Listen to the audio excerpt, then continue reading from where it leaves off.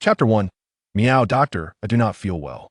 Perhaps you should take some medicine to tide you over. In a dimly lit room, illuminated by 3 yellow lamps, a man clad in a white coat sat in an ornate armchair, propping his chin on his hand as he gazed helplessly at the Angora. Cat before him. It was a meticulously groomed little brown feline, currently scratching its mouth with a paw while emitting adorable meow meow sounds. Meow, you haven't even let me finish. Any discomfort warrants a prescription, does it not? Meow, my limbs are icy, I feel dizzy and feverish, I am weak and anemic, and I become lightheaded when I stand up after squatting too long. You're a cat, it's only natural to feel cold in winter without shoes. Perhaps you should ask your owner to buy you a pair? This must be postpartum imbalance. Do you possess any medical knowledge? Do you have any evidence to support that? Meow. As the saying goes, a calm pulse indicates insufficient nourishment for the blood. A pale tongue signifies poor liver health. Then what remedy do you propose? Meow meow. It's simple. The little brown cat flicked its tail adorned with a bow, leaping from the table into the doctor's embrace, rubbing its face against him, and said, as long as Dr. Lu allows me to stay overnight, nurturing me with his masculine energy. Then using 5 qian of Tianan Xing, 1.5 qian of Lily, 2 qian of Tucho Xing, 8 fun of Shi Junzi, 1 liang of Xiaku Chao, and soft dong hua as a guiding herb, boil them together with gentle and vigorous fire, repeatedly decocting until reduced to 1 bowl from 8 bowls. This will surely cure my ailment. Is that so? If you are healed, the next patient, please, Yixi remarked, gathering a few herbal ingredients from the cabinet, wrapping them in oil paper, while cradling the lively little cat in his left arm as he exited the dimly lit room. Outside, at a glass coffee table, sat a stunning beauty in a blue sports top, her golden curly hair framing her delicate features, flipping through a fashion magazine, yet her eyes frequently darted towards the small room, a hint of anxiety evident on her face. Upon seeing Lu Yixi emerge with the exuberant little cat, her expression blossomed like summer flowers, and she hurried over, saying, Dr. Lu, my Iris is all right, isn't she? She has been cowering in the corner these past few days. There's nothing to worry about, just ensure she wears shoes from now on, as the winter chill can easily harm her when she ventures outside. Meow meow meow. I am absolutely not cold-legged from lack of shoes. If it weren't for my weekly desire to see you, would I starve myself? And I keep deceiving my owner into bringing me for checkups, and you won't even let me stay for a night? You are too much, you heartless scoundrel. Lu Yixi disregarded the cat's protests entirely, deftly avoiding its paw as he grasped the scruff of its neck and presented it to the beauty before him. The enchanting woman received the little cat with delight, handing Lu Yixi a business card and expressing her gratitude profusely before departing from his pet shop. Of course, the beauty did not comprehend her pet's words to her. It was merely a series of meow, meow, meow sounds, utterly devoid of meaning. Lu Yixi, a recent graduate from a prestigious veterinary program in B City, had garnered the International Nobel Veterinary Award during his studies, earning the title of the Hua Tuo of the canine world and the Zhang Zhongjing of the feline realm from his academy. Lu Yixi's remarkable achievements at such a young age can be attributed to his extraordinary proficiency in the language of beasts in a world teeming with extraordinary individuals. Some are born with immense strength, while others possess an uncanny ability to recall every detail they encounter. Yet, Lu Yixi possesses a unique gift, the innate ability to comprehend the dialects of all creatures, from majestic lions and tigers to humble sparrows and pigeons. There exists no beast he cannot converse with. Upon graduation, in an effort to conceal his remarkable talent for understanding animal speech, he established a quaint little shop on the street, transforming himself into a pet store owner. After all, Lu Yixi had no desire to engage in future conversations with his classmates, revealing that his profession involved being studied at a research institute.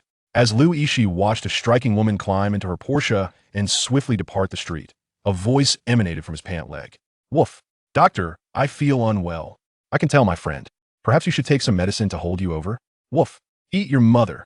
I, the great dog lord, have been wounded thrice, and you suggest medicine? Do you possess any medical knowledge at all? Even better. That saves us the trouble of medication. I shall prepare for your final arrangements. Lu Yixi jested absurdly while bending down to lift the nearly lifeless yellow stray dog, carrying it into the small dark room. He recognized this dog. It was a stray from the nearby park that he frequently visited to feed the animals. Boss Jiang, what happened to you? Lu Yixi inquired as he administered anesthesia and applied a hemostatic agent to the dog's wounds. Boss Jiang was indeed the name of the stray dog. Woof. Don't mention it. There are a bunch of twisted individuals who, during cold weather, cruelly torture the stray cats and dogs in the park. If I hadn't fled quickly, I would have likely ended up as hot pot ingredients tonight. Upon hearing this, Liu Yixi recalled the recent news reports of the merciless slaughter of stray cats and dogs, and a pang of anxiety gripped his heart. He was well acquainted with the animals in the park. They were more than mere acquaintances, they were friends. We'll go take a look. I've done the emergency treatment, you won't perish. Rest now, Liu Yixi said as he removed his white coat and gloves, donned a warm coat, exhaled a breath, and stepped out into the snow. Woof, let's watch the match together tonight. The national team has made it to the World Cup again. Wait for me. Regrettably, Boss Zhang did not wait for Liu Yixi instead. It was met with the chilling news. A graduate from B City's veterinary university has been murdered in the Park 7. Suspects are currently in police custody. When Liu Yixi arrived at the park, he was immediately alerted by the frantic cries of a cat in distress and rushed over to investigate. 7 youths with brightly dyed hair were cornering a white Persian cat in the snow. The cat was adorned with vivid wounds, which in the frigid air had crystallized into chunks of red ice. Hey, stop. Animals are lives too. What are you doing? Liu Yixi called out in a commanding tone. Yet the 7 miscreants merely glanced at him with derision, continuing their cruel antics as they jabbed at the evasive Persian cat with sharp knives. Some among them even wielded phones, seemingly live-streaming this heinous act. Stop immediately, or I shall call the police. Liu Yixi exclaimed angrily, rushing forward in an attempt to shield the Persian cat behind him. However, he was unexpectedly shoved violently to the ground by several individuals. One of them chuckled. What's the matter, old man? We're just having a bit of fun. This doesn't concern you. That I will truly call the police, Liu Yixi declared, resolutely sitting on the ground as he lowered his head to unlock his phone. Damn it, this lunatic grabbed his phone and beat him. As Liu Yixi noticed the commotion, he quickly clutched his phone to his chest. The young man leading the group, driven by urgency, rushed over to snatch it away. In his haste, he forgot the cold, triangular bayonet he still wielded, which inadvertently plunged into Liu Yixi's chest, piercing through his padded clothing and into his warm, vital organs. In disbelief, Liu Yixi pressed his hands against his chest and gradually reclined onto the ground. The group of youths, now in a state of panic, scattered in all directions, leaving only the leader, who stared at his hands smeared with blood, trembling uncontrollably as he stammered in terror. This isn't my fault. It was you who ran into me. Soon after, Liu Yixi felt warmth ebbing away from his body, the surrounding sounds fading into the distance. Blood slowly soaked the snowy ground. He felt as though he were immersed in a crimson bubble bath. So this is what death feels like. Damn it, I believe I still have a chance to be saved. Though such strange thoughts flickered in his mind, he lacked the strength to utter another sound. Suddenly, the Persian cat appeared before him. In his dazed state, he beheld the cat's eyes, glowing with an enchanting blue light, and then heard the final words he would ever hear in this world. Are you willing to become the chosen youth? Absolutely. 0001, not even a set of clothing to start with. I can't believe I've truly crossed over. Seated in a cart, draped in a rough, simple linen garment, Liu Yixi tugged his black hair in frustration, feeling a lingering pain in his left chest while struggling to recall the events that had transpired. Logically speaking, after death, everything should fade into oblivion. Yet prior to his demise, it seemed he had undergone some sort of ritual, leading him to awaken on a patch of grass. Stripped of all clothing, he was left grasping a tattered piece of yellow paper, akin to a scene from a post-apocalyptic film. Hey, young man, we're approaching our tribe. You may not speak our language, so try not to cause any trouble. The bearded elder clad in a linen short outfit, chewing on a blade of grass, turned to shout back, fully aware that Liu Yixi could not comprehend him. The elder rambled on in an unintelligible tongue as he rummaged through the cart's pile of firewood, eventually tossing a set of clothing to Liu Yixi before guiding him onto the cart, which jostled along the woodland path. Why do you keep pinching yourself? It's one thing to be a neurotic exhibitionist, but self-harm? I did wish for a son, but heaven need not bestow upon me such a peculiar one. The elder muttered incessantly, blissfully unaware that Liu Yixi could not understand him, or else he would have surely leaped from the cart to confront this disheveled Liu Yixi. Glanced down at his plain attire, wondering where the promised dog and gun were. Damn it, not even a decent outfit was provided. Initially, Liu Yixi found it hard to believe in the concept of parallel dimensions, yet it appeared he had indeed traversed into another realm. According to the narrative, he was supposed to cultivate into a supreme deity, break through the void, return to Earth, and marry a wealthy beauty to ascend to the pinnacle of life. Taking a deep breath, Liu Yixi gazed up at the sky, sunlight filtering through the trees and warming his face, the sensation feeling extraordinarily real.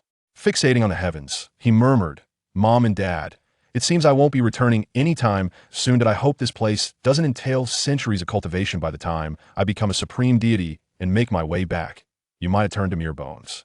Over the next 3 months, Lu Yixi, much like an infant, began to learn the language and culture of this world from scratch. The realm he found himself in was called the Atra continent, residing in a small village known as the Shilin tribe, and the man who rescued him was Uncle Tom, who bestowed upon him a name rich with the flavor of this foreign world.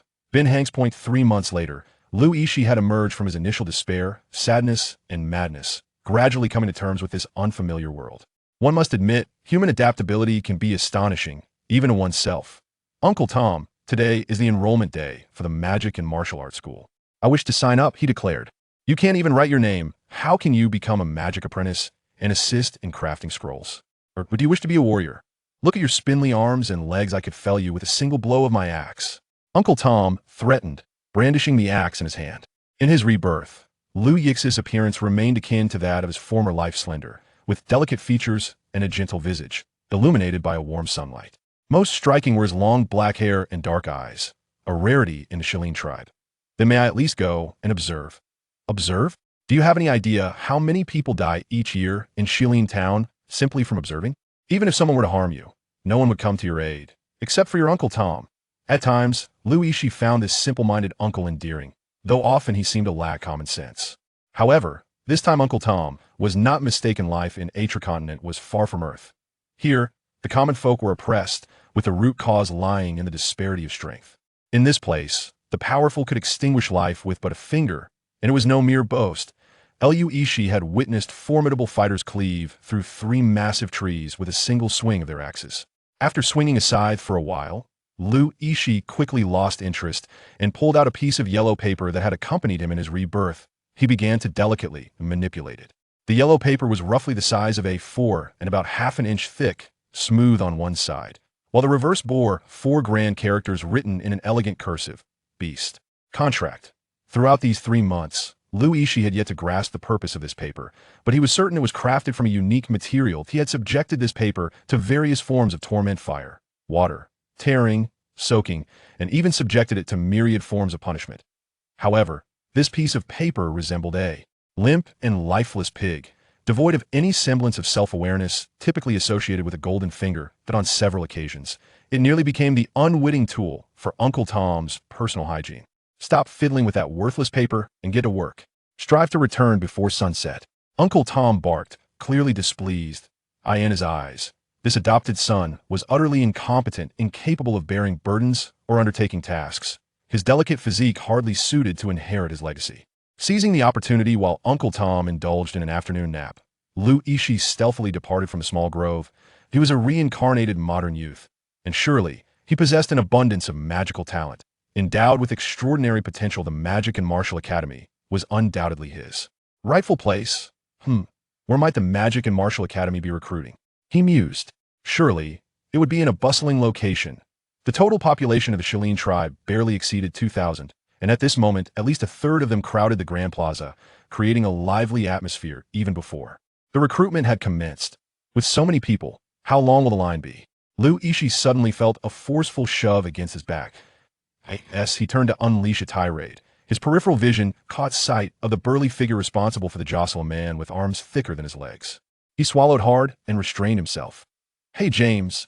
Christo spotted a small magical beast and is trying to catch it. Hurry and lend a hand. What? A magical beast? How did it end up in the village? I'm feeling restless. Consider it a warm-up. Haha. With that, the trio who had bumped into Lu Yixi pushed through the crowd, hastily departing the recruitment venue. Throughout Lu Yixi's 3 months of study, he had come to realize that this world was vastly more expansive than he had ever imagined. In addition to humans, there were dwarves, elves, and a myriad of other non-human races, with magical beasts being the most populous and diverse. Were it not for the communication barriers among the races, the continent would have long been unified. Since I'm bored anyway, why not follow along? Lu Yixi thought, pushing through the throng toward the unfolding recruitment event.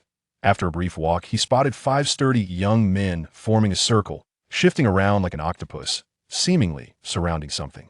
Clambering atop a nearby roof piled with straw, Lu Yixi had a clear view of what they were encircling, and he couldn't help but exclaim, "No way." Pikachu. The creature at the center of the circle was entirely yellow, its body resembling a puffy loaf of bread, with short, stubby limbs and a large, floppy tail swaying back and forth. Its black eyes brimmed with distress, on the verge of tears. Echo Pikachu. Use Thunderbolt. For reasons unknown, a familiar phrase suddenly echoed in Liu Yixi's mind. Shaking his head, he resolved to rescue this otherworldly Pikachu. Hit. Since he refused to be tamed, perish. Who knows, there might even be a beast soul. Christo, you're overly optimistic. Beast souls are incredibly rare. Even the soul of a weak Pikachu would fetch an exorbitant price. Perhaps my luck is just that fortuitous. As Christo raised his black iron sword, preparing to thrust it toward the Pikachu before him, Liu Yixi finally realized that this Pikachu from another world possessed no means of self-defense. He leaped down from the rooftop, crashing into Christo with force, and urgently called out to the yellow creature, "Run." Damn it, that's the foolish son of stupid Tom. James, finish him off. With that, the five assailants unleashed a flurry of punches and kicks upon Liu Yixi. His frail body could scarcely withstand such a tempestuous onslaught, and it wasn't long before blood spilled from his lips, indicating internal injuries he likely suffered. Several broken bones. Quickly retrieve that Pikachu. If someone sees it, we won't even get a scrap of its fur. Indeed, even without the beast soul, the fur of a Pikachu can be fashioned into a splendid collar. After all, it is a magical creature, not a mere domesticated pig. What a foolish uncle raising a foolish son. The more Christo observed Liu Yixi, the greater his irritation grew. Finally, he raised his foot and aimed a savage stomp at Liu Yixi's chest. Even if it resulted in Liu Yixi's demise, Christo felt no fear. To him, Tom was merely a foolish old man. Do not insult Tom. Liu Yixi, battered and gasping for breath, summoned an unexpected surge of strength to leap forward and tackle Christo, delivering a fierce blow to his face. However, he was swiftly brought back down to the ground. Christo, clutching his jaw in frustration, shouted, "Kill him. Pikachu, wasn't I telling you to run? Why have you returned?" Living two lives, yet meeting the same fate. Just as despair began to envelop Liu Yixi, he seemed to catch a glimpse of the yellow Pikachu racing back towards him. He observed as it valiantly bit down on its own finger, drawing blood, and then pressed it firmly onto the scattered yellow paper on the ground. In an instant, a brilliant golden light erupted, and an ancient voice resonated within Liu Yixi mind. The contract with the beast is an unyielding companionship. Do you accept this Pikachu as your contracted magical pet? 0002 Mage. Archmage. Accept. Liu Yixi hardly hesitated and acquiesced to the voice in his mind. Anyone who had been beaten to the brink of unconsciousness would likely not ponder deeply. Suddenly, the Pikachu-like creature appeared to be infused with adrenaline. Its entire body shimmering with a golden glow as it bared its small, fang-like teeth and lunged at Christo. This little creature dares to retaliate? Eliminated. In the realm of the Stanford continent, the Pikachu-like beast was considered exceedingly weak among magical creatures.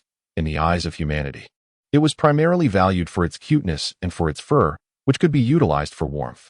Of course, there were those fortunate enough to obtain its beast soul, thereby ascending to the pinnacle of their lives. But beyond that, it had few other uses. Biting? I had never heard of it possessing such a skill. Pikachu. This creature is remarkably swift. James felt a sharp pain in his ankle, realizing with alarm that the Pikachu had viciously torn away a piece of flesh. In a panic, he shouted, "Lightning Sword." Upon witnessing James's injury, Christo dared not be complacent. He hastily employed their family's secret technique, initially intending to dazzle the mentors during this magical martial arts enrollment. But unexpectedly, his first real battle was against a Pikachu. Pikachu, nearly unconscious. Liu Yixi saw a flash of white lightning emanate from Christo's sword, striking the frenzied Pikachu. For some inexplicable reason, a sharp pain surged within him as he attempted to rise, only to be kicked down by Christo, plunging him into unconsciousness. Pikachu. The Pikachu let out a piercing scream, seemingly in great agony. Christo's lips curled into a slight smile. Although he had not undergone the Magical Martial Arts Academy's assessment, he was indeed a low-level black iron magic swordsman, equivalent to a mid-level black iron warrior, far beyond the capabilities of such a small magical beast. However, amidst its torment within the white lightning, the Pikachu suddenly unleashed a burst of golden lightning, shattering Christo's sphere of white lightning and swiftly counterattacking the five individuals. Before they could even alter their expressions from smiles to shock, the golden lightning struck them. All five collapsed simultaneously, and the Pikachu, as if expending its last ounce of strength, slowly crawled over on its short, sturdy limbs, collapsing into Liu Yixi's embrace and falling into a deep slumber. At that moment, at the Magical Martial Arts Academy testing site in the center of Shilin Town, the two mentors seated in the highest positions of the venue furrowed their brows in unison. One, adorned in a brilliant red robe, with 10 rings set with dazzling jewels adorning his hands and possessing strikingly handsome features framed by fiery red hair, turned to his companion, another sage mentor, and inquired, "Gandalf, did you sense that just now?" "Yes, it was the scent of a magical beast, a sudden burst that vanished swiftly." "Are there magical beasts wandering within the tribe?" Gandalf, wrapped in a gray cloak, had a face lined with wrinkles reminiscent of dry tree bark, while his white beard cascaded down to his chest, obscuring much of his visage, evoking the image of Santa Claus from Lu Yixi previous life, adorned with a tall, pointed wizard's hat and grasping a staff entwined with 3 verdant vines. Gandalf intoned intricate incantations. With a swift motion, he raised his hands toward the heavens, unleashing a gentle azure halo that erupted from his form and swiftly radiated outward. Curiously, there were indeed no magical beasts of silver rank or above in the vicinity. Could that recent burst of energy have been a spell from a scroll? Regardless, it seemed the Saint of Tianwei was rather idle, dispatching the 2 of us, esteemed magi, to this desolate locale for reconnaissance. "Gandalf, where are you going?" inquired the red-haired youth, languidly reclining in a chair fashioned from animal hide, his leg casually crossed. "I am going to observe the afternoon admissions. You shall preside here." Meanwhile, the unconscious Lu Yixi felt a warm light enveloping him as he was gently lifted, easing the pain that had pervaded his body, akin to being immersed in a soothing bath of warm milk. As his vision gradually sharpened, he opened his eyes to behold an elderly man with gray-white whiskers scrutinizing him intently. "What do you want, you creep?" he exclaimed. "I just saved you." "Oh, is that so? My apologies, but your gaze seemed rather sinister just now, I thought." "Ahem, I am Gandalf, the gray-robed mage. Unfamiliar with you. Where is my Pikachu?" Lu Yixi casually dismissed the disheveled old man and sat up, scanning the area for the elusive Pikachu. Gandalf appeared momentarily frozen, taken aback that this young lad, rather than expressing gratitude for his rescue, did not even show reverence upon hearing the title of the Archmage. "Are you searching for this little creature?" "Ah, indeed, that is it." The Pikachu seemed to be in a deep slumber as Lu Yixi cradled it in his arms, gently stroking its fur. Gandalf's eyes widened in disbelief. Was there truly someone who would prefer to tend to a Pikachu rather than acknowledge the Archmage? "Good sir, I am sincerely grateful for your assistance. Might I invite you to dine at my home?" Lu Yixi suddenly realized that this bearded elder was indeed his savior. "Well, that sounds agreeable. But what about these 5 individuals? Should we not assist them as well? You must be gravely injured for me to offer aid. They are beyond saving. How can I help?" "Ah." Lu Yixi was taken aback, his mouth agape in astonishment. In his hazy recollection, he recalled Pikachu unleashing a bolt of golden lightning, after which they all collapsed. Could it be that they were electrocuted? Before Lu Yixi could utter another word, he witnessed Gandalf rubbing his fingers together, conjuring 5 fireballs that swiftly reduced their bodies to ashes. "My goodness, old man, you are quite ruthless. I must reiterate, I am Gandalf, the Archmage. Is the title of Archmage truly significant? Come, come, for you have saved my life, and in return, I have nothing but a lavish feast to offer." Lu Yixi typically immerses himself in the realm of fantasy novels, often confused by the distinctions between sorcerers and wizards. His demeanor towards Pikachu is far more amiable than that towards Gandalf, leaving the latter somewhat perturbed for a time. "Uncle Tom, I'm back," exclaimed Lu Yixi. "You rascal, how dare you sneak away and return with a guest? What is that in your arms? Is it a Pikachu? Tonight, we shall feast." Uncle Tom emerged from the kitchen wielding a blood-stained kitchen knife, merely greeting the gray-robed Gandalf before shifting his attention to the Pikachu nestled in Lu Yixi's embrace. "Greetings. I am Gandalf the Grey, a sorcerer, and I wish to discuss a matter with you." "Ah, what sorcerer? Is that a type of wizard? Come inside. The door is open, and we might attract pests." As he spoke, Uncle Tom extended his bloodied hand, grasping the esteemed relic, the gray cloak, and pulled Gandalf into the decrepit brick house. Although Uncle Tom possessed a modicum of understanding regarding warriors and mages, the concept of a sorcerer was as distant to him as clouds in the sky, untouchable and abstract. Thus, he had never even heard of a sorcerer in the neighborhood. Boasting about a gold mage was the pinnacle of exaggeration. Haven't you ever heard of a sorcerer? Bah, who cares? Surely, they can't be more distinguished than a gold mage. I once hosted a silver mage, and he raved about the soup I made. Gandalf felt a wave of dizziness. A silver mage? In his eyes, they were unworthy of even polishing his shoes. Observing the struggle between Tom and Lu Yixi over the Pikachu, Gandalf began to doubt the weight of his title as a sorcerer. The dinner was modest, yet for Tom and Lu Yixi, it was the most sumptuous meal they could offer. Out of noble etiquette befitting a sorcerer, Gandalf polished off the last morsels from his plate of grouse and savored the stew made from plump pork. Say, do you think he is just an old fraud? How could a noble mage relish such humble fare so heartily? Indeed, it does seem that way, came the reply. Lu Yixi and Uncle Tom conversed discreetly beneath the table. Fortunately, Gandalf did not overhear their hushed dialogue. Otherwise, he might have resorted to calling forth a celestial meteor to obliterate the Shilin tribe. Setting down the stone bowl, Gandalf closed his eyes, declaring that this meal was the most unpalatable he had endured in 5 years. I appreciate the hospitality. I have matters to discuss with you, Gandalf stated earnestly. What is it?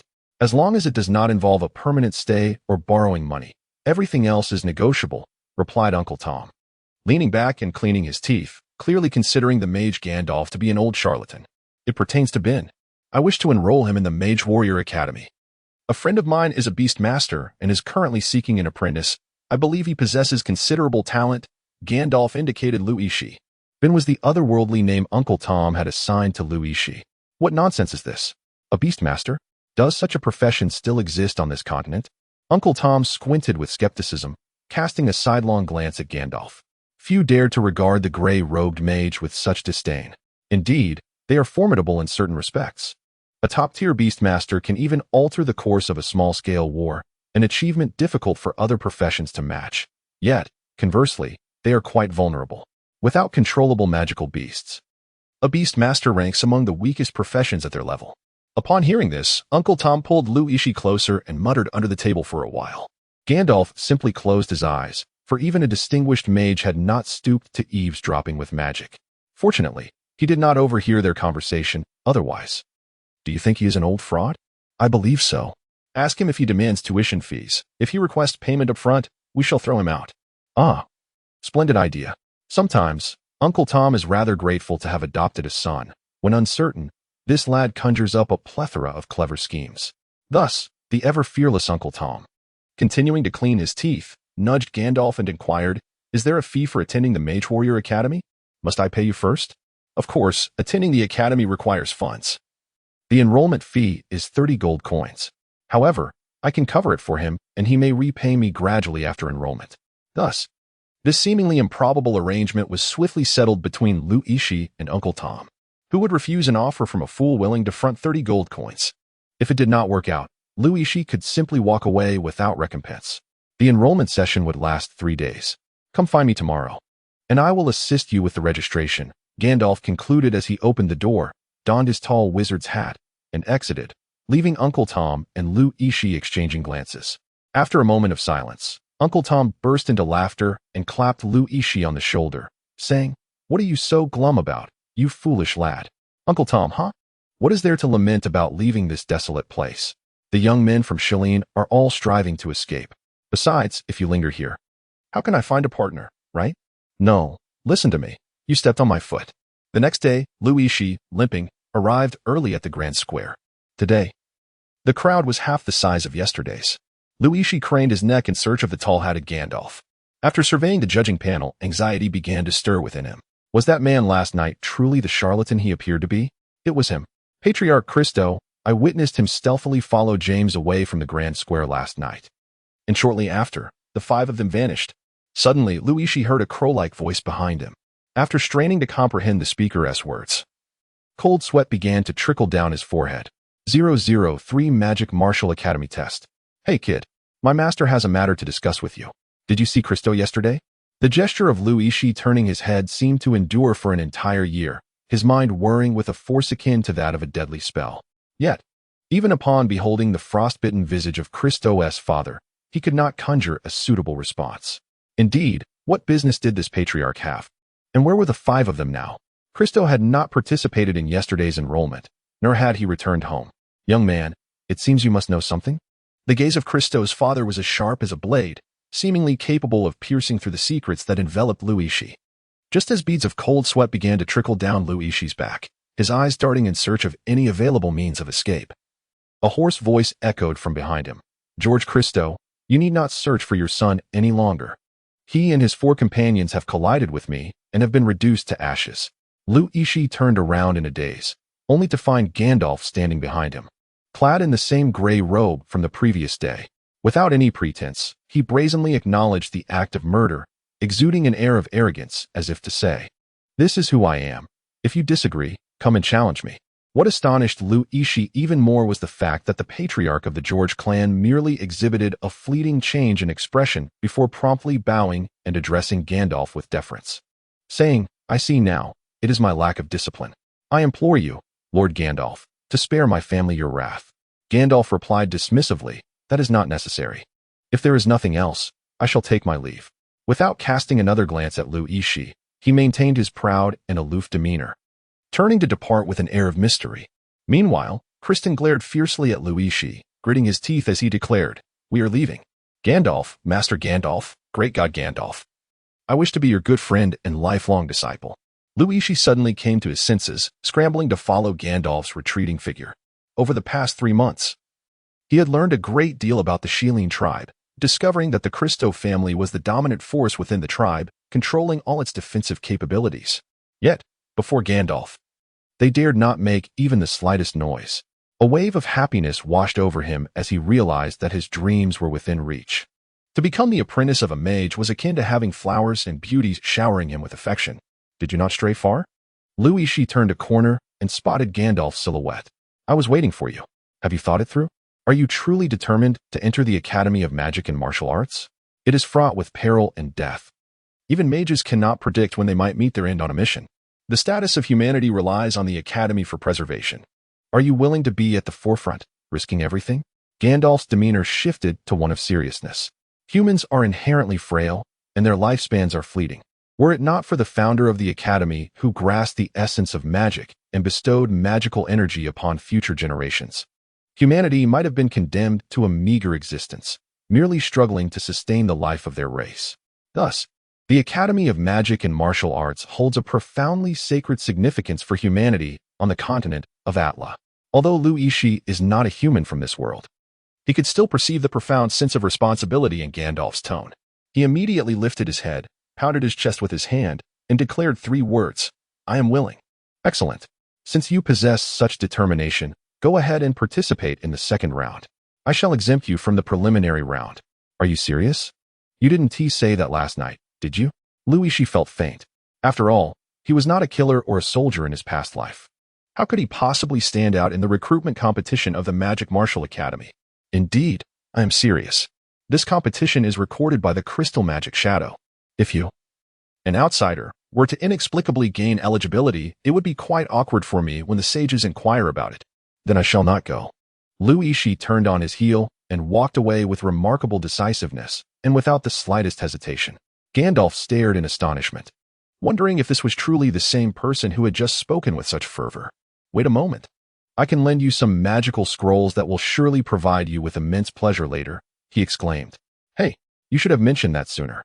Yixi returned with a beaming smile, eagerly clinging to Gandalf, incessantly offering massages and flattering gestures. In truth, he was not averse to participating in the retest at his own level. Rather, he felt utterly unprepared, fearing he would merely become a target for ridicule. The scroll of the 1,000 miles of ice was formidable indeed. Once unleashed, it could shroud the entire spring of Shieling in a wintry embrace. Yet with your current capabilities, you could not possibly invoke its power. Oh, but the scroll of the fiery splendor was even more impressive. Flames ignited by it would not rest until reduced to ashes, and not even the heaviest downpour could extinguish its fury. Alas, it is regrettable that you could not summon this either.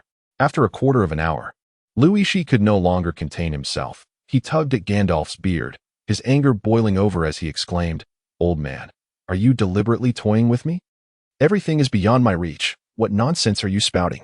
Ah, there is little that can be done. After all, such weakness begets such frustration. Here, I have 5 remaining scrolls of fireball. Take them all, tear them open, and you shall wield their power." Yixi gently adjusted the Pikachu nestled in her arms, who appeared to be sleeping soundly like a log. With a fierce glare directed at the gray-robed sorcerer, She clutched 5 scrolls and a retest card as she approached the registration point. Number 47. Please wait over there. The attendant handed her a number tag. As Yixi stepped into the grand square, she observed a row of testing apparatuses set up in the center. She casually tapped a handsome blonde man beside her and inquired about the peculiar devices. What on earth are those? What were you doing this morning? You've only just arrived? Those are the tools for the preliminary test, designed to measure the quantity of magic and fighting spirit. The retest does not utilize those. Then what is used? Brother, did you sleepwalk yesterday? The retest is, of course, a combat. Just as they were conversing, a delicate female voice resonated from the sky, now calling number 35 and 36 to enter Arena 1, and 139 and 140 to enter Arena 2. Beside Yixi stood a strikingly handsome man with golden hair and azure eyes, who swiftly rose to his feet and descended from the competition arena. His opponent was a brawny figure, muscular and robust, wielding a formidable axe, none other than the renowned brute of their tribe, Brian. Humph, Reed, you little shrimp. Relying solely on your family's influence to pass the preliminary round. Spare us your words, you worthless one with 0 magical prowess. Reed brandished a slender sword, intricately etched with magical runes, reminiscent of the weapons employed by fencers in Yixi's previous life, clearly not an ordinary piece. Observing Brian's crude axe, Yixi felt as though he were witnessing an epic clash between the underdog and the affluent elite. Today, you shall comprehend that something so slender and feeble is utterly useless.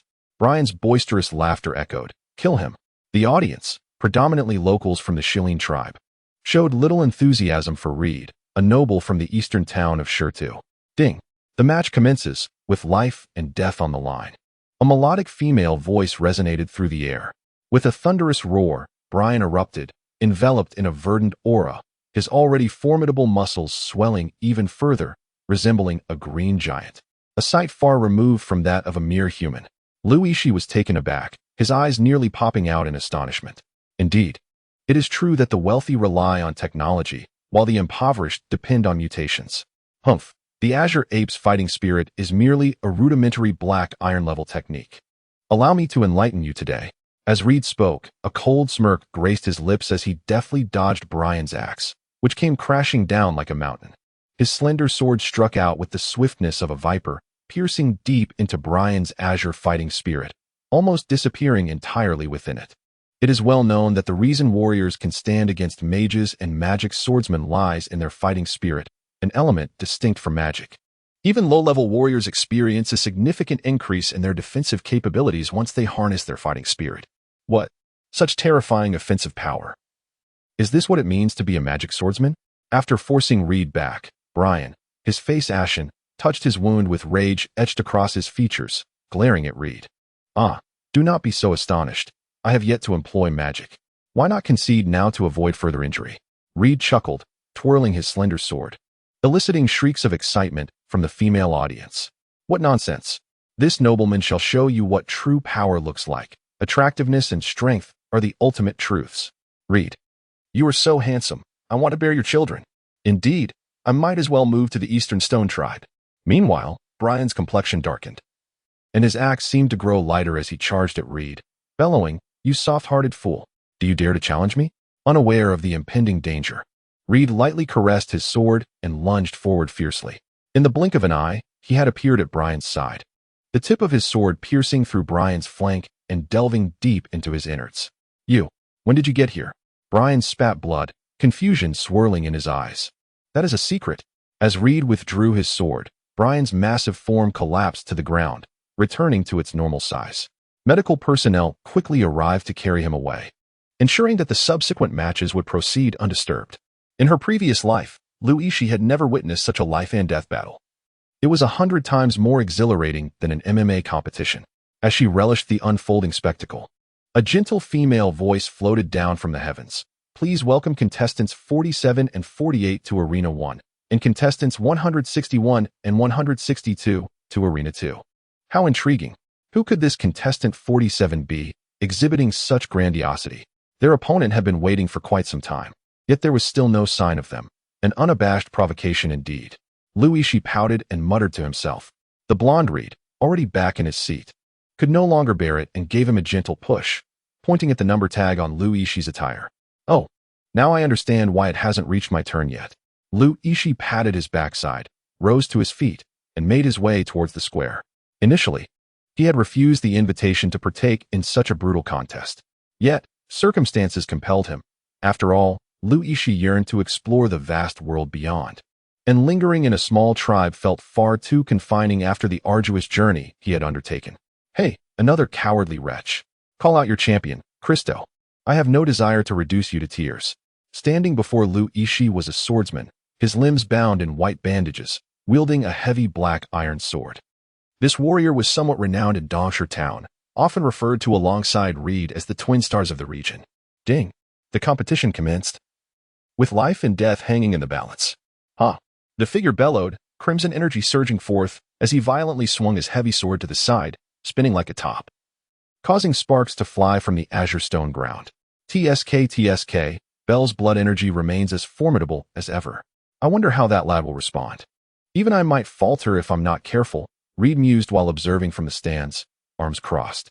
On the stage, Yixi shakily retrieved a scroll inscribed with several lines of text, his confidence waning as he aimed it at the approaching crimson whirlwind and tore the scroll apart. In an instant, a fireball, spanning at least 10 square meters, erupted from the scroll, coalescing into a small mushroom cloud before Yixi. Boom. A small mushroom cloud blossomed before Yixi, rendering the audience momentarily speechless, each person's jaw dropping as if they could fit an egg in their mouths. Even Yixi himself was stunned by the explosion, questioning whether this was truly the most rudimentary fireball spell of a magician. Hey, Gandalf, that's outrageous. That was my scroll. To Gandalf's left sat Ron, another mage, his flowing red hair framing a face that belied his youthful spirit, appearing to be just past 40. He too was taken aback, mouth agape, unable to fathom that Gandalf had gifted those 5 special fireball scrolls to someone else. Alas, he can't even utilize my scroll. Gandalf sighed. That's not the issue at hand. Don't you think our cheating is rather conspicuous? Ron pointed to the crystalline magical apparition hovering above. Regardless, it's your scroll. You can explain it to the Saint of Tianwei later. I'll have my revenge. Time passed, and from the debris of the shattered arena, a charred arm emerged, trembling as the warrior from Dongshi Town struggled to rise. Spotting Yixi clutching for scrolls, he summoned his remaining strength to shout, I concede. Very well, contestant number 47 is victorious. Please return to the audience and await further instructions. It is evident that the instructor reporting on the battle was taken aback, for such a skill could hardly be wielded by a mere novice mage or warrior. It resembled an ancient martial arts tournament where Yixi unexpectedly descended upon a rainbow cloud, brandishing an AK-47 with infinite ammunition, wreaking havoc upon the gathering. Such a phenomenon could not possibly belong to this era. My dear brother, might you consider selling me that scroll of yours? As Yixi returned to the audience, he noticed Reed gazing at him with a look akin to that of a spectator entranced by a spectacle. Hesitantly, Reed voiced his thoughts, only to be met with a swift rejection from Yixi, whose eyes flicked away. Due to the severe damage sustained by Arena 1, all participants were directed to Arena 2. Fortunately, the pace of the competitions there was remarkably brisk, alleviating any sense of crowding. However, Yixi found himself feeling somewhat bored. As in the subsequent 2 contests, before he could even step onto the arena, his opponents had already leapt off the stage, conceding defeat. The warrior from Dongshi Town lay charred and unconscious in the intensive care unit, serving as a cautionary tale. Who would dare to tempt fate in such circumstances? How tedious it was to advance directly to the final trials. Indeed, all the tales of extraordinary martial arts and formidable warriors were mere fabrications. Winning by merely lying down was the undeniable truth. Just as Yixi sipped his orange juice through a straw, reflecting on the absurdities of life. A soft and melodious feminine voice resonated from above. Contestant 47 shall proceed directly to tomorrow's assessment. Please vacate the arena. Yixi shrugged towards Rued, patting his backside as he exited the Grand Plaza. Since the martial contest had declared from the outset that life and death were of no concern, it was evident that there were no restrictions on the weapons wielded by the participants. Thus, it was not just the specialized fireball technique that could be employed. Even if one were to tear open a scroll and summon a meteor, the mentors who established the rules would never dream of undermining their own authority. Allowing Yixi to proceed through the assessment was a reluctant concession on the part of the mentors. After all, should some foolhardy individual dare to challenge Yixi to a duel and subsequently unleash chaos by tearing open a scroll, The expenses for repairs would be exorbitant. Uncle Tom, I have returned, Yixi exclaimed, holding a glass of fresh orange juice while slipping into wooden clocks. You're back so soon? I heard someone mention that a madman had blown up the arena today. It was far too perilous. You didn't participate in the contest, did you?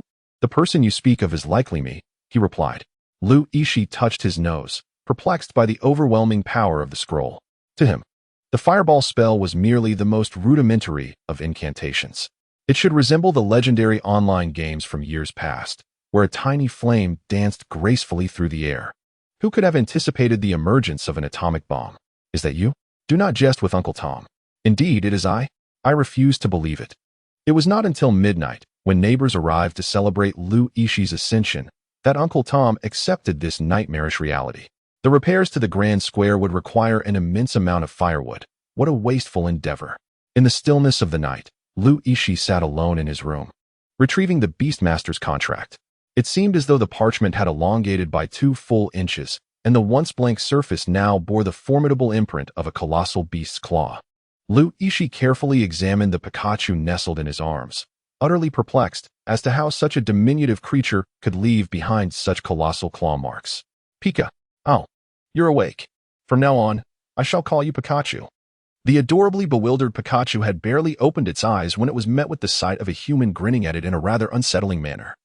Twirling with the creature in his grasp, startled, it instinctively extended its claws and scratched the back of the human's hand with fervor, eliciting a pained cry from Yixi as he accidentally dropped the Pikachu to the ground.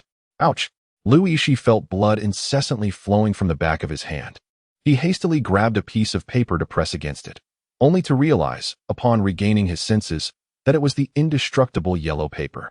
In an instant, a wave of dizziness assaulted Yixi's mind, as if a colossal vortex emanated an immense gravitational pull, swiftly drawing him into its depths. Where was this place? Yixi groggily opened her eyes, pressing her hand against her dizzy head. Surrounding her was what appeared to be a pitch-black night sky, adorned with twinkling stars, resembling a breathtaking canvas of a vast, resplendent, celestial expanse. Yet, there was an unsettling sensation, as if a pair of squinting eyes were persistently watching her. Yixi touched the back of his neck and turned his head, only to find a gaunt old man sitting behind him, fixated on him with unwavering attention. Most importantly, where had his clothes vanished? What are you up to, old man? Young man, do not be afraid. Do not approach. If you come any closer, I shall scream. Scream all you wish. Even if you raise your voice to the heavens, no one will come. Yixi finally realized that he was not in Uncle Tom's cabin, but rather in a treasure space reminiscent of a fantasy novel. I am but a remnant of the Spirit Emperor, and the beast contract was an artifact of mine before I ascended to divinity. It was through my legions of magical beasts that I unified my world and traversed the vastness of the 3,000 great realms. On December 28, 2012, when I journeyed to Earth, I coincidentally encountered the day of the 7 stars aligned, leading to my demise and dissolution. My essence scattered across myriad small worlds in search of a chance for revival. Thus, I should be regarded as your master and savior. So kneel and pay your respects at once. Old fool, I will not assist you in retrieving your soap. Yixi indignantly gestured with a middle finger. Truly, enough of this nonsense. I have no desire to engage in idle chatter with you. Let me ask, after a month here, do you long for your phone? Do you yearn for Wi-Fi? Do you crave a 15 terabytes hard drive? Of course, Yixi exclaimed, for he had dreamt of it. Do not suggest to a young person of the 21st century to abandon their phone and venture outside. A brief tour only confirmed that, indeed, nothing surpasses the enjoyment of smartphones and computers. Yixi had been here for nearly 3 months, contemplating how to assemble a television for entertainment. Upon hearing the old glass master speak, he quickly rushed over to ingratiate himself. Ha! Do you covet my treasures? If so, I shall bestow them all upon you. For I have entrusted everything to that place. Go seek it out, young one. But do not meander. This is no tale of pirates. To be succinct, you are long past your expiration. If you wish to return, you must energize the beast contract. You have noticed, I presume, that after contracting a beast, the contract paper undergoes a transformation. When it ceases to change, it signifies energy saturation, and theoretically, you may then breach the void. Furthermore, let me remind you that in this realm, you cannot expect to live a century. I have utilized my divine power to ferry your soul here. Who knows when instability might arise, and you could truly meet your end. For the sake of your precious life, you must hasten to gather magical beasts. This will allow you to share in the soul power of the contracted beasts, thereby fortifying your essence in this foreign world. Since you have contracted your first magical beast, the contracting function has been activated. Take the time to ponder this at your leisure. Refrain from recklessly shedding blood, for it is quite exhausting for an old man to emerge. As the entirety of the space gradually faded, Yixi found himself back in Uncle Tom's abode. Clutched in his hand was the beast contract, upon which faint inscriptions began to materialize on the reverse side. Enhancement spell, Call of the Wild, which augments the speed and strength of the contracted magical pet. The incantation is, oh, there's even a passive skill. Each command of the contracted pet will consume magical energy, yet the contracted beast will return a permanent essence of power. Contract spell, Eternal Pact, establishing an everlasting agreement with the magical beast. Passive, the ability to share in the soul power of the beast. And there's a temporary contract as well? What on earth is all this? Yixi invoked the primal call in accordance with the incantation, and the Pikachu seemed to be infused with vigor, its entire being brimming with energy as it dashed wildly through the room. Yixi endeavored to use mental manipulation to summon Pikachu to retrieve the cup, but Pikachu, with a swift swipe, shattered the stone vessel into dust. Yixi swallowed hard, contemplating what delights might please his Pikachu. Alas, it was certainly preferable to that Ash, who was perpetually zapped. At least this Pikachu would spare me from electric shocks. After several attempts, Yixi finally managed to exert a modicum of control over Pikachu's powers, leaving him dizzy and fatigued, and he fell into a deep slumber with Pikachu cradled in his arms. Upon awakening, Yixi felt as though he had experienced an exceptionally vivid dream. Reflecting intently on the words of the old master, he suddenly rubbed his face and stepped out of his room. The third day marked the final opportunity for enrollment at the Magic Martial Academy. Armed with 4 atomic fireball spells, Yixi was brimming with fervor, ready to face any examination that might come his way. Today, the total number of participants, including Yixi, amounted to merely 11, and the audience seats were entirely devoid of spectators. After the last contender entered the square, the sky transformed into an impenetrable darkness, enveloping the vast plaza. The dark iron curtain. The sorcerer Ron lowered his staff and nodded toward Gandalf, who began to chant. From his pocket, he retrieved several items and tossed them into the square, prompting an ear-splitting roar that echoed through the darkness. It was a magical beast. Good heavens, the Cerberus.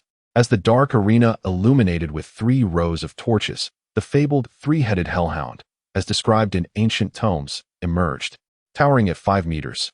It was wreathed in dark blue flames, its 3 heads bearing grotesque visages, and its massive jaws nearly spanned its entire face, saliva dripping from its teeth and tongue, corroding the ground beneath into small craters. If not for the faint soul chains binding its neck, the hellhound would have undoubtedly rushed forth to rend the onlookers to shreds.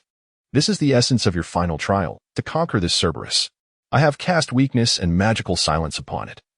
Its power is but a fraction of its former glory, equivalent to a mid-level black iron magic swordsman. Should you wish to withdraw, you may do so. Gandalf's voice resonated with authority, yet the overwhelming presence of the Cerberus instilled terror. Several participants quivered, unable to stand, let alone wield their weapons against such a foe. Goodness! How could a mere human hope to defeat this creature? I withdraw. I too shall withdraw. Engaging in combat with such a beast is tantamount to suicide. We are not high-ranking warriors or sorcerers. Instantly, for individuals opted out of the assessment, Gandalf exchanged glances with the examination proctor, who magically marked the names of those withdrawing. The Magic Martial Academy would never accept these 4 again. Lack of strength is not the issue, but those who lack the courage to fight are unworthy of entering the Magic Martial Academy. The remaining candidates were resolute. Who among you will be the first to challenge? I shall go first. Yixi, filled with unyielding ambition, took a bold step forward. As the saying goes, ignorance breeds fearlessness. Clutching 4 atomic bomb scrolls in his hand, he was utterly fearless, oblivious to the absurdity of a fire-wielding beast being impervious to flames. Excellent. I truly admire your courage, however. There is one crucial detail to remember. The Hellhound is immune to fire-based magic. The assessment begins. As Gandalf recited the incantation, the chains binding the Hellhound gradually vanished. The colossal creature shook its 3 massive heads, menacingly charging toward the bewildered Yixi. You old bastard, echoed Lu Ishi's thunderous scream across the square. To hell with you. I want out. I want out. As Lu Ishi observed the ethereal chains of the soul gradually fading away, he finally comprehended the implications of fire attribute magic immunity, prompting him to flee in a frenzied dash. Lacking those exaggerated fireball scrolls, he felt woefully inadequate to withstand even a fraction of the onslaught. What has been shouting about on the field? Reed inquired, glancing at Lu Ishi's frantic gestures. His curiosity piqued as he turned to the nearby competitors. I don't know. Perhaps he's incanting some form of magic? They speculated. In the eyes of the remaining 6, it was evident that the wielder of such formidable fire scrolls was no ordinary adversary. Yet, amidst their anticipatory gazes, that valiant hero made a hasty retreat. Oh dear, this flame is scalding. Lu Ishi clumsily evaded the onslaught of the hellhound, only to discover that the blue flames emitted by the beast bore an exceptionally high temperature, scorching his skin with painful red spots, while Gandalf appeared indifferent to the unfolding chaos. Damn it, Gandalf, remember this, he exclaimed in frustration. Now, I can only rely on you, Pikachu. It's settled. In an instant, a golden light flickered around Pikachu, allowing Lu Ishi to complete the spell of wild summoning. However, in terms of size, Pikachu seemed no more formidable than a fledgling adventurer facing a fully leveled Dragonite. Yet, to everyone's astonishment, Pikachu, empowered by the wild summoning, darted past the hellhound, leaving behind a deep gash. Wait, has this Pikachu mutated? Its attack power is rather peculiar, Ron observed from the high platform, furrowing his brow. While training magical beasts is no simple task, there are indeed fortunate villagers who gain the favor of these creatures, and in his eyes, a mere Pikachu was unremarkable. Haha, do you truly believe that Pikachu is as uncomplicated as it seems? Could it be? Indeed, he is manipulating that Pikachu, though it remains unawakened. It already possesses such innate talent to strengthen a controlled beast without awakening it.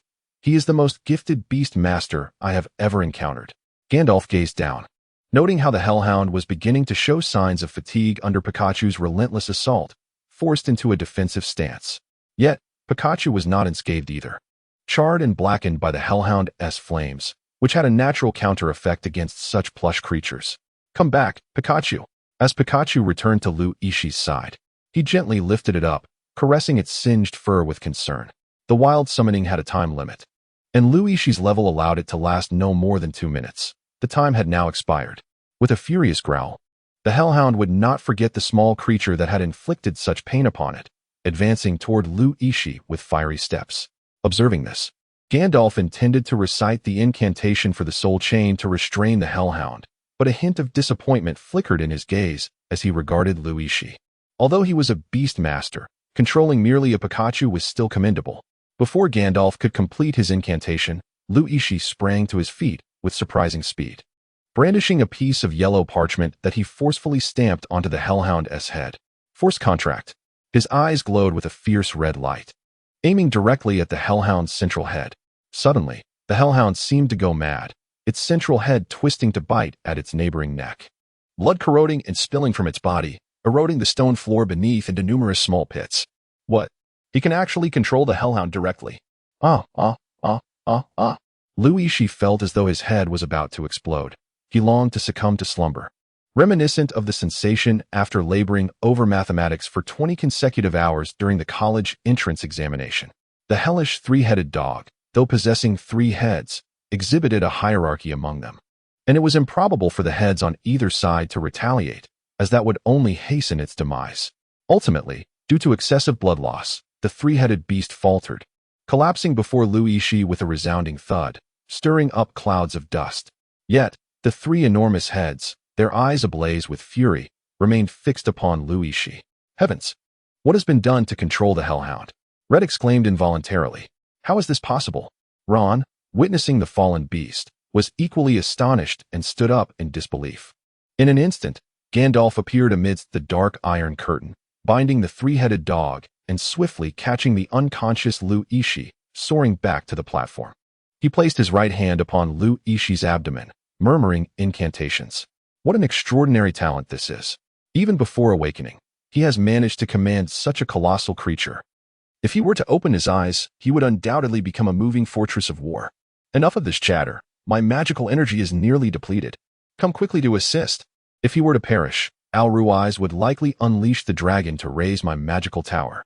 I told you, your concern for him is not newfound. You have been preoccupied with Al-Rui's artifact for quite some time. Do you truly believe she will grant it to you?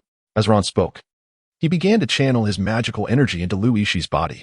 The matter of magical depletion can vary in severity.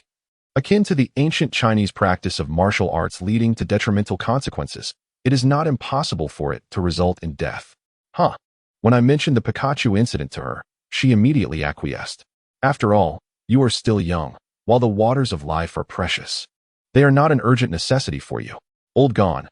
Wait a moment. This lad's capacity for magic seems to be an inexhaustible abyss. It does indeed appear so. In reality, Lu Yixi had already regained consciousness. What difficulty would two magi encounter in restoring a black iron level of magical energy? However, upon witnessing the two magi laboriously infusing him with magical power, Lu Yixi feigned unconsciousness, discreetly affixing the beast contract to his back, endeavoring to appear as though he were an endless reservoir of magical energy. Gandalf, this beast contract seems to require immense magical energy to be fulfilled. I shall rely on you, my dear brother. Lu Yixi relished the magical gifts bestowed upon him by the two sorcerers. While Gandalf and Ron found themselves in a state of utter despair, it seemed as though Lu Yixi was a vortex, effortlessly absorbing magic at an astonishing rate. If this continued, they would not be able to endure for much longer. Curse it, this wretched boy. Could his body possibly be a magical artifact? Hold on, old Gandalf. If he wakes up and sees us in such a weakened state, it would be utterly humiliating. Cough, cough. Upon hearing Ron's words, Lu Yixi could no longer contain himself, and a chuckle escaped his lips. As he opened his eyes, he was met with the astonished expressions of the two sorcerers. Taken aback for a moment, he remarked, "Oh dear, my head still feels a bit dizzy. Get lost. You must have been awake for quite some time." Both Ron and Gandalf simultaneously delivered a kick, sending him tumbling from the platform. Yet, after absorbing such a vast amount of magic, was his body truly unscathed? Ron remained curious. How could a body that had never undergone meditation and training accommodate so much magic? Perhaps the summoning of beast masters required a tremendous amount of magical energy. But the external magic could never be as solid as that which was cultivated through one's own efforts. Such a method of hastening growth could never be employed again. Gandalf, with an air of erudition, dispelled Ron's lingering doubts. Meanwhile, Lu Yixi's heart soared with joy. The paw print of Pikachu had originally occupied 3/4 of the magical beast contract, but after the infusion of magic, its area had diminished to 1/4. By this logic, Lu Yixi surmised that as long as the front of this parchment retained any blank space, he should be able to continue forging contracts with magical beasts. He wondered if he could manage to bind the fearsome Cerberus. It certainly appeared quite imposing. Lu Yixi swayed before the infernal three-headed hound. Suddenly, the central head opened its eyes and lunged menacingly at Lu Yixi, yet it was bound by ethereal chains and rendered immobile. "Human, get away from me." Lu Yixi shuddered, suddenly enveloped by a sense of familiarity. To the onlookers, the hellish three-headed dog merely seemed to be barking furiously at him. Yet Lu Yixi could distinctly understand the creaturesque growls. Who would have thought that even the language of otherworldly beasts could be deciphered? Surely, I must be a professor in the art of beast speech. Nonetheless, I harbor no malice. You are just like those humans. Those damned eyes. They compelled me to slay my own brother and thrust me into the chaos of war. If it weren't for the severe damage to my beast core, they would still refuse to withdraw me from the battlefield. The hellish three-headed dog's anguish resonated deeply with Lu Yixi, filling him with a sense of disquiet as the creature's negative emotions flooded his mind. "Pika Pika, my master is doing just fine. You shan't speak of him like that." At that moment, Pikachu's voice emerged, having somehow wriggled out from Lu Yixi's embrace to position itself between him and the hellish dog, baring its tiny fangs and adopting a fierce demeanor. "How could you, a beast, consort with humans? Their treachery surpasses that of gnomes, and their filth exceeds that of orcs. Once they have exploited you, they will discard you." The hellish three-headed dog disdainfully turned away, while Gandalf, noticing the commotion, prompted Lu Yixi to conclude the conversation. Leaving behind a final declaration, "I will rescue you. Hypocritical human, should you succeed in rescuing me, I shall be the first to sink my teeth into you. Earning money through tasks? Preposterous." Gandalf waved his hand, causing the fallen hellish three-headed dog to swiftly shrink and return to his sleeve. When he opened it again, a new beast appeared in the square, resembling a rhinoceros clad in iron, its eyes gleaming a blood-red hue, fiercely digging its robust limbs into the ground. Exhaling heavily through its nostrils and shaking its massive head, directing its horn towards the onlookers who were about to undergo a test. The Black Iron Unicorn Rhino. A quintessential mid-tier black iron beast, approximately equivalent to a high-ranking human in black iron strength. Who among you dares to challenge it? From that moment onward, no one hesitated to step forth. To put it in earthly terms, once one has seen the vast ocean, how could any mere water be of interest? Having encountered the terrifying presence of the hellish three-headed dog, this rhinoceros appeared almost docile by comparison. Charge. The first to enter the arena, Reed pierced the rhino with 3 swift strikes, once again astounding the audience. Following Liu Yixi's earlier display, the students of the Martial Arts Academy were certainly not mediocre. Achieving mid-tier black iron status before the age of 18 indicated a promising future.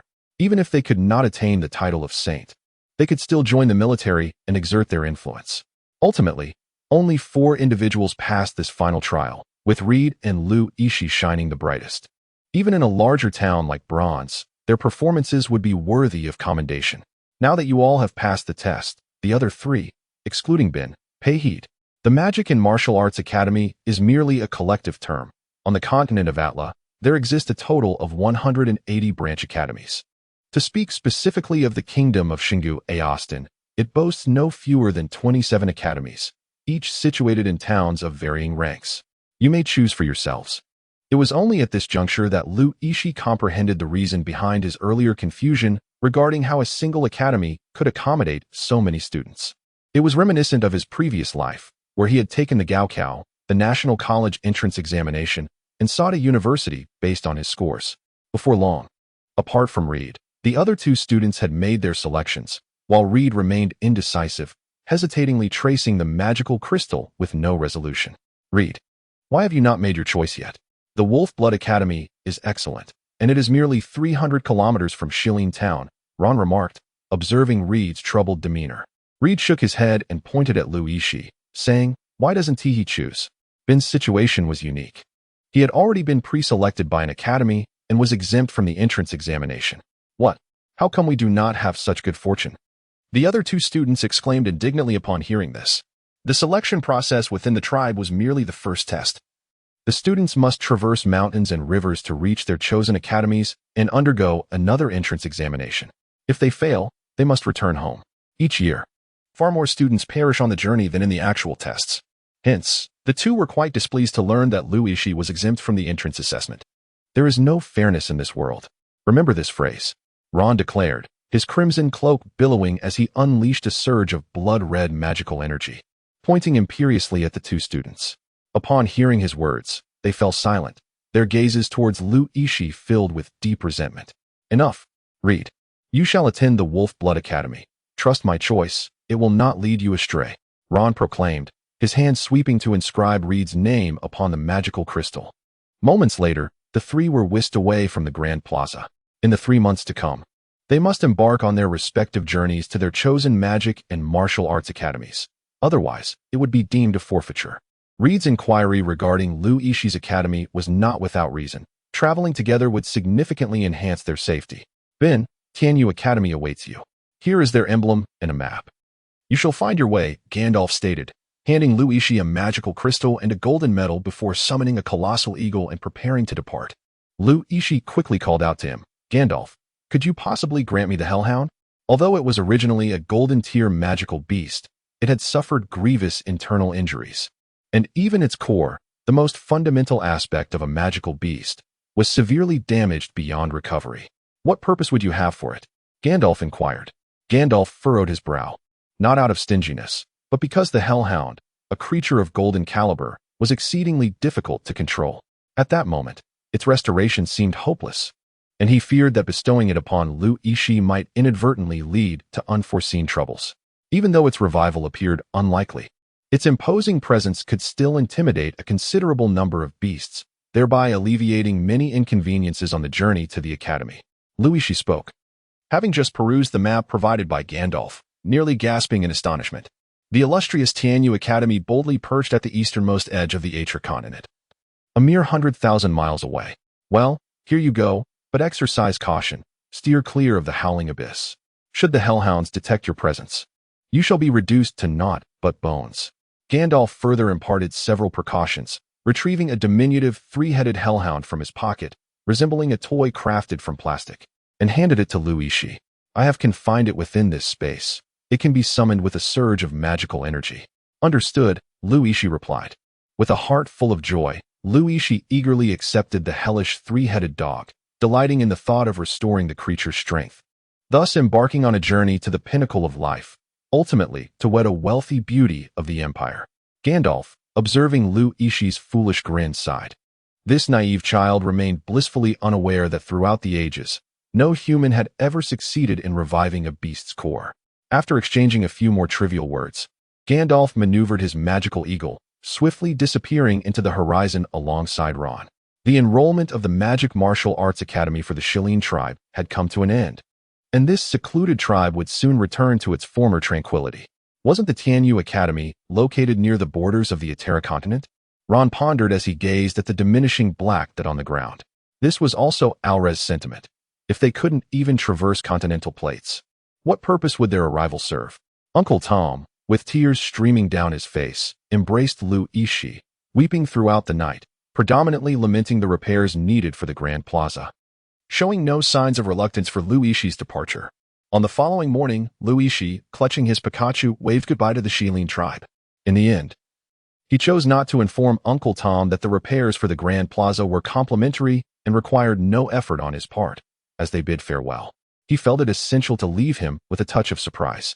I've waited for you for so long. Is this your first time going out? And you have tears in your eyes? Ben, you can't possibly be a girl, can you? Just as Yixi was lost in his sentiments of leaving home, a charming voice emerged from behind the towering pine trees. Turning around, he was astonished to find the handsome Reed, who had been waiting for him early that morning. What are you doing? I'm straight, so don't get any ideas. Yixi glanced around to find no one in sight, and her heart suddenly tightened. This fellow had been acting strangely since yesterday, constantly clinging to her. Although he had grown quite handsome after his rebirth, surely he wouldn't attract any predatory beasts? Whether straight or curved, having two people team up significantly increases the safety factor, Ruud said, shrugging nonchalantly. Your Wolfblood Academy is to the north, merely 600 miles away, while Tianyu Academy lies at the eastern border of the nation, a staggering distance of 180,000 miles. Do you take me for a 3-year-old? Attempting to deceive me with such words? Yixi remained unconvinced. Within the narrative, themes of the survival of the fittest and the prevalence of ruthless acts abound. He found himself in a precarious situation, unable to defend himself, fearing that some beast might drag him into the woods to commit unspeakable acts. There was a detail that Gandalf had not disclosed to you. As a student of Tianyu Academy, it was unnecessary for you to undertake the entrance examination there within 3 months. Accompany me to Wolfblood Academy first, and then we shall proceed together to Tianyu. What do you think of this arrangement? Reed chuckled heartily, his smile concealing deeper thoughts. Very well, but as a noble from the East Stone tribe, you must cover the expenses for the journey, lodging, and meals, ensuring that all 3 guarantees are met. Yixi's eyes flickered. Since this noble young master was willing to accompany him, why not graciously indulge him? After all, it was a mutual agreement, one willing to strike and the other willing to receive. Without further ado, the two set forth on their journey, each harboring their own thoughts. Many years later, when Reed recounted this episode, Yixi could not help but admire the cunning strategy devised by the typically honest and simple Reed. It was indeed a devious game. The Wolfblood Academy lay 600 miles north of the Shilleen tribe, where the journey traversed predominantly human territories. Reed gazed sorrowfully at his dwindling wallet, while Yixi continued to indulge in lavish feasts, ordering whatever was deemed expensive at the restaurants. My friend, you should pace yourself. At this rate, you might not make it to the first ridge. Reed cautioned. What is there to fear? This town is on the verge of reaching the bronze level of power. Are you worried we won't earn enough? Yixi struggled with the fragrant sesame oil turkey leg in hand, mumbling indistinctly. The culinary offerings of this world are invariably filled with delightful surprises. The Horong chicken, a unique delicacy of the Xinjiang tribe, spontaneously ignites from within once all its feathers have been plucked. At this moment, drizzling it with sesame oil sauce transforms it into an exquisite delight. Yixi can assure you that any dish taken from this restaurant would undoubtedly grace the esteemed culinary segment of a taste on the tip of the tongue. However, the prices are indeed steep.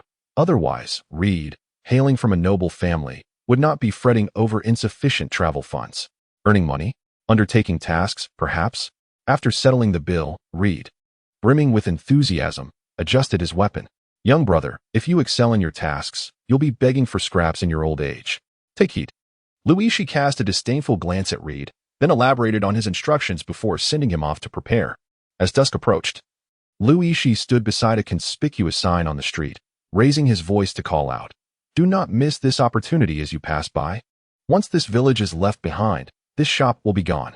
Select 7 correct numbers from the 37, and you shall take home 500 gold coins." But we agreed on 50 gold coins. We do not possess 500 to spare. Reed tugged at Yixi, who responded with a determined gaze. Rest assured. Come, take a look. Yixi continued to raise his voice, soon attracting a crowd buzzing with discussions around his stall. A burly warrior stepped forward, grasping Yixi by the collar with a firm grip, and bellowed, "Hey, kid, are you for real? I've correctly identified 7 digits. And you're telling me I can walk away with 500 gold coins? Indeed, as long as the ball that emerges bears your 7 digits, the money is yours." Yixi pointed to a makeshift machine beside him, crafted from a transparent fish tank filled with yellow balls, each inscribed with a different number. The machine was powered by an exceedingly inexpensive magical scroll. Those 500 gold coins are as good as mine. If you fail to honor your word, you shall pay with your backside, he declared. Despite his embarrassment, Yixi couldn't help but smirk inwardly, thinking, if you can win the lottery, I would gladly stream a dinner with young Fiefin. On this side, the fee was collected, costing 10 copper coins each time. Reed held up a sign and called out, You've only hit 3. It seems luck is not on your side. Would you care to try again?" Yixi glanced at the number ball rolling down from the machine, picked up the ticket filled out by the soldier, and chuckled as he remarked, "Humph. That's 10 copper coins. Let's try again." The burly soldier shot Yixi a fierce glare, slammed 10 copper coins onto the table, and bellowed, "Hold on. What's this, kid? Are you having second thoughts? Let me tell you, once a sign is cast, it is akin to water spilled. There is no taking it back. TSK. Certainly not." Yixi shook his fingers, gently shaking his head as he continued, "I merely believe that the odds of winning with this method are still too low. Otherwise, one should only need to select 4 correct numbers to win, with the prize diminishing accordingly, as outlined in the rules right here. Moreover," Yixi paused for a moment, extracting 5 copper coins from a collection of 10 and casting them into a vast black cloth bag. With a smile, he declared, "Each individual's contribution shall see half retained in the prize pool. Whoever successfully selects 7 numbers will claim not only the funds in the prize pool, but also an additional 500 gold coins. All theirs." As his words resonated, the atmosphere around Reed erupted with excitement. Such a splendid opportunity is rare to find. The secondary prizes became trivial in comparison. The allure of those 500 gold coins was undeniably substantial. No pushing. There is enough for everyone. This is a silver coin. I wish to purchase 10 entries. Curse it, I shall buy 20. As Reed observed the throngs of individuals eagerly tossing their coins and scribbling down their numbers, a sense of apprehension grew within him. Even if he were stripped of all his worldly possessions, he could never amass 500 gold coins. If fortune were to favor someone, it seemed that selecting 7 from a pool of 36 numbers was not an insurmountable challenge. The draw occurs every half hour, and now merely 3 minutes remain. Yixi found himself compelled to borrow a magical loudspeaker, as the crowd gathered exceeded 100, completely congesting the street. All were eagerly awaiting the spectacle. Could it be that not a single soul among them could strike the jackpot? After all, it was a staggering 500 gold coins, with 100 copper coins equating to a single silver coin, and 100 silver coins to 1 gold coin. 500 gold coins were sufficient for an ordinary person to indulge in a lifetime of luxury and excess. Why was that little rascal delaying the announcement? Was he perhaps too timid to proceed? Even if he were daunted, he had no choice but to continue. If he failed to settle the debt, he would become a slave here. As the tumultuous voices from below surged to a crescendo, Reed felt his heart leap into his throat. This was a formidable power within the Black Iron tribe, one that had established a degree of law and order. Escaping would not be an easy feat. Please remain calm.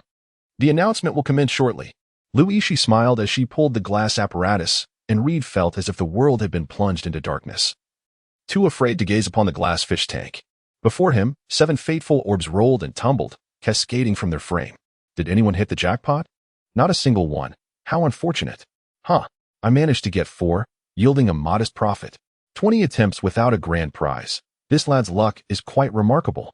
Yixi smiled as he took out half of the money collected and placed it into the black cloth bag, fulfilling his promise.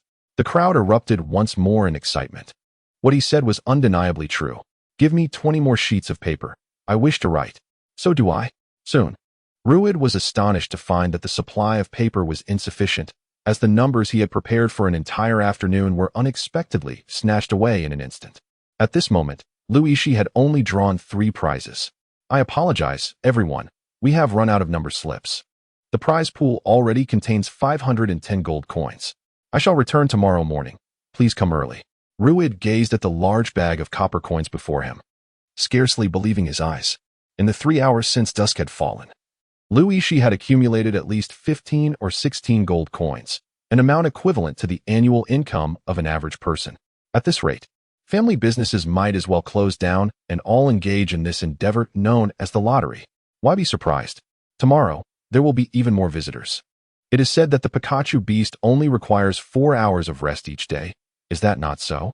Yixi cast a cunning glance over Pikachu, reminiscent of a deceitful landlord exploiting vulnerable laborers.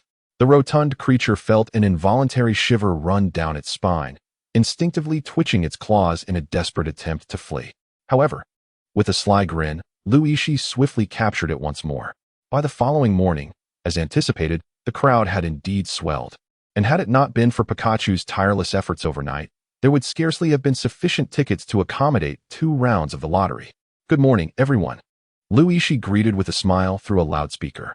Yawning, Pikachu let out a grand yawn, moving its tiny paws to scratch Yixi's face in protest before drifting back into a deep slumber. Less chatter, quickly set down the machine. Indeed, once again, the draw confirmed Yixi's expectations. Winning even a 3rd prize would be akin to ancestral blessings. How could these individuals, who had never endured the rigors of permutations and combinations during the Gaokao, ever comprehend the minuscule probability of winning? Help me purchase a gold coin. At last, I have caught a big fish. Yixi couldn't help but chuckle coldly within, as he handed a stack of numbered papers to the frail figure before him, cloaked and masked. Soon, the numbered balls began to rotate once more, eliciting a chorus of lamentations from the crowd. Humph, I have won. Grant me the grand prize. Yixi felt a sudden jolt in her heart. Could it be that someone truly possessed such extraordinary luck, as if their ancestors were shrouded in auspicious smoke? Turning back, she caught sight of a figure adorned in a mask and cloak, triumphantly raising a square piece of paper in their hand. At last, the lucky grand prize had emerged. She beckoned this fortunate soul to the stage. Despite her trembling legs, Yixi maintained a composed smile, fearing that revealing her financial predicament to this group of beasts would be utterly mortifying. Here is your ticket. I shall take the pouch. The cloaked individual ascended the platform, swiftly grasping the black pouch, preparing to make a hasty retreat. Yet, Yixi seized her shoulder, forcing a smile that barely concealed her discomfort. My dear friend, I must inquire, where did you acquire this ticket? What do you mean where? It was purchased right here, the cloaked figure exclaimed, sensing the gravity of her claim. It was then that Yixi discerned she was likely a girl, her voice altered by a magical disguise, and now, as she raised her voice, the original tone could not be entirely masked. Humph. I knew this rascal couldn't possibly possess 500 gold coins. If you cannot produce the prize today, do not think you can leave this place. Upon witnessing the unfolding scene, Rued hurriedly lowered his head to tighten his shoelaces, bracing himself for a swift escape at any moment. Yixi maintained her smile, holding aloft the number paper brought by the cloaked woman, and proclaimed loudly, Everyone, take a good look.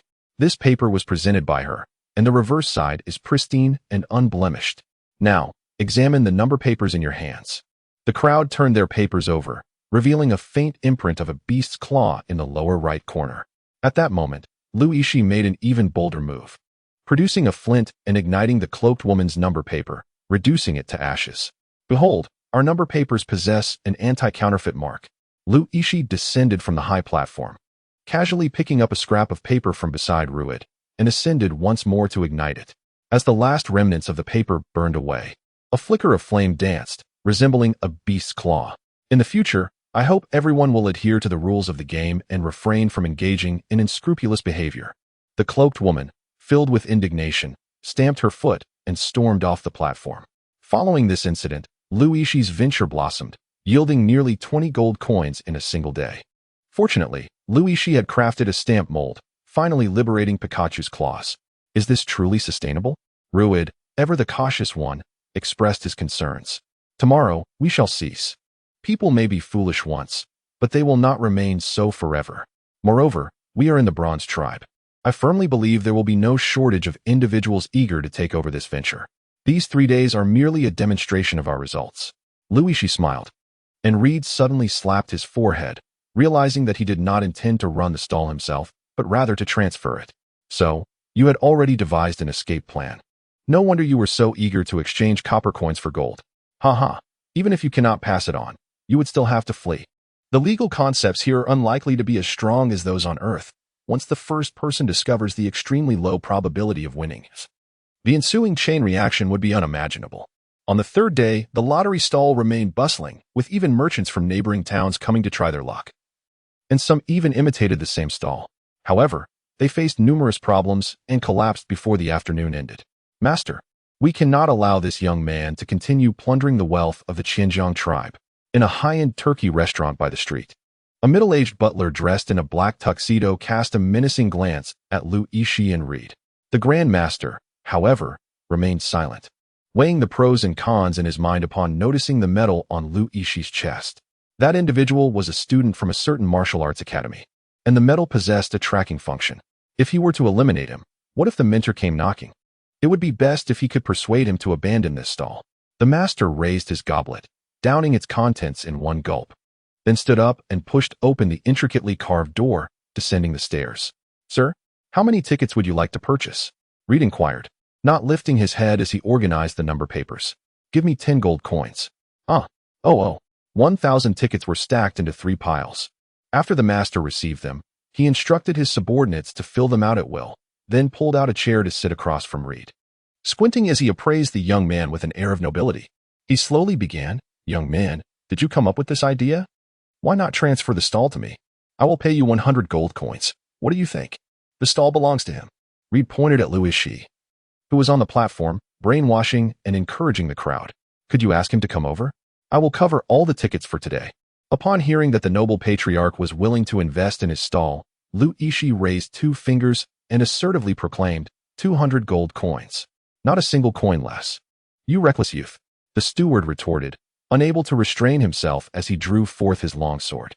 I have encountered lions with their jaws agape, but never one so audacious. 150, and I shall purchase it. The patriarch pondered for a moment before presenting a figure he found acceptable. Agreed. With a decisive strike of his hammer, Yixi rendered the 3 present speechless. Just moments ago, who had vowed with such conviction that not a single coin would be surrendered for less than 200 gold. Must one be so shameless? Demise, who relished cooked delicacies, had managed to earn nearly 300 gold coins in 3 days, leading him to feel that his years had been in vain. Ruid, dejected, trailed behind Yixi. As a young master of a family, he had considered himself adept at making money, with the family business flourishing in Donshire town. However, after witnessing Yixi unreasonable and primitive plundering, he felt as though his own enterprise was merely selling breakfast buns, while Yixi was trading in arms. Do not be disheartened. Perhaps the next tribe will yield a handsome profit. Money is meant to be spent, after all. Yixi smiled as he handed 50 gold coins to Reed. During the time he indulged in extravagant feasting, it was Reed who quietly footed the bill. He had kept this in mind. Yixi was not the type to shirk responsibility. How could I possibly take your money? Reed was momentarily taken aback. Who said this is for you? Take it. Help me cover the dining expenses on the way. Upon hearing this, Reed accepted the coin pouch. Yet he was aware that the two had been traversing the Qianjiang tribe for 3 days and were nearing the First Line Canyon, a region inhabited by magical beasts, where accommodations would scarcely be needed. The First Line Canyon served as the forest gorge that divided the territories of magical beasts and humans. To the north lay the New World's Bronze faction, the Wolf Blood Academy, while to the south was the Black Iron Qianjiang tribe. which Yixi and Reed had just passed. It was said that the first line canyon was formed when two deities clashed, one wielding an axe that cleaved the endless mountain range in two. However, this area was deep within human territory, and the magical beasts found here were not overly formidable. Some even claimed that the first line canyon was a testing ground specifically designated by the magical kingdom of St. Augustine to train newcomers. The legendary layered wood was said to grow within the first line canyon. One could only wonder if it could be found, as wands crafted from this wood would entice even the most skilled gold-tier mages. Yixi sat on the ground, savoring a muffin while perusing a guide to the canyon. He spoke up, urging, "Stop daydreaming. Ahead lies the entrance to the forest. Let's muster our spirits." To be frank, Yixi was quite envious of this forest, as it represented an unadulterated treasury of magical beasts. If he could bind the dominator of this realm within a beast contract, he would stride confidently wherever he went. However, fortune sometimes takes a turn for the worse. One can find misfortune even in the simplest of circumstances. Uncertain if it was due to some ill deeds committed days prior, Yixi ventured into the forest and, within mere 500 meters, encountered a magical beast renowned for its ferocity, the violent King Kong bear. Just as the two were meticulously comparing their map for the correct direction, a colossal white bear, towering at nearly 2 meters, suddenly charged from behind, crushing a rock before their very eyes. Yixi and Reed simultaneously swallowed hard and took off running. Yixi, ever loyal, tossed Pikachu from his embrace and urged, "You are swift, make your escape first. Follow the path of the beast contract to find me later." "Pika Pika," exclaimed Pikachu as he landed, scratching his head while watching the ferocious King Kong bear dash past him, seemingly indifferent.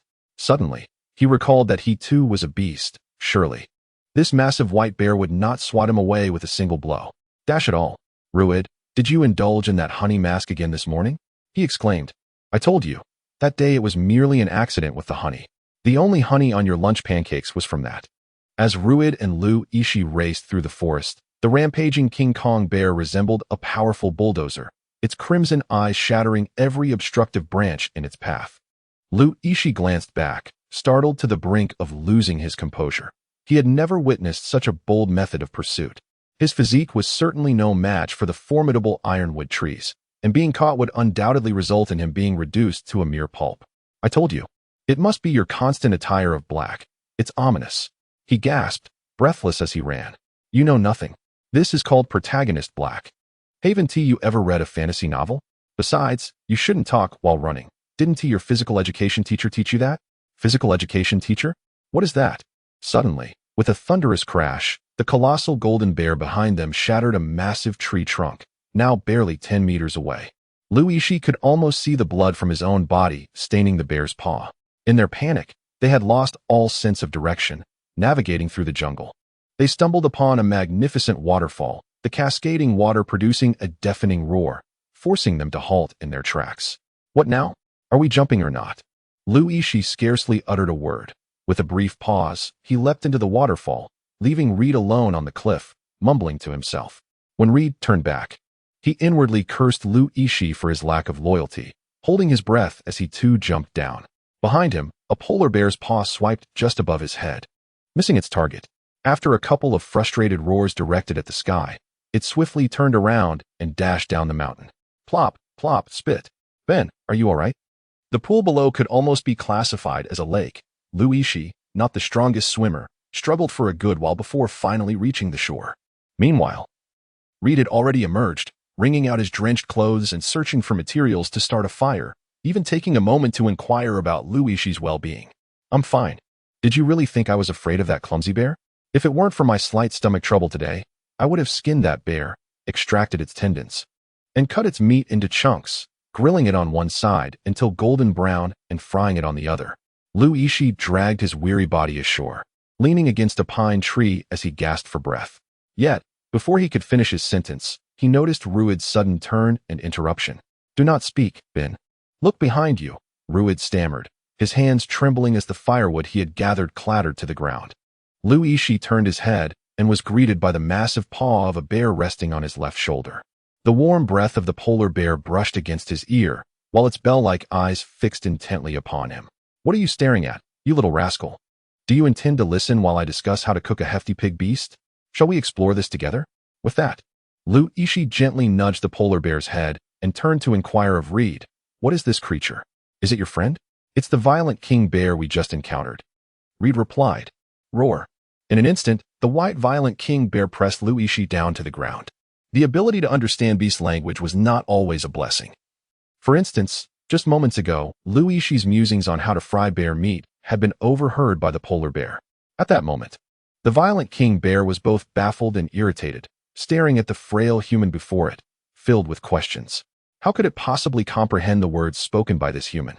Usually, human chatter was nothing but an incessant cacophony, devoid of meaning. "Roar. Human, can you understand my words?" the bear inquired, baring its large teeth. "Ah, we can communicate? That's splendid. Might you kindly rise?" "Our current position is rather inappropriate," Lu Yixi suggested. "Roar. I am a dignified female bear," it retorted. "If you were truly dignified, you wouldn't be sitting on top of me. Quickly get up." After a brief moment, an unusual sight emerged by the small lake in the monster forest. The fearsome violent king bear was sitting quietly, side by side with two humans, all gazing eagerly at the crackling barbecue grill. "It's ready," Lu Yixi announced. "The creatures of this world truly withstand heat remarkably well. Here, have the wolf leg first. Since you, Big White, worked hard to bring it down." He sliced off a glistening wolf leg and handed it over, which the violent king bear devoured in one swift motion. Big White was the name Lu Yixi had just given her. "Roar. Oh my goodness. I've never tasted such delicious forest wolf meat in my life. In my former country, we prided ourselves on being a nation of food lovers. This barbecue is no exaggeration. Nearly everyone knows how to prepare it," Lu Yixi explained. Upon hearing this, the polar bear joyfully patted Lu Yixi on the shoulder, inadvertently knocking him to the ground. "Ugh, Big White, please refrain from slapping me about. You do realize you are a violent king bear, right? One swipe could end me." Lu Yixi felt as though her back had been run over by a bulldozer, her entire body nearly falling apart. As she rose, she spat out the mud from her mouth, casting a resentful glance at the enormous white bear. "Roar. My sincerest apologies. Truly, I am gentle at heart. I simply cannot control my strength." "So this is your excuse for your brutality?" Lu Yixi stood up and pointed at the polar bear, who lowered its head with an innocent expression, resembling a child who had misbehaved. Reed, observing from the side, was astonished. The ferocious golden bear was renowned in the canyon, yet he had never seen it sit obediently like a student awaiting reprimand. Obedient? A ferocious golden bear? How could that be possible? "Alas, never mind, Debai. Be cautious next time. Otherwise, your rations will be halved," Lu Yixi remarked, biting into a piece of wolf meat, speaking with his mouth full. "Roar. I won't do it again. How about you teach me to cook?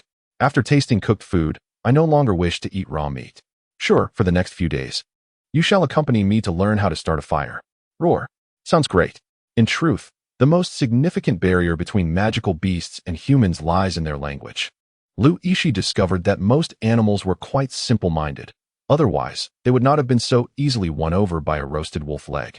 Especially since this foolish bear had caught the prey without considering that Lu Yixi might seize the opportunity to escape. Truly, foolish bears enjoy foolish fortunes.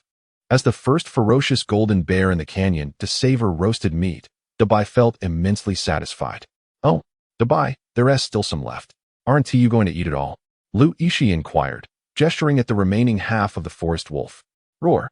I'll take it back for my three little ones to taste." Debai excitedly clutched the leftover wolf meat, wiggling its massive backside, happily trailing behind Lu Yixi. "Shall we visit your home? Otherwise, we'll have to spend the night in the forest." "Roar. No problem," Debai replied, leading the way deeper into the forest. Reed, feeling uneasy, tugged at Lu Yixi and asked, "Is this reliable? It's possible it intends to roast us for dinner." "It shouldn't be.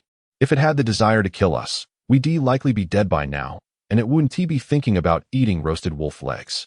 Approximately half an hour later, Debai halted before a smooth cave entrance, turning to Lu Yixi and saying, "We've arrived."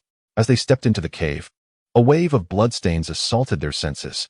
Lu Yixi sniffed, discerning that the scent was fresh, certainly not that of Debai's long-term residence. And an unsettling premonition arose within him. "Roar.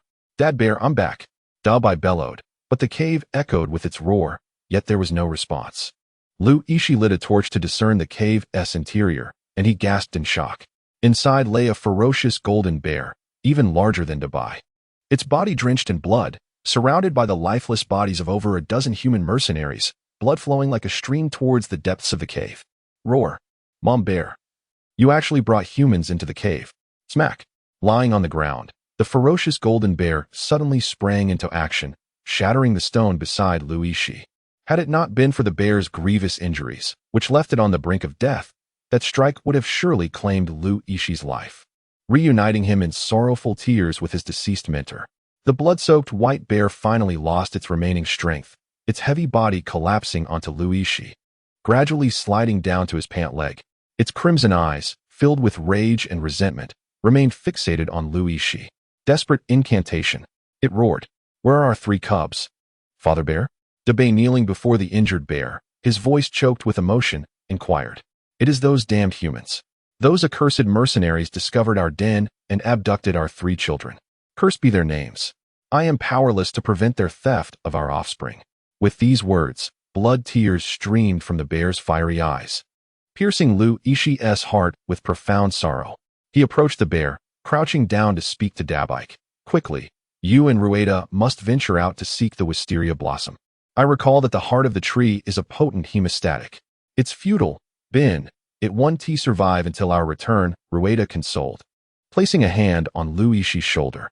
I declare it shall live. If the king of hell demands its demise at the 3rd watch, I shall defy fate and keep it alive until the 5th. Should he fail, he vowed to consume his veterinary degree.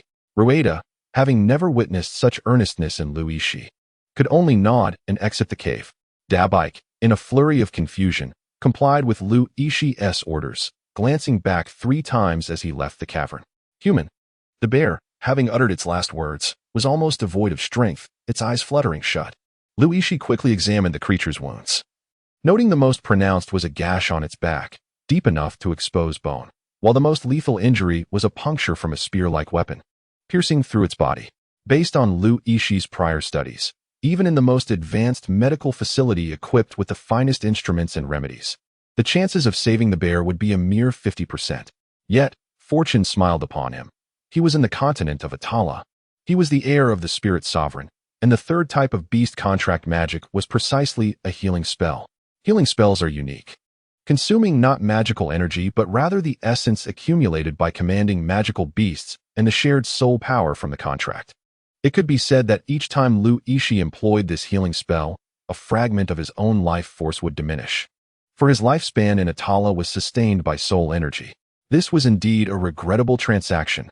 Should you survive, do not strike me down with a mighty paw.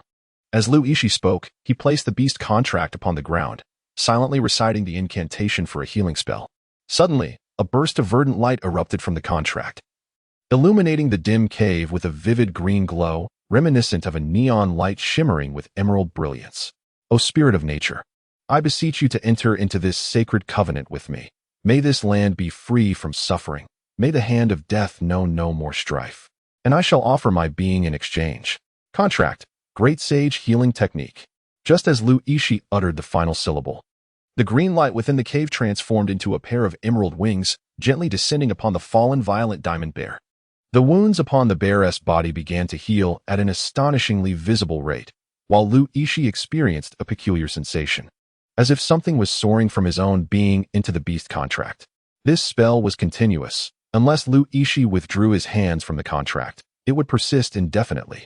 He felt himself becoming weightless, as if a sense of ease enveloped him. Foolish disciple, quickly cease this spell. Your soul's power cannot sustain such a magic. Just as Yixi began to feel euphoric, a thunderous voice resonated in his mind, jolting him back to reality, whereupon he realized his head was throbbing painfully, and he hastily raised his hands. My head aches. Goodness. Yixi groaned, clutching his forehead as he sank against the rocky wall, wincing in agony. You imbecile. Is this the sort of spell you can invoke? Didn't the old master specify that it was for life and death situations? Did you truly go to such lengths? Are you daft, or am I? At this, Yixi fell silent. If not for the animals, he would not have ventured into this world. He could already ascertain that the mere activation of this spell had rescued the dying white bear from the clutches of death, even before Reed and Big White returned. The spells within the beast contract were divided into 3 main categories, one being enhancement spells, such as Call of the Wild, which could restore primal energy. Another being contract spells, like Eternal Covenant and Coercive Pact, capable of replenishing soul energy. And finally, healing spells that consumed the accumulated soul power within the contract along with the holder's primal energy. Each major category was further subdivided into numerous spells, and Lu Yixi found himself overwhelmed, having learned the great sage healing technique only by following the incantation. Stepping out of the blood-scented cave and inhaling the fresh air deeply, Lu Yixi then noticed that Big White and Reed had already returned to the cave entrance, anxiously awaiting news from him. Beside them sat a throng of beasts, the stealthy crystal poison serpent, the fireball-spitting fiery lizard, and the renowned colorful radiance tortoise, known for its mobile magical traps. What on earth is happening? Lu Yixi cast a puzzled glance at Reed, who sat at the center of the beasts. It appeared that the creatures belonged to the same tribe. As you are aware, this narrow canyon predominantly lies within the realm of humanity. If the beasts within do not band together, survival becomes exceedingly challenging. As for the rest, you may inquire on your own. I cannot converse with the beasts. Reed replied with a shrug. Before Lu Yixi could voice his question, the heavy paw of a bear, white as snow, rested upon his shoulders. The bear's eyes brimmed with tears, and its voice trembled as it inquired, "Roar, what has become of my beloved?" "It is all well now," came the reassuring response. As soon as Lu Yixi words fell, Dabai rushed into the cave, emerging after a considerable while, followed by a swaying male bear. The two colossal bears, each exceeding 3 meters in diameter and standing approximately 2 meters tall, knelt before Lu Yixi. Dabai, with tears and snot streaming down, rubbed against Lu Yixi's leg, exclaiming, "Roar, benefactor, truly, you are a benefactor. I never expected that you would be so different from other humans, willing to risk your life to save us." "Wait, risk your life to save us?"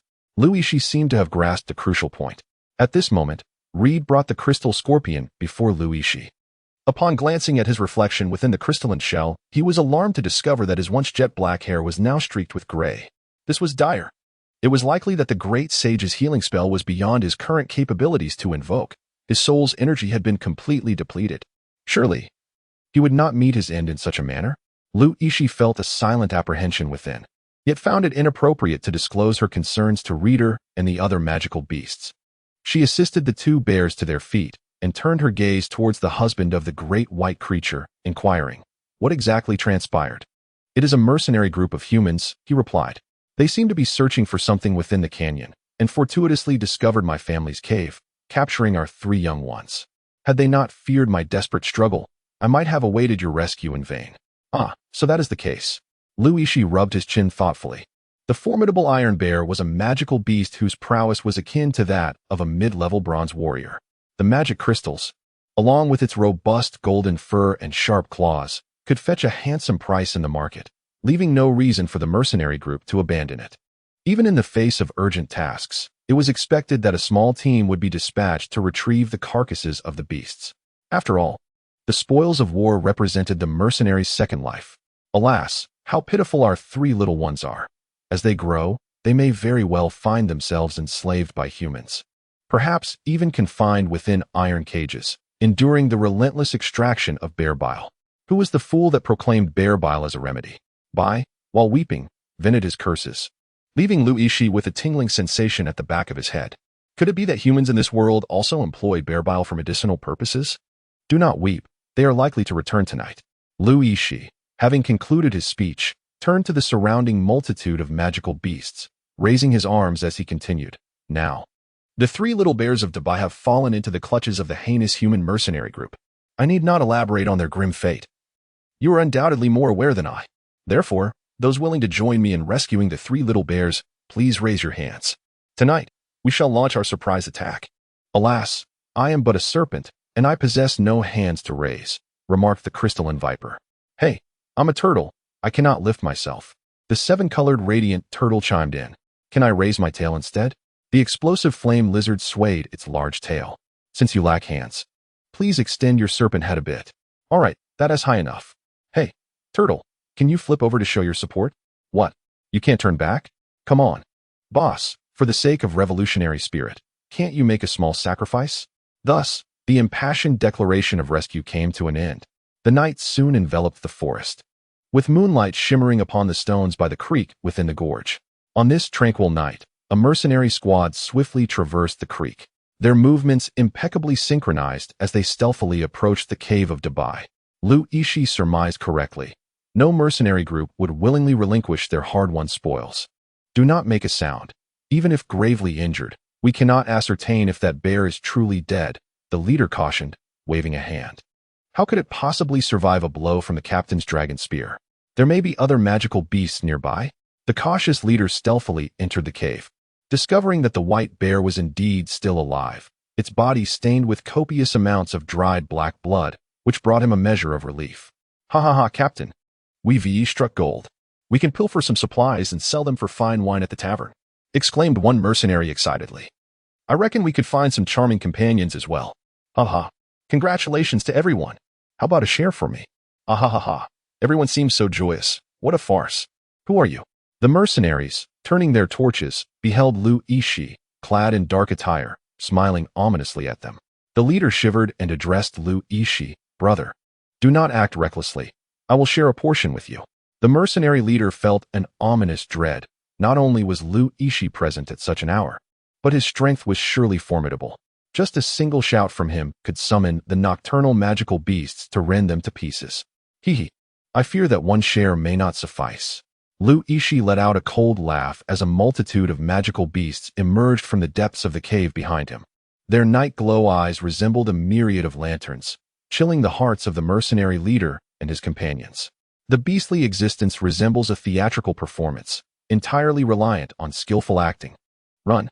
The mercenary leader bellowed toward the sky, swiftly turning to flee from the cave, utterly indifferent to the fate of the remaining mercenaries. Confusion engulfed him. How could this human be so unafraid of the horde of magical beasts? Captain Maki, wait for me. I don't want to die. The remaining mercenaries scattered like frightened birds, frantically scrambling out of the cave, crying as they dashed into the forest. Emerging from the cave's mouth, Yixi smiled as he unfurled a large leaf, shaping it into a trumpet. Places everyone. Action. With a resounding PFF. PFF, PFF, PFF, PFF. The first to strike was the explosive flame umbrella lizard, unleashing a barrage of 7 fireballs that forced the mercenaries to flee in a singular direction. With a weak tongue lolling out, the explosive flame umbrella lizard crawled back into the cave, its limbs limp as it collapsed onto the ground. Could you perhaps aim your fireballs a little better? What if you hit something? If you accidentally injure yourself, how will you escape? The enemy has reached the second echelon. Area 610. Is anyone there to respond? Yixi sat on a rock outside the cave, calling out to a trumpet-shaped plant nearby. In truth, it was a magical beast known as the trumpet flower beast, which possessed a unique ability to transmit sound among its kind. Consequently, this creature was extensively raised in the human world, akin to the function of a telephone. CC, I'm here. The voice of the monocrystalline viper slithered back.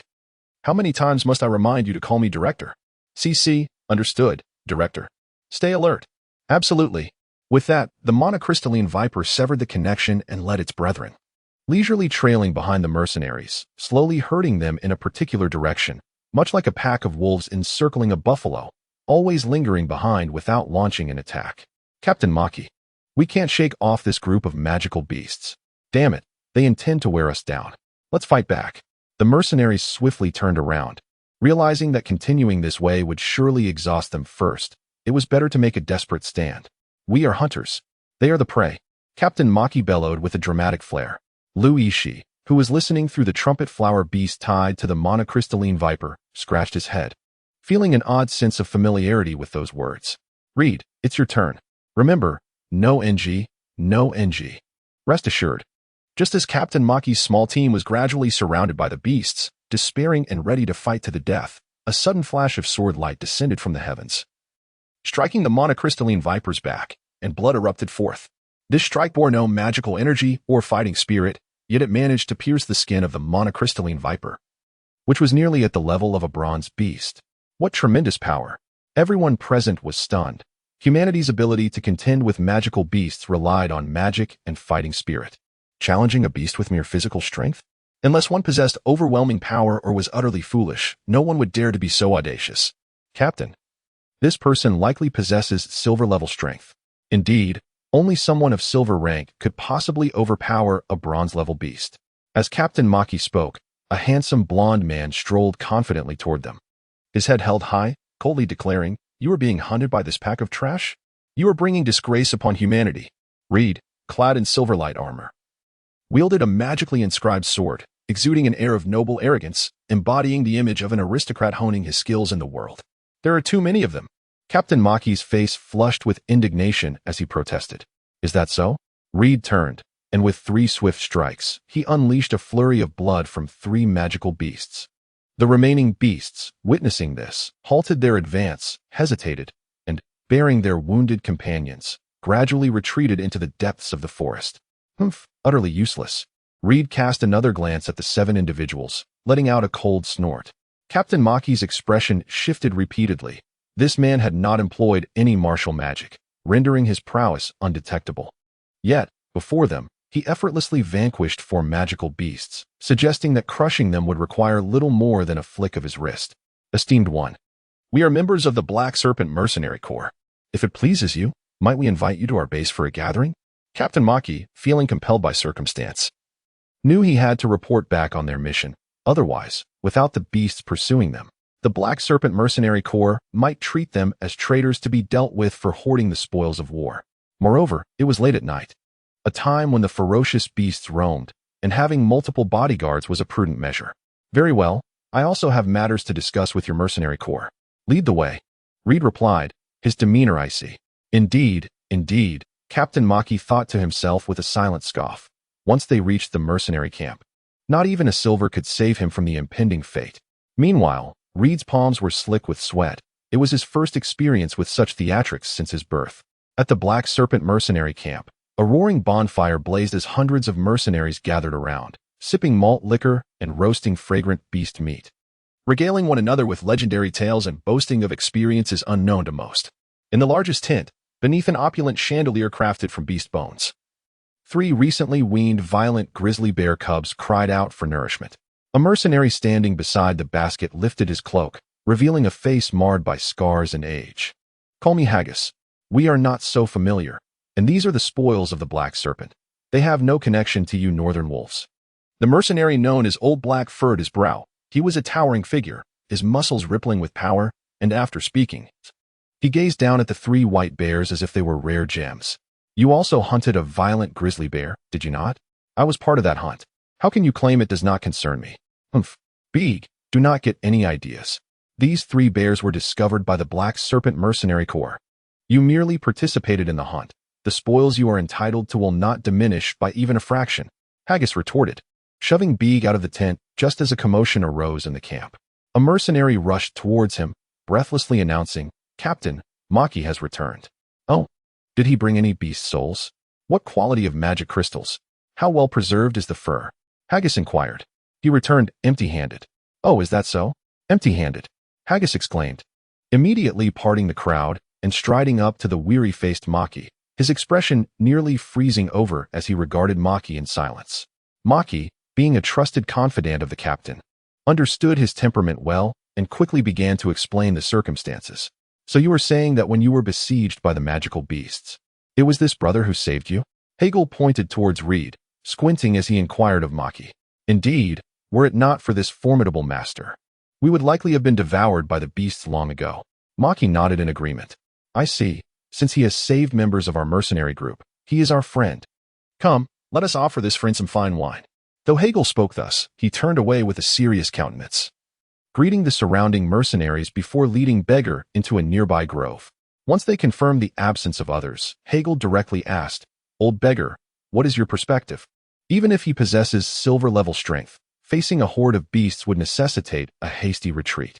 It is utterly uncharacteristic for beasts to withdraw without engaging in battle. Indeed, the crux of the matter lies here. If our 7-man team encountered a pack of beasts, there would be no possibility of a safe escape. Beggar, with a pipe between his lips, spoke slowly. Unless it was a deliberate ploy by the beasts. Precisely, it is indeed a scheme orchestrated by the beasts. However, even if we deduce correctly, there are no rewards to be had.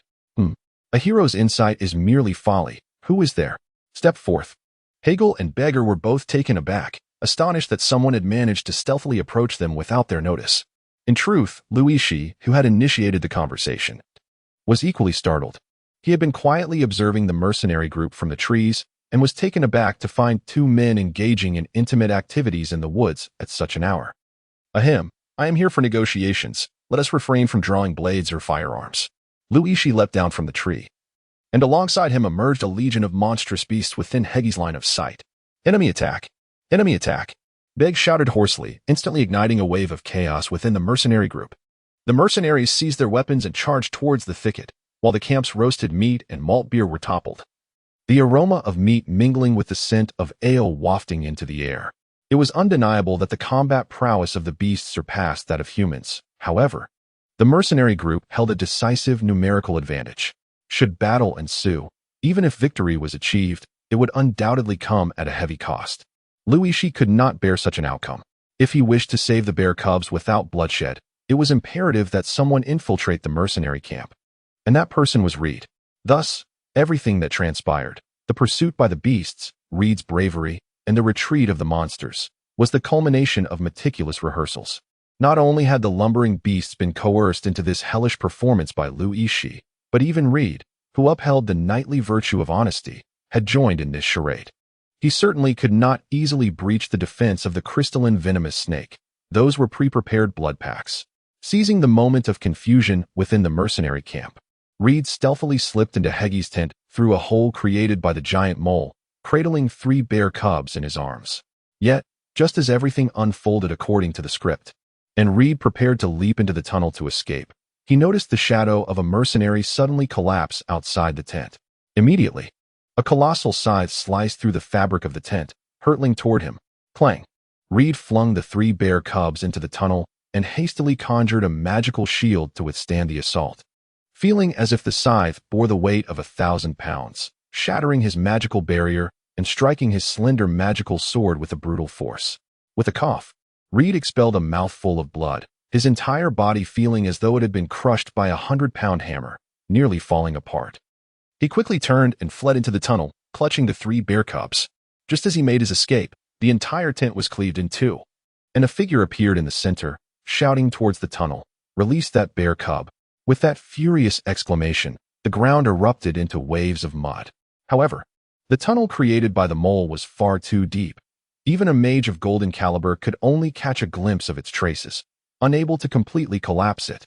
Over there, the figure caught the returning massive scythe and charged towards the rear of the mercenary group.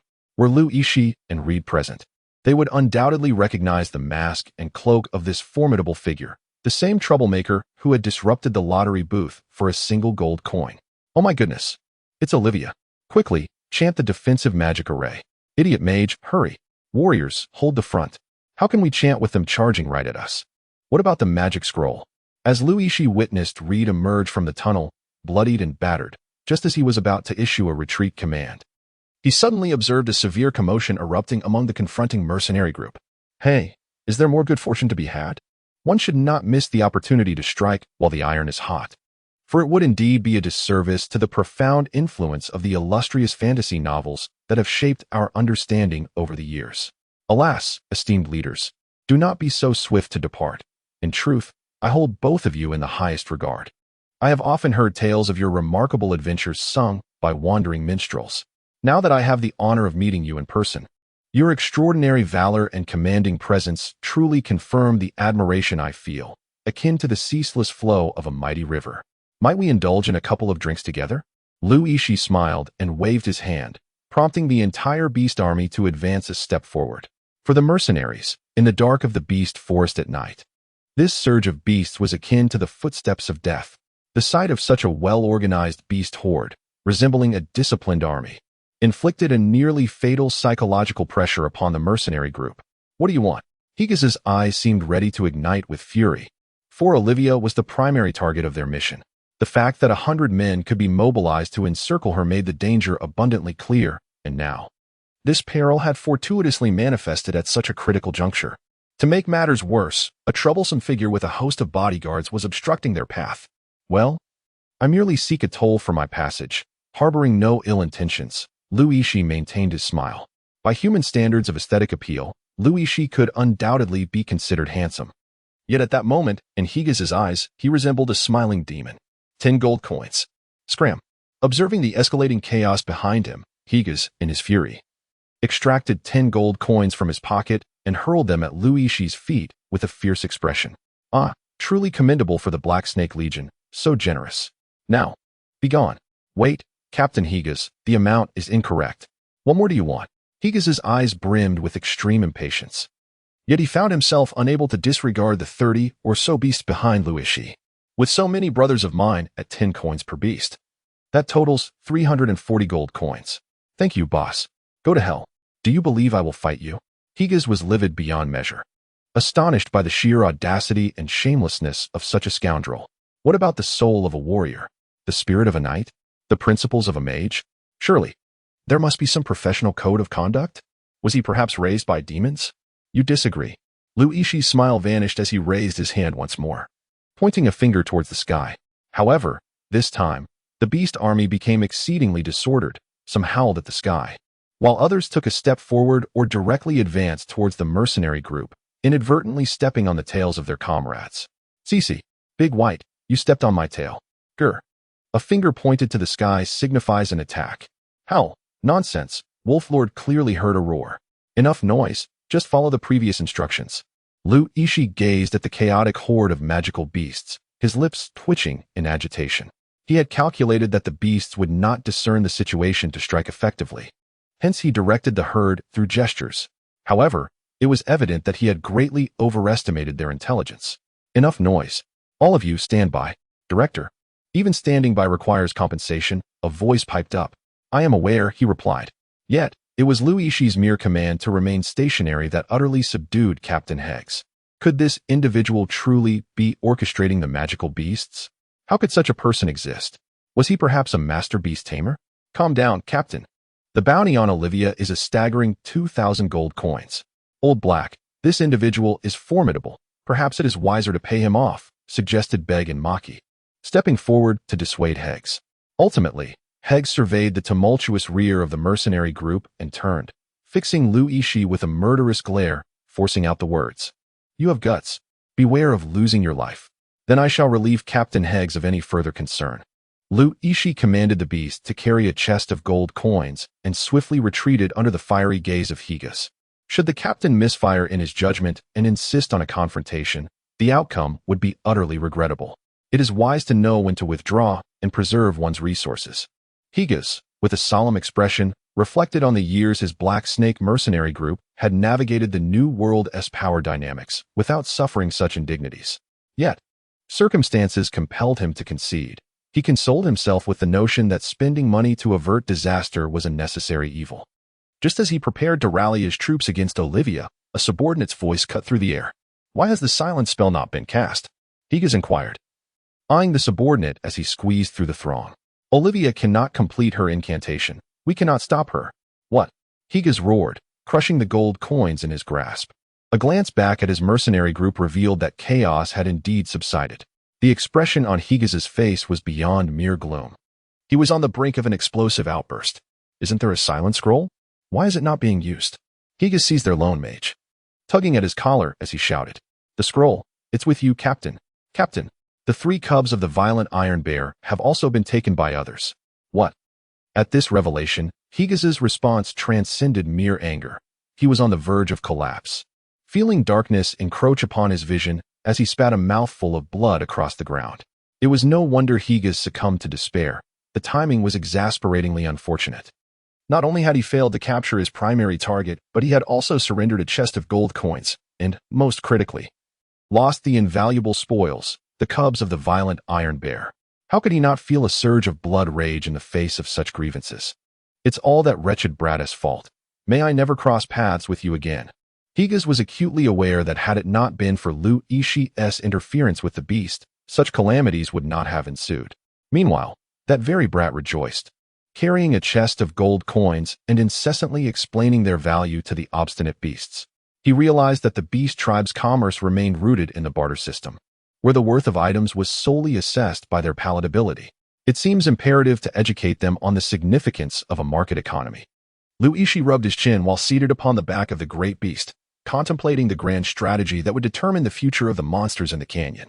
Yet, before he could decide where to commence his teachings, The beast abruptly halted its steps, and the entire legion of monsters followed suit, the atmosphere growing notably somber. "What is the matter?" Yixi began to inquire, lowering his gaze, only to behold a slender figure standing before the monster army. The figure donned a white ceramic mask, draped in a black leather cloak, with a massive scythe slung across their back, boldly obstructing Yixi's path forward. "Is this some sort of jest? Could you kindly step aside?" Yixi called out, waving his hand in exasperation. "You wretched swindler!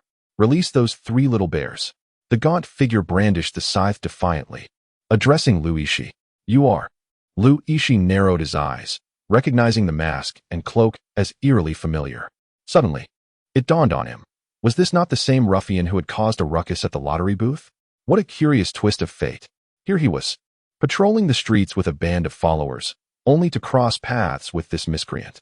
Heaven has its paths, yet you choose not to tread them, while hell has no doors, and yet you pound desperately upon them. It is indeed you. How have I become the rogue in this tale? It is you who dons that mask day in and day out. Surely, your face must be marred and your skin abraded.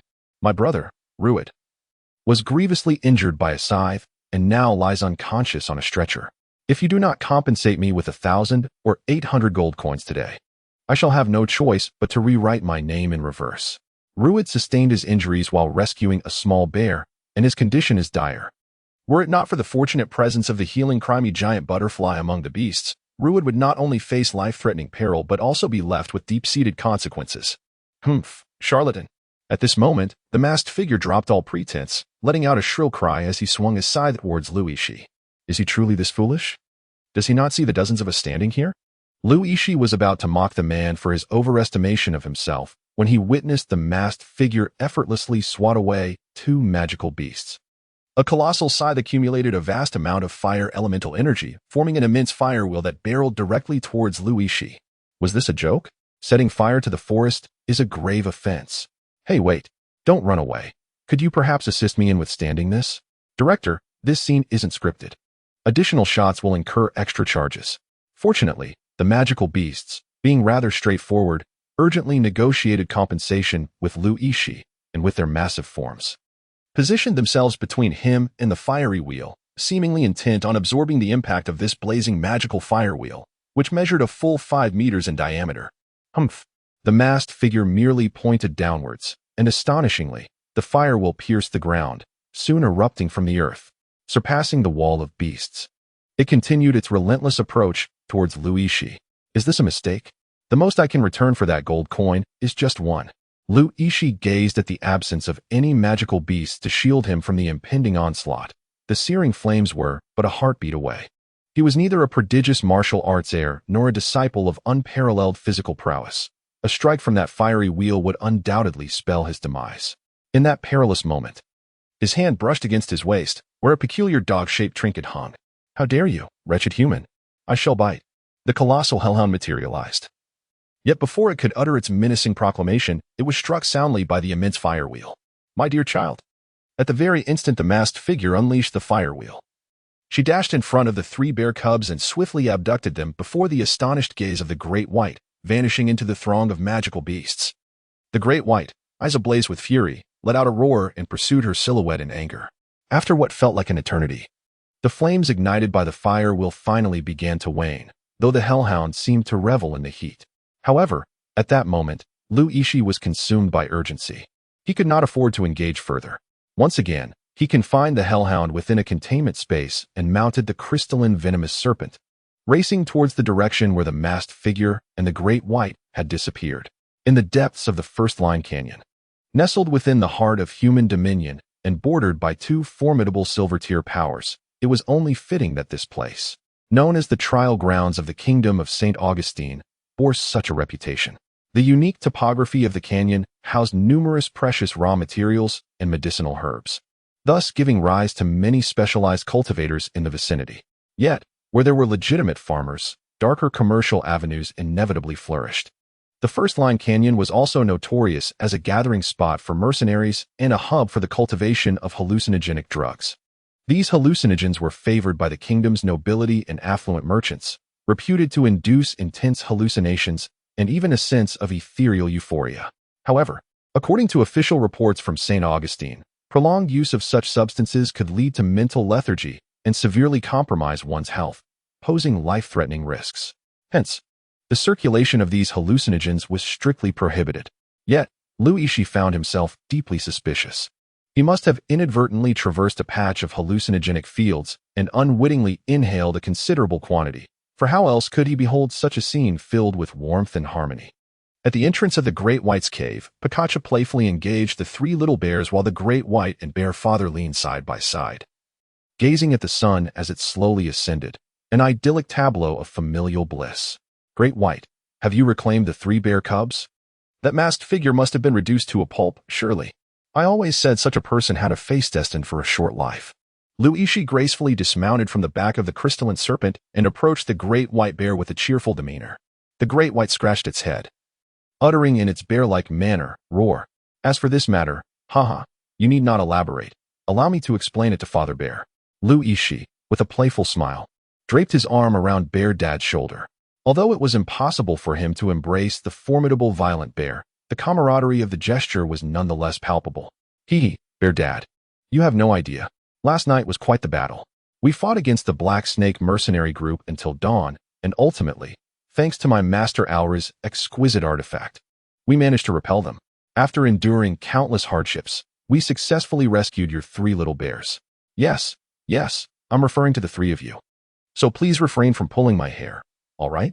Little did they know, the retreat would not be without its own complications, as an unexpected foe emerged, a masked figure. Towering over 5 meters with a waist exceeding 2 meters, his fists were as large as sandbags, and the eyes beneath the mask were astonishingly 10 times larger than copper bells. Before Yixi could finish his words, he felt a gentle tap on his shoulder from behind. Turning to glance back, he found himself unable to look away. Standing there was a youthful beauty, her vibrant red curls cascading perfectly to rest upon her shoulders. Her bright eyes, as vivid as summer blooms, sparkled like rubies of flame in the darkness. With an exotic, prominent nose and a small mouth reminiscent of cherries, her flawlessly oval face exuded an enchanting allure that was simply breathtaking in the dim light. Glancing further down, he took in her figure. Yixi suddenly realized that the cloak she was wearing looked remarkably familiar, yet she could not quite recall where she had seen it before. What? Do I stand 5 meters tall, have a waist circumference of 2 meters, and fists as large as sandbags? The girl regarded Yixi with a mischievous smile, as if she were observing prey that had unwittingly leapt into a trap. This girl, who had been nothing but a source of trouble for Yixi, could only be the enigmatic masked figure. How could this be? Yixi exclaimed. I didn't mean for it to turn out this way, the red-haired girl replied, lowering her gaze in embarrassment. Are you aware that your mask clashes entirely with your hairstyle, and that your hairstyle is utterly incompatible with your attire? Just look at your cloak. It conceals your figure completely, making you resemble a mere stick. Who taught you how to coordinate your clothing? Yixi scolded, pointing at her cloak. Is that what you were referring to? The red-haired girl asked, her tone lightening. Of course. What else could I have meant? Yixi responded. I thought you were blaming me for attacking you last night, the red-haired girl said, her arms crossed, feeling shy. Hey, don't be foolish. Why would I blame you? By the way, are you interested in having roasted human legs tonight? Yixi leaned closer to the formidable figure of the Great White Bear, a warrior he had encountered the previous night. He had witnessed the prowess of this individual, who had claimed the heads of over 30 magical beasts. Had it not been for his insistence on acquiring the three-headed hellhound from Gandalf before departing from Shalene, he would undoubtedly have met his demise last night. However, the situation was merely a misunderstanding. The Great White scratched his head, pondering where to begin. Explaining misunderstandings was always a troublesome task for him. With a firm push to his husband, he urged, Roar, Bear Dad, you take it from here. To put it simply, it was just a misunderstanding. Yixi finally abandoned hope that the two clumsy bears could provide him with a clear explanation. He turned his gaze to Pikachu, who had been absent for quite some time. Logically, it should have located Yixi on that very day. Pika, you say you just arrived as well? Yixi covered his face, pondering whether he was really expecting the party involved to clarify matters. Never mind, he sighed, considering that I recklessly struck you last night. I shall enlighten you. The red-haired girl, feeling rather bashful, twirled a lock of her hair and continued. In truth, I should have discovered the severely injured Bear Dad earlier. I believed I lacked the ability to aid in its recovery, so I promised to help it find its 3 bear cubs. Subsequently, I followed the mercenary group, waiting for the right moment to act, and then I encountered you, which incited chaos within the mercenary group and resulted in harm to your friend. I am truly sorry. However, the stall you set up was nothing but a deception. Winning was utterly impossible. After saying this, the red-haired girl raised her chin, her fists clenched in excitement. Realization dawned upon Lu Yixi. It turned out he and this girl were both on a mission to rescue the bear cubs. But a miscommunication had led to their mutual ignorance of each other's identities. Roar. It was my blunder. I should have clarified things with the benefactor at that moment. Bear Dad scratched its head, recalling that during its previous state of confusion from injuries, there had been a strange figure wearing a mask standing before it, which it had initially thought was merely a hallucination from its wounds. Wait a moment. How do you know the bear cubs were captured? Lu Yixi suddenly posed a crucial question, realizing that without the ability to understand beast language, it would have been impossible to know about the incident. And how do you know? The red-haired girl retorted. I can comprehend beast language, he replied. So can I. Is there a mistake? He exclaimed. I possess a unique talent that allows me to understand it. There is no mistake. It just so happens that I also have exceptional abilities, all right? Is that even possible? Isn't that a skill unique to me as the protagonist? He was astonished to discover that the red-haired girl also possessed the ability to converse with magical beasts. However, upon reflection, it was not so strange. If he could understand beast language, why should there not be another who could as well? Roar. Of course, she can understand. Big White remarked nonchalantly, giving Lu Yixi a pat on the shoulder, inadvertently slapping him back to the ground. As a result, he could not catch the latter part of her sentence. My apologies. I forgot that I struggle to control my strength, she said, noticing his lack of response. Hey, why aren't you getting up? Did I truly knock you out? Initially, Big White poked Lu Yixi playfully, but upon realizing he was unresponsive, concern washed over its bare face. It rushed to press its ear against Lu Yixi's back to listen for a heartbeat, but unexpectedly slipped, falling entirely atop him, even if he were initially unscathed. Such pressure might leave him severely injured for life. Come on, let me take a look, the red-haired girl said as she turned Lu Yixi over, only to find his face pale, eyes tightly shut, as though he had missed the optimal moment for rescue. Yet, there were no visible wounds on Lu Yixi, save for the internal injuries inflicted by the mighty Bai. How peculiar it was. He appeared unscathed. Pika Pika. At that moment, Pikachu dashed to Lu Yixi's side, tugging at his shirt, its fluffy paws probing his body. Well, I didn't expect you to be such a peculiar Pokemon, exclaimed the red-haired girl, smacking her lips. Pika Pika, you say your master's soul is fading? If you wish to save him, press your paw print on this contract? The red-haired girl stared blankly at the anxious Pokemon before her, her mind in turmoil, wrestling with thoughts at least 7,000 times. Ultimately, recalling that this individual might have been harmed by her the previous night, she hesitantly pressed her paw onto the yellow contract paper. The contract of the magical beast signifies an everlasting bond of companionship. Do you accept this unknown magical creature as your contracted pet? I accept. Lu Yixi finds himself in an extraordinary predicament, seemingly ensconced within an abyss of darkness. Suddenly, a booming inquiry akin to thunder reverberates, pulling him back from the boundless void. Upon awakening, his first sight is of the valiant Daba, passionately standing amidst over 30 magical beasts, bellowing in all directions. Roar. Although Ben is but a mere human, he fell into a coma while employing forbidden arts to rescue my husband. If we merely place our paw prints on this parchment, we can save his life. We, the magical beasts, must not be so ungrateful. Thus, I, Daba, shall be the first to imprint my paw. The contract of magical beasts signifies an unyielding companionship. Do you accept this violent diamond bear as your contracted magical companion? The contract of magical beasts signifies an unyielding companionship. Do you accept this monocrystalline poisonous serpent as your contracted magical companion?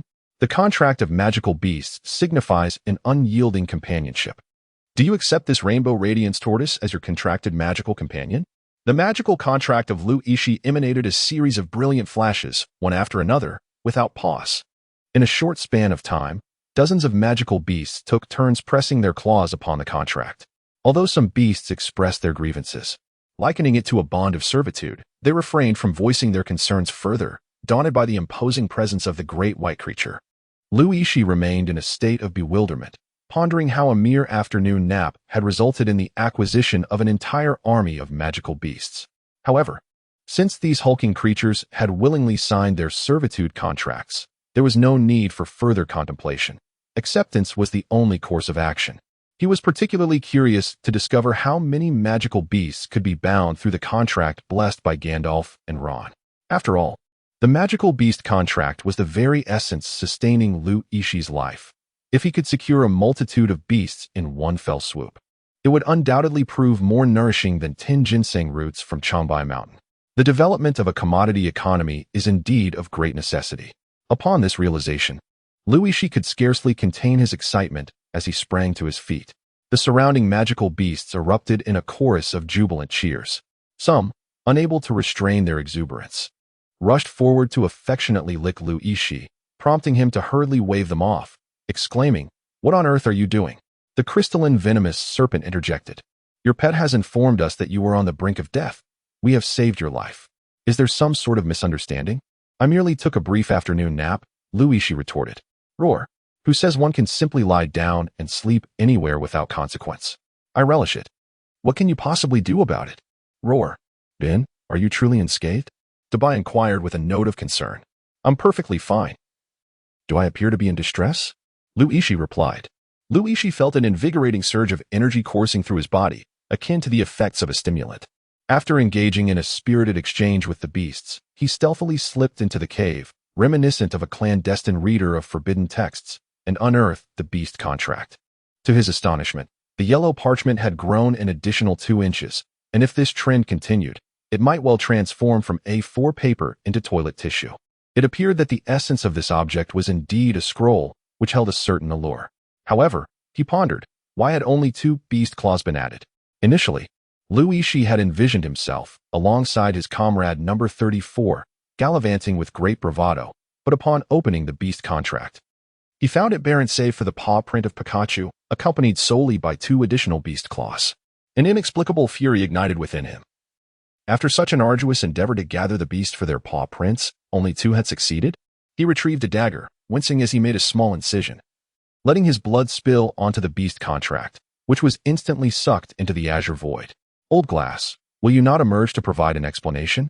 Why, after so many beasts pressed their claws, have only 2 succeeded? Is this a counterfeit? You know it is exhausting for the elder to appear."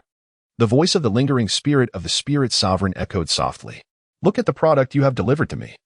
Dozens of beasts were willing to enter into a contract, yet only 2 have succeeded. What is going on?" Lu Yixi, visibly irritated, pointed at the gradually materializing avatar of the spirit emperor and asked, "Did I not instruct you to charge the magical beast contract? How can you expect to grow stronger without infusing energy?" The spirit emperor yawned and replied, "Last time, with the influx of magical energy from 2 sorcerers, were we able to sign 2 contracts? This indicates that one of the magical beasts possesses particularly high attributes, certainly a rare species. However, look at this. You signed a contract without even knowing the species. You hastily sealed the agreement. What if it turns out to be a divine beast? Even if it were a mere pile of dung, you would not be able to distinguish it. What should I do?" he queried. "You must know the name of the magical beast species for it to be displayed in the contract. As for this unnamed species, it does not yet qualify as your contracted beast. You must ascertain its species name first. Nonetheless, even if the 34 magical beasts did not successfully contract, they have still supplemented your soul power, so you need not worry about any imminent demise. Just remember to refrain from misusing forbidden arts in the future." After finishing his words, the spirit emperor gave Lu Yixi a firm push back into the cave. Lu Yixi pondered this advice carefully. The acquisition of soul power from the magical beast contract should be possible as long as a magical beast places its paw, even if the contract is not successful. The condition for successfully contracting a magical beast is that Lu Yixi must possess some understanding of the beast in question, much like Pikachu, which he had previously learned about from books. It is essential to have this concept in his subconscious. After thoughtful consideration, Lu Yixi gathered the 34 magical beasts together and inquired, "Dear friends, may I ask what species each of you belongs to?" The single crystal venomous snake enthusiastically responded, "Well, our nomenclature differs somewhat from yours. For instance, while you call the bear parents violent diamond bears, we refer to them as Garrett Sangberdens and Mazurdin Ulegedelegrutler Glembakai beast." Enough, Lu Yixi interjected. After listening, Lu Yixi felt a chill run down his spine. it seemed more prudent to revisit the tome of human and beast lore. As night fell, after hosting a barbecue feast for the myriad beasts, Yixi finally found the time to seek out his ailing companion, Reed Kaiser, who was still confined to his hospital bed. "How are you holding up, handsome?" Yixi remarked, giving Reed a light pat. "I'm not in any mortal danger. But that crimson-haired maiden, I estimate she possesses at least silver-tier strength. However, her origins remain a mystery." Yixi gazed outside the cavern, observing the red-haired girl who was still reveling with the various magical beasts. Suddenly, he realized that he did not even know her name. His ineptitude in matters of romance was truly appalling. "What are your plans now? Are you heading straight to the Wolfblood Academy?" Reed, reclining on the hospital bed, inquired. "Hey, there's no need to rush. I have a few other thoughts. In the realm of Atla, the relationship between magical beasts and humans is nearly irreconcilable. This discord primarily stems from humanity's insatiable demand for magical beast cores for industrial purposes, whether it be for the arcane crystal cannon or the levitating airship. Vast cores are essential for their operation. Conversely, magical beasts regard humans as part of their food chain, coupled with the barriers of language. The two factions exist in a state of perpetual conflict. Yet, what if magical beasts and humans could coexist in harmony? At this moment, Yixi harbored a bold idea. Early in the morning, he woke the still drowsy Debai and candidly inquired, "Debai, what is your attitude towards humanity?" "Roar. Food, of course," Debai replied. "Then why didn't you eat me back then?" Yixi pressed. "Roar. Because you can speak. Out of curiosity, I later discovered that you could create many more delectable dishes. What if you could stay at home every day, without the need to hunt, and enjoy roasted meat? How would you feel about that?" "Roar, roar, roar. That would be the most blissful life bestowed by the beast god." For the next 2 months, Yixi began to teach Debai the nuances of human language, alongside instilling the principles of reform and modernization into the mind of this polar bear. After 2 months of immersion in Yixi's teachings of Marxism, the 3 ideologies, and the 4 modernizations, Debai transformed from a wild bear into a modernized bear of reform and opening up. Under Yixi's supervision, he passed the human language level 4 examination, and thus, Debai resolved to lead his tribe towards a prosperous new path. Looking down upon the primitive hunting practices of the past, technology is the primary productive force. Only by developing a commodity economy can one attain wealth, Debai asserted. "Roar. How well do you think I write?" After 2 months had passed, on a day when Yixi and Ruid were preparing their luggage to continue their journey, Debai rushed in front of them, holding a wooden board that bore the crooked inscription in human language, "Debai Tavern. Well done. The economic development of Ishian Gorge is entrusted to you.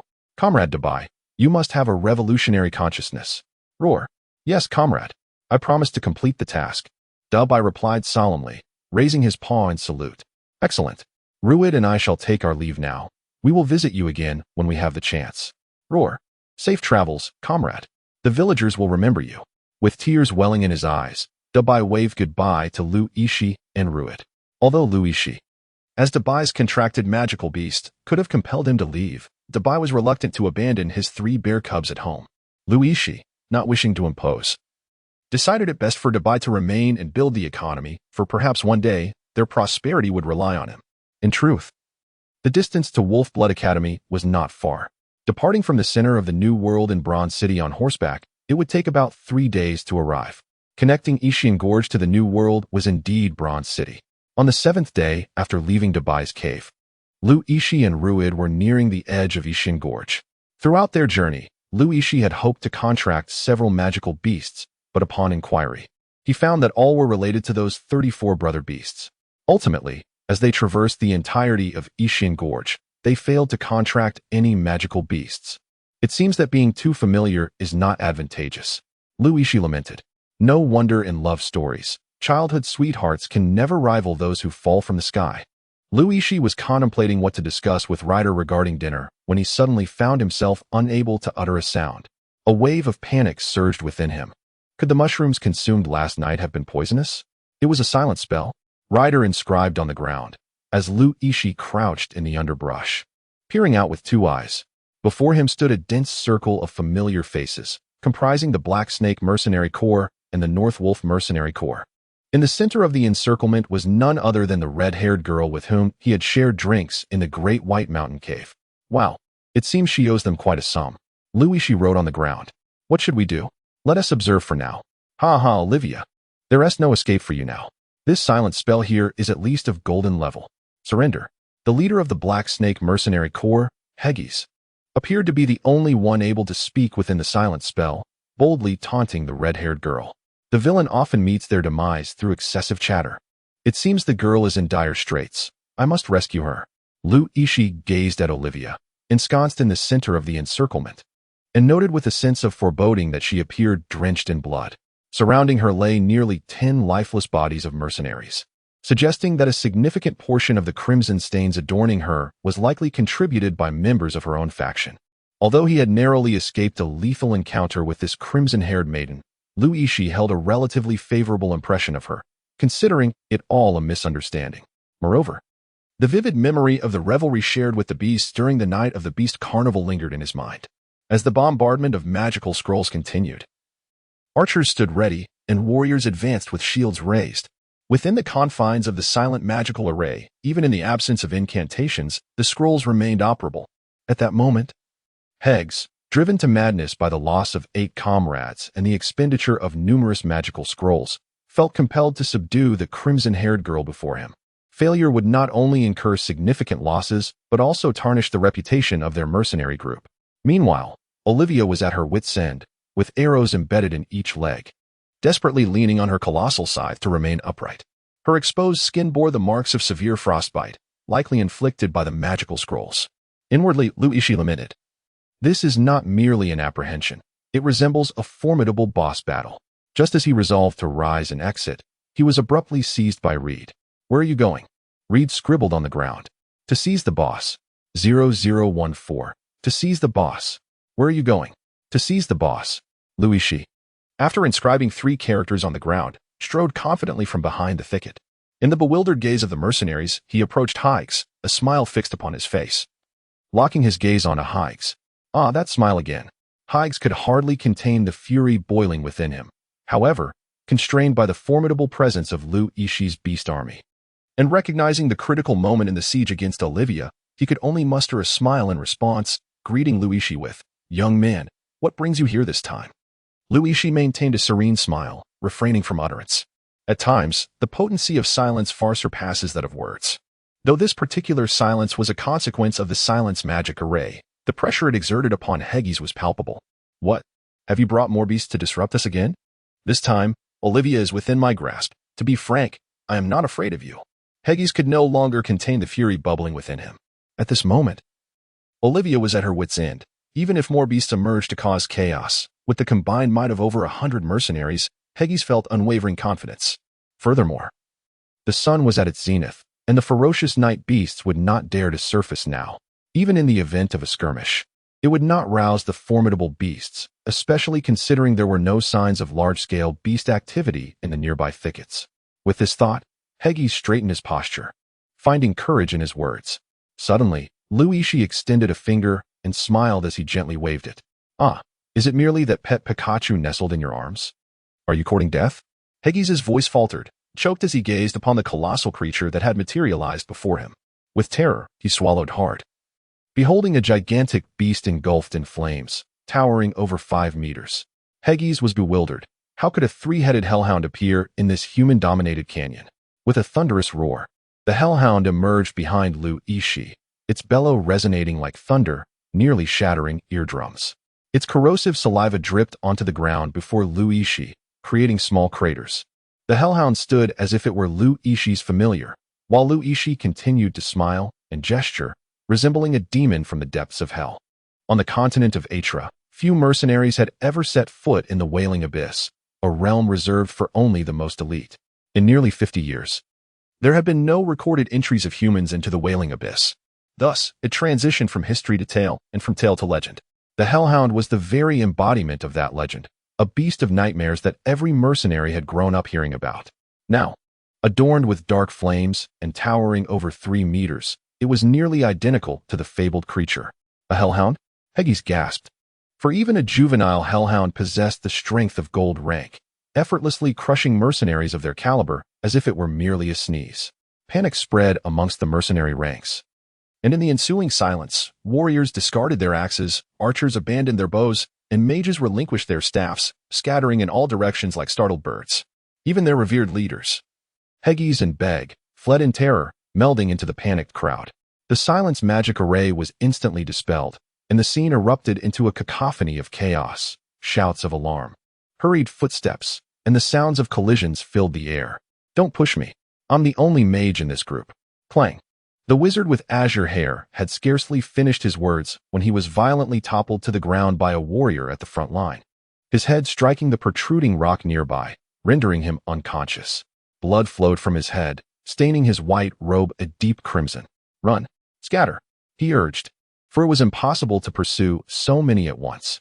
Higas had initially intended to take the red-haired maiden, Olivia, along with him, only to discover that Yixi, clutching Pikachu, was already standing beside her, accompanied by the stoically handsome blonde, Reed. Within the ranks of the mercenary group, Reed was renowned as a formidable warrior capable of felling monsters with ease. Although Higas would later realize that it was likely Reed who had stolen the bear cub, he dared not confront him under the looming threat of the hellhound. Gritting his teeth, he joined the throng of fleeing souls. Hey, it turns out this big dog is quite terrifying, Yixi remarked with a casual smile, his demeanor remarkably nonchalant. When did you manage to tame the hellhound? Reed inquired. His curiosity piqued. Tame it? I haven't tamed it at all. So will it bite us? What do you think? Yixi, uttering a determined exclamation, swiftly cradled Olivia and fled from beneath the formidable heads of the hellhound. Due to its colossal size, the hellhound remained blissfully unaware of Yixi's presence hidden beneath it. However, upon catching sight of Yixi's retreating figure, its eyes burned with an intense fury, as if recognizing a sworn enemy. On that fateful night, when Olivia unleashed her fiery magic, Yixi had utilized the beast as a shield. Although the flames could not harm this infernal creature, impervious to fire, its pride as a fierce and arrogant dark beast would never allow it to be used in such a manner. Roar. You little brat, don't you dare run. I will devour you. It bellowed. Foolishness. Only a fool would not flee. Let me go, Olivia weakly protested, struggling in Yixi's embrace. Yixi, however, paid her no heed and swiftly vanished into the thicket. The hellhound pursued him into the underbrush, viciously shattering any obstructive branches, only to find that he had already eluded capture, prompting it to continue howling as it pressed forward. The hellhound was acutely aware that as long as Yixi remained alive, it could be sealed back into the magical array at any moment. This enchantment had been laid by Gandalf, and it would never be able to breach it on its own. Brother, could you possibly make some room? Within a concealed hollow at the entrance of the forest, 7 or 8 burly men huddled together to evade the hellhound. Elder brother, isn't that hellhound your summon? Why are you running with us? One of them exclaimed. And this hollow is so narrow. With your whole family crammed in here, could you please step out first? Show some consideration, will you? After all, I am also a beastmaster from Tianyu Academy, a student of Ulri's. Rogue, you're crushing me. Olivia's frantic voice came from above Yixi's head. Pika pika. Hey, tell your pet not to relieve itself right now. Are you kidding me? It's dripping onto my head. Ah, I can't take it anymore. Suddenly, from the thicket crushed by the hellhound, 7 mercenaries emerged from a small hole in the ground. This hollow was originally not spacious, accommodating at most 5 individuals, and with Yixi and the others joining, it felt as cramped as a pot of dumplings. The hollow was remarkably concealed. Had it not been for Yixi's slip and fall, he would likely still be fleeing from that foolish beast. Yixi struggled to emerge from the tree hollow, cradling the seemingly bloodless and nearly unconscious Olivia in his arms. Perched atop his head, Pikachu scratched its head in embarrassment, as if it had unwittingly committed an indiscreet act. Yet, as the saying goes, even beasts have their urgent needs. One simply cannot endure. At that moment, the mercenary group finally grasped the situation. It dawned on them that the fearsome, 3-headed hellhound had not been aimed at them at all. After being summoned, it had merely been pursued and bitten, and they had foolishly fallen for its trickery. This audacious brat dares to toy with us. Summon help, summon help. With that, a mercenary produced a black signal flare from his pocket and forcefully shot it into the sky, where it erupted into a plume of black smoke, gradually taking the form of a serpent. Oh, calling for help, are we? Do you think you're the Axe Gang? Your pet has drenched me in urine. And now your pleas for mercy are futile. Pleas for mercy? Come and strike me if you dare. Pikachu, take aim and douse him once more. Yixi arrogantly lifted his Pikachu, which, with its fluffy paws, covered its eyes in embarrassment at having such a perverse master who made it urinate publicly. Don't think for a moment that I fear you. Come on, come on. Yet, the mercenary hesitated to confront the audacious dark-haired youth. For he had witnessed firsthand Lu Yixi brazen demeanor accompanied by a horde of magical beasts. What if there were a trap? Surely, there must be a trap. The mercenary took pride in his cunning intellect. We shall wait, he proclaimed, signaling his comrades to encircle Lu Yixi. Although Lu Yixi was consumed by anxiety, with cold sweat nearly soaking his back, he maintained an air of serene composure, which only served to unsettle the mercenaries around him. Why not summon your beastly army? Do you still aspire to be a hero saving the damsel in distress? I have long warned you that possessing my gold does not guarantee your survival. After a brief interval, Higas arrived with his troops, locating the 7 mercenaries as well as the cornered Lu Yixi and Olivia, approaching them with a boisterous laugh.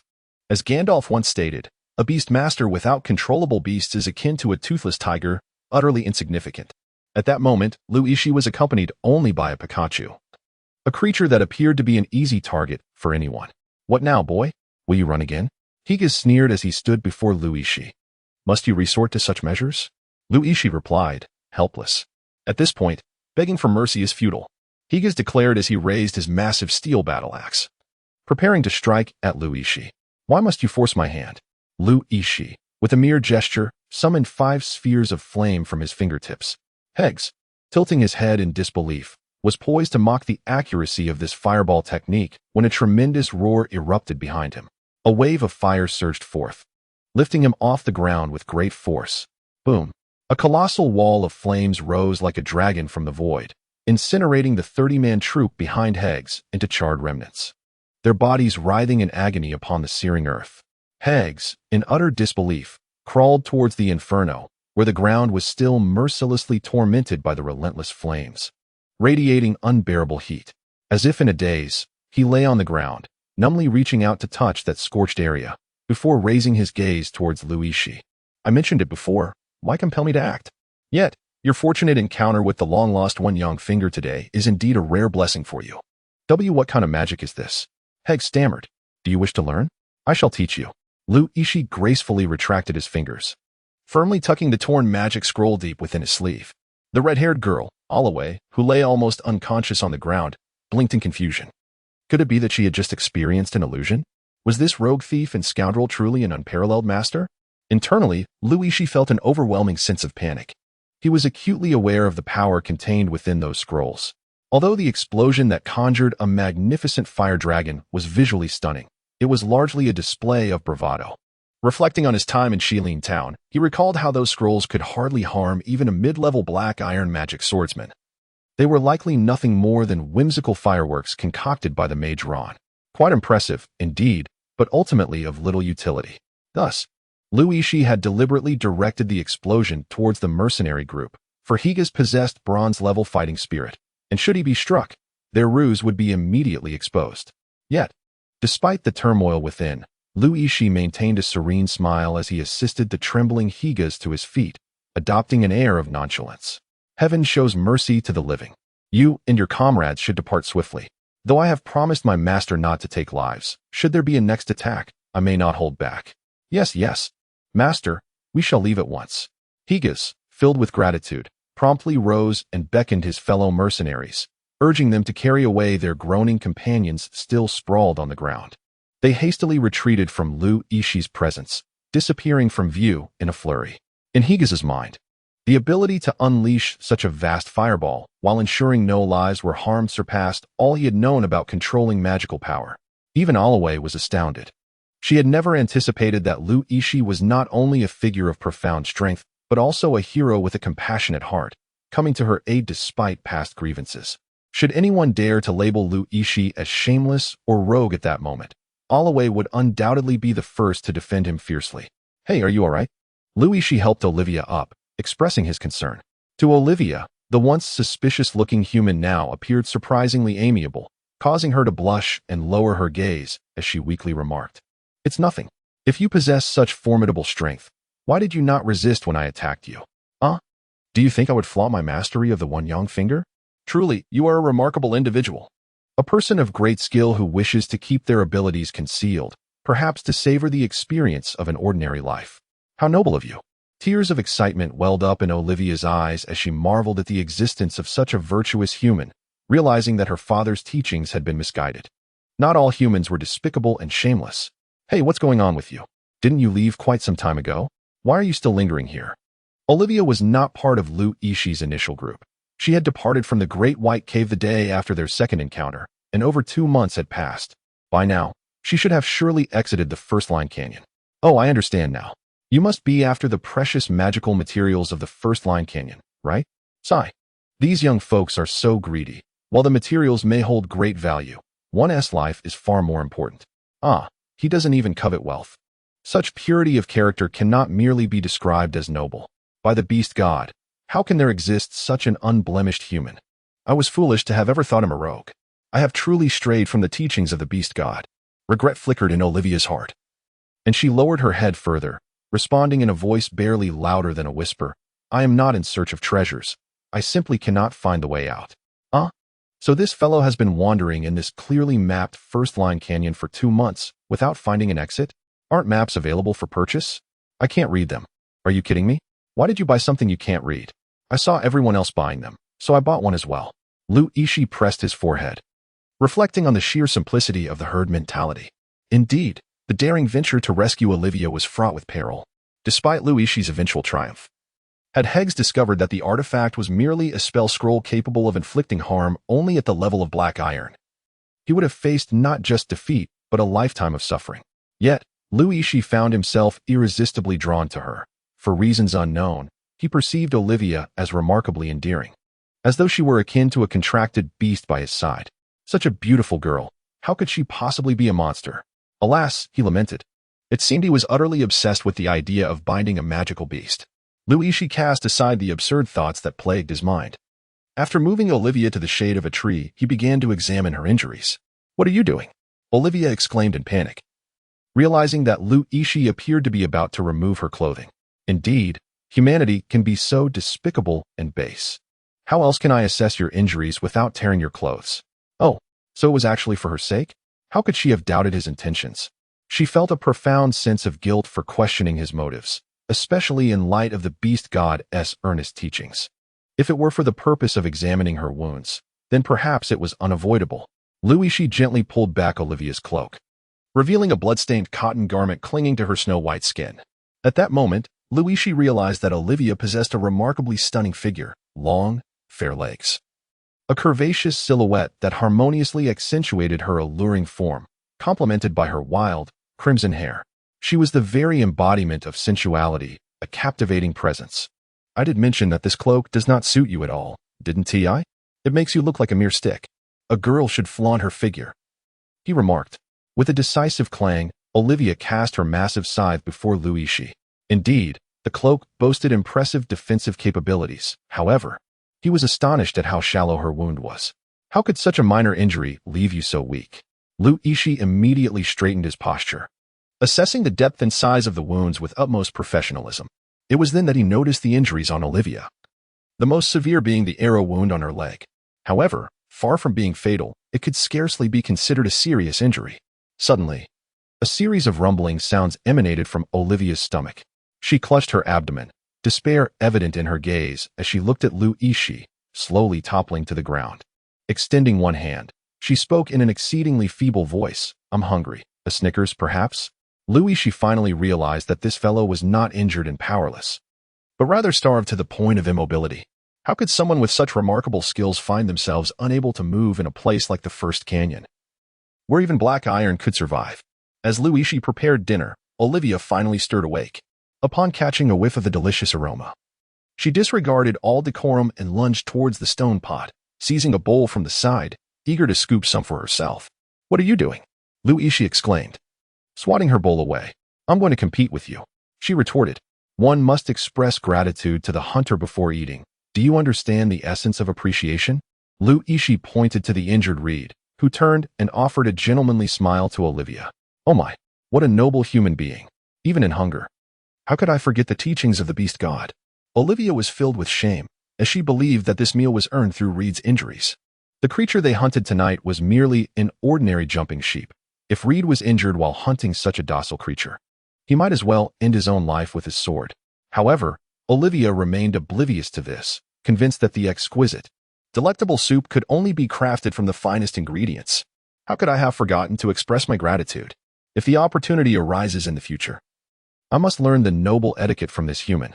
As she sipped her soup, feeling guilty, she gazed at Lu Yixi, who was still tending to the fire. At that moment, Lu Yixi dusted off his hands and turned to Reed, saying, I suppose we should wait a few days before setting off. My hellhound seems to have gone missing, and I would like to search for it. I must ask Debai and the others for assistance. I can't rest easy until I find it. By the beast god, this human is even considering the magical beast. Perhaps following him wouldn't be such a bad idea after all. Olivia was nearly in tears upon hearing Lu Yixi's words. However, Lu Yixi was somewhat distracted. Although the hellhound bore Gandalf's magical sigil, it had a limited range of effect. Searching for a magical beast in the vast forest was akin to searching for a needle in a haystack. There was no way he would abandon such a formidable creature. What if his magical beast contract was indeed that powerful, capable of restoring the hellhound's core? That would provide him with an extraordinary ally. Pika Pika. At that moment, Pikachu tugged at Lu Yixi's sleeve. Oh, you say you have a large group of brothers, and finding something is merely a matter of moments? The Pikachu nodded, took a deep breath, and emitted a sharp cry into the forest. Instantly, the entire forest trembled, as if a multitude of magical beasts were gathering in response. In the blink of an eye, a swarm of golden Pikachus emerged from the woods, surging forth like a tide. No, it can't be. Lu Yixi, Rued. And Olivia stood in awe, gazing at the undulating expanse of yellow before them, a veritable ocean composed of Pikachu. The rhythmic chorus of Pika Pika resonated incessantly, leaving Lu Yixi momentarily bewildered. Could it be that Pikachu are so commonplace here? Indeed, Lu Yixi's musings were not unfounded. The Pikachu, a creature capable of overpowering even the weakest of low-tier beasts, has thrived due to its remarkable reproductive prowess. If one were to randomly select a passerby on the street and inquire about the most abundant magical beast on this continent, the answer would invariably be Pikachu, without exception. Pika Pika. The boss has instructed us to seek out a great hound with 3 heads, resembling this. Lu Yixi's Pikachu leaped onto a colossal tree, scratching out the figure of a 3-headed hellhound upon its trunk, and called out to the legion of Pikachus below. Pika Pika. I, esteemed leader. Pika Pika. As long as you are willing to impart your skills to us, we shall heed your every command. Pika Pika, onward. Our venerable leader possesses little patience. Should he choose not to teach me, you may find yourselves unable to learn. At this moment, Lu Yixi suddenly realized the agonizing burden of comprehending the language of beasts. The incessant chattering of thousands of Pikachu echoed around him, making him yearn to unleash the magical scroll he held and incinerate them all. Pikachu, when did you ascend to the role of the leader of the Pikachu in this forest?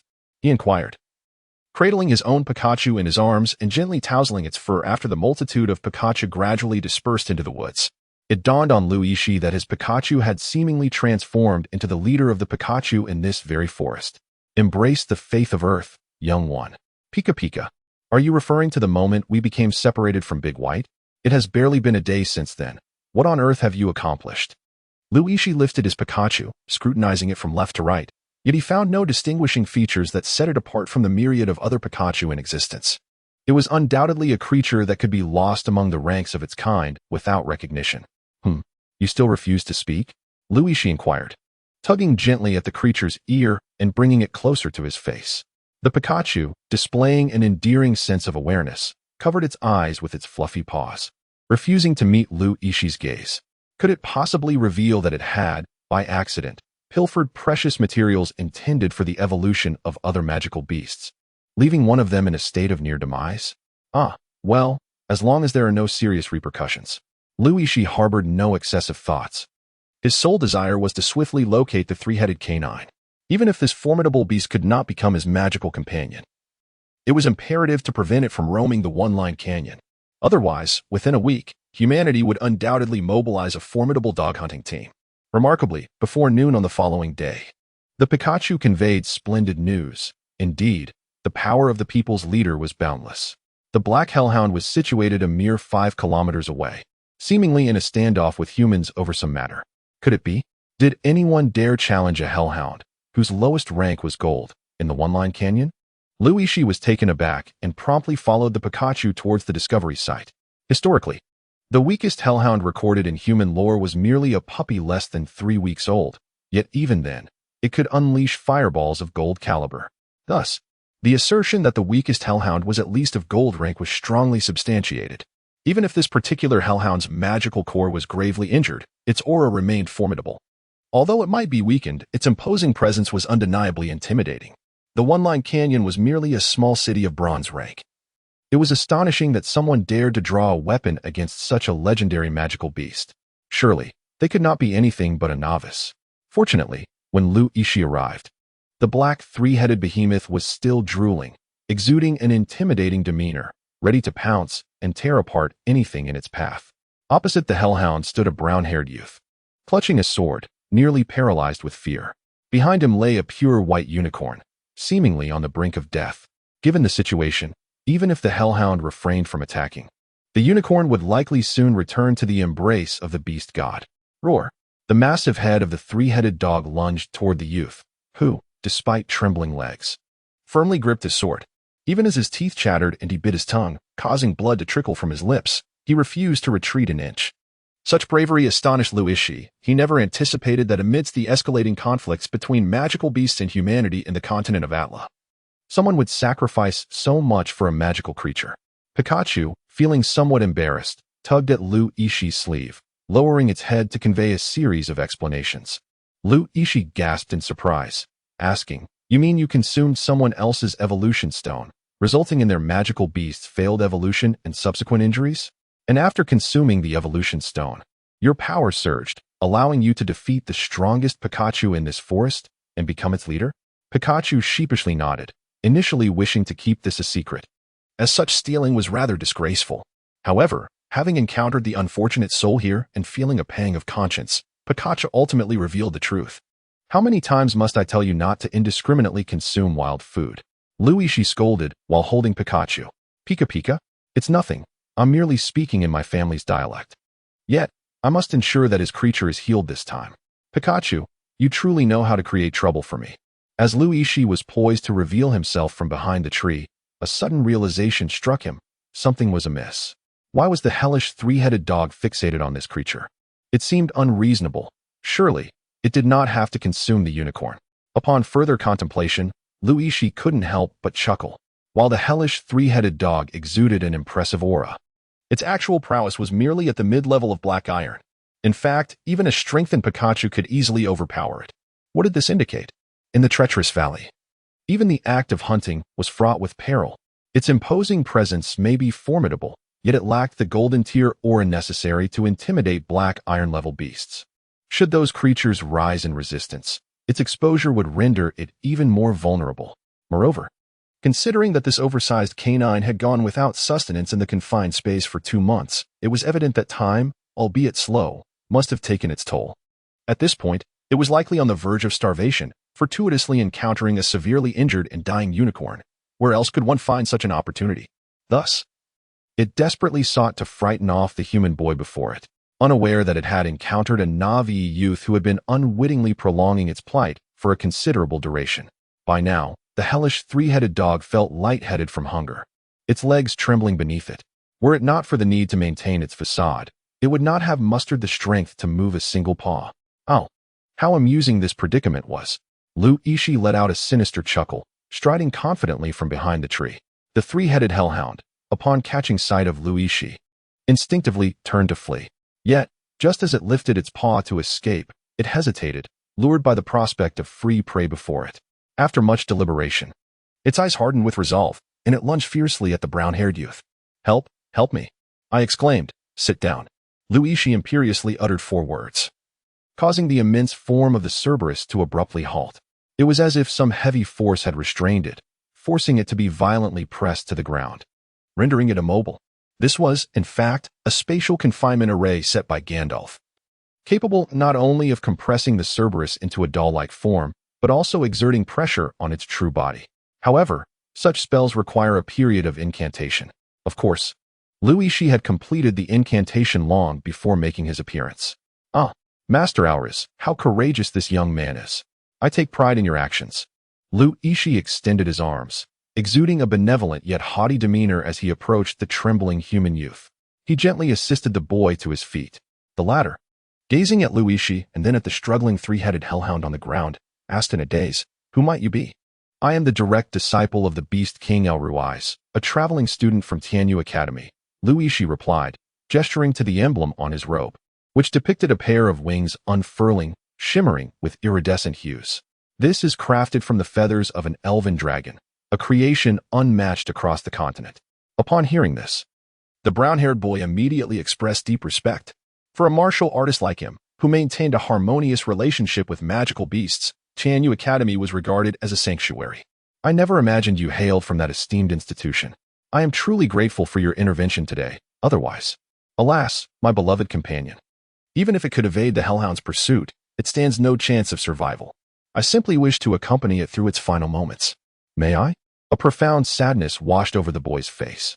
It was rare for a human to forge such a close bond with magical beasts, and the effort required to nurture them was unimaginable.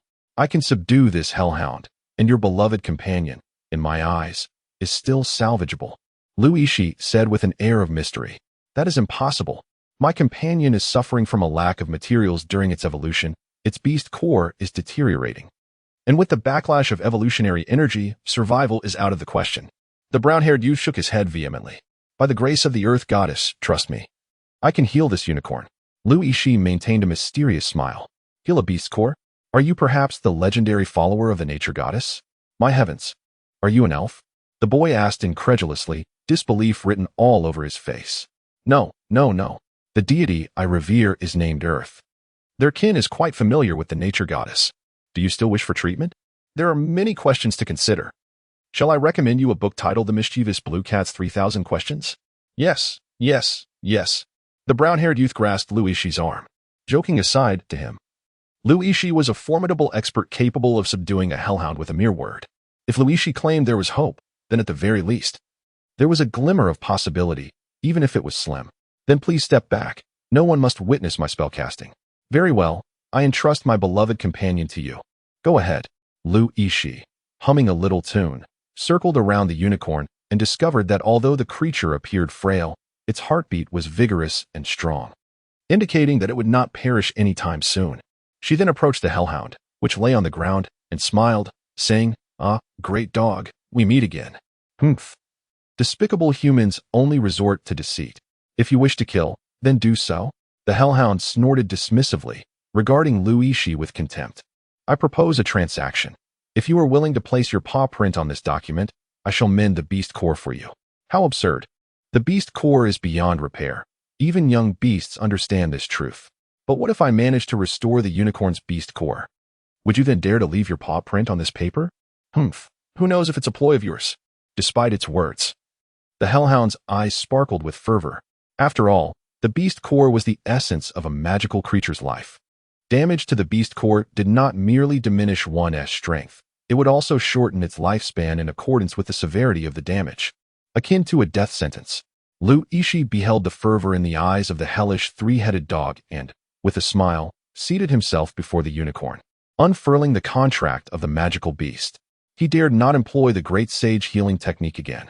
What if the injury to the beast core was deemed more severe than the corporeal wounds in the eyes of the contract? His life hinged upon this, and the control over such a spell was precarious. Risk must be evaded.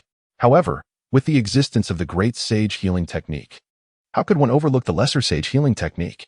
This can be regarded as a simplified version of the former. No longer a continuous spell, but a singular act of healing. While the efficacy remained uncertain, it was certainly more manageable. Thus, as Yixi intoned his incantation, a diminutive green luminescence penetrated the unicorn's form. Under the watchful gaze of the hellish three-headed dog, the unicorn, previously lost in unconsciousness, began to gradually open its eyes. "Bad guys' lines are invariably the same. Praise the Earth Goddess. Young man, you may return." After Yixi finished speaking, he cast a smile towards the three-headed hound. The brown-haired boy, hiding behind the tree trunk with Pikachu covering his eyes, eagerly rushed to the unicorn. To his delight, he discovered that his beloved pet was indeed at peace, and the faint dark aura that had once hovered above its head had completely dissipated. This indicated that the injury to the beast's core had fully healed. My heavens, This is nothing short of a miracle. How could anyone possibly mend a beast's core? The brown-haired boy exclaimed in awe. Ah, this is all thanks to my master, Al-Ruwais, coupled with the benevolence of the earth goddess. Yixi replied with a smile.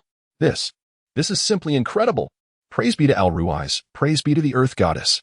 The boy exclaimed, gazing up at Yixi with tears streaming down his face. While Yixi might downplay the feat of restoring the beast's core, it was indeed a task beyond the capabilities of any ordinary priest.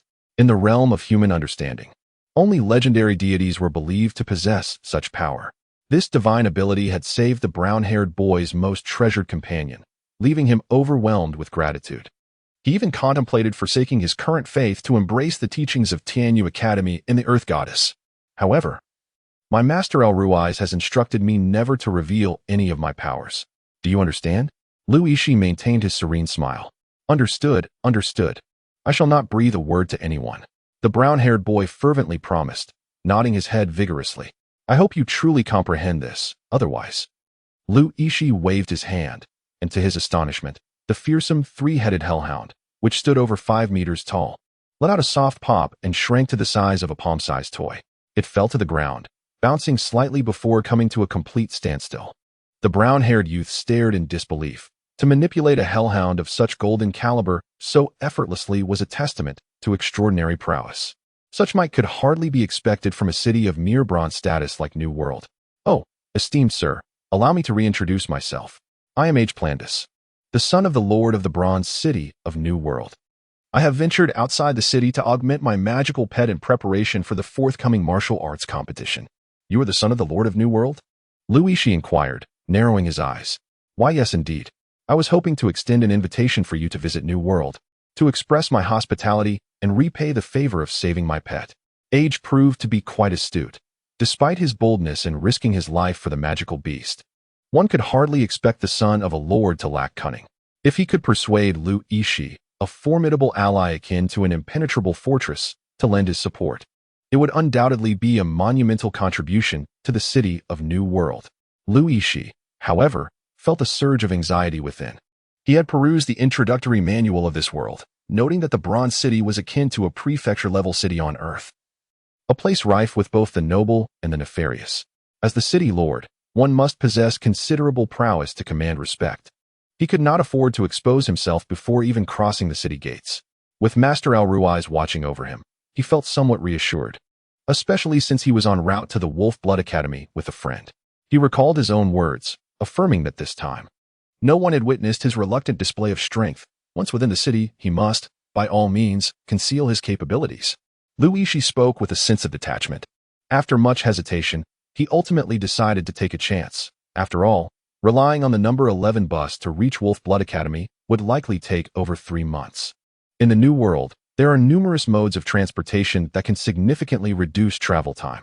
For instance, the most common, the Bloodhoof horse, resembles the horses of Earth, but leaves a trail of crimson imprints as it gallops.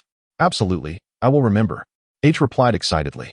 Although Olivia initially refused to accompany Yixi to the New World, the mention of their destination, Wolf Blood Academy, immediately made her cling to him like a piece of chewing gum, throwing a tantrum to secure the role of a bodyguard.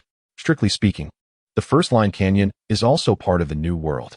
In the Atla continent, higher powers overshadow the lower ones, which in turn overshadow even lesser forces. To put it simply, provincial powers dominate the municipal level, which in turn governs the towns and rural areas. Each power possesses a central city, and the main city of the Bronze Power is astonishingly grand, far beyond Yixi's imagination. Though the Thousand Rivers tribe is a mere black iron-level small town, its area and architectural scale are already more magnificent than many towns on Earth. The walls of this new world they were about to reach could only be described as extravagant. What exactly are your city walls meant to defend against? Such 10-meter-high walls are already considered the most basic level of urban defense. Have you never seen such a thing? Age asked, his face reflecting confusion. Come on. I just came from a remote little tribe. What do you expect me to know? Though he thought this, Yixi embraced the Pikachu in his arms and responded with a serene smile. Such inferior walls. How can they withstand any beast's assault? How can walls of this caliber ensure the safety of civilians? Age, your father, the lord of this city, has truly disappointed me. Age lowered his head in shame. Realizing that this mysterious expert was not referring to the grandeur of the walls, but rather criticizing the poor quality of the 10-meter-high, blue steel walls.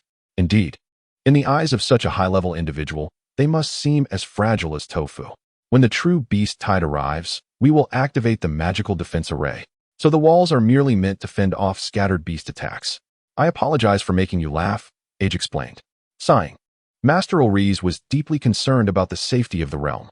On this journey, he specifically instructed that I must inspect the construction of various cities to ensure everything is in order. He will summarize my travels and report back to the capital, Machiavelli. Upon hearing this, Age felt the weight of responsibility on his shoulders and immediately patted the unicorn serving as their mount, signaling it to maintain a steady pace. From a distance, the medieval steel fortress appeared magnificently imposing, with an estimated area exceeding 30,000 square kilometers. Now, as they approached, the walls seemed boundless, leaving Yixi to ponder the immense labor required to erect such towering dark blue walls. This is truly 10 times more magnificent than the Great Wall. However, considering the existence of magic in this world, Yixi soon found solace. Seated in the chariot pulled by a unicorn, he arrived swiftly at the city gates.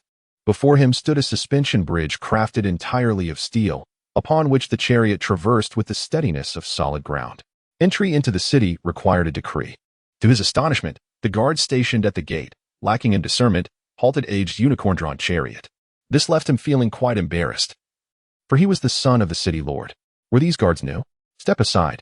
I am the son of the city lord, he shouted, his frustration palpable. Do you dare to rebel? The brown-haired youth Age bellowed at the guards. To his surprise, the soldiers remained unmoved, treating the outcry of the third son of the city lord with utter indifference, continuing their fundamental task of checking entry decrees. Ha! Brother, you truly are something. As if father has no other sons but you. Do not forget, you are merely the youngest heir. Upon hearing such a tone, Yixi knew without turning around that it was the laughter of the antagonist.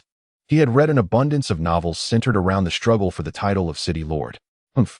Monsieur, although you are my elder brother, do not be overly arrogant. Our father has yet to determine who the successor to the new world will be. Age struggled valiantly. Yet Yixi could discern that even the city guards had been replaced by Monsieur's loyal soldiers. Age, you cannot even enter the city gates. How can you speak of competing for the title of city lord? Ha ha ha, my dear Age, even the guards have been replaced with my men. Do you comprehend what that signifies? I have designated an area in the marshlands east of the Frontline Gorge specifically for your town. You might as well relocate your residence there. Monsieur laughed boastfully. What? You want me to move out of the New World? Age erupted in fury. That area is also considered part of the New World. Do not mistake my hospitality for weakness. How dare you speak to me in such a manner? Age drew his sword from his waist and cast his white glove to the ground. This was the most sacred ritual of challenge on the continent of Atla. Yixi sat in the carriage, absorbing every detail with keen clarity, as if she were well acquainted with the city lord's son, perceiving him as a rather despicable character. She pulled over to her companion, Reed, and pointed at the arrogant Misuyu outside the carriage, declaring, "That fellow is clearly no good." How do you know? Reed inquired, intrigued. Well, villains on television always behave like that. Their next line is usually, "Ha ha, you have some nerve, just wait and see. Ha ha, you have some nerve, just wait and see." Misuyu, without even glancing at the white gloves on the ground, jested. Why would I engage in a duel when I am about to wield the military power of the New World? Strength in numbers is the undeniable truth. Wow, how do you know what he is going to say? Olivia leaned her head against Yixi, squeezing through the narrow carriage door to ask. Alas, I fear we are about to encounter trouble. Are you scared? Yixi sighed. Let them come. One I will slay, a pair I will vanquish. Olivia replied boldly, summoning her scythe. However, the cramped carriage space resulted in 2 large holes being punctured in the sides of the vehicle. All right. Please do me a favor and retract your scythe, will you? After all, I am a disciple of Ruiz, and it is rather embarrassing for our carriage to be in such a state. Oh, my apologies. Olivia lowered her head in shame, realizing she had forgotten the noble etiquette of refraining from damaging public property, thus failing the teachings of the beast god and losing face in front of this human. Never mind. I suspect we are about to meet the city lord. Stay alert. Something seems amiss in this city. Ahaha, my dear third brother. Our father has been yearning for you dearly. Come quickly and meet him. As for your worthless entourage, toss them into the river. Misiyu's words dripped with mockery, suggesting that rather than meeting the city lord's father, Ager would likely be knocked unconscious and sent outside the city. With a flamboyant wave of his hand, Misiyu signaled, and several soldiers approached their carriage. "Stop, you reckless fool. Do you realize the calamity you will bring upon the new world?" Ager, filled with rage, drew his sword and blocked the carriage's path. His protection of Yixi was a last resort. He had witnessed her formidable strength firsthand. Her golden tier prowess was unmatched in the new world, and even the three-headed hellhound seemed like a mere chick in her grasp. How terrifying that was. "Ager, are you aiming to be the scapegoat today?" Misiyu narrowed his eyes and stepped forward menacingly. "Humph. Misiyu, think carefully. Though you are 9 years my senior, you remain a mere high-ranking black iron waste. I am a bronze-tier low-level magic swordsman. Not to boast, but your entire group combined does not even suffice as my warm-up." As Misiyu heard these words, his breath became increasingly rapid. This was his deepest wound. No matter how diligently he trained, he could never surpass his younger brother. It must be said that at times, a certain quality known as talent plays its mischievous role. "You little rascal, bring 50 cavalrymen from the city defense team. Today, I shall teach this boy what family rules truly entail. Do not force me to take action." The atmosphere beneath the city gate was already charged with tension.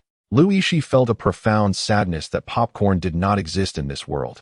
Enjoying a thrilling life-and-death battle while munching on popcorn would undoubtedly be a tremendous delight. Alas, what a pity. There are indeed plants like corn. Perhaps it would be feasible to procure a popcorn machine when time allows. While preparations were underway for a potentially fatal conflict, Yixi's thoughts wandered to the popcorn machine. Not that his heart was so grand, but rather because he had the formidable Olivia by his side, capable of ensuring their safe retreat to the narrow gorge should trouble arise. The bond between elder brother and third brother remains as strong as ever, igniting such fervor upon their meeting. "Elder brother, enough of this. Father is still searching for third brother." The once fierce expression on Misiyu's face turned ashen upon hearing those words. He turned around to find indeed his second brother. Hecadin, clad in silver armor, his long blue hair cascading down, his features refined as a woman's.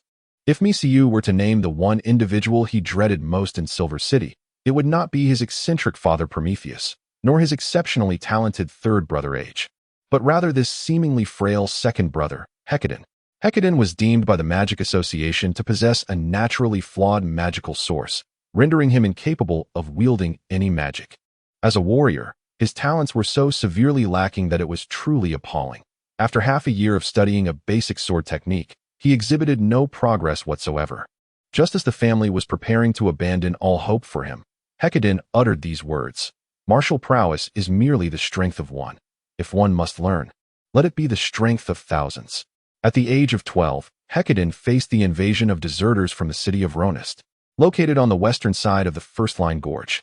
Ronest, built by the sea, stood at the far western edge of the kingdom of St. Augustine, guarding the endless sea.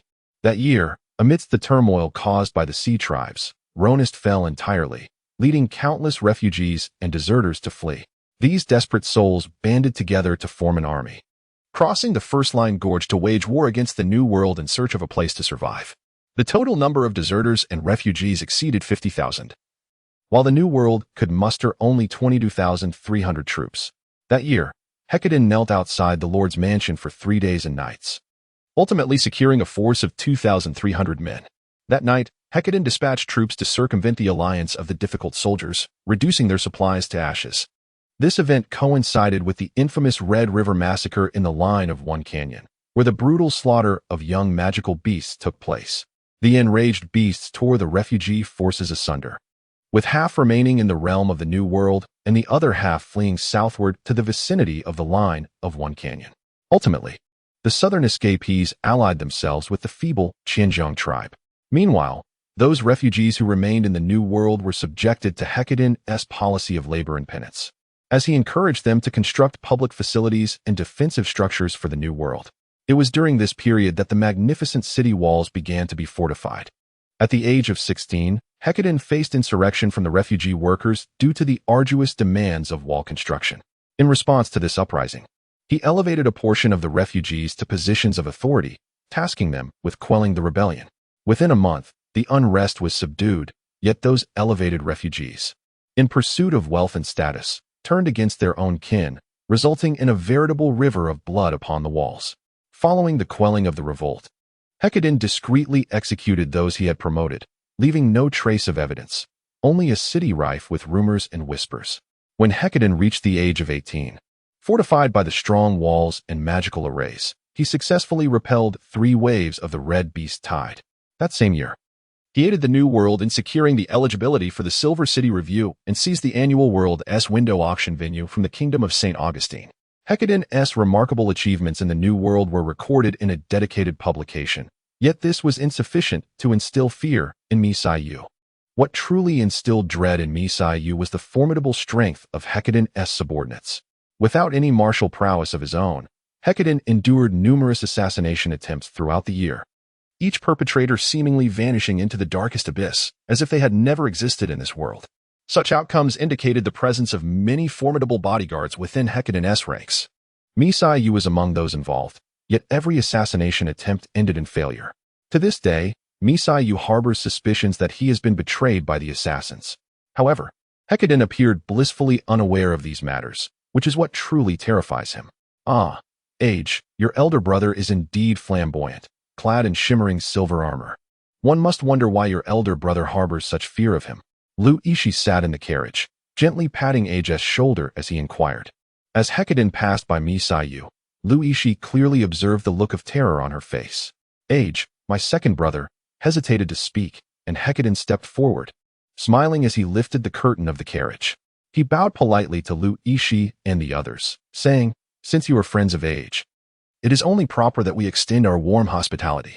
However, to be candid, the New World is currently facing a crisis, and the atmosphere within the city is one of palpable anxiety.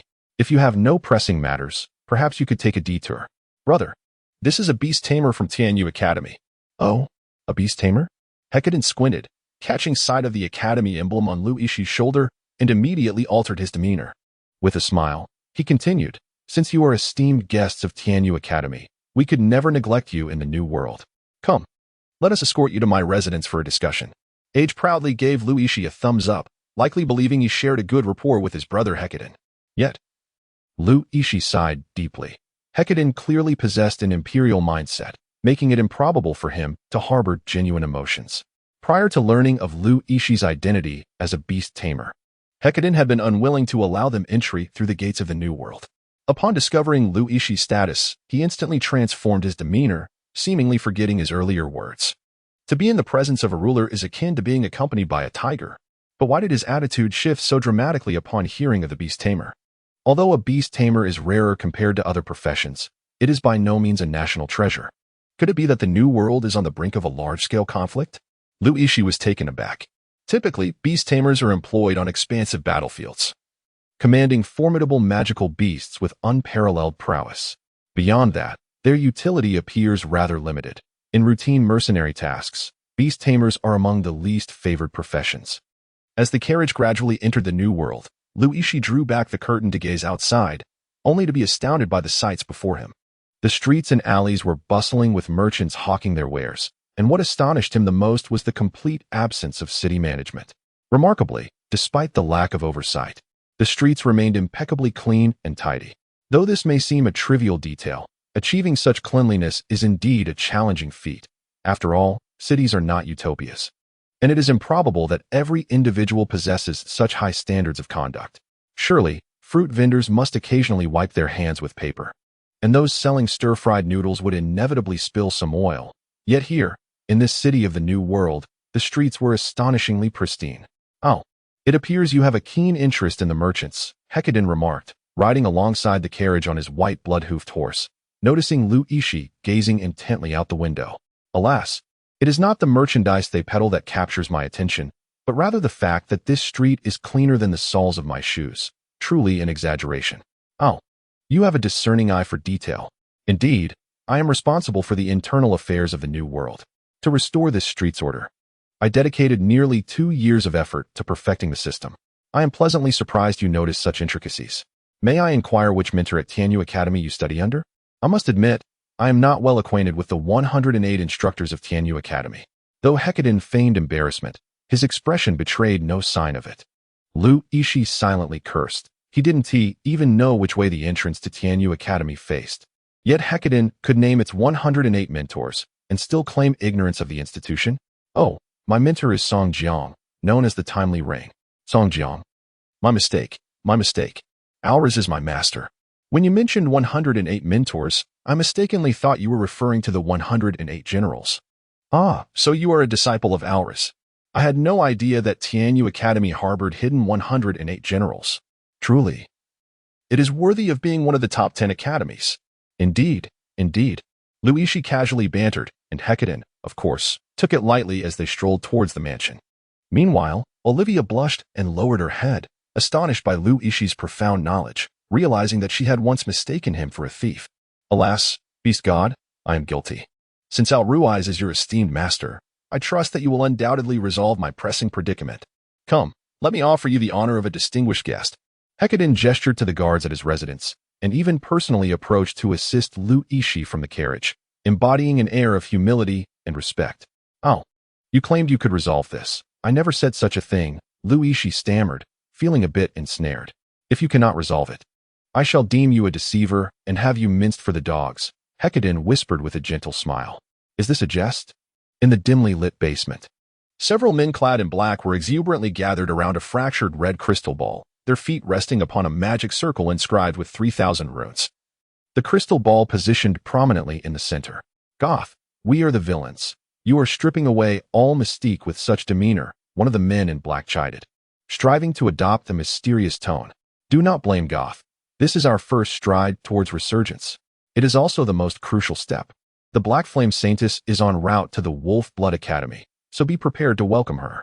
The crystal ball emitted an ethereal voice, as if it were echoing from an incredibly distant realm.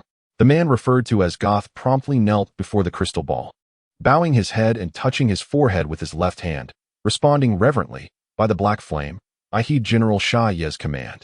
Go forth. The Wolf Blood Academy will soon dispatch emissaries to the New World to assist the Saintess in our clan's revival. This is an epic milestone. We must not falter in the slightest. Understood, my lord. Wait. While our initial plan is vital, you must remember, never expose your identity.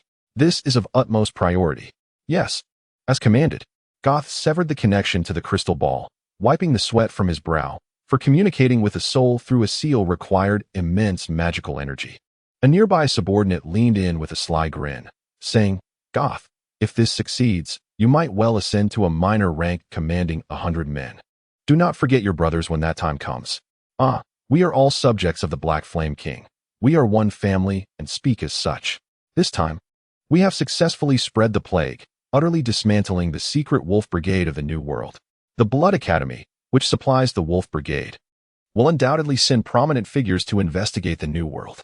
At that time, with the cooperation of the Saintess, we shall capture these influential individuals from the Blood Academy, using hostages to draw their attention. Rescuing General Saya, who is sealed beneath the Blood Academy, will be as effortless as a mere flick of the wrist. Once we succeed, we shall be the foremost figures in the revival of our clan. What a brilliant strategy, Goth. Of course, otherwise, how could you become our leader? Let us raise our glasses to the revival of our clan. Cheers. Meanwhile, Yixi and his companions have found temporary refuge in the New World. Early the next morning, before dawn, Hecadin knocked on Yixi's door, causing him to almost suspect that Hecadin harbored some peculiar inclinations. Nevertheless, adhering to his usual belief that there is nothing amiss with a gentleman visiting at midnight, Yixi followed Hecadin out of the residence. Certainly not because Hecadin's attendant had a blade pressed against his throat. Hecadin, is this how you treat esteemed guests? Yixi felt a surge of anger within him. Although he still enjoyed a semblance of freedom of movement, the guards flanking him were evidently fixated on his every step. He had no doubt that any hint of an attempt to escape would result in his swift demise by their blades. Master Bin, do not take offense. This is all for your safety, Hecadin remarked without turning his head.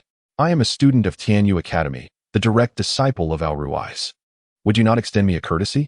Master Bin, you must understand that while badges cannot be forged, the bearers of such badges are not always who they claim to be. There have been instances of individuals impersonating students of Tianyu Academy to indulge in our hospitality, and now their graves are overgrown with grass. I certainly do not mean to imply anything about your esteemed self. Yixi was taken aback. This individual was audacious enough to disregard even the renowned Magic Martial Arts Academy of the Aether continent. Just moments ago, Lu Yixi had revealed his identity, only to have Hecadin respond with such insolence, effectively indicating that he was unafraid of being easily disposed of. Even if Tianyu Academy pursued the matter, Hecadin could simply feign uncertainty about Lu Yixi's identity, and the academy would never engage him over a nameless nobody like Lu Yixi. Guided by Hecadin, Lu Yixi traversed the darkness, winding through a labyrinth of narrow alleys until they arrived at a relatively secluded area in the western part of the city. Hecadin rhythmically tapped on the walls of the surrounding residential buildings, and the ground suddenly revealed a large pit. Standing at the edge of the pit, Hecadin addressed Lu Yixi. "Here we are, my lord. Please, step inside. Are you inviting me into the pit?" "I must decline," Lu Yixi replied. "I merely wish for you to assist me with the pressing matters of my new world." Hecadin spoke courteously, yet the soldiers behind Lu Yixi shoved him into the pit. Inside lay an expansive space, with Lu Yixi descending a series of stone steps, a faint, pungent breeze brushing against him. Was there a ventilation system underground? Surely, this could not be a military base. As he descended the dimly lit stone steps, he emerged onto a vast platform, large enough to accommodate 2 football fields, with tunnels branching out in all directions. At the center of the platform stood a massive glass structure, shrouded in black fabric that concealed whatever lay within. Surrounding it were soldiers, their armor glinting with a silvery sheen under the glow of magical lamps. "The city lord's guards extend their warmest welcome to you, my lord," Hecadin bellowed to the soldiers. Boom, boom, welcome, welcome. Thousands of soldiers struck the ground with the metal tips of their spears, producing a sound akin to an earthquake. Their chants were strikingly synchronized, echoing as though uttered by a singular voice. This was an ironclad army, a force whose will was completely unified. Lu Yixi swallowed hard and cast a glance at Hecadin, implying that the soldiers were all prepared and questioning whether he truly did not wish to engage in battle. Hecadin turned his face slightly towards Lu Yixi and, with a smile, said, "There is no need for such a look, my lord. Come, unveil the black cloth and allow my lord to see clearly." As he spoke, the black cloth was lifted, revealing a glass dome filled with an endless expanse of forest wolves. At this moment, most of the wolves lay sprawled on the ground, howling incessantly, their saliva pooling upon the earth within the glass enclosure. Nearby, soldiers continued to pour water into the dome, yet the forest wolves recoiled at the sight of the water, their eyes betraying fear as they emitted mournful whines. "Is this your idea of preparing a dog-meat hot pot?" Hecadin chuckled. "You jest, my lord. We have maintained a long-standing friendship with the Wolf Blood Academy, which provides us with tamed forest wolves in exchange for gold and support in training their students. However, this batch of forest wolves poses significant issues. When they first arrived, they were spirited, but by the 3rd day, symptoms of illness began to manifest. I feared that such maladies might be transmissible to humans, which is why I had the mage conjure this glass dome for their isolation." As Hecadin spoke, a pained expression crossed his face, for it was evident that this batch of forest wolves represented a substantial military asset. Moreover, with the imminent unrest among the Ronstatsi tribe, the emergence of numerous deserters would be catastrophic. A cavalry of 5,000 forest wolves could mitigate losses significantly, even potentially routing the refugee deserters in the frontline canyon. Additionally, rumors in the New World suggested that Hecadin had his sights set on the Qianjiang tribe south of the canyon. This was not merely about 5,000 forest wolves. It was a manifestation of Hecadin's ambitions and dreams. "So, my lord, do you now comprehend the reason for my invitation?" Hecadin asked, gazing at Lu Yixi with a grin. "Indeed, I understand, but you are aware that addressing ailments is a complex matter," Lu Yixi replied, looking around nervously. Someone. This individual is a spy sent by another nation. Take him out and execute him." Wait. What I meant was that I need to make some preparations first." "What preparations do you require?" "I can have my soldiers assist you." Hecadin continued to regard Lu Yixi with a smile. Lu Yixi wiped the cold sweat from his forehead, realizing that if he did not cure these 5,000 forest wolf brethren today, Hecadin would undoubtedly not spare him. At the very least, I should return to wash up and change into a fresh set of clothes, as there is water and garments over there, he remarked. Hecadin, without turning back, replied, Indeed, I am truly intimidated by you. I can attempt to assist in your treatment, but you must agree to one condition." "What is it?" Lu Yixi inquired. "You must withdraw all the soldiers. My healing technique is a secret of Tianyu Academy, and must not be disclosed. Very well, I agree, Hecadin said, casting a deep glance at Lu Yixi before waving his hand and leading the way out of the underground platform. He had no concerns about Lu Yixi escaping. This was the new world, and he was Hecadin. Not only could he locate a living person, but he could also find a stray dog within a day if he wished. In truth, Lu Yixi did not even need to ask to understand the situation with the forest wolves. It was evident that if they were not treated promptly, this pack would soon meet the beast god. The symptoms of fear of light, excessive salivation, thirst, and weakness were unmistakably rabies. Once everyone left according to Hecadin's orders, Lu Yixi pushed open the glass door and stepped into the throng of rabid forest wolves. He casually kicked one that was on the verge of death and said, Hey, wolf brother, are you still alive? Aru, not for long. I feel utterly drained. Wow, what a massive chicken wing. The forest wolf responded, staggering towards Lu Yixi. He sighed. As an expert in beast language, he was well aware that this was the condition induced by rabies affecting the brain. Though those dogs afflicted by rabies seemed truly mad, they were merely under the influence of the virus, which distorted their neural functions and caused hallucinations. Lu Yixi had even penned a professional thesis on this topic, igniting a fervent discussion within the veterinary community at the time. Tell me, do you fear the heat? He asked. Not particularly. After all, we forest wolves are renowned for our tough skin and hardy constitution. By the way, how can you still converse with that chicken leg? All right, just lie down for now, Lu Yixi instructed. Lu Yixi did not inquire casually. It is essential to understand that the atmospheric composition here differs significantly from that of Earth, and the flames in this realm burn at far higher temperatures. On that day in the forest, while barbecuing, Lu Yixi discovered that the flames exceeded a scorching 1,500 degrees Celsius. Consequently, he spent considerable effort treating to roasted wolf legs, suggesting that the heat resistance of the species here is likely superior to that of those on Earth. Your Highness, there is a letter for you. Suddenly, a close attendant rushed from a distance, presenting a cowhide envelope to Hecadin with both hands. Is someone delivering a letter this early? Hecadin, standing outside the pit, raised an eyebrow and inquired with curiosity. Your Highness, please take a look. This guard was one of Hecadin's trusted soldiers, well aware of his troubles. At the sound of his words, Hecadin opened the envelope, revealing only a single sentence. I can save your forest wolves. Goth 0020, Oscar's best actor. Goth, could it be that he is audacious enough to recommend himself?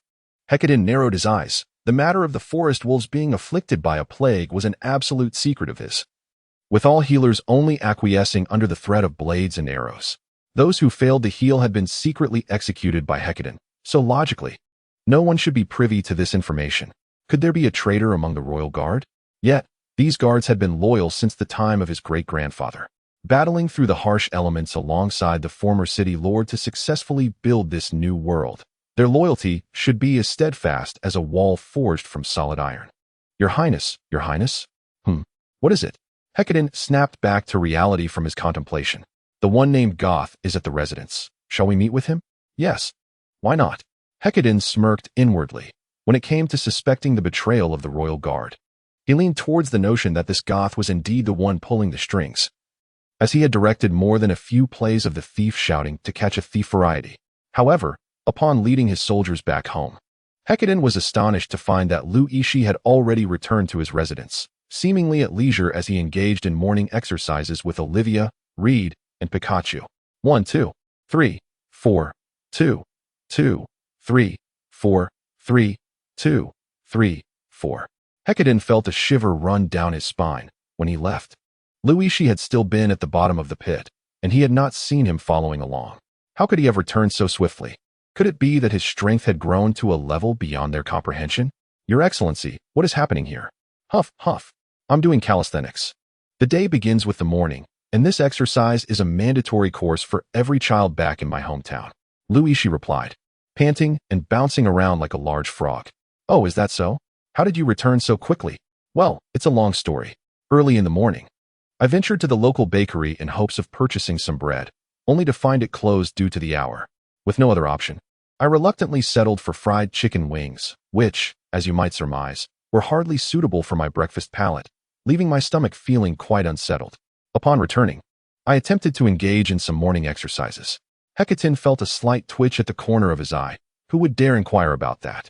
Yet, the more unruly Lu Yixi became, the more Hecaton hesitated to confront him directly. After all, that secret base was not particularly close to his residence. Should Lu Yixi emerge after him, he could very well reach the estate first, indicating that he might be playing the role of a wolf in sheep's clothing. Unless... Hecaton shook his head, dismissing the thought as nearly impossible. The underground base he constructed boasted no fewer than 100 secret passages, many leading to treacherous, trap-laden territories, with only a handful designated for emergency refuge. Among these, one emergency escape tunnel connected to the backyard of the estate, yet this endeavor was executed with utmost secrecy. Only a select few within the royal guard were privy to such knowledge. Lu Yixi, no matter how formidable he might be, could not possibly be aware of it. Contemplating this, Hecaton composed his expression and kindly redirected the conversation. Your Excellency, if you are feeling unwell, how about I summon a priest to attend to you? That won't be necessary. I may need to prepare a bit more regarding that matter, came the reply. Oh, how fortuitous. After searching for so long without success, it seems 2 masters have arrived to lend me assistance all at once. Are you coercing me into something unsavory again? Nonsense. Can curing ailments really be considered coercion? Hecaton's expression shifted slightly as he retorted stubbornly. Lu Yixi felt a tinge of curiosity. Before his paper was published, rabies had long been a perplexing dilemma troubling countless canine beings. Could it be that this world is indeed brimming with exceptional talents? Is it possible for a mere passerby to unravel a century-old enigma that has plagued the earth? Come, let us extend an invitation to Lord Gothic for a gathering at the Parliament, to be treated with the utmost courtesy. Shall we proceed together, my lord? Lu Yixi nodded and followed Hecaton into the inner hall. However, Hecaton unexpectedly slowed his pace, casually walking shoulder to shoulder with Lu Yixi, which carried an implicit meaning, suggesting that Lu Yixi's return at this hour had instilled a twinge of caution in Hecaton.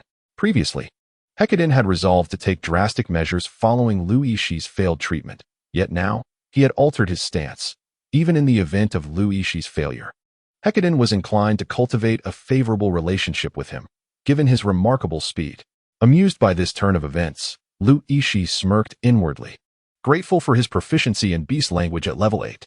Amidst the banter of the forest wolves and chicken wings, he had overheard several wolves boasting about how they had infiltrated Hecaton's residence to reach the base. It was through these tales that Lu Yixi became aware of the secret passage, allowing him to exercise in front of Hecaton's estate before his return. Yet, how could Lu Yixi divulge this information to Hecaton? Let him remain under his own misunderstanding. The residential buildings and estates in this area predominantly showcased a medieval Western architectural style, further enhanced by the proximity of the main city to the dazzling gemstone mines, resulting in structures primarily crafted from a blend of dazzling stones and azure steel. The overall appearance of the city was somewhat rugged, as the art of architecture had yet to reach maturity. However, upon entering Hecaton's estate, Lu Yixi discovered that the interior was a stark contrast to the rough exterior. The faade resembled the creation of an impressionist master, while the interior decorations were as refined as a cake found in an afternoon CF. For instance, the corridor leading from the garden to the conference room was flanked by ethereal blue-glowing phantasm flowers, while the walls were adorned with intricately carved magical lamps. The interplay of floral beauty and light was seamless, rivaling even the finest interior design experts from Earth. Lu Yixi mused to himself, pondering how profitable outdoor design would be in such an exquisite setting, lamenting the squandered potential of the interior design. Upon completing the corridor, Hecaton pushed open the wooden door, revealing a circular table crafted from fragrant rainwood, with a radius exceeding 1.5 meters, elegantly covered with a red carpet, evoking the ambience of a round table night's meeting. At the conference table sat a man who had long been awaiting their arrival, who stood and inclined his head slightly toward Hecaton. Lu Yixi observed that this gentleman was dressed in an ostentatious manner, every piece of fabric fashioned from exquisite materials. Yet he wore a red top paired with green trousers, complemented by his striking white, fashion-forward hairstyle and exaggerated silver earrings. This individual epitomized the classic representation of the clash of red and green. Coupled with his graceful demeanor, Lu Yixi could not suppress a laugh. "Excuse me, sir. What is so amusing?" Goth inquired, visibly perplexed. "Ah, nothing at all. I merely recalled a delightful memory," Lu Yixi replied. "Indeed. Goth and Ben are both experts here to assist me in resolving this dilemma. Pray, share your thoughts on how you intend to tackle this issue. All other onlookers may leave." Hecaton waved his hand as he spoke, and Lu Yixi nodded towards RYD and Olivia. After all, even the notoriously unarmed Hikardin dared to venture without guards, so Lu Yixi had even less reason to permit RYD and others to eavesdrop. At that moment, Goth was deeply conflicted and hesitant. Although he initially aimed to infiltrate Hikardin's inner circle, the opportunity to eliminate Hikardin was now within reach. If Hikardin were to perish, chaos would inevitably ensue in the New World, which would be splendid news for them. Nevertheless, he resolved to endure. He could not jeopardize the grand scheme. After much deliberation, Goth ultimately relinquished the dagger concealed within his sleeve. Very well. Both of you comprehend the crisis I currently face. In truth, wealth is not the crux of the matter. The real issue lies in the time required to tame a legion of forest wolves, a luxury I can ill afford. Whosoever among you can assist me in resolving this predicament shall be honored as a distinguished guest in my new world. Hikardin spoke candidly, his first words striking directly at the heart of the matter. Goth squinted, fixating intently on Lu Yixi. This despondent young man clad in black with his dark hair and eyes, who had the audacity to claim he could dismantle a plague that had taken him 3 arduous years to develop. Lu Yixi scrutinized Goth. This eccentric individual clad in a flamboyant manner, who astonishingly claimed to have the ability to cure a disease that had baffled experts on Earth for many years. Upon witnessing his peculiar movements earlier, Lu Yixi couldn't help but wonder if he was perhaps afflicted with hemorrhoids. Might you two share your methods? He inquired. My approach is certain to yield success, albeit at a steep cost. Even with all my prowess, I could only cure 1/3 of the forest wolves. As Goth spoke, he intently observed Hecaton's demeanor. Goth possessed his own discernment. After all, claiming complete healing was exceedingly unrealistic, and his supply of antidotes was indeed limited. Moreover, should the casualties among the forest wolves remain minimal, the Wolf Blood Academy would likely refrain from dispatching high-ranking individuals to the New World's main city. The figure of 1/3 fell perfectly within Hecaton's realm of acceptance, thus evading suspicion. Goth felt a swell of pride in his own intellect. An antidote? Can such a thing truly be remedied with medicine? Lu Yixi mused internally, pondering whether this brother from the Morning Love family was, in fact, an unconventional scientist. Perhaps even one specializing in veterinary medicine. And what of you, Lord Ben? Hecaton, upon hearing Goth's declaration, felt a weight lift from his heart. Though he could accept the 1/3 success rate, the forest wolf battalions were crucial for an impending assault on the Qianzhang tribe, especially for maneuvering through the frontline canyons. My method may either lead to failure or complete success. Upon uttering these words, Goth could no longer remain seated. How dare this insolent young man make such audacious claims? Hecaton was equally taken aback.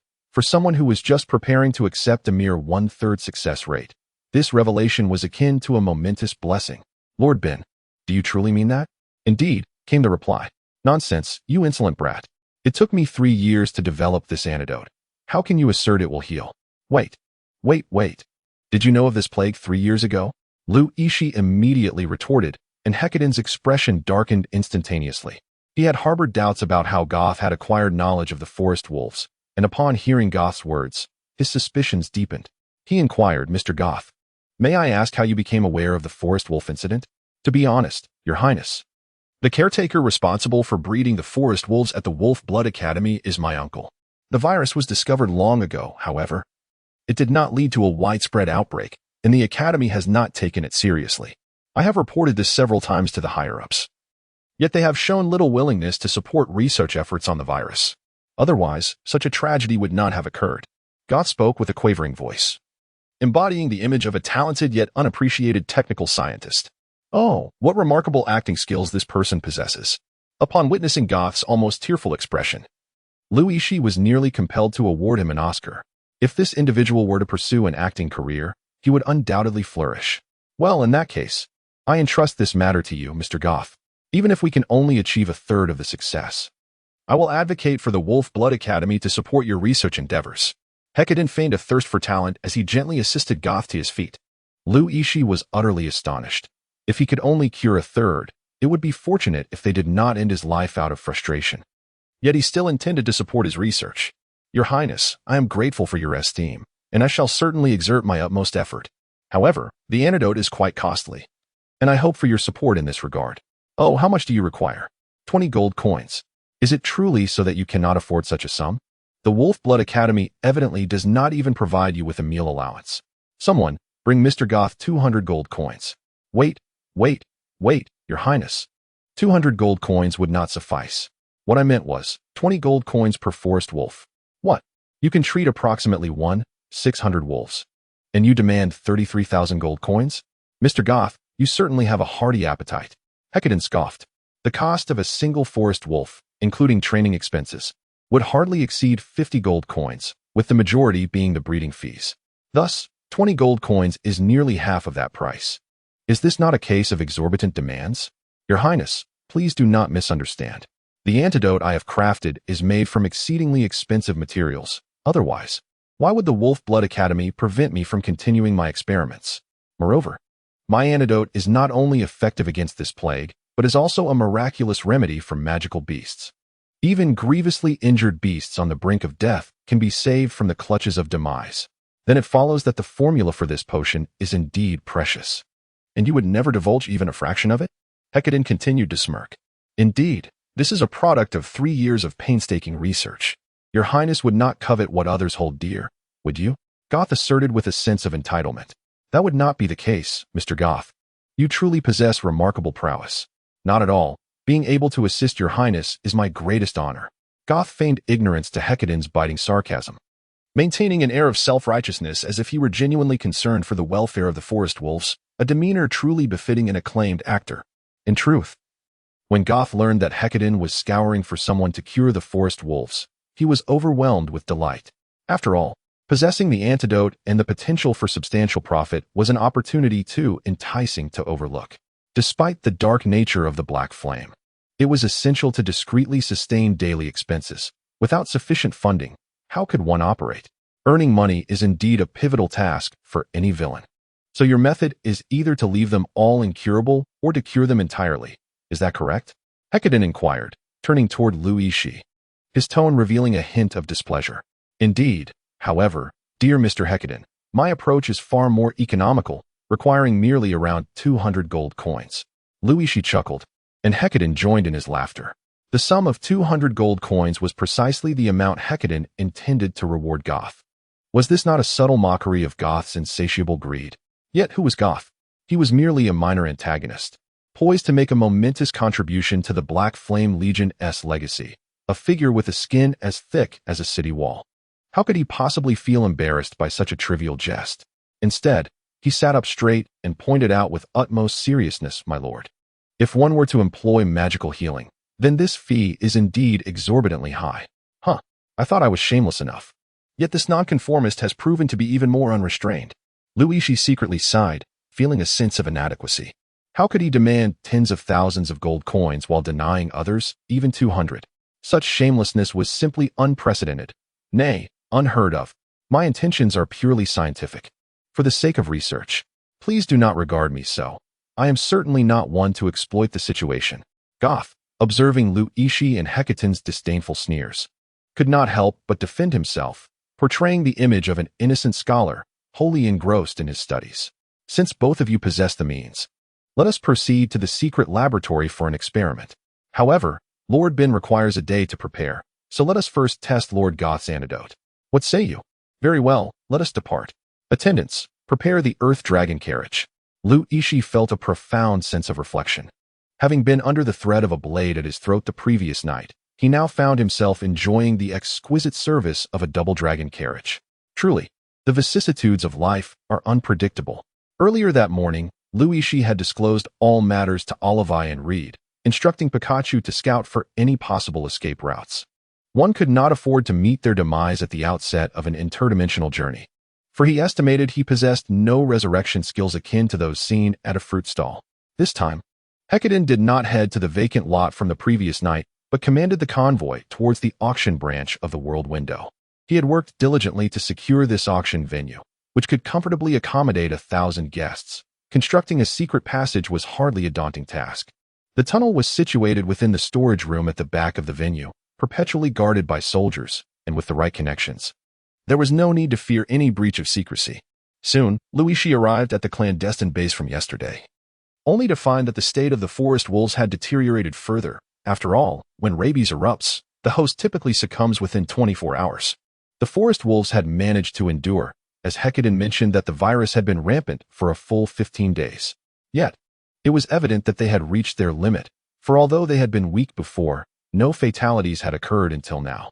Upon Hecate's return, he discovered soldiers clearing the carcass of a wolf, a grim indication that the forest wolves had little time left. "Your Highness, how shall we dispose of this wolf carcass?" "Burn it," Hecate replied expressionlessly. "Understood." Despite the cold demeanor etched upon his face, Hecate was inwardly frantic. If matters continued to worsen, he would have no choice but to heed Goth's counsel and pay the hefty price of 32,000 gold coins to save this pack of forest wolves. Alas, dear wolf brethren, just yesterday we shared merriment, and now I find myself mourning the loss of the living. Yixi, filled with sorrow, leaned over the lifeless body of the wolf, meticulously cleansing its remains of the grime that covered it. This wolf was the very one that had revealed the secret passage to him the previous night. Without its guidance, Hecate would have remained oblivious to Yixi's plight. I have long heard that the Beast Control Academy excels in fostering bonds with magical beasts. Today, witnessing it firsthand, I can attest to the depth of your connection. Hecate remarked with a forced smile. All credit goes to my master, Ulrys. If I fail to rescue this batch of magical beasts, how could I possibly return to face you? Upon hearing this, Hecate felt a flicker of belief ignite within him, compared to the exorbitant demands of Gothic, who immediately sought thousands of gold coins. This young man in the black robe and dark hair appeared increasingly endearing. If he truly is Ulrys' disciple, then what would it mean if I were to eliminate him? Hecate pondered deeply. At that moment, Gothic entered, accompanied by soldiers guiding a forest wolf from beneath a glass dome. The wolf's eyes were already rolled back, its breath shallow and labored, unmistakably on the brink of meeting the beast god. "Your Highness, observe. This antidote not only cures magical beasts entirely, but can also enhance their combat prowess. A single forest wolf for merely 20 gold coins is an undeniable bargain." As he spoke, Gothic poured a red liquid into the wolf's mouth. Instantly, the creature sprang to life as if infused with a surge of vitality. Its muscles bulged, and prominent veins coursed along its back. With its crimson eyes fixated intensely on Hecate and his companions, seemingly restored to its peak condition. "What do you think, Your Highness? My potion not only enables instant recovery for magical beasts, but also amplifies their strength." "What the hell? This is not an antidote. It is a stimulant." Yixi silently seethed with anger. He was all too familiar with stimulants. During his time on Earth, many banned substances required animal testing, and numerous drugs contained stimulant components. Of the ones he had encountered, there were at least 50. Indeed, Lord Goth was truly skillful. If this wolf could regain such combat prowess, 20 gold coins would be a worthy investment. Hecate could tell at a glance that the wolf's power was not merely restored to its peak. The potion had elevated its abilities to a new level. This potion crafted by Lord Goth was nothing short of miraculous. It was indeed remarkable. However, he wondered how many bottles one would need to consume in a day. "My potion not only cures the plague, but also enhances strength. 3 bottles a day, taken for 7 consecutive days, are required to reach its zenith. Of course, 20 gold coins suffice to purchase the potion needed for those 7 days, Goth replied. "Hecate, do you truly think I would sell you a single bottle for 20 gold coins?" Upon hearing this, Hecate's expression shifted. 3 bottles a day for 7 days meant that each bottle cost merely 1 gold coin, all while boosting the strength of the wolf pack. Could it be that this Goth was indeed a master in pharmacology? Perhaps he had merely lacked the means to articulate his expertise previously. The existence of such a potion was nothing short of a boon for the beast realm, a blessing for beast tamers. The invention of this potion by Lord Goth was indeed more impressive than the alchemists at our academy.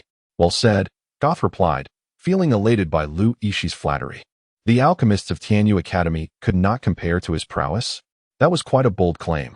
If that's the case, I would be very interested in witnessing the results of your treatment regimen. Why not try my method first, and if it proves effective, you may use my potion as a strengthening agent for a week. This way, it will neither delay your business with Hecate nor impede the testing of my potion's efficacy. What do you think?" Yixi's insistence on addressing Goth as you left him in a rather awkward position, especially since he had just donned the title of a pharmacist from Tianyu Academy. At this moment, even if Goth wished to retreat, the latter had already been removed by Yixi.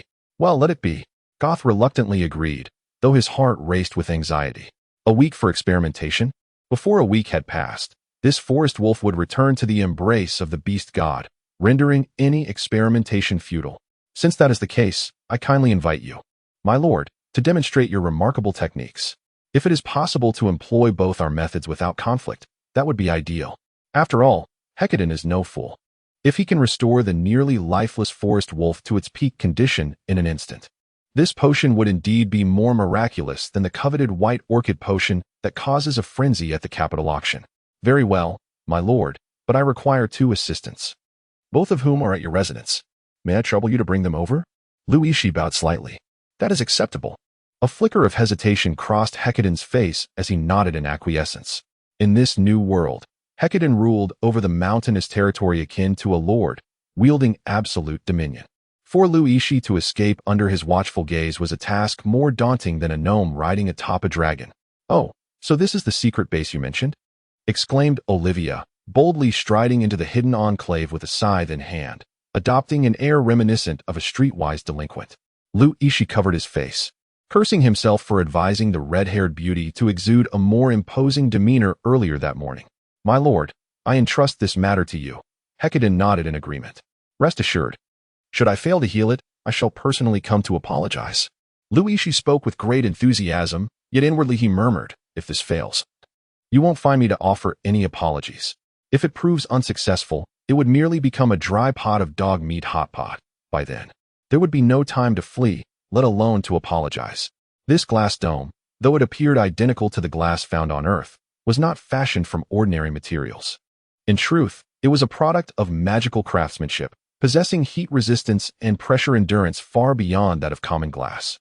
Even the searing fire explosion of a silver mage could not guarantee it would shatter. It is worth noting that the epicenter of such an explosion reaches temperatures soaring to 3,000 degrees Celsius. Olive, you possess fire magic, do you not? Once everyone had departed, Yixi immediately seized Olive and inquired. I have a rudimentary understanding, she replied modestly, revealing her humility. Can you continuously heat this glass dome? That should be feasible. Olive hesitated before answering. Yixi instructed Reed to pour water from the coarse pipe onto the glass dome. And as the water nearly submerged the head of the forest wolf, Olive heard Yixi's commanding voice. Add fire. Are you serious? They will be boiled alive. Olive exclaimed in disbelief. Had Yixi lost his mind? Did he truly intend to concoct a dry pot of dog meat? Absolutely not. Trust me. The boiling temperature of water cannot cook the forest wolves. Have you ever seen a restaurant serving forest wolf soup or braised forest wolf? And if it fails? Regardless, they won't survive for long. I have already obtained their consent. Hey, down there, wolf brothers, if you are willing to be cooked, give me a howl. Yixi stood atop a ladder, shouting into the glass dome. A chorus of howls echoed from within the dome, reminiscent of old-time gang members responding to their leader's call. If anyone understands their own ailments better than a doctor, it would undoubtedly be the patients themselves. This group of forest wolves surely had a good grasp of their fate. Finally encountering a being capable of conversing, they regarded him as a summons from the beast god. Who else would they heed? Seeing this, Olive lifted her scythe and began to chant, and moments later, a burst of intense red flames erupted from the top of her scythe, shooting towards the glass dome. Come on, Reed, don't just stand there. Hold this and sprinkle it around the glass dome. Olive, don't stop. We'll return soon. Reed glanced at the object Yixi handed him, nearly dropping it in shock. It was a jar filled to the brim with fire oil. Olive was beside him, unleashing her fire magic, while he stood there with a can of fire oil, akin to searching for excrement with a lantern in a restroom. Hurry and sprinkle the fire oil. Don't ask me why. It's difficult to explain. As they spoke, Yixi had already begun to pour a circle of kerosene around the glass dome. Upon seeing this, Reed hastily joined in. The three of them were like grasshoppers tied together by a single rope. If Yixi encountered any mishap, the two of them would certainly share the same fate. The kerosene was soon exhausted, and at that moment, Olivia had just brought the water inside to a boil, where 5,000 forest wolves were thrashing about in the bubbling liquid, seemingly reveling in their predicament. Come, let us ascend the stone steps. Oh, is there no need for further heating? My lady, aren't you weary from holding that scythe? Come, assist me by casting a fireball onto the kerosene. After Yixi and the others steadied themselves on the stone steps, Olivia cast a small fireball onto the pitch-black oil, instantly conjuring a fire dragon that spiraled around the magical glass dome, illuminating the entire underground platform as brightly as day. My lord, there's a fire below. A soldier guarding the pit quickly noticed something was amiss and reported to Hecadin. Perhaps its lord been casting a spell. Let us wait a moment. Hecadin attempted to maintain his faith in Yixi. Cough, damn it. The smoke from the oil is truly suffocating. Before Hecadin could finish his sentence, Yixi, covered in dirt and soot, came running out from the pit. Lord Ben, weren't you the one casting the spell down there? Yes, I am. But enough with the chatter. Quickly open the underground ventilation system, or the wolves will either roast or suffocate. How dare you mock me? Hecadin, furious, reached for the long sword at the side of a soldier, but despite his efforts, he could not draw it from its sheath. Being a scholar general, renowned as such, his anger had reached a boiling point for him to resort to physical action. You little brat, do you know the 13 Guardians of the New World? I am their leader. Back in the day, I wielded 2 machetes, cutting my way from the south of the city to the north and back again, without blinking for 3 days and nights. Do you know that? 3 days and nights without blinking doesn't your eyes hurt? Am I discussing whether my eyes hurt right now? You've killed thousands of my wolves, and I can hardly bear it. Hecadin exclaimed, attempting to draw his sword again. This time, the nearby soldier, having become attentive, quickly handed the sword to Hecadin. However, the soldier was carrying a double-handed broadsword forged from fine steel, weighing a hefty 20 to 30 pounds. Hecadin could not lift it with one hand, and with a clang, the sword's tip fell to the ground. Hecadin's face flushed red as he struggled to lift the sword with both hands, panting and ultimately failing, while the nearby soldiers merely turned their heads in indifference. Damn it! Someone come here! Hecadin, fortunate to have tossed aside the heavy sword, called out to the surrounding soldiers, who promptly surrounded Yixi like a wall of ironclad warriors. Even if Hecadin's martial prowess was shockingly low, his prestige in the New World was unmatched. Some even whispered that if he desired to seize power, not even the old city lord's influence could suppress him. Your Highness Hecadin, trust those you employ, and doubt not those you use. Yixi quickly clarified. Huh, a fine saying indeed. Then, Lord Ben, did your spell succeed? Hecadin asked with a cold smile. Enough of the talk. Quickly open the underground ventilation system, or that pack of wolves will either roast or suffocate. Hecadin paused for a moment. Being a decisive individual, he had never heard Yixi words before. Yet he understood their essence. Indeed, trust those you employ, and doubt not those you use. Come, immediately open all ventilation systems. Reed, turn on the water pipe. Huh, Reed, ensnared by 2 steel chains, was momentarily taken aback. Hurry up, can you afford to compensate 50 gold coins for a forest wolf? Oh. With 2 thick azure steel cables entwined around him, Reed swiftly yanked one loose, causing the water pipe attached to the edge of the glass chamber to unleash a powerful torrent of water, instantly lowering the temperature within the enclosure. That's enough. Yixi clutched a thermometer, the other end of which was cast into the glass enclosure below, where it endured the same harrowing fate as the pack of forest wolves. The kerosene and thermometer were purchases made that very morning at the neighboring magical artifact shop, while the steel chain was unearthed by Yixi at the bottom of the pit the previous night, presumably intended for restraining the unruly wolves. Even tamed wolves possess a mischievous streak. After all, it is quite natural for a minor uprising to occur when their rations are curtailed or their treatment deemed inadequate. If humans can rise in rebellion over withheld wages, what can be expected from beasts? Thus, essential tools for re-education are indispensable. Besides the steel chains, there are also dog collars, baseballs, bones, and various other training paraphernalia. Your Excellency, what on earth is this? Hecadin queried, somewhat perplexed. Surely, one does not require such theatrics to prepare a dog meat hot pot? Allow me to explain, Yixi continued. I will first use the enchantments of Tianyu Academy to protect the wolf brethren, that very pack of forest wolves. Then, I shall stoke a roaring fire to convert the water within the glass enclosure into steam. Once the temperature exceeds the maximum threshold I have established, Reed will pull this steel cable. This cable, as I demonstrate by shaking the left steel cable attached to Reed, is connected to the faucet below. Water will then be introduced into the glass enclosure for cooling, and this entire process will be repeated, repeatedly raising the body temperature of the forest wolves to lethal levels for the viruses within. Yixi provided a detailed explanation, clarifying that aside from not utilizing the magic of Tianyu Academy, the other aspects were indeed quite consistent with the actual situation. After all, the species here are significantly more formidable than those on Earth. Even the forest wolves, despite being mere beasts, can withstand temperatures exceeding 100 degrees Celsius. This makes it quite straightforward, as the survival temperature of the rabies virus is merely 50 degrees Celsius, making it easily eradicated in such extreme heat. I see. Hecadin nodded slightly. This method is known by another name in our region, the Sonata health treatment.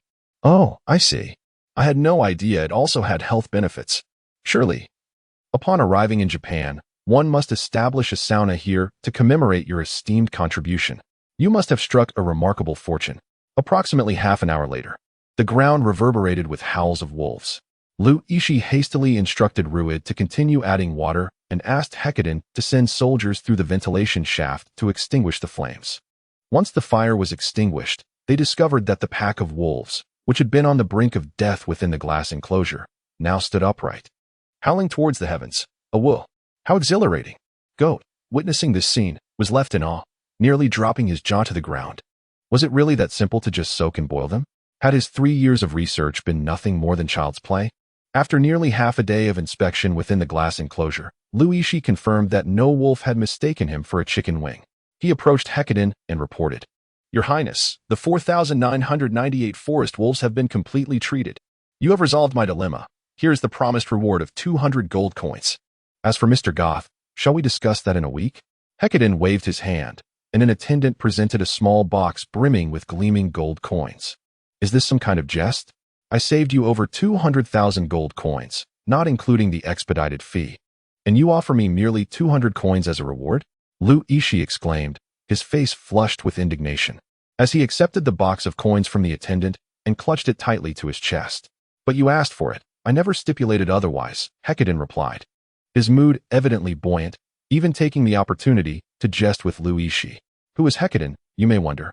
He is the heir to the lordship of the New World, rumored to be the designated lord himself, with the influence of his 2 brothers hardly comparable to his own. If such a high-profile individual were to reward his subordinates with a mere 200 gold coins, it would be a source of embarrassment for Hecadin. Haha, I was only joking. Tonight, we shall host a celebration feast. Before Hecadin could finish his sentence, Goth suddenly lunged at him, wielding 2 dark-hued daggers that danced like butterflies among flowers, clearly a master of assassination. Your Highness, be cautious, a nearby soldier exclaimed, quick to rush to Hecadin's aid. With a soft thud, it was not Hecadin who was thrown aside, but rather the loyal soldier who had attempted to protect him. Unbeknownst to Hecadin, 3 adept figures clad in black had appeared, effortlessly repelling Goth's assault. Barrier of ice, frost ground, heavy water. Hecadin, undeterred amidst the chaos, issued commands as the mages in the soldier ranks began their incantations. Suddenly, a formidable wall of solid ice, 3 meters thick, rose from the ground, with blue frost emanating from the feet of the mages, transforming the sweltering summer into a frigid winter. What a masterful maneuver! The ice wall blocked the advance, and the frost slowed the enemy. Should heavy water come into contact, it would be instantaneously frozen solid. Reed's magical prowess surpassed Yixi's by leaps and bounds, instantly discerning the meticulous nature of Hecadin's command. Haha, Ben, you truly possess remarkable skills. We shall meet again. Goth, realizing his assassination attempt had failed, swiftly retreated several meters, tossing a parting remark in Yixi's direction. Hey, it was Hecadin who summoned the mages to strike you. If you seek vengeance, you should target him instead. Yixi cried out in desperation. Goth's body suddenly grew half an inch taller, and with a powerful leap, the ground beneath him cracked like a turtle's shell. He stood atop the icy wall, laughed heartily towards Yixi and Hecadin, then leapt out of the icy barrier, transforming into a wisp of smoke and vanishing from sight. Hecadin was secretly astonished. Goth's dagger had nearly reached him, and the 3 elite fighters he had summoned almost failed to thwart Goth's assault. Alas, your Highness, you truly are fortunate. How could you emerge unscathed from such peril? I had warned you about Goth. He exudes an air of rebelliousness. Given the fright you have endured, it would be wise to cancel tonight's banquet, or perhaps even forego it entirely. Which fool sent him to find me? Hecadin retorted coldly. I ask you, which fool summoned him to seek out the lord of the city? Do they not understand the esteemed status of the city lord? All the soldiers present turned their gazes towards Yixi, pointing their fingers at him in unison. This is precisely why I say soldiers are honest folk. Before Yixi could finish his sentence, a streak of black light burst through the ice wall, hurtling directly towards him. Fortunately, Pikachu, who had been by Yixi's side, reacted swiftly, tugging at Lu Yishi's pant leg and pulling him slightly aside. The dagger, initially aimed at his heart, instead struck his left shoulder. Blast! That took some audacity. Lu Yishi managed to mutter before feeling the world spin and his legs grow weak, collapsing to the ground. Call for help. Lock down the city. We must capture this thief. Lord Hecadin, enough. I am aware that the dagger is poisoned, yet I believe there is still a chance for salvation. As he spoke, Lu Yishi saw Hecadin crouching before him, darkness enveloping his vision, and he lost consciousness. As night fell, the priests of the New World were summoned to Hecadin's residence to pray and chant for Lu Yishi's recovery. However, Goth's poison, which had been meticulously crafted over 3 years, spread black tendrils from his shoulder, resembling a spider's web, crawling throughout his body. Even the golden tier priests of the New World could only slow the spread of the black lines, but not halt them. Lord, at this rate, Sir Lu may not survive a week. Beside Lu Yishi sat an elderly priest with snow-white hair, one of the highest tier priests available in the New World. The training for priestly skills was far more arduous than for other professions, and securing a golden tier priest was no small feat, Elder Grimm. This incident occurred within my domain and was due to the assistance you provided me. I implore you to apply for a holy light baptism from Machiavelli. As Hecadin finished speaking, the expression of his aide changed dramatically. The holy light baptism, known as the white bone or living dead rite, was not something just anyone could receive. Even in the New World, there was but one opportunity to apply each year. I fear it is not possible. I have long since healed his wounds. Yet this venom I cannot eradicate. The poison, resembling a spider, has crawled across his entire body, a truly tragic sight. However, this shape reminds me of a certain matter. This spider-like virus was previously encountered at the Wolf Blood Academy. Although the individual succumbed, the Academy vowed to study this toxin.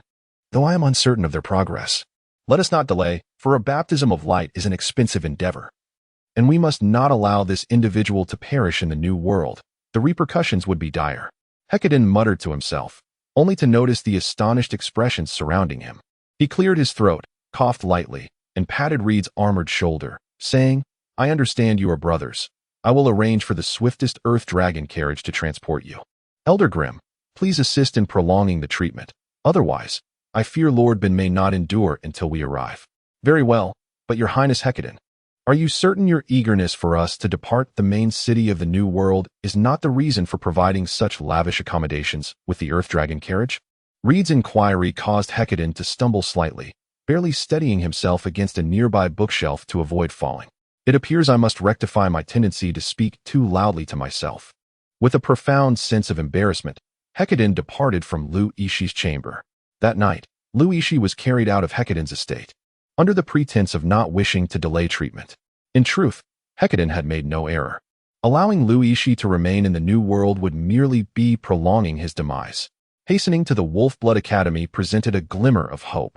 The interior of the carriage was extraordinarily opulent, utilizing dual-sided magical shock absorption technology, equipped with magical air conditioning, and featuring a straightforward operating system. Such a carriage, in the New World, could be likened to a Rolls-Royce, and Hecadin's use of it for travel was indeed a testament to his benevolence. Pikachu, the loyal companion of Lu Yishi, has been diligently sucking the toxic blood from his wound ever since the blade was extracted, spitting it out repeatedly. Although it appears futile, none can persuade this obstinate little creature to cease its efforts. Alas, it is truly unprecedented that a beast would exert itself so fervently for its master. Even one as humble as Pikachu. Grimm sighed and shook his head, while the entire group remained enveloped in silence. When Lu Yishi finally opened his eyes once more, he was startled to discover that he was clad solely in a white lab coat, seemingly lying within an operating room. A wave of anxiety washed over him. Could it be that everything from the other world was merely a dream? Was he perhaps gravely injured and merely recuperating in a hospital? At that moment, several doctors clad in white coats and large masks entered, their gloved hands busy with preparations. Upon entering the operating room, they spotted the awakened Lu Yishi. One doctor, upon removing his mask, exclaimed, "My lord, you are awake." "My lord? I thought I had returned to the embrace of earth," Lu Yishi replied, bewildered. Oh. I refer to my faith as earth. You see, those of your profession often speak of returning to the embrace of the Father, whereas those of the beastly kind speak of returning to the embrace of the beast god. Is that not the essence of it? Pray tell, where exactly is this place? Haha, I am Grim. Do you remember me? The doctor asked. Remember you? How could I possibly recall anything? My apologies. I was previously unconscious. Pikachu. As Lu Yixi's words trailed off, he was suddenly greeted by a familiar, endearing sound. A bright yellow creature soared from the ground and landed in his embrace. It was only then that the realization struck him. He was still in a foreign realm. You must express your gratitude to your magical companion, Grim continued. If it hadn't tirelessly worked to extract the toxic blood, you might not have made it to the Wolfblood Academy. Lu Yixi glanced down at the weary Pikachu and noticed an array of dark patterns adorning its body. He pointed at the markings in astonishment, asking, "What is this?" It's a result of the toxic blood, Grim explained. Strangely enough, despite the potency of the poison, this Pikachu seems unaffected by even a small amount. Are you all right? Lu Yixi inquired, holding Pikachu up for inspection. Pika Pika, exclaimed Pikachu. Boss, I feel fine. The toxic blood has a hint of sweetness and a creamy flavor. Quite delicious. Let's summon the Cerberus. I want to practice with it. Observing Pikachu's spirited demeanor, Lu Yixi felt a wave of relief wash over him. He surveyed the surgical room, which bore a striking resemblance to those on Earth, leading him to briefly wonder if he had indeed crossed back. Rest for now. I will seek out Mentor Jones, who oversees this project, Grim stated before exiting the surgical room. It was only then that Lu Yixi recognized the two doctors who removed their masks, Olivia and Reed. Truly, the beast god has shown mercy, allowing you to overcome this crisis, Olivia silently reflected. Haha, brother. I knew you wouldn't perish so easily. After cheating death. Do you have anything to say? Reed lightly punched Lu Yixi's shoulder. I just wanted to ask, how exorbitant are the medical fees here? Upon learning that Hecadin would cover all medical expenses, Lu Yixi finally felt a significant weight lift from his chest. After all, he was uncertain of the costs in this strange realm, and he worried that the few hundred gold coins he had earned might not suffice. My foolish disciple. A venerable voice suddenly erupted in Lu Yixi's mind. For heaven's sake, could you refrain from such juvenile expressions? Speak. What counsel do you have for me? Lu Yixi roared inwardly, pondering who, besides that old glass master, could possibly locate him through telepathy. Adding a touch of youthful exuberance, he mused about their first encounter, reminiscent of a line from One Piece. What, pray tell, has the Spirit Emperor learned on Earth? It seems that the youth of today, had it not been for me last night, you would have met your downfall once more. Moreover, that poison invades the very soul. Even if you were to be cured, you would be reduced to a fool. Is that true? Oh, I am, after all, your master, and yet you doubt me. I perceive you more as a reclusive type. Lu Yixi remarked earnestly. Get lost. The anime I watch embodies the essence of love and the reality of evil. It is a fantasy of courage and dreams. Do you understand nothing? The Spirit Emperor's fragment of soul exclaimed in frustration. Indeed, indeed. By the way, how old are you to still be chasing anime? Pursuing anime knows no age, and otaku culture has no gender. Do you comprehend? Lu Yixi calmly interrupted the conversation with the old glass master. This spirit sovereign had perished during his earthly travels on the day of the 7 stars aligning, yet countless souls were dispersed across the 3,000 realms, with the principal soul remaining on Earth. It seems that this principal soul had not engaged in any significant endeavors, as it spent its days indulging in anime at home. Otherwise, how could a fragment of the soul, far away on the continent of Atlara, recite lines from One Piece upon their first meeting? Ben, you look a bit unwell. Are you all right? Alaway inquired with concern, her red hair cascading over Lu Yixi's arm, surprisingly warm to the touch. I'm fine. I just want to take a walk. Perhaps we should wait for Teacher Chionzi to come and check on me. Ruid sat languidly nearby, grinning with his feet propped up. At that moment, the elderly Grim returned to the operating room, leaning on his staff, followed by a robust bald man with sharply defined features. Grim pointed to the muscular figure as he introduced him to Lu Yixi. Ben, this is Lord Chionzi, who saved your life. Hello, the bald man rumbled, seizing Lu Yixi's hand in a firm grip that nearly crushed his fingers. Noticing Lu Yixi's grimace of pain, Chionzi cast a cold glance his way, revealing a hint of disdain akin to that felt towards the weak. I never expected the antidote I spent half a year developing would save a worthless individual. Your constitution is astonishingly feeble. Lu Yixi was about to retaliate when Pikachu suddenly leaped to his ear, raising a tiny paw to it and murmuring a few words. Kid, not satisfied, huh? Aren't your hands tired from squeezing so hard? Would you like me to give you a massage? Lu Yixi, wincing from the pain, turned and forced a smile. Haha, you really are pathetic and wretched. Get well soon and leave. The Wolf Blood Academy does not welcome weaklings like you. Xiongzi laughed boisterously, veins bulging on his bald head, his muscles threatening to burst from his shirt. Grim sighed.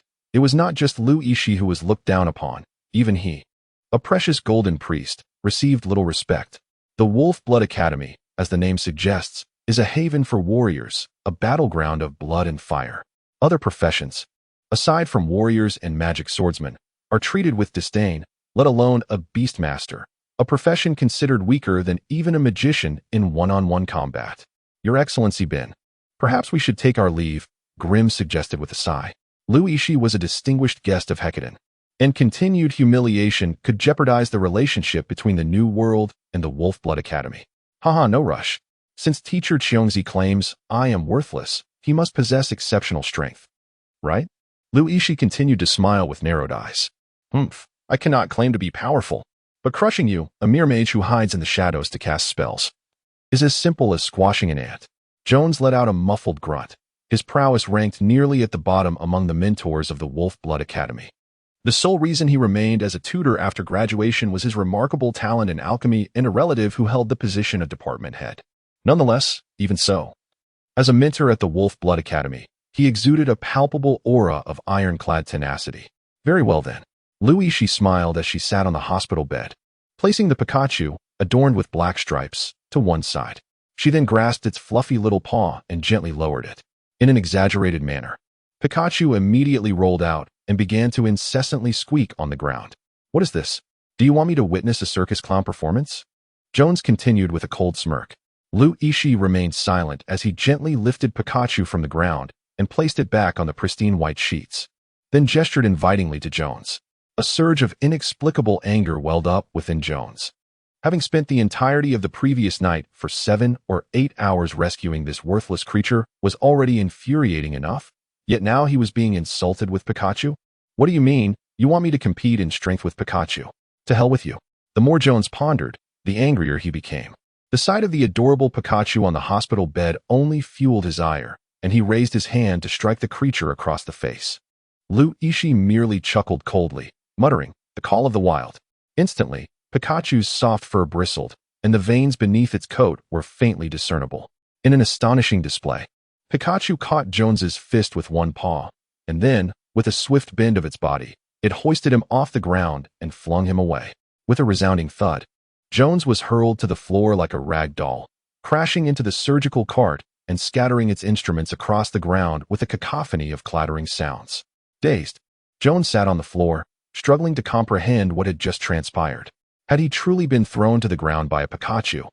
Of all creatures, the weakest of the magical beasts, without exception? This must be an illusion. It has to be an illusion. I won't be frightened by this. Rising to his feet, Jones steeled himself for another attempt, charging aggressively at the Pikachu, which was nonchalantly digging in its nose. In the next moment, a large silhouette of a human was plastered against the wall.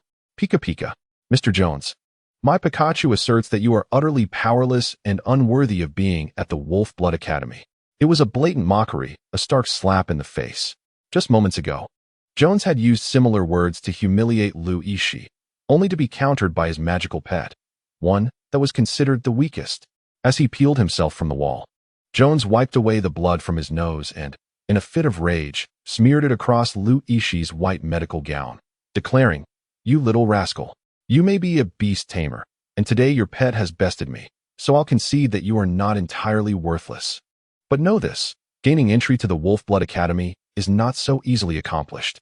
Boss, have you perhaps misunderstood something? I had no intention of, well, it seems I truly must pay a visit to the Wolf Blood Academy." As Lu Yixi contemplated countering the disdainful remarks about their muscle-bound academy, he caught sight of the admission notice in Reed's hand, realizing that he was merely accompanying Reed in search of a revolutionary cohort. This is merely the third research institute of the Wolf Blood Academy. To truly enter the Wolf Blood Academy, one must proceed through the main gate and earn the recognition of the guards within the courtyard. After being thoroughly beaten by Pikachu, Jones seemed to show a modicum of respect and shared information regarding the Wolf Blood Academy. Leaving Lu Yixi perplexed, were the individuals from the Wolf Blood Academy a bunch of masochists? As the sole magical martial academy in the New World, The Wolf Blood Academy annually supplies a significant number of warriors and magic swordsmen, both of whom wield tremendous power in the throes of battle and assassination. Thus, the Wolf Blood Academy holds a sense of pride. Even a mere gatekeeper carries himself with an air of superiority, as if he were the very heavens themselves. It was this gatekeeper who obstructed Lu Yixi and his companions, refusing to let them pass regardless of their protests. Halt! Ahead lies the Wolf Blood Academy. Please turn back. Idlers. The armored soldier, with only a pair of hawk-like, piercing eyes visible, brandished a dragon spear to block Lu Yixi and his companions from entering. Why are you glaring at me with those bulging fish eyes? Do you not see the admission notice? Lu Yixi exclaimed angrily, thrusting Reed's admission document toward the soldier's face. No, replied the soldier. Do you know who my boss is? The leader of Dongshi Town. Do you recognize that name? I do not. Come on. I'm a wounded individual. Can't you show me some mercy and let me in to recuperate? Absolutely not. Curse you. Are you expecting a bribe? Just tell me. The soldier regarded Lu Yixi with a serious gaze, silently opening a metallic pouch on his armor and tilting his head slightly. Ah, so you actually want money. You think you can extort me? Not a chance. He was certainly not looking for a bribe. The Wolf Blood Academy is renowned for its ferocity. Their martial skills are characterized by a disregard for life, and even a foe of a higher rank would dread encountering someone from the Wolf Blood Academy. Well, I believe we should enter this way. Before the last word could escape his lips, Reed had already raised his fist to strike the guard's face. The guard's eyes narrowed slightly beneath his iron helmet, and he deftly maneuvered his dragon spear to intercept Reed's punch. In an instant, Reed withdrew and executed a complete 360-degree turn, a slender sword appearing in his hand, its tip aimed directly at the guard's throat. Yet the guard, unfazed, continued to wield his dragon spear with an air of nonchalance, as if he were holding not a formidable weapon over 5 or 6 meters long, but merely a toothpick for after meals. Regardless of how Reed attempted to attack, the dragon spear remained positioned along the undeniable trajectory of his assault. Should Reed dare to charge forward, that glinting spear would surely pierce his body. As Reed found himself relentlessly pursued, he had no choice but to retreat step by step. Just as he was about to exit the range of the dragon spear's attack, a sudden revelation struck him. He charged forward towards the spear with fervor. Wow, brother, please don't do anything rash. Lu Yixi exclaimed, covering Pikachu's eyes in shock at Reed's suicidal assault. Such a blood-curdling spectacle, more thrilling than a Hollywood film, was certainly unsuitable for children. Humph, the lad has a bit of courage. Let him go in, sneered the guard, delivering a forceful strike with the dragon spear that sent Reed crashing into the ground like a chick being pressed down. With a mocking grin, he then cleared a path for the three of them to enter. In this place, any disagreement led to immediate confrontation. The Wolf Blood Academy truly embodied the essence of ferocity. You two do not possess the Academy's notice, but as students of our institution, you may select 2 attendants to accompany you, the guard continued after a moment's contemplation. Ahem, sir, may I inquire where the complaints department is located? Lu Yixi cleared his throat, pondering the absence of a student complaint office. With such a lackadaisical attitude, the guards were bound to lead the academy to its demise. The guard cast a cold glance at Lu Yixi before turning away, dismissing the trio entirely. Lu Yixi surmised that the interior of the academy was likely more expansive than that of Tsinghua University and wondered if electric bicycles were available. If not, a regular bicycle would suffice, and if all else failed, he could always assemble one himself. Disregarding his musings, he urged himself to move forward. Reed rose, dusting off his clothes, and after casting a lingering gaze at the sentry, he spoke. Soon, Reed was assigned a dormitory, complete with essential supplies and a detailed map of the academy. However, after being allocated a room, Olivia flatly refused to reside in the cramped quarters teeming with cockroaches and clutter. Clutching Lu Yixi coins and declaring her intention to seek a riverside apartment in the nearby town, Reed accompanied Lu Yixi to the training grounds for new student registration, only to find a solitary old man idly perusing a newspaper. He nonchalantly tossed a couple of task guides their way before resuming his lackadaisical routine. Lu Yixi casually flipped through the task guide, and the first page revealed the course schedule, with the word self-study nearly consuming the entirety of the week's curriculum. Wow, your courses are fewer than those in my university. And without Wi-Fi, won't it be utterly tedious? Upon examining the schedule, Lu Yixi couldn't help but marvel at the institution's remarkable laxity. There are numerous tasks to undertake. However, as a mid-level Black Iron rank student. I can only accept tasks up to the Bronze Intermediate level unless accompanied by a higher-ranked individual. Red, with a resigned gesture, remarked, "Let's see." The Black Iron tasks include helping an elderly lady in town find her missing cat, assisting the cafeteria in fishing and cleaning duties. Are you certain this isn't a guide for temporary workers? As a newcomer, I have no choice. I plan to challenge the Black Iron Advanced test. If I succeed, I should be able to accept tasks at the Bronze Advanced level, thus avoiding the necessity of executing tasks in this vicinity. Yixi and Reed wandered through the school like two curious children, as the 3-month enrollment period for the Magic Martial Academy had not yet expired. The academy was mostly occupied by small groups of muscular men discussing various tasks, creating an atmosphere reminiscent of Yixi's university days back on Earth. The duo strolled until the sun dipped below the horizon, eventually arriving at the testing room located on the back mountain of the academy. Reed glanced at the schedule. Since tomorrow was merely a self-study day, he decided to complete the Advanced Black Iron test. Wolfblood Academy, perched on elevated terrain beside the Red River and adjacent to Wolf Mountain, housed their previous location in the third laboratory, nestled halfway up the mountain slope. The back mountain of Wolfblood Academy was, in fact, the focus of the institution, containing research laboratories, training facilities, level testing rooms, and various trial grounds, all situated deep within this resource-rich mountain. One could easily surmise that if the training grounds were established at the entrance of Wolfblood Academy, there could be dire consequences should a formidable warrior attempt to test their strength and inadvertently send a punch flying into the nearby Wolfblood town. Before Yixi and Reed stood the level testing room, resembling an ancient Roman arena, radiating dazzling brilliance under the setting sun. As Yixi approached the wall, he felt a slight suppression of the magical energy within him, suggesting that the entire testing room was constructed from materials designed to inhibit both combat energy and magic. After traversing the dimly lit corridor, they were met with the cacophony of cheers. The interior of the testing room was partitioned into several small chambers. Yet at its center lay a circular arena, surrounded by tiered seating where spectators cheered for the ongoing match. "Hey, Mario, you're quite the softy. That's just a violent gorilla," came a mocking voice from the crowd. "How pathetic, you can't even defeat a bear. You must have been playing with the girls in Wolfblood Town until dawn again." "Playing? What do you mean?" the teasing voice retorted. Laughter erupted among the crowd. At that moment, a staff member with short purple hair spotted Yixi and Reed. Swiftly approaching them with a smile, she inquired, "Hello, gentlemen. What would you like to test today?" "Greetings, I am a new student at the academy, and I wish to assess my strength. If possible, I would like to challenge the Advanced Black Iron test for Magic Swordsman," Reed responded politely, his noble demeanor unmistakable. The staff member squinted slightly, her expression shifting uncomfortably. Yet she maintained her smile as she continued, "May I ask who your mentor is? Do you understand why levels are categorized as Black Iron, Bronze, and Silver? Have you attended the relevant classes?" "No," Reed replied candidly, although his family boasted powerful warriors who could impart this wisdom.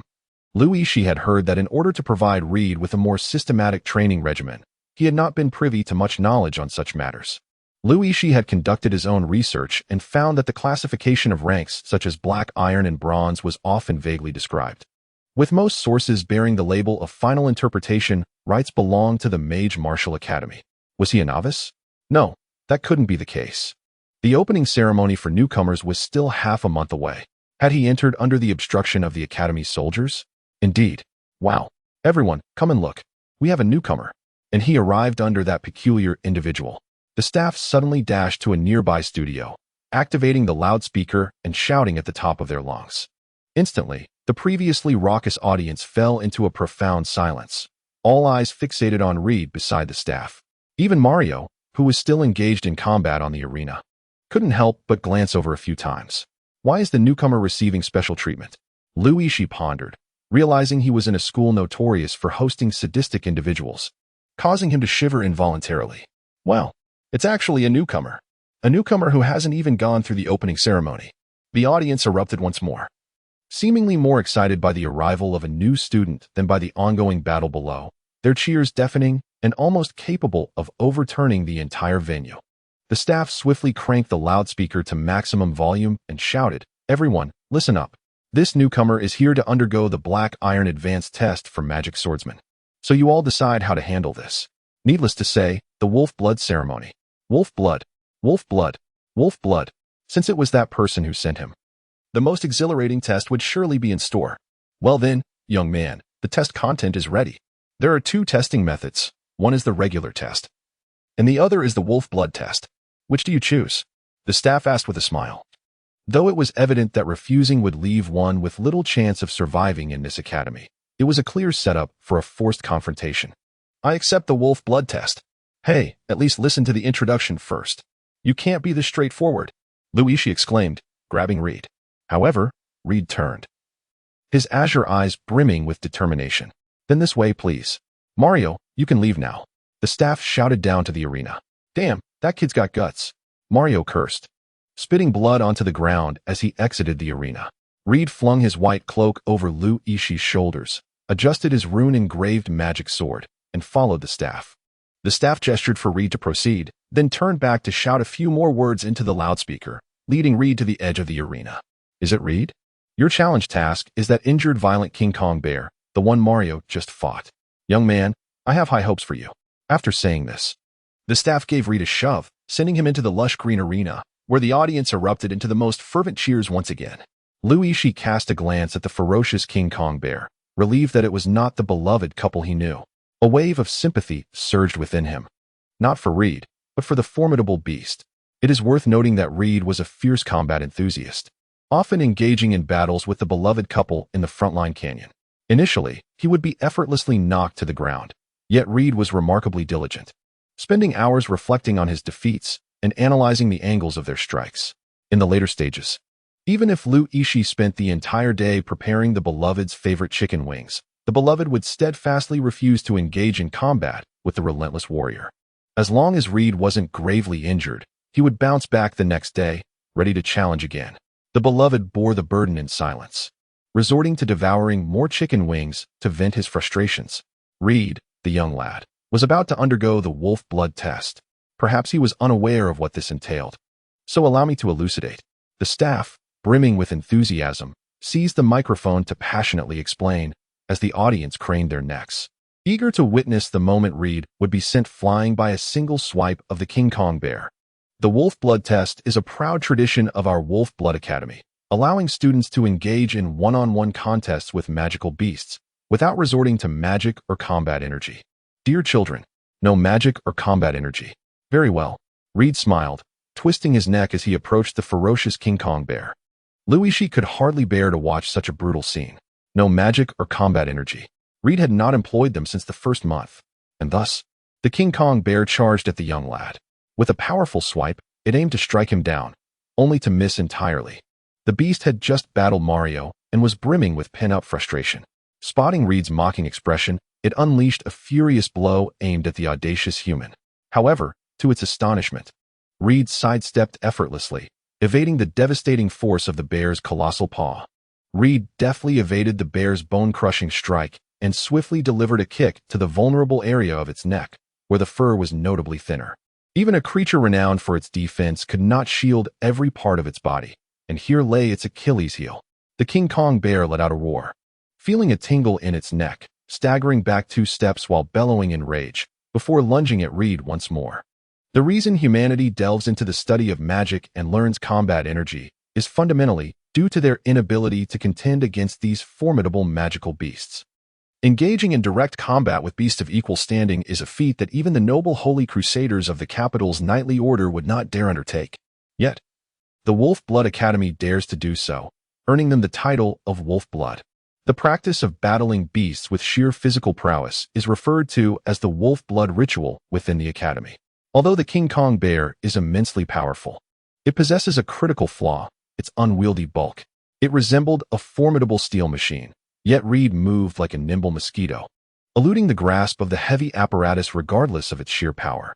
In the arena, Reed darted from side to side, narrowly escaping the bear's massive paws, which threatened to strike him down with a single blow. The more the bear failed to land a hit, the more its fury intensified, leading to a deterioration in its control over its own strength. Meanwhile, Reed took advantage of the bear's moments of vulnerability, relentlessly targeting its weak points, primarily the neck and abdomen, although each strike appeared to be little more than a tickle. The bear was all too aware that each blow induced a growing sense of numbness, with the duration of the paralysis extending with every hit. Wow, this lad can endure for such an extended period. Surely the advanced black iron test must have elapsed by now, exclaimed one observer. Surely he doesn't intend to defeat that bear?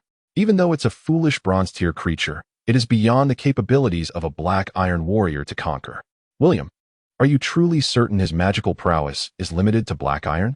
The individual referred to as William was the very staff member who had just guided Yixi and the others to the arena.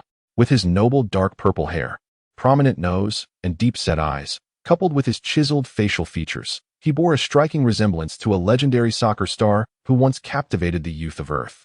William glanced at the enrollment application in his hand, prominently inscribed with the words Intermediate Black Iron, and he had personally witnessed Reed's magical capabilities, confirming their authenticity. Indeed, just because you are incapable does not mean this child is as well. William mockingly retorted to Mario. What did you say, William? I challenge you to a duel today. Mario shot back defiantly. Huh, you cannot even defeat the bear. What makes you think you can take me on? You'd be better off preparing for your impending defeat. William laughed, provoking a chorus of laughter from the audience. It was common knowledge that Mario was a magic swordsman, and without the use of magic, he was effectively bound. However, should he wield his enchanted greatsword, he could easily vanquish the bear in a single strike. As Reed continued his agile evasion, the movements of the formidable bear grew increasingly sluggish. It was no longer a matter of weight, but rather that the bear was utterly exhausted. Wow, could that lad actually be on the verge of victory? I had already fought that bear before him, and it was worn out from our encounter. Allowing him to seize the opportunity, Mario insisted, unwilling to concede. Come now, you bear several scars. Do not pretend to be unscathed. However, Mario, I recall last year you were nearly flattened by that same clumsy bear, barely escaping with your life. A mercenary, who was on amicable terms with Mario, comfortingly patted him on the shoulder. Humph, underestimate me at your peril. I would dare to face not only your brute strength, but even the likes of the Smiling Reaper. William, after speaking, Mario cast a deep glance into the arena, then turned his head to scan the audience. His smile gradually fading as he fixated intently on Yixi's position. Boom. The massive form of the violent grizzly bear slowly collapsed to the ground, panting heavily with its tongue lolling out, even a trickle of white foam escaping its mouth, a clear indication of utter exhaustion. Given the bear's formidable constitution, it should not have succumbed to fatigue so swiftly, especially after only one battle. The root of this fatigue lay in Reed's relentless assault on its weaknesses. Each of Reed's strikes, though seemingly trivial to the beast, resembled the gradual erosion of a dam by ants. Continuous attacks on the same point were akin to striking a pre-existing wound. Even the lightest touch could penetrate to the very marrow of its pain. That young man has truly accomplished it. Wow. To defeat the grizzly bear under the wolf blood test, what level of trial could this be? It must be intermediate bronze. William took a deep breath. This was indeed an exaggeration. Achieving an advanced bronze trial with merely iron-tier magical prowess signified an extraordinary combat talent. Or perhaps this golden-haired lad had specifically trained against the violent grizzly bear. That seemed unlikely. Thus, amidst the fervent cheers of the crowd, Reed exited the arena. The staff member known as the Smiling Reaper approached him, presenting him with the Wolf Blood Academy's testing medal, which bore the likeness of a wolf's head crafted in bronze, an authentication of bronze-level prowess. In our Wolf Blood Academy, magical and combat levels do not define everything. The ability to fight is the ultimate truth. Wow. William, you melodramatic fool, your words are truly electrifying. Indeed, from this moment on, you, the golden-haired sissy, shall be one of us. As Reed was surrounded by a throng of muscular men celebrating, Mario, with a cold gaze, glanced once more at Yixi's position before quietly departing from the audience.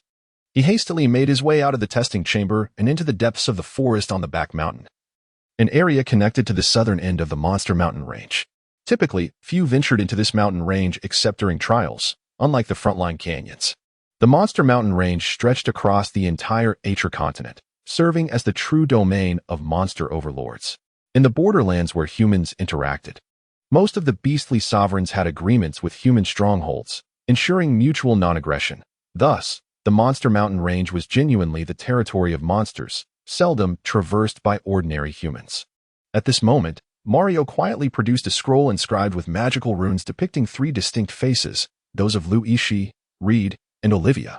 Lord Goth. I have located the one called Ben. Shall we eliminate him tonight? Mario withdrew a shard of crystal from his pocket, his voice dark and foreboding.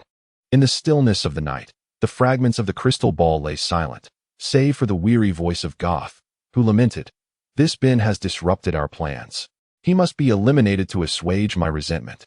However, we are at a pivotal moment in the resurrection of Lady Saya. You must not reveal your identity. If you can teach him a lesson, do so. If not, let it be. Moreover, I sensed the presence of a Cerberus upon Ben. Exercise caution. It turned out that Mario was an insider for the Black Flame within the Wolf Blood Academy. Indeed, the presence of a Black Flame operative within the Academy was inevitable. Otherwise, how could Goth possibly spread the plague among the Hecaton's Forest Wolf Brigade? As a minor antagonist in this intricate espionage, Goth felt the weight of his plight. Despite his seemingly effortless escape from the Hecaton's encirclement, during which he nearly claimed Lu Yishi's life, their plague plan had ultimately faltered. This failure meant that no high-ranking members from the Wolf Blood Academy would venture to the New World's main city, thus thwarting their scheme to abduct influential figures. And with the imminent arrival of the Holy Maiden of Black Flame, Goth's head throbbed with twice the agony. A Cerberus? How could he possess such a creature?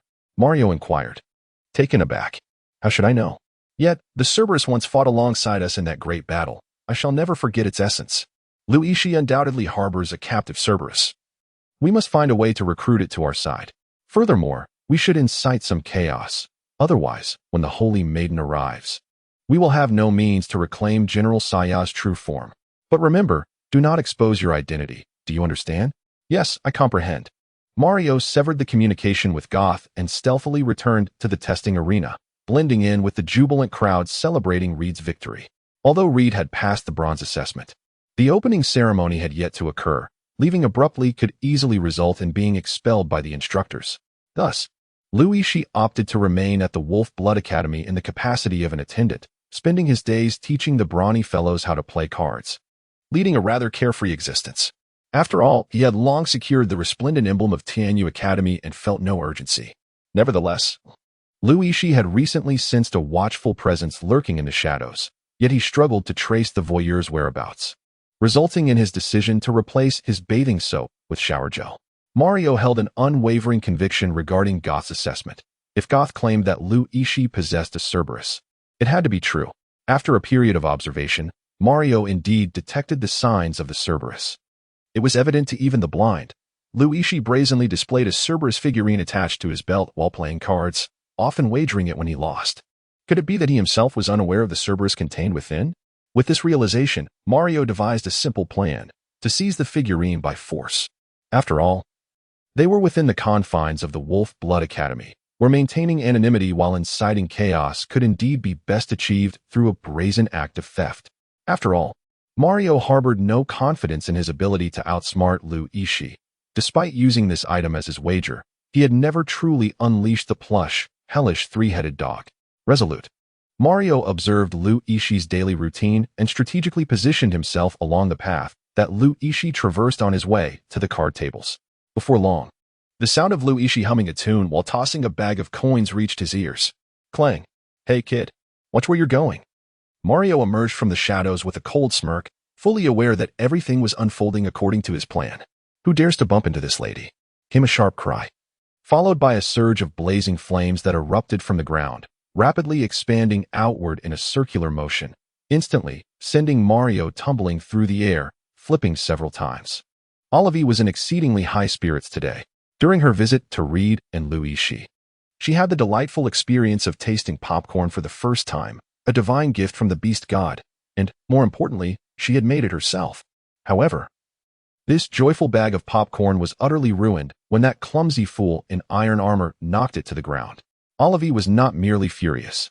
She felt a murderous rage brewing within her, aware of how many popcorn machines had been damaged to achieve such precision in controlling the flames. The scoundrel. Big sister. Lu Yixi coughed lightly. What? Olivia snapped back. Your foxtail is showing. Why are you cosplaying so early in the morning? Why do you care? Olivia's face flushed as she hastily tucked her tail away into her blue dress. Lu Yixi paid little heed to the matter. After all, in a certain country on Earth, it was not uncommon for individuals to don costumes as angels or demons, embodying whimsical characters on the streets. Perhaps Olivia harbored a peculiar penchant for cosplay? It was her prerogative, was it not? Mario, sprawled on the ground, spat blood vehemently onto the earth, wiped his mouth, and rose menacingly. The trio depicted in the portrait had assembled, and to his astonishment, the slender young woman with crimson hair and eyes was indeed a fire mage. Foolish creature, do you comprehend the gravity of your actions? I shall not be satiated until I have lashed you 100 or more times to assuage the wrath that festers within me. Olivia concluded her idle banter with Yixi and shouted in fury. Wait a moment, isn't your weapon a scythe? Where did you acquire a whip? In response to his query, Olivia calmly extracted a slender whip from the handle of her scythe, seemingly crafted from some form of crimson serpent scales, glimmering like crystal under the sunlight, a clear indication of its extraordinary nature. Do you have any objections? None at all. Yixi wiped the sweat from his brow. This popcorn, crafted with the flames of Olivia, was a golden, crisp delight, truly the finest among popcorn. Upon tasting it, Olivia became instantly addicted, unable to stop herself. Yet, the process was laborious, and by the time Yixi's appointment arrived, they had managed to produce but a single bucket. Unfortunately, before Olivia could indulge in more than a couple of pieces, she was knocked to the ground by Mario. To be honest, the fact that she refrained from delivering a fatal blow to Mario was a testament to her mercy. Humph, you insolent girl. How will you account for the injury you've caused me? This is Wolf Blood Academy, and I don't recall anyone of your caliber here. Mario, seizing the opportunity, decided to continue provoking the irate red-haired girl. His goal was merely to create chaos, to agitate the Wolf Blood Academy. And whether he succeeded in stealing that hellish three-headed dog mattered little. Oh dear, if I do not strike you, you dare to overstep your bounds. Who gave you such audacity? Olivia's chest heaved with indignation. Perhaps it is Liang Jingru, Yixi interjected. Who is Liang Jingru? She is the goddess of courage from our hometown, bestowing bravery upon the people. Oh, I see, Olivia exclaimed, raising her whip to lash at Mario. However, Red and Yixi quickly restrained the furious young lady, cautioning her that they were within the confines of Wolf Blood Academy. While the Academy's fierce demeanor was an internal matter, Olivia was an outsider. The Academy's regulations stated, in the face of a formidable foe, the entire institution must unite in retaliation. The reason wolves can devour tigers and leopards is not solely due to their ferocity, but also because they are pack animals. A lone wolf may not be fearsome, but an army of 5,000 wolves would make even the mightiest beasts in the canyon reconsider their dinner plans. Come on, strike me. I stand here inviting your blows. Olivia shouted, her slender frame appearing almost frail, lacking in certain physical developments. Ah, I will kill him. I will kill him. With that, Olivia broke free from Yixi and Red's grasp. Dressed in an elegant blue dress and wearing transparent crystal shoes, she exuded grace and nobility. Though certain attributes were somewhat lacking. So what if I am flat-chested? It saves fabric for the beast god. With a resounding crack, the red whip struck Mario, seemingly possessing a will of its own as it ensnared his major joints before he could even react. Wow, you actually know the famous Asian binding technique, Yixi exclaimed, his eyes sparkling. Nonsense. This is my family's signature red snake binding technique. Enough talk, come help me strike him, Olivia declared, delivering a kick that sent Mario flying like a rolling wheel. Wow. Ouch. What the heck? Does your hand not hurt? Pikachu, come here. Yixi delivered a powerful kick against Mario's armor, astonishingly propelling his massive figure back by 2 inches. Yet, simultaneously, his face flushed crimson, after all. He was a beast tamer. To strike an iron plate and escape without injury could only be deemed a stroke of luck. Pika Pika. Oh dear. How could you strike like that? You must learn to control your strength. Like this way. Oh, I see. There are so many techniques to striking. Come, Red. Let us learn together. Isn't this rather inappropriate? Red's face was awash with hesitation. He was indeed a proper student of the Wolf Blood Academy, striking his senior. He asked for it. I have it all recorded in magical imagery. Yixi held in his hand an object resembling a DV camera, stating that it was a magical imaging crystal he had painstakingly transformed over the course of a night during his leisure time. Red, perplexed by the necessity of shaping the magical imaging crystal in such a manner, received only a gentle pat on the shoulder from Yixi, accompanied by a wistful smile. As he remarked, the sentiment of paparazzi is something you would never comprehend. Nevertheless, Red ultimately joined the ranks of those assaulting their senior. Whenever the Academy patrol passed by, Yixi would brandish the magical imaging crystal, repeatedly playing the phrase, "Come on, hit me. I'm right here for you to strike." The Academy patrol nodded in deep understanding, for within this institution, numerous individuals honed their skills through the rigorous cultivation of their physical forms. Being struck was merely a commonplace aspect of their training. Finally, panting heavily, Yixi could fight no longer. Was that not exhilarating? Olivia inquired, shaking her sore arms. This method of stress relief is rather effective. Have you all had your fill? Let me go? Mario struggled desperately, for he was merely a low-level bronze magic swordsman and could not possibly free himself from Olivia's silver-tier magic. He could only wriggle on the ground like a worm, struggling and shouting in frustration. The crux of the matter was that Yixi and his companions' blows were entirely genuine, devoid of any martial energy or magic. Striking against his steel helmet inflicted virtually no harm, serving only to humiliate, torment, and toy with him. Alas, this situation. Yixi was troubled, pondering what to do after being beaten. Surely, he couldn't resort to silencing his assailant permanently. Moreover, the individual in question was a student of the Wolfblood Academy. What would it mean for the Academy's reputation if word spread that one of its students had been thoroughly thrashed? Alas, while inflicting pain might bring a fleeting sense of satisfaction, the aftermath was far more cumbersome. Humph. Was that red-haired girl truly a student of our school? Mario groaned on the ground. No. Then what right does she have to enter the Wolfblood Academy and assault me? Ah, because she is drawn to the Wolfblood Academy. Mario sputtered a mouthful of blood, incredulous. Drawn to it? Do you think this is a marketplace? The sight of the lively red-haired girl before him only fueled his ire. It was crucial to understand that a commoner who dared to infiltrate the Wolfblood Academy would face severe repercussions. Do you realize that allowing a commoner to enter and strike a noble would result in being burned alive on a pyre? I, Mario, am a baron. Bound and lying on the ground, Mario proclaimed with a sense of pride.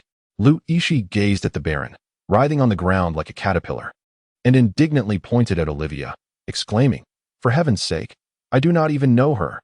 By the beast god, he truly is a shameless rogue and a lecherous thief. How could I have ever believed him to be a person of noble character?" The image of Yixi in Olivia's heart has crumbled. His silhouette once loomed grand and imposing. Olivia had once believed there was no human being of greater virtue. Today, in her eagerness to see him, she donned an unfamiliar gown, yet I barely recognized her when she struck with such delicacy. You can still rise and offer prayers, yet you linger here, incessantly chattering. Once again, I have misjudged this man. No, I must not harbor such doubts any longer. Olivia, have you forgotten the teachings of the beast god that you have received since childhood? Embarrassed, Olivia lowered her head in shame. Hey, I am a noble after all. You humiliate me like this and expect to walk away unscathed. Mario struggled to rise from the ground, striving to maintain his balance as he spoke. Could you show a bit of respect? I am also of noble birth, a direct disciple of Alrui's. At the very least, compensate me for my medical expenses. Mario declared earnestly. Well, are you trying to extort money? There is none to be had, but this item is priceless, so consider it a gift. Yixi casually seized the plush toy of the three-headed hellhound and tossed it aside. Mario could scarcely believe his eyes. Was this truly how one acquired the hellhound? This fellow evidently had no inkling of its purpose. Let me go first, Mario insisted, yearning for his freedom. Olivia yanked the whip, which, astonishingly, retracted into the massive handle of a scythe. Yixi suddenly pondered whether this contraption was a perilous evolution of sorts, capable of housing an array of weapons. This is insufficient. I desire her as well. Mario lifted his helmet, revealing a face etched with scars resembling a centipede. His expression filled with fury as he pointed disdainfully at Olivia. He continued, if she is not affiliated with the Wolfblood Academy, then I shall trespass upon their grounds and assault the nobles. Should they refuse, I shall report to the church and have this heretic burned. You are not even part of the FFF group. Show some respect, he exclaimed.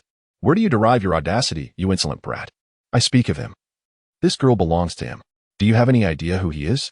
The illegitimate son of the Archmage. Yixi pointed at Rued, who looked utterly bewildered as he pointed to himself. When did he acquire a father who was a mage? The hellhound, known for merely exclaiming 666, retorted, what nonsense. Which current mage does not sport a full beard? How could one possibly have such a young son? Mario was no fool. He certainly would not take Yixi's words at face value. By the earth goddess above, I swear by my teacher Al-Ruwais that he, Ruid Caesar, is indeed the son of a mage. Recently, Al-Ruwais had been sneezing incessantly for reasons unknown. Should he discover that an unfamiliar student was so recklessly invoking his name, he would likely descend upon Lu Yixi riding a dragon, unleashing a torrent of flames to reduce him to ashes. Lu Yixi smiled warmly at Mario, uttering oaths that seemed to pledge to the divine. In the realm of Atla, swearing an oath to the gods is regarded as the pinnacle of one's faith. It is a far cry from the trivial fibs one might tell on earth. Here, failing to uphold a vow made to a deity incurs a series of divine retributions. A lesson learned at the cost of countless lives. Yet, Lu Yixi boldly proclaimed her oaths, and while her casualness might seem irreverent, the effectiveness of such declarations remained indisputable. In Mario's understanding, no one would dare to misuse the sanctity of divine oaths, and he nodded in belief, accepting Lu Yixi words. Little did he know that, on a distant planet, making oaths was as commonplace as exchanging greetings, especially around the festivities of Qixi, where even thunder on a clear day was not unheard of. What difference did it make that he was the son of a mage? Since this red-haired girl was his attendant, it signified she was his possession, something to be contested. With that thought, Mario pulled a pair of white gloves from his pocket and tossed them onto the ground, his eyes, resembling small bells, fixed intently on Reed's reaction. The moment Reed picked up the white gloves, Mario was poised to draw his sword.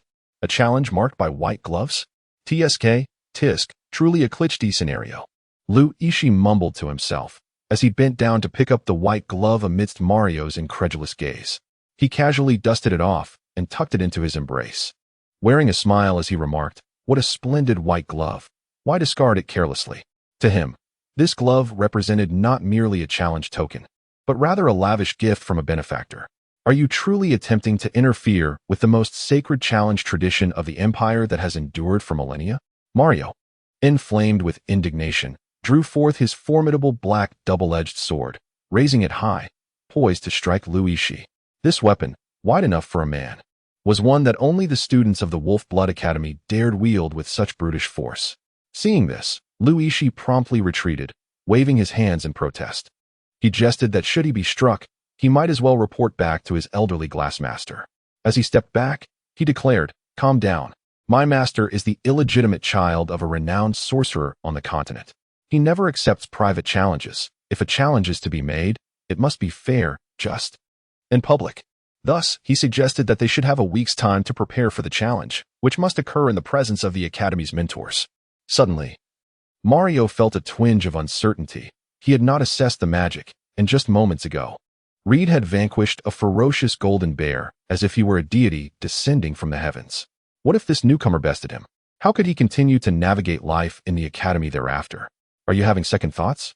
Would you dare to renege on Stanford's most sacred challenge oath? Lu Yixi exclaimed, pulling out the pristine white glove, declaring, "I've been waiting for you. You won't escape now." Compelled by the situation, Mario begrudgingly agreed, his face flushed with embarrassment. He had just asserted the inviolability of the sacred challenge ceremony and could not afford to contradict himself. Furthermore, observing Reed's youth, it was clear he could not possibly be a bronze warrior. Mario himself had already attained the status of a low-level bronze swordsman and was on the verge of advancing to a rank that would allow him to stride confidently among his peers. Humph. I refuse to believe this kid can surpass me. If it's public, then so be it. Let us proceed as you suggest, Mario huffed, exhaling a heavy breath through his nose. No problem, then. Hello, Senior. Thank you, Senior. Farewell, Senior. Upon concluding her words, Lu Yixi promptly grasped the hands of Reed and Olivia, urging them to depart with haste. Olivia, gently pressing her forehead, remarked, "I just employed a divination spell, and that individual possesses merely the prowess of a low-tier bronze. Reed, at his utmost, is only of intermediate black iron. I would like to inquire, if a warrior issues a challenge to a beast master, is the beast master permitted to summon their magical companion for battle? Certainly, this is permissible. The beast master's abilities fundamentally rely on their magical pet. However, is Reed not a magic swordsman? Surely, he must possess some magical prowess? Indeed. Then that settles it. Moving forward, you should proceed in this manner." Lu Yixi shared the situation with Reed and Olivia, and Reed felt a sense of despair regarding his future at the Academy. He could almost envision the withdrawal application beckoning him. However, under Lu Yixi's numerous assurances of safety, and tempted by the substantial fortune that could even sway Olivia, he resolved to take a chance. If all else failed, he would merely take the gold and serve as an attendant at Tianyu Academy. After establishing all the necessary connections, Yixi released his Pikachu from his embrace, raising an eyebrow and smiling gently as he remarked, "I trust you know what to do." Pikachu blinked its eyes, adorably adjusting its fluffy paws, and in the blink of an eye, vanished from the courtyard like a streak of yellow lightning. Meanwhile, Yixi, along with Reed and Olivia, strolled nonchalantly towards their usual card-playing spot, engaging in light-hearted banter as they began to wager and play cards, thoroughly enjoying themselves.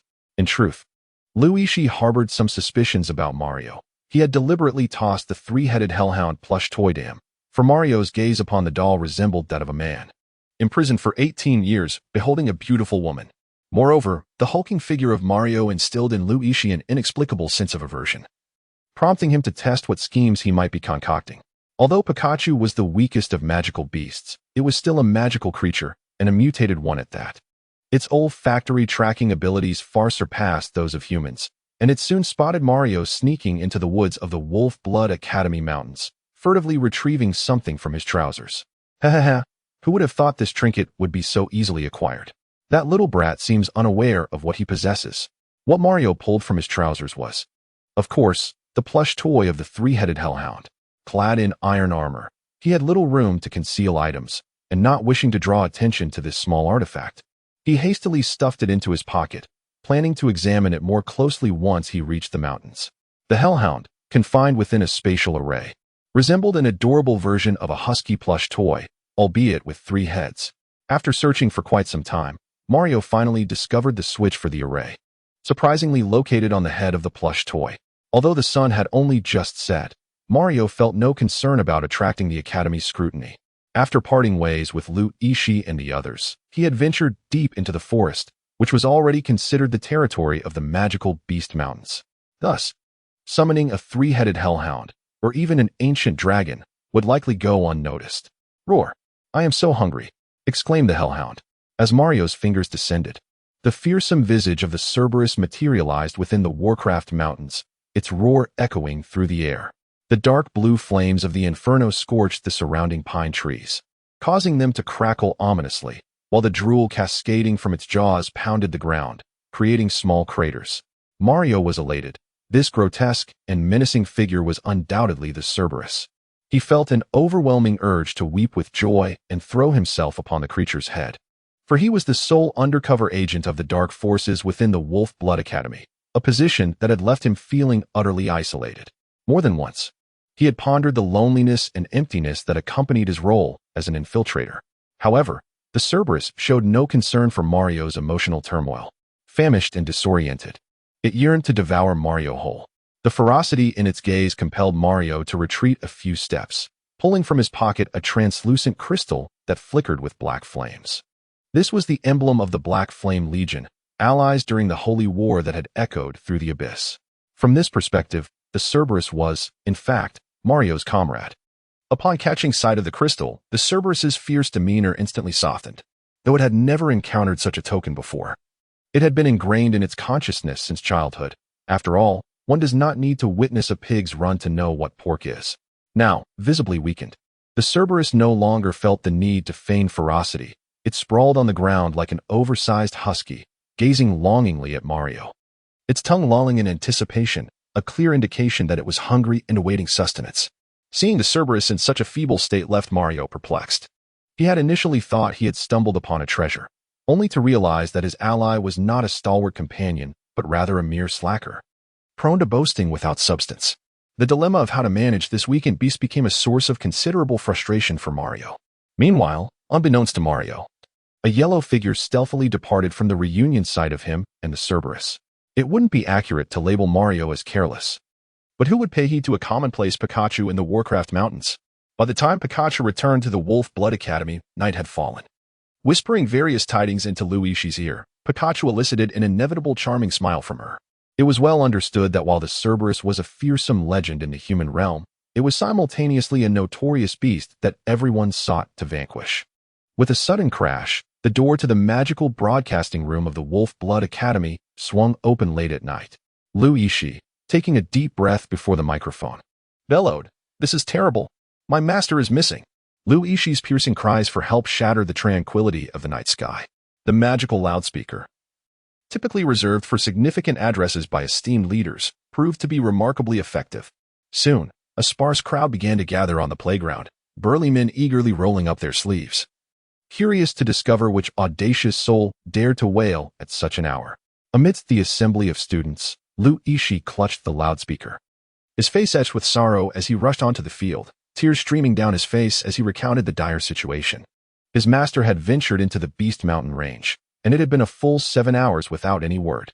The dinner they had planned together had been missed, resulting in a significant waste of provisions. He then solemnly elaborated on the dangers of food wastage, until someone in the audience could no longer contain their frustration and brandished a wooden stick, ready to confront him. In a hurry, he shifted the focus of his speech. "Though I am but a servant to Master Reed, we share a bond akin to that of sworn brothers. Now, he may be in peril within the Beast Mountain range, and as a mere attendant, I find myself woefully inadequate to venture alone into such danger. My demise matters little, but the urgency lies in rescuing my young master. Thus, I must disturb your peaceful slumber. I am left with no choice." His heartfelt plea moved the assembled men to tears. What did the Wolf Blood Academy value most? Strength? Power? Neither. It was the bonds and camaraderie between brothers. A lone wolf may not be formidable in the forest, but as the saying goes, when thousands of forest wolves unite, even the mighty dragon-tail scorpion must contemplate whether it can stomach such a feast. Consequently, Lu Yixi's portrayal of a desperate yet powerless savior deeply resonated with the students of Wolf Blood Academy. Moreover, having spent much time playing cards and drinking with these brothers, Lu Yixi was deemed far more entertaining than his master in their eyes. Thus, his appeal was met with an enthusiastic response from many students, who promptly lit torches, ready to brave the thick night fog in search of Reed. With a sardonic smile, Lu Yixi gestured to the 100 students igniting their torches and exclaimed, "My master mentioned earlier that he intended to seek a treasure by the banks of the Redwater River and provided me with a position in crystal. Follow my lead." Meanwhile, disregarding Lu Yixi's situation, Reed, equipped with a map, had already traversed a substantial distance, arriving at the positions of Mario and the Hellhound, having outpaced Lu Yixi's group by nearly half a day. Upon his arrival, he concealed himself nearby. When Lu Yixi had first outlined this plan, Reed had been taken aback. How did Lu Yixi know that Mario would not clash with the Hellhound? Now witnessing the scene, it was evident that not only was there no conflict, but Mario was treating the Hellhound like a revered guest, tending to it by gathering firewood, hunting, and cooking as if he were a diligent farmer's wife. And the Hellhound? It lay on the ground, scratching the surface with its claws, ready to unleash a fireball at the slightest hint of displeasure from Mario. Mario felt a profound sense of despair. Were it not for Lord Goth's admonition to treat former allies, now esteemed guests, with kindness, he would have surely launched himself into a fierce confrontation with the three-headed Hellhound. What sins had he committed today? He had hoped to find a powerful ally, only to discover he had instead summoned an ancestor to be revered. How exasperating! The Hellhound emitted a disgruntled grunt, suddenly recalling Lu Yixi's culinary skills. Although he could not indulge in the feast within the confines of the prison, he could still catch a whiff of the delightful aroma, which far surpassed Mario's rudimentary attempts at cooking. Just look at this fellow. He even struggled to measure the salt properly. How lamentable! With a heavy sigh, the Hellhound reflected on its abysmal fate since being captured by humans. It was as if its life had turned barren as snow, unable to savor a decent meal. It thought of Pikachu, who, despite being the weakest of beasts, relished a life of luxury by Lu Yixi's side. This stark contrast brought forth a torrent of tears, pondering why such disparities existed among magical creatures. Done. Time to eat. Mario wiped his blood-stained hands, suppressing the frustration within. The Hellhound, having lost its strength, could not fathom why Lord Goth still held it in such high regard. Gazing at the unappealing meat stew that resembled a pot of filth, it closed its eyes, reminiscing about the worst dish Lu Yixi had prepared, which at least had a crystalline broth. Though unable to partake within the prison, it could still visualize it. Just as the Hellhound was about to disregard everything and gulp down the unappetizing stew, the rustling of footsteps emerged from the nearby woods, followed by a hearty laugh from the shadows. "Ha! Who might you be cooking such delectable food? May I partake in your feast?" Reed stepped out from the thicket, fully aware that Mario was the one outside, yet adhering to the theatricality of the moment. having previously performed in the frontline canyon. He believed his acting had transcended the level of mere extras. My heavens, what is this? A hellhound. Upon emerging from the shadows, Reed's expression shifted dramatically. As he swiftly drew his magical sword, pointing it menacingly at the colossal creature before him, his face etched with a solemn determination, embodying the spirit of a noble protector. Reed, what on earth are you doing here at this late hour? Mario gasped, alarmed that his secret liaison with the hellhound had been exposed. How could he continue now? Ah, it is you, Mario. Enough of the pleasantries. We are faced with a grave threat. Our personal grievances must be set aside. Come, let us form a duo. Oh. Mario, momentarily stunned, moved to stand behind Reed, realizing that Reed instinctively perceived him as an ally. At that moment, Mario's mind raced with thoughts of whether he should strike Reed down right there, as the night was dark and the wind howled, a perfect setting for treachery. Resolving himself, Mario, known for his decisive nature as a villain, contemplated how easily he could eliminate a fledgling swordsman. As soon as Mario raised his heavy sword high, he heard the sound of hurried footsteps resonating through the woods, accompanied by flickering flames. Voices echoed, calling out, Reed, respond if you can hear us. Reed, your servant is summoning you home for dinner. Reed, if you don't come out soon, I shall seek out Professor Yang. Regardless of Lu Yixi's sarcastic remarks, Mario was compelled to lower his sword, while Reed remained oblivious, fixated on the formidable three-headed hellhound before him. In truth, Reed was drenched in cold sweat. Should Lu Yixi delay even a moment longer, he would be compelled to engage in a rather cordial exchange with this burly upperclassman. Mario was a bronze-level magic swordsman, and even with Reed's extraordinary combat talent, he could not confidently claim he would emerge unscathed from such an encounter. Damn it, that kid is fortunate. Mario cursed inwardly. Before long, the flames illuminated both Reed and Mario, as over 100 students from the Wolf Blood Academy surrounded them. Upon spotting Reed, Lu Yixi rushed over, tears streaming down his face as he expressed his deep worries, seizing the opportunity to whisper a few words into Reed's ear. At last, I have found you, Junior. You cannot fathom how worried your servant has been. Come now, William, you only won 3 gold coins from Ben last time. Why do you still defend him? Laughter erupted among the crowd, a hearty, boisterous sound. In truth, Lu Yixi held a genuine fondness for the burly men around him. Though their tempers could be fierce and their manners somewhat uncouth, they were remarkably sincere. They embodied a straightforward ethos. If words could be avoided, they were. Action spoke louder than words, and within the Wolf Blood Academy, that was the essence of their spirited camaraderie. At that moment, Lu Yixi fortuitously caught sight of a massive, dark silhouette beyond the throng. The hellhound had retreated into the shadows, but how could it evade Lu Yixi, who was intent on its discovery? What is that? By the Earth Goddess, is that truly the hellhound? Lu Yixi feigned astonishment, her mouth agape as she pointed towards the dark shadow deep within the forest. Her other hand clasped over her mouth, as if she had truly witnessed something profoundly shocking. Upon noticing the direction of her finger, Mario's heart sank. He had just prepared a pot of broth for that foolish dog. It was inconceivable that the infernal three-headed hound could have concocted the soup itself. If it possessed such intelligence, it would not be incapable of crafting a simple leash even at this point. Should it be discovered, there would be no words to extricate himself from the predicament. What lurked over there? Some keen-eyed students had also spotted the silhouette of the hellhound. It appeared to be a magical beast. Instantly, the brawny students from the Wolf Blood Academy became intrigued, summoning their equipment from their spatial bracelets and surrounding the massive shadow.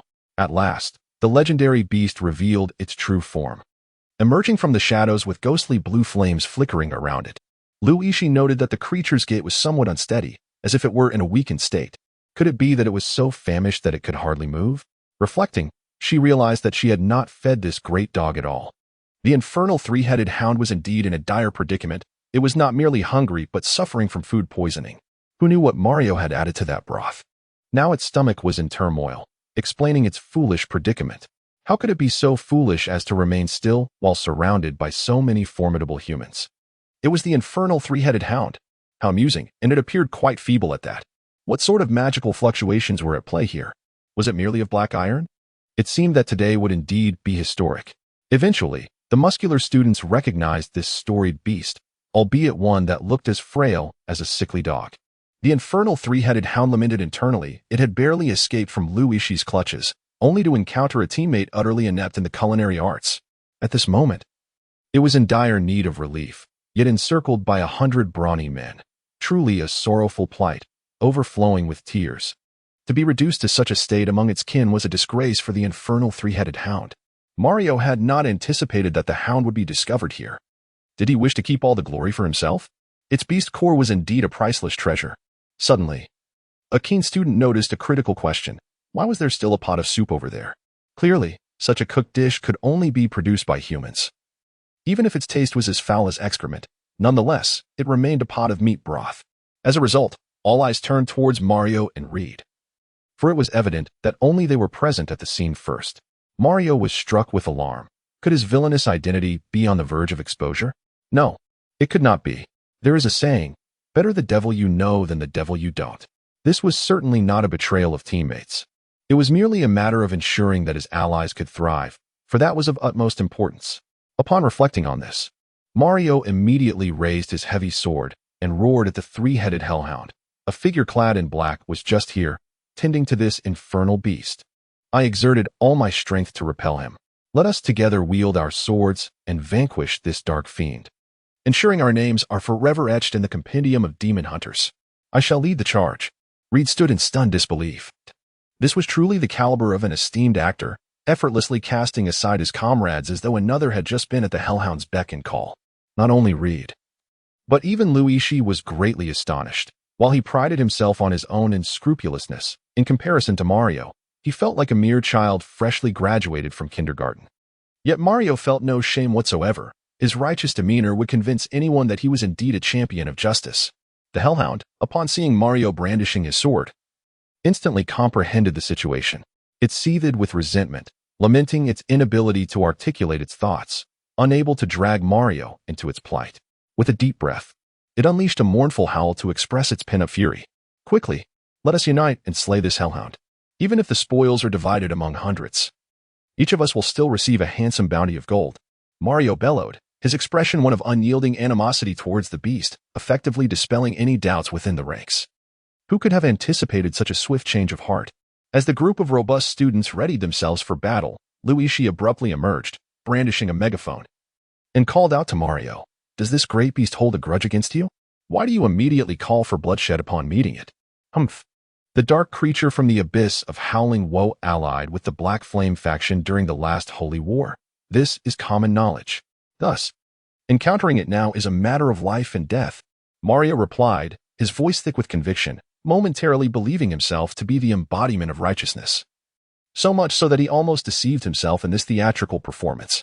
Truly, he was the king of actors. Why do you seem so anxious to conceal your identity? Yixi pressed. I do not. Do not speak nonsense. What identity would I reveal? If there is nothing to hide, why do you sweat profusely? Yixi continued to press the matter with his megaphone. I do not. Sweat poured from Mario's brow like a cascading waterfall. Then tell me, what were you doing last night? I was battling the figure in black. I refer to the night you allied with the hellhound. That night you allied with the hellhound, and yet you claim you are not a villain. Yixi cast a cold smile at Mario, who, in a fit of embarrassment and fury, raised his heavy sword, ready to strike. However, a group of students swiftly intervened, blocking his blade and directing their icy glares towards him. Among them, the elegantly poised William observed the raging hellhound and calmly remarked, "We shall address the matter of the dark-clad individuals later. Our immediate concern is to deal with this hellhound. If it returns to the Beast Mountain, it will spell endless trouble." As he spoke, he directed the students to form a formation and encircle the beast.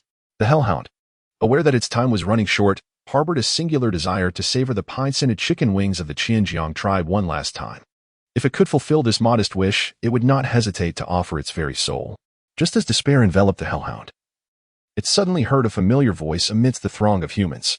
This voice, unmistakably not of its kind, resonated with an inexplicable clarity, invoking an urge to slap it twice.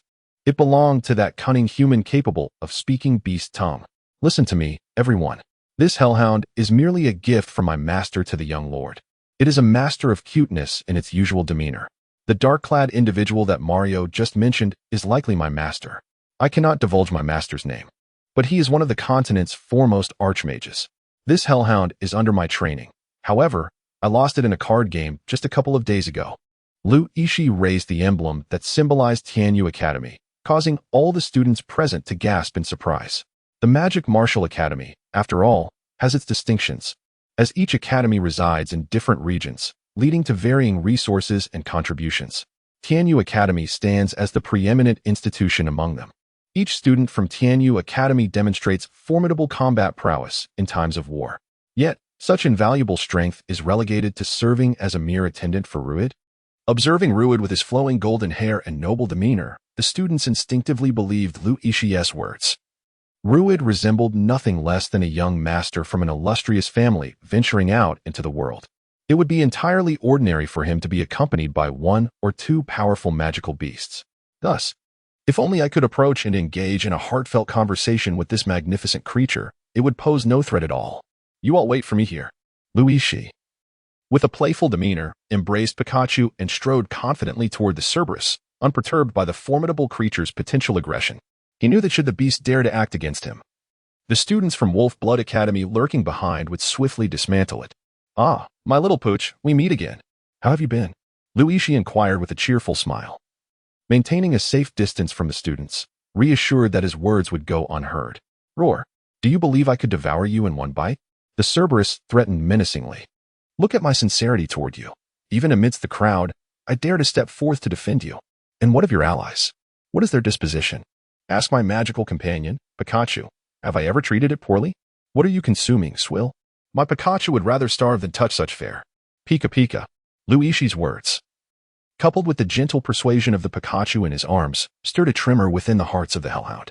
Even a creature of darkness has its tender side. It is not devoid of emotion. However, the Hellhound found itself embroiled in a tumult of thoughts. After all, it had observed Lu Yixie's treatment of magical beasts throughout their journey, and if it were to ally with a human, Lu Yixi would indeed be a commendable choice. Yet, as a proud creature of the dark, a warrior among villains, yielding would besmirch its dignity. Hell, I am the proud Hellhound. I shall never be subjugated. Lamenting the abyss, forever free. Enough of this. If you continue, the Magical Beasts Company may seek me for copyright issues. If you refuse, let us part ways. Alas. I hope they are gentle when they deal with you. Do you know how they usually skin a dog? They begin with a long steel needle inserted. Hell. Enough. Truthfully, I merely desire a taste of the chicken wings from the Qianjiang tribe. If you can grant this, I will follow you without hesitation. The Hellhound shivered at Lu Yixie's mention of the gruesome process. Why are you so familiar with these steps? Faced with the threat of death, it had no choice but to acquiesce. Thus, Lu Yixi revealed a mysterious smile, producing a contract as lengthy as a writing desk, placing it before the Hellhound with calm assurance. Come now, sign your servitude contract. How do I do that? Just press your paw. This is what we call the spirit of the contract in the human realm. Once you press your paw, it signifies you are an employee of my company. How? Very well. Reluctantly, the Hellhound understood this was a form of contract with magical beasts, yet it felt compelled to comply. Unless it wished to engage in a futile struggle, it had no option but to leave its humiliating paw print. It had hoped to navigate this predicament and escape. Now, it seemed impossible. The Hellhound sighed internally, realizing it had succumbed to humanity's grasp. Very well, what is your name? After the Hellhound pressed its paw, Lu Yixi finally remembered to inquire about the name of this formidable creature. They had spent quite some time together, and he had yet to learn its name. How? I am the proud dark beast, Lord Suridogus Pluto. Speaking of names, the Hellhound raised its 3 heads with great pride. For not every magical beast is bestowed with a name. It symbolizes nobility among beasts. That name is too lengthy. In a novel, it would be accused of padding the word count. You shall be called Dogo. How? Very well. Lord Doug accepted the proposal. Now it was time to ponder how to ensnare Mario. The trivial matter of subduing Doug was, in fact, a technical endeavor. However, disregarding Lu Yixie's plans to ensnare Mario for the moment, once Lu Yixi waved his hand and secured the Cerberus within the confines of the beastly containment space, all present students were convinced that the creature had been tamed. Only a tamed beast could be held within such a space. Yet, no one considered the alternative possibility that the containment space's level far surpassed that of the creature, thus imposing a level suppression. After all, although the Cerberus appeared formidable, its true strength was merely of black iron caliber. Who would be so idle as to expend immense magical power to create a containment space merely to suppress a black iron beast? But alas, Lord Gandalf was indeed that idle. After all, in his old age, he took pleasure in tending to dogs and cultivating flowers. It turned out that tonight was a misunderstanding. And who would have thought that young Reed had such a significant background? Initially perceived as a mere country lord, it was astonishing to discover he was the illegitimate son of a magus. The young man certainly concealed his identity well. I always sensed he possessed extraordinary spirit. Reed stood amidst a group of burly men, receiving their teasing praise, his cheeks flushed like the rear of a steel-armed ape. Indeed, he was the country lad they speculated about. Thus, the raucous farce of the night came to a close, with the greatest victor undoubtedly being Yixi. He had orchestrated the conflict between Mario and the Cerberus, only to swoop in for the rescue, a scheme meticulously devised by him. What was intended as a mere heroic act of saving a dog unexpectedly drew Mario into the depths of the performance so swiftly. Had Mario been just a tad more cautious in betraying his companions, Doug, preserving its noble pride, might not have revealed its identity at all. However, after this incident, it could be said that Doug harbored a profound hatred for Mario. And how fortuitous it was that there existed a human capable of comprehending its canine tongue. Surely, this would compel Doug to divulge everything concerning Mario. The following day, upon awakening, Doug found itself deep within the Beast Mountain range, facing a human with a mischievous smile, squatting before it. This grin immediately caused Doug to tighten uncomfortably. What did this human intend to do? Growl. What are you planning? Let me be clear. While I may have sold my soul, I will never sell my body. Doug began its protests. Bark all you like. No one will heed your cries. Yixi teased with a wicked grin. Growl. I knew you were up to no good, but regardless, I have entered into a soul contract with you. If I perish, you shall not fare much better. So tell me, what business do you have with me so early in the morning? To be honest, I do have a favor to ask. How would you like to exact revenge on Mario? Growl. I dream of devouring that scoundrel. The excited shout rang out. How about I give you a chance to face him one-on-one? Can't you see my current predicament? I am weaker now than that Pikachu. With just a flick of his finger, he could easily crush me. Yixi chuckled. It seems rather fortuitous that she might possess the ability to repair the beast core. Although the last incident with the unicorn involved only minor damage, having succeeded once, she believed she could triumph a second time. How about I attempt to mend the beast core for you? Yixi gazed sincerely at Duoch. Last time you merely had luck on your side. The situation of that failed evolution unicorn is vastly different from mine. Just because you managed to heal it does not guarantee you can do the same for me. Duoch shook his head, aware that the greater the hope, the greater the potential for disappointment. I can give it a try. But this spell will consume a significant portion of my lifespan. The magical fluctuations are quite intense, so please close your eyes for a moment. After Yixi completed his incantation, he placed the beast contract before the three-headed hellhound, Dogger. Taking a deep breath, he began to chant a complex spell. Dogger, upon hearing the incantation, realized its profound depth. It resembled poetry yet was obscured and difficult to grasp. Do you not see the waters of the yellow river come from the heavens, rushing to the sea and never returning? Do you not see the bright mirror in the high hall lamenting white hair, morning as black silk and evening turning to snow? When life is at its best, one must indulge in joy, lest the golden goblet stands empty before the moon. After reciting the wine must be drunk, he proceeded to recite the 6 nations. And if that proved inadequate, he would resort to the 300 Tang poems, stretching the brief incantation into an arduous recital lasting over 10 minutes. With his eyes closed, Dogger listened intently to Yixi's spell, his astonishment intensifying. The more intricate the incantation, the longer it naturally took to chant. The fact that Yixi could effortlessly recite for over 10 minutes indicated that he was on the verge of powerful, cataclysmic magic, akin to forbidden spells. After reciting a few more Tang poems, Yixi finally uttered the incantation for the minor healing spell. Instantly, a small green wing spiraled in the air before entering Dogger's body. Dogger felt a tremor coursing through his canine form, and his injuries began to mend. Even the damaged beast core started to heal gradually. Miracles! How could it be possible for the beast core to be restored? The shock within the hellhound was akin to witnessing an embrace between the leaders of humans and beasts. And the experience was far more astonishing than his previous encounter with Yixi healing a unicorn. After all, the unicorn had merely suffered from an evolutionary failure, resulting in severe magical depletion, and the damage to its core was not exceptionally grave. It was like running an engine on empty, though it suffered some damage. It was not catastrophic.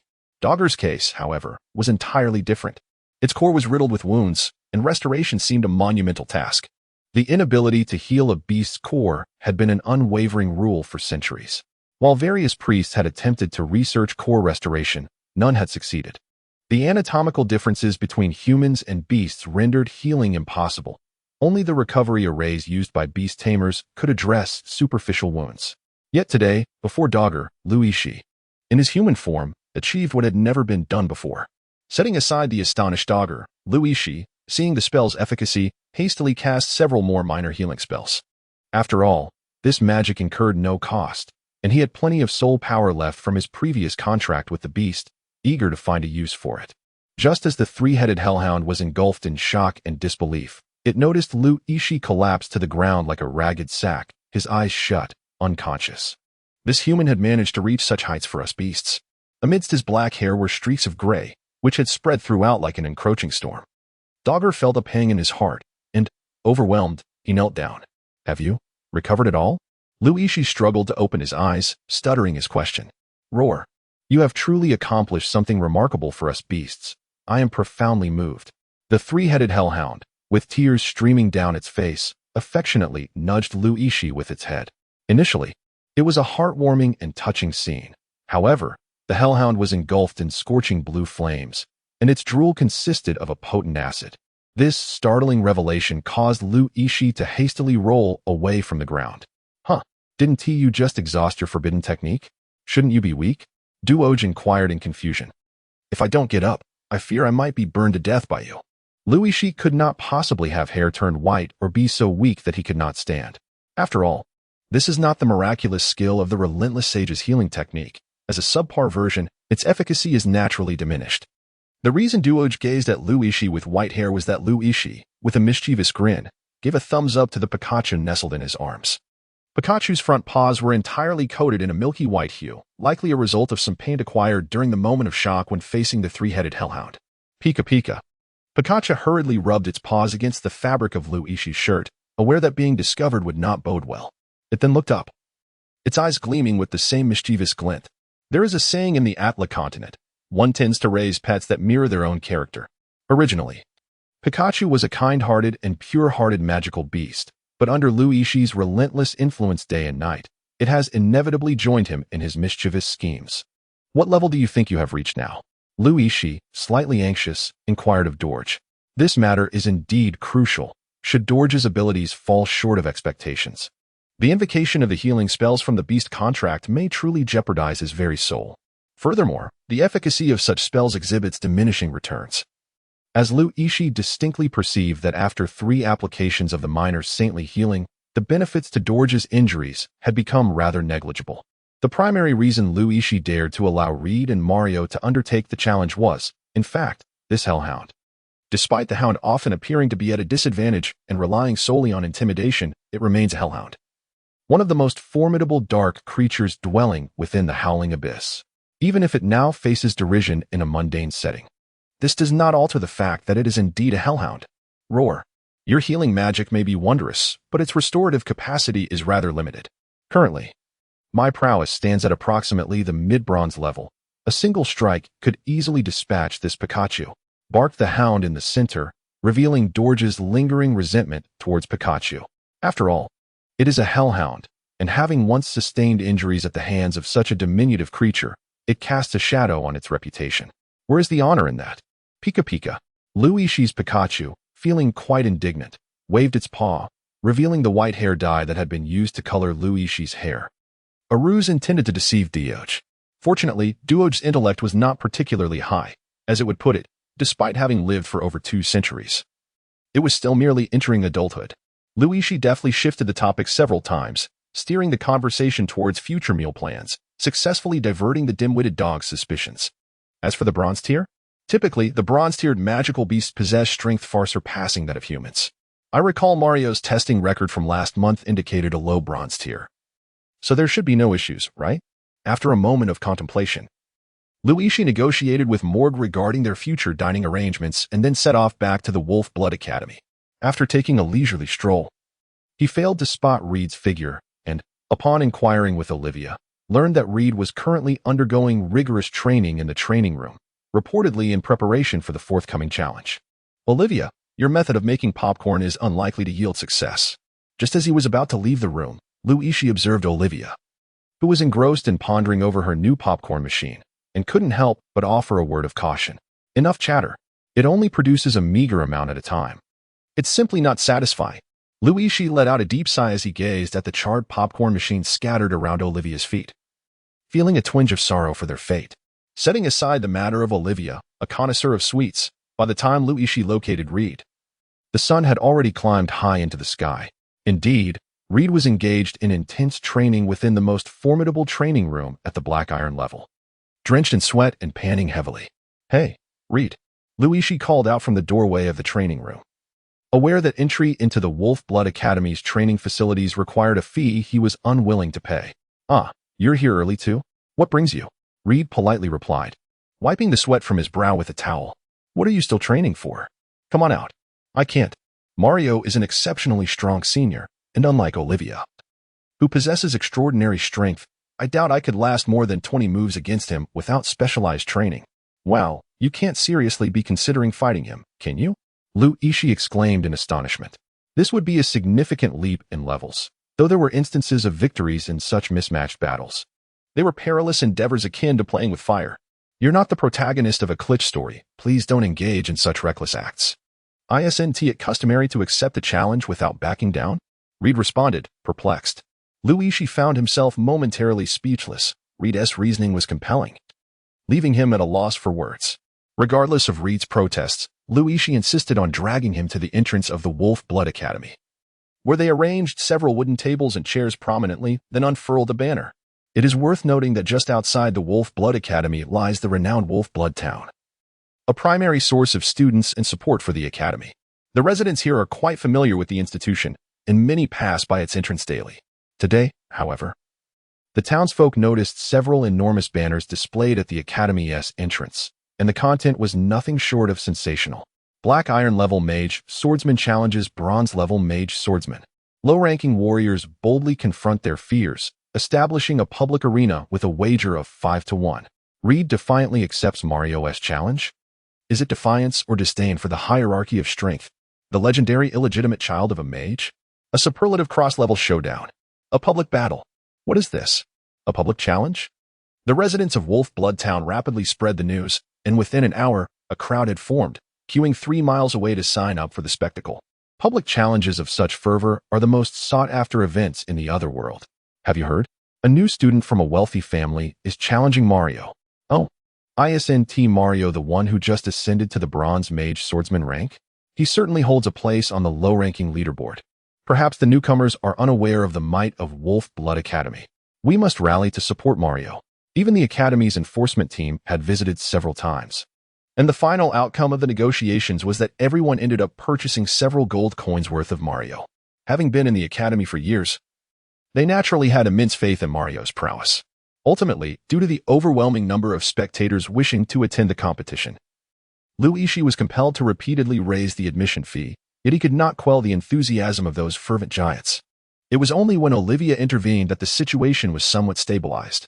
As she meticulously collected fees and registered attendees, Yixi suddenly realized that he did not even know what her family did for a living. Will the Academy's faculty reprimand us for this? Reed asked anxiously, observing the raucous crowd. Huh?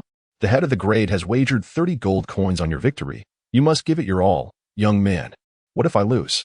Reed's concern lingered, for after all, he was up against a senior from the Mage Warrior Academy, whose magical skills were undoubtedly beyond what a noble from their remote countryside could compare. That is impossible. Have faith, Yixi declared with conviction. But what if I truly lose? There is no what if, for I have a foolproof strategy. But what if there is? Under Reed's relentless questioning, Yixi affectionately draped an arm around his neck and, from beneath the table, produced 2 palm-sized rectangular sheets made from yellow sheepskin, adorned with illustrations of 2 dragons soaring through the clouds. These were the winged dragon tickets to the New World, with the destination boldly inscribed as the Tianyu Academy, a staggering 10,000 miles away. This was indeed Yixi's foolproof plan, and Reed was left in tears. It was one thing to be unaware, but now knowing. His hand holding the sword trembled. If he were to be kicked out by the Wolf Blood Academy, he would not dare return home. The mere thought of his father's poker face sent shivers down his spine. Do not be so flustered. This foolproof plan is a renowned stratagem from our side. Yixi comforted, patting Reed on the shoulder. Oh, is there some art to fleeing? Young man, I shall teach you about the 36 stratagems. With retreat is the best option, but do not be so pessimistic. You are now a mage swordsman, and potentially even a beast tamer. Beast tamer? Reed paused, bewildered. As he was certain he was merely a mage swordsman. Indeed, Yixi nodded. How was I unaware of this? Reed exclaimed in shock. I would have been glad to know. Reed ultimately surrendered, finding himself in a predicament should he refuse the challenge.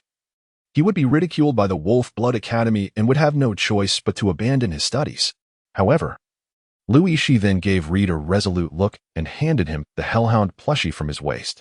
Upon realizing the intention behind this gesture, Reed understood that Yixi planned to utilize this legendary magical beast to triumph over Mario. However, Reed is well aware of the true nature of this ferocious beast. Despite its formidable demeanor, it is merely a high-level black iron magical creature, incapable of matching Mario, who has already attained bronze-level strength. Rest assured, I have enhanced my abilities. Now, dispatching a bronze-tier warrior is a trivial matter, Yixi casually explained, and then glanced at the distant, agitated crowd. Suddenly, a thought struck him, and with a peculiar expression, he turned to Reed and inquired, "Do you enjoy being interviewed?" Reed was momentarily bewildered. What did interview mean? Such a term was foreign to his worldview. However, it did not take long for him to grasp its meaning, and he soon developed a profound aversion to it. Over 30 reporters, wielding variously shaped magical crystals, surrounded him, relentlessly probing into his motivations for participating in such a perilous competition. Reed, I would like to ask if your father will intervene in this competition, one bespectacled journalist from another realm questioned. Get lost. Which newspaper do you represent to pose such a tasteless inquiry? Reed exclaimed. May I ask why you are so despondent, my lord? Is it a moral decline or a rebellion against the injustices of the world? Shut up, Reed retorted. Is this merely a publicity stunt? Thus, on this day, Yixi finally experienced firsthand the nightmare that celebrities once endured under the reign of paparazzi. They had their agents and companies to manage such situations, and he was well acquainted with navigating such encounters. But Reed, a young nobleman emerging from the countryside, he felt a tightening unease in the presence of so many people. And confronted with the barrage of magical crystals, he was utterly flustered. After a prolonged silence, he managed to squeeze out a murmur. Yet this only served to enhance the air of nobility he was meant to embody. Haven't you heard that silence is golden? Yixi was quite pleased with Reed's first interview appearance.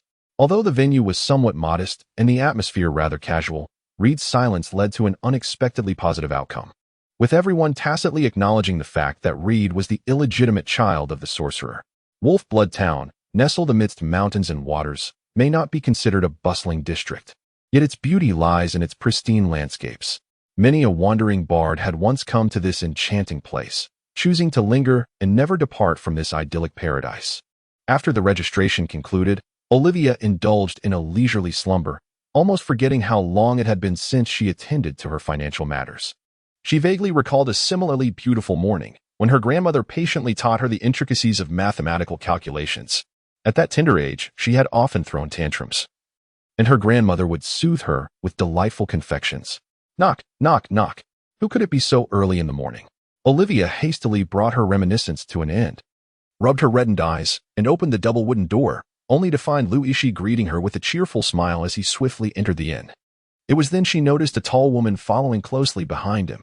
She had cascading golden waves of hair, a figure that was both curvaceous and alluring, and atop her head rested a white etiquette hat, obscuring most of her face and revealing only a hint of her delicate lips.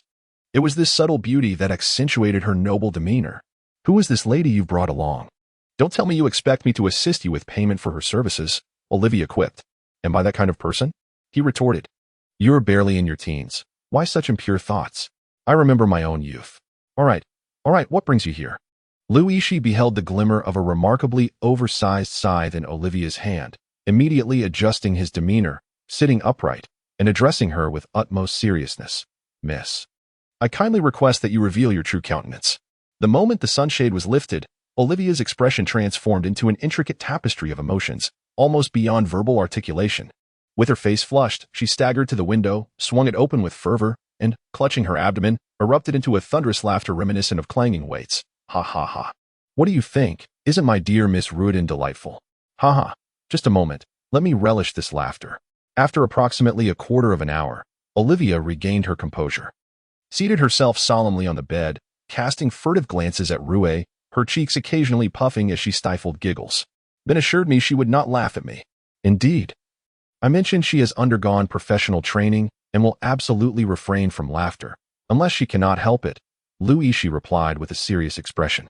Rue, feeling an indescribable mix of emotions, thought to himself that had he not been besieged by a throng of reporters earlier that morning, he would never have donned women's attire to escape the dormitory.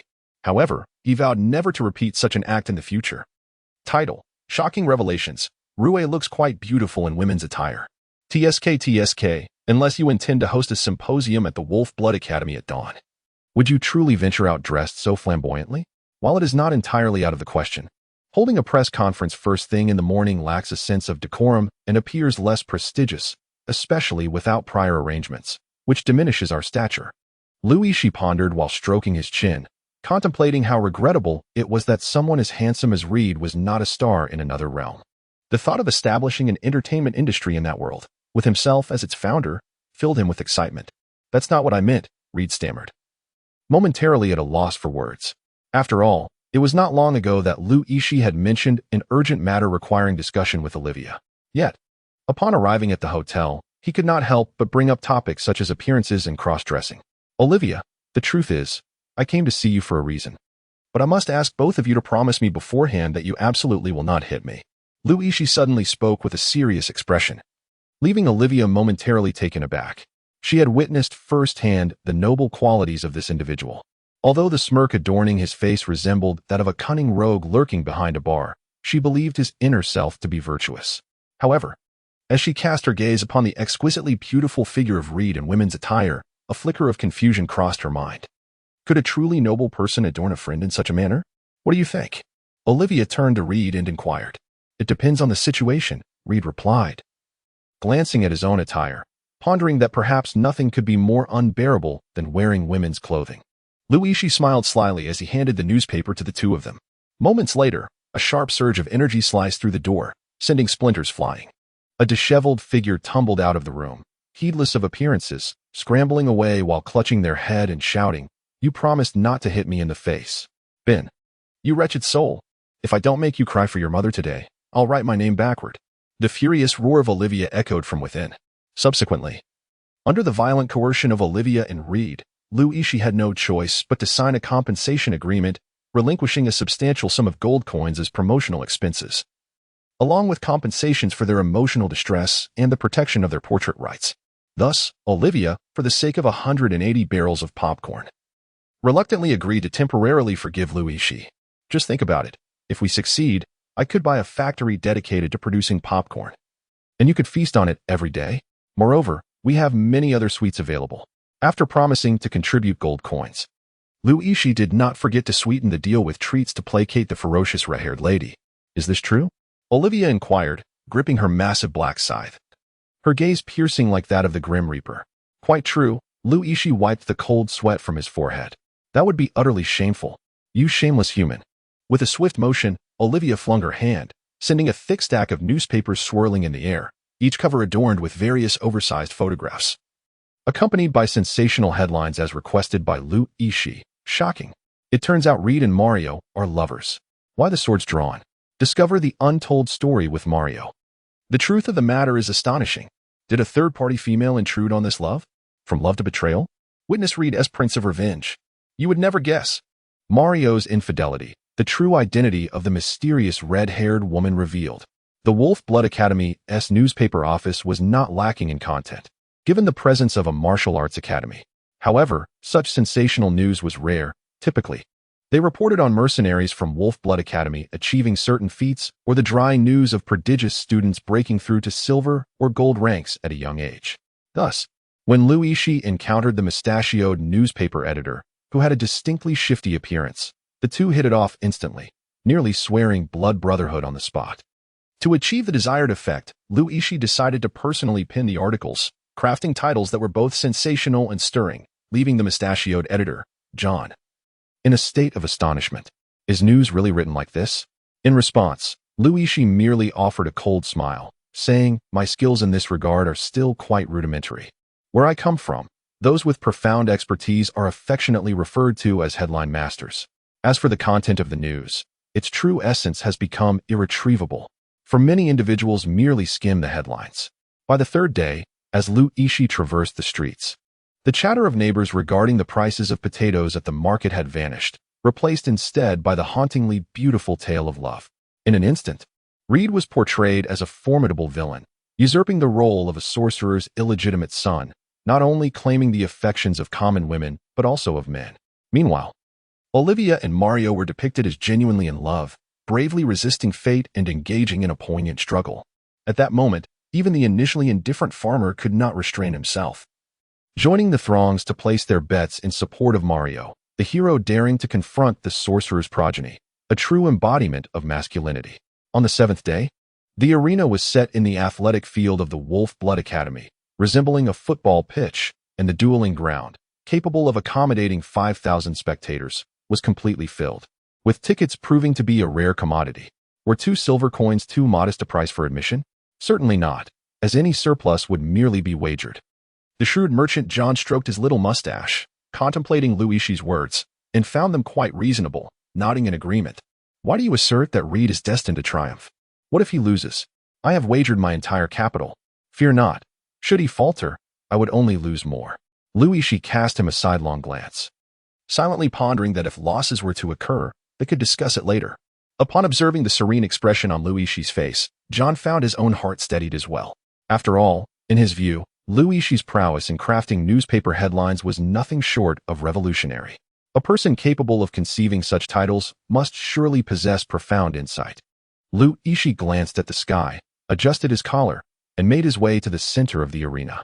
He activated the magical loudspeaker and began to speak. All right. I am your most beloved friend, Ben Hanks.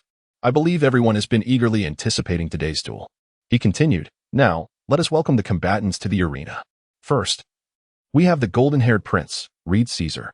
The crowd erupted with jeers, hiss. Boo. Get lost, you pretty boy. What kind of sorcerer's illegitimate child are you? If you dare, come and cause a ruckus at the Wolf Blood Academy. Reed entered the arena with a wry smile. The platform was astonishingly wide, stretching over 100 meters, and several hundred meters across. Here, dueling was unlike the MMA matches on Earth. It was entirely normal for a spell to travel several hundred meters. The arena was equipped with soundproof measures, ensuring that those inside could not hear the cheers of the outside audience. However, Reed didn't need to look to understand the situation. He silently lamented, being a friend of Ben truly requires immense courage. And now, it appears our Prince Reed is quite popular. Next, let us welcome the opposing fighter. The furious Iron Man, Mario. Yixi, amidst the cacophony of jeers that seemed poised to lift the very roof of the arena, maintained a serene smile while casually delivering his welcoming remarks. Shortly thereafter, Mario made his entrance, prompting an immediate and dramatic shift in the audience's demeanor. The common folk erupted in adulation, their praises resounding throughout the venue, with many infatuated young maidens vocally expressing their desires to bear him offspring. Yixi couldn't help but smirk inwardly, for this situation was almost entirely a product of his own orchestration. The people from the other world seemed yet unscathed by the toxic influence of the media, as they were gullibly captivated by the sensational headlines of the newspapers. At that moment, Mario resembled a hero from a novel, challenging the nefarious signs of privilege to rescue the beloved maiden. Now, the competitors have arrived at our venue. Let us unveil the magical imagery. Under Yixi's direction, for staff members hoisted a colossal blue crystal orb to a corner of the arena. Within the crystal, the scene of the arena was vividly reflected. Even the slightest wisps of dust stirred by the breeze appeared astonishingly lifelike. This orb resembled a 3D movie projector, allowing for multiple viewing stations to be set up outside the arena, so that spectators without tickets could still witness the grandeur of the event. Do you have any words to share with the audience? Yixi inquired. Humph. What tricks are you trying to pull? You dare to tarnish my reputation. I will not let you off so easily. Mario shouted angrily into Yixi's camera. Then, what do you wish to say? Yixi turned her head with a smile, completely disregarding Mario's remarks, which only served to infuriate him further. Greetings, everyone, my name is Reed. I am aware that many of you harbor significant prejudices against me. However, I assure you, I am merely a newcomer, not the figure of rumor that has been portrayed. The truth shall reveal itself in due time.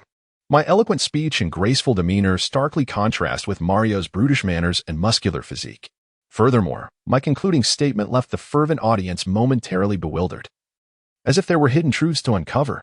Now, please retreat 10 meters and commence. After Yixi finished speaking, he dashed out in a flurry, fearing that he might be struck by a skill or two, which he could hardly endure. If there were ranks beneath the black iron tier, he would be confident enough to claim a position among the plastic tier. However, if it came down to bare-handed combat, even a low-ranking black iron swordsman could easily overpower him. That little rascal, I have finally awaited this day. Here I go. Steel forging sword. With a mighty roar, Mario lifted his already formidable great sword, which now appeared to be enveloped in a layer of black ink, as if the iron elements from the ground were swirling and tightly surrounding the massive blade. With the enchanted great sword raised high, Mario charged toward Reed like a tank. The sword scraped against the ground, its sharp and heavy tip carving a deep trench into the earth. Lightning parry. With a flick of his wrist, Reed brandished his ancestral single-handed multi-blue sword and the multi-blue mirror shield, summoning a golden aura that radiated with immense substance. Boom! With a resounding crash, dust erupted from the ground, revealing the staggering disparity between Mario and Reed. Mario resembled a vast ocean, while Reed was but a solitary boat adrift, desperately struggling amidst the tumultuous black waves. As Mario's magical sword aura collided, it did not relent. Instead, it propelled him forward, driving him relentlessly toward the corner of the wall. This is bad. Could this kid possibly be intending to showcase knightly spirit, refusing to yield even in defeat? Yixi felt a sudden chill upon witnessing the scene, realizing that human nature is indeed the most inscrutable of all. Reed is a genuine noble swordsman, markedly different from a modern young person like him, who embraces reform and open-mindedness. In Reed's perspective, a challenge should undoubtedly manifest as a fair duel. Alas, how could it have escaped his mind that this fellow resembled Don Quixote? Yixi let out a deep sigh, scanning the vicinity for areas with fewer people. He planned to make his escape while the battle below raged fiercely. Suddenly, amidst the swirling dust at the heart of the conflict, a golden figure was violently hurled away, rolling several times on the ground before finally coming to a halt. Dust clung to Ride's splendid golden hair, and blood stained his pristine chainmail. Yet, Ride remained unfazed, his gaze fixed intently on Mario as he confidently declared, "Your strength is far beyond that of a mere bronze novice." Ride's own prowess undoubtedly reached the standards of a high-ranking black iron, and combined with his ancestral equipment and magical swordsmanship, he was nearly unmatched among his peers. The fact that a single strike from Mario could place him at such a severe disadvantage indicated that Mario's magical prowess was certainly not that of a bronze novice. Initially, when Yixi proposed this plan to Ride, he had vehemently refused. After all, he was a proud nobleman with a fragile knightly heart, unwilling to engage in a contest won without reliance on his own strength. Thus, even when faced with adversity, he continued to fight valiantly. Meanwhile, Mario did not waste time with words. He charged forward, swinging his great sword downwards towards Ride's face. Ride quickly dodged to the side but was painfully scraped by the swirling black iron shavings that accompanied Mario's weapon, momentarily staggering him. Seizing the opportunity, Mario delivered a fierce kick to Ride's waist, sending him crashing to the ground. Everyone thinks I'm just a brute, but little do they know I've already attained intermediate bronze strength. I'll let you in on a secret. I acquired this pressure suppression technique by defeating a senior. Since you're about to die, I might as well enlighten you. With that, Mario raised his great sword, preparing to strike Ride again. However, Ride, unperturbed by his own peril, retorted angrily, "You, as a member of the Wolf Blood Academy, dare to betray the spirit of wolf blood and attack your own brother." Ride struggled to rise, but Mario swiftly kicked him back to the ground. Leaning close to Ride's ear, Mario continued, "Since you're doomed anyway, I'll confess, not only do I intend to kill you, but I also plan to take down that slippery little brat and then deal with that red-haired girl. Hehehe. You have tarnished my reputation far too much. A swordsman values reputation above all. I cannot rest until I have thoroughly humiliated you three." The audience outside the arena was oblivious to this exchange, and the scene within stirred their excitement anew. They were aware only that Mario held the upper hand, and should he emerge victorious, they would receive their well-deserved gold. Meanwhile, the sweat-drenched old merchant John was frantically using a communication stone to contact buyers from the newspaper, lamenting that he had been led into a trap, with no hope of turning the tide. How could he withstand such attacks when he couldn't even last 20 throws? 0036 Beast Tamer Ride. Do you really think I am just a foolish giant? It is well known that I too have endured life and death missions. You may perish. With that, Mario summoned a surge of magical sword energy, firmly planting his foot upon Reed's chest, his heavy sword raised high, poised to strike down. The unfolding events transpired with such swiftness that none could anticipate that the seemingly dominant Mario would resort to such lethal measures. Yixi, gripped by anxiety, felt the clamminess of sweat pooling in his palms, almost unable to restrain himself from rushing onto the stage. In future killings, spare the idle chatter, to quote Ben. Villains often meet their demise through excessive words. Suddenly, Ryan's expression hardened, a radiant flash coursed through his hands, and from Reed's chest erupted dark blue flames. In the next moment, a colossal shadow loomed over the duel arena, resembling a gigantic hound, its roar echoing like thunder. To the astonishment of all spectators, the fearsome Cerberus, Lord Dogger, descended into the arena, its feet engulfed in dark blue hellfire, drooling corrosive saliva that ate away at the ground, creating a series of smoldering pits. The thunderous roar nearly shattered the eardrums of the audience beyond the arena, rendering even soundproofing spells ineffective.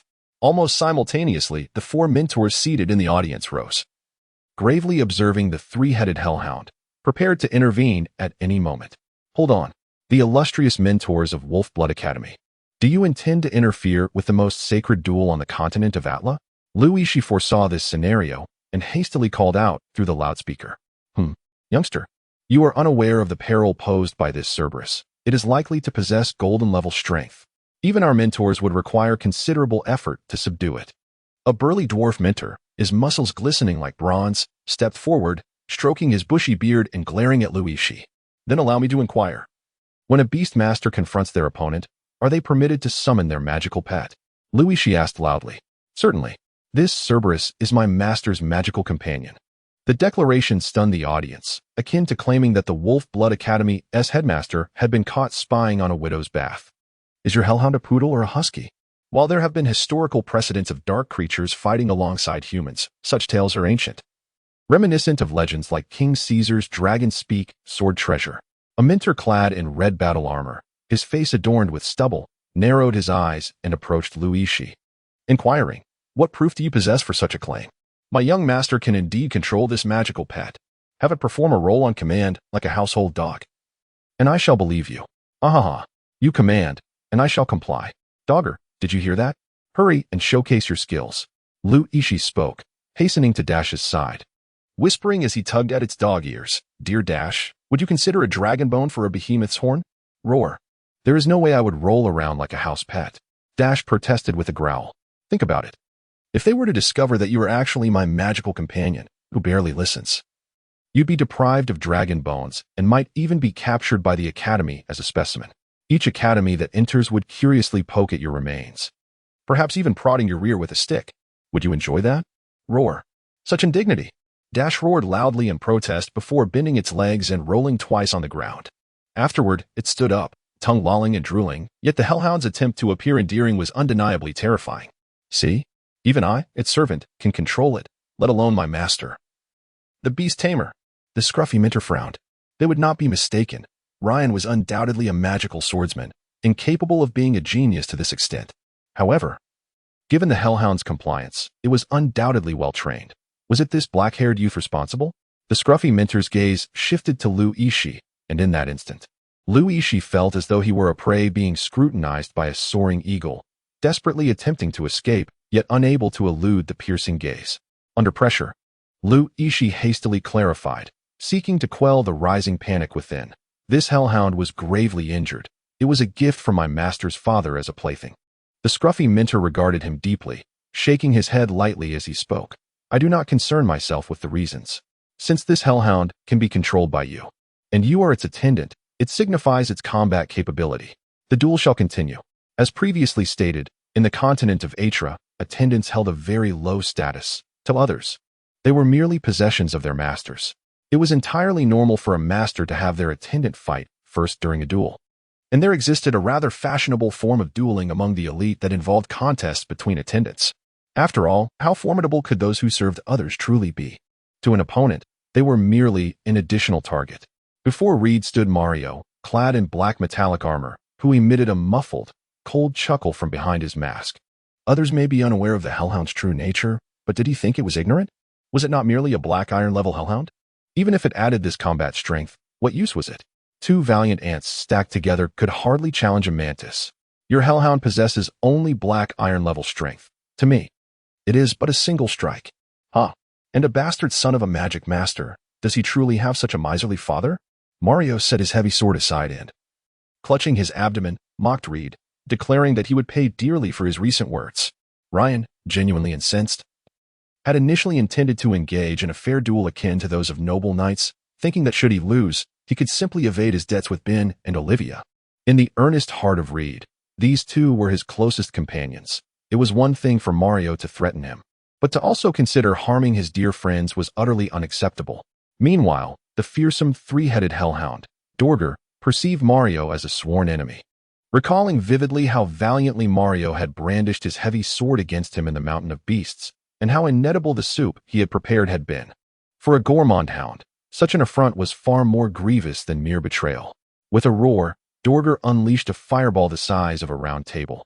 The searing flames engulfing Mario's armor, rendering him akin to a turtle being roasted alive. How could the temperature of this flame be so intense? Shocked, Mario swiftly sidestepped the deadly fireball, which subsequently detonated behind him, erupting into a pillar of fire. Gulping, Mario peered through the crevice of his helmet, stunned at the thought that had he been struck directly, even his magical prowess would not have saved him. It seemed this hellhound was far beyond mere Iron Tier strength. Could it be that the villain had a hidden ace? Good heavens, had this great beast concealed its true power? Coughing, Mario waved his hands, stepping backward cautiously, jesting to Reed that he had merely been joking moments before. If this hellhound had indeed regained its former glory, a single breath could very well summon death itself. And considering it could unleash 3 breaths at once, the situation was dire. Yet, Mario was perplexed. How could such a creature recover so swiftly in just a few nights? Go just with Hades. Ryan's face darkened as he pointed toward Dorger, who immediately lunged forward. The once imposing Mario, upon witnessing this, turned to flee, inwardly shouting that this was clearly against the rules. Outside the arena, Yixi exhaled deeply. Although the journey had been fraught with twists, they had ultimately achieved their desired outcome.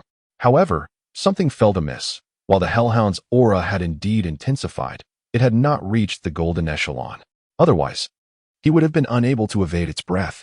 As Mario dashed away in a frenzy, he noticed something peculiar about Dorger.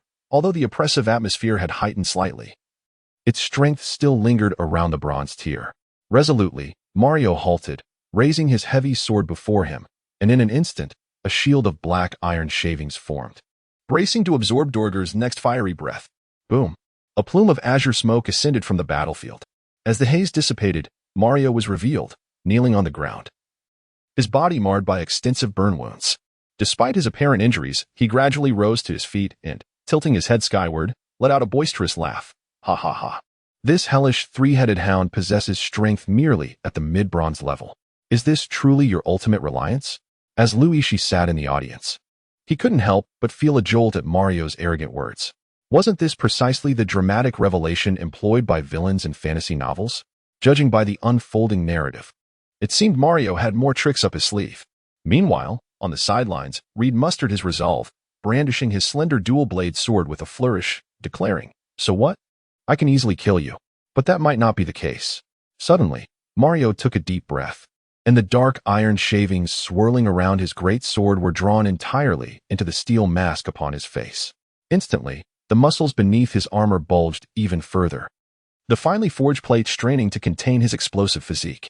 Mario then stripped off his entire set of armor, revealing skin that had transformed into a deep, ominous hue, as if he were inherently clad in magical battle gear.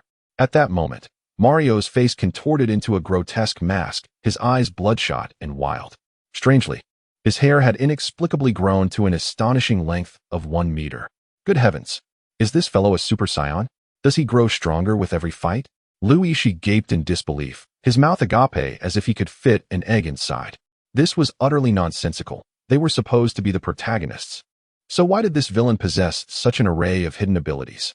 Where were the expected tropes? He must surely be concealing some secret weapon unknown to him. In that moment, Yixi's gaze fell upon the Pikachu nestled in his arms. "How about you lend a hand?" he suggested, lifting Pikachu to the forefront. "Pika Pika, are you out of your mind?" Pikachu glared at him, clearly indicating that the hidden ace was not this adorably naive little creature. Frustration mounted as Yixi scratched his head in desperation. The previous Gothic adversary was one thing, but now this seemingly insignificant Mario was just as formidable. Were all the villains in this world so powerful? Was there no recruitment in the ranks of villainy? I think I should change careers. Regardless of Yixi's internal musings about the world's absurdity, the scruffy mentor in the audience squinted his eyes, cradling his fiery red armor, murmuring to himself. Dual cultivation of fighting spirit and magic? How could anyone be this extraordinarily talented? Haha, no one saw this coming. I am, in fact, a genius capable of mastering both fighting spirit and magic. Boy, if you can compel me to reveal my hidden fighting prowess, you might just meet a fitting end. Reed was astounded, his shock reaching an unparalleled level. The simultaneous mastery of fighting spirit and magic? Throughout human history, there had indeed been a few exceptional individuals who attempted this, but they were exceedingly rare. The fundamental reason fighting spirit and magic could not coexist stemmed from the human body's inability to accommodate two vastly different energies. Both the energy sea formed by fighting spirit and the magical source of a sorcerer resided in the same region, just below the navel, essentially the dantian. When both energies were relatively minor, their combination could yield formidable attacks. However, as cultivation deepened, these two energies would inevitably become incompatible. Therefore, attempting to cultivate both fighting spirit and magic was tantamount to sacrificing one's future potential for growth. You have lost your mind. As long as your strength surpasses that of bronze, the two energies shall inevitably clash and explode, Red exclaimed, witnessing Mario's explosive fury as he effortlessly sent the massive Dorg flying with a single punch. You need not worry about that. Instead, perhaps you should contemplate how to save your own life. With a casual swipe, Mario wiped the acidic blue blood from his fist, standing a mere 20 meters from Red. His expression teetering on the brink of madness. He charged towards Dorg with fists that resembled two iron hammers. Feeling the relentless surge of power coursing through him, Mario let out a triumphant roar to the heavens. This was true strength. However, to everyone's astonishment, just as the formidable Mario was about to reach Red, Dorg silently appeared behind him and, with a mere clap of his hands, brought him crashing to the ground as if swatting a mere fly. The Call of the Wild. In a moment of dire urgency, Yixi invoked a contractual spell, instantly enhancing Duoj, transforming it from a substandard imitation into a low-end replica. Go, Duoj, crush him. Empowered by this spell, the Hellhound Duoj's claws turned a vivid crimson, its razor-sharp talons viciously tearing into Mario, who lay ensnared in the pit. In an instant, clothing and flesh were sent flying. Witnessing this scene, Yixi was abruptly reminded of a famous Guangdong dish, hand-shredded chicken, which left him feeling somewhat queasy. After a brief communication with Duoj, he decided that a swift execution would suffice, initially believing that no further surprises awaited him. He was taken aback when Duoj raised its paw, only to discover that there was no one beneath. Are you a cockroach? How can you still move? Yixi was profoundly astonished as he witnessed the shadowy figure of Mario, cloaked in a dark hue, materialize before Ryan with astonishing speed, akin to a bolt of black lightning. Perish, you brat. In truth, this entire sequence unfolded in the blink of an eye. A rapidity that left Reed utterly unable to react. He could only watch helplessly as Mario's raised fist loomed larger before him. The formidable magical energy of the black iron tier stood in stark contrast to that of bronze, especially given that Mario's power was nearing the threshold of surpassing the bronze level. This could truly be described as a punch of utter despair. Reed could only shut his eyes and offer a final prayer. In the midst of this life and death crisis, Mario's reasoning was indeed sound. One could not confront a beast tamer head-on unless one's strength overwhelmingly surpassed theirs, a widely accepted truth across the continent. However, to maintain such composure after unleashing his utmost power in such a dire moment speaks volumes of the resilience of his spirit. Boom! A thunderous explosion reverberated through the arena, akin to an earthquake of magnitude 8.0, causing the entire ground to tremble violently. A dazzling blue lightning erupted from the center of the arena, sending a cloud of dust swirling into the air. Is this for real? Can the strength of bronze here unleash such devastation? Surely, this lad Reed cannot be finished just like that. Yixi gazed anxiously into the arena, and was soon overtaken by a profound sense of disbelief.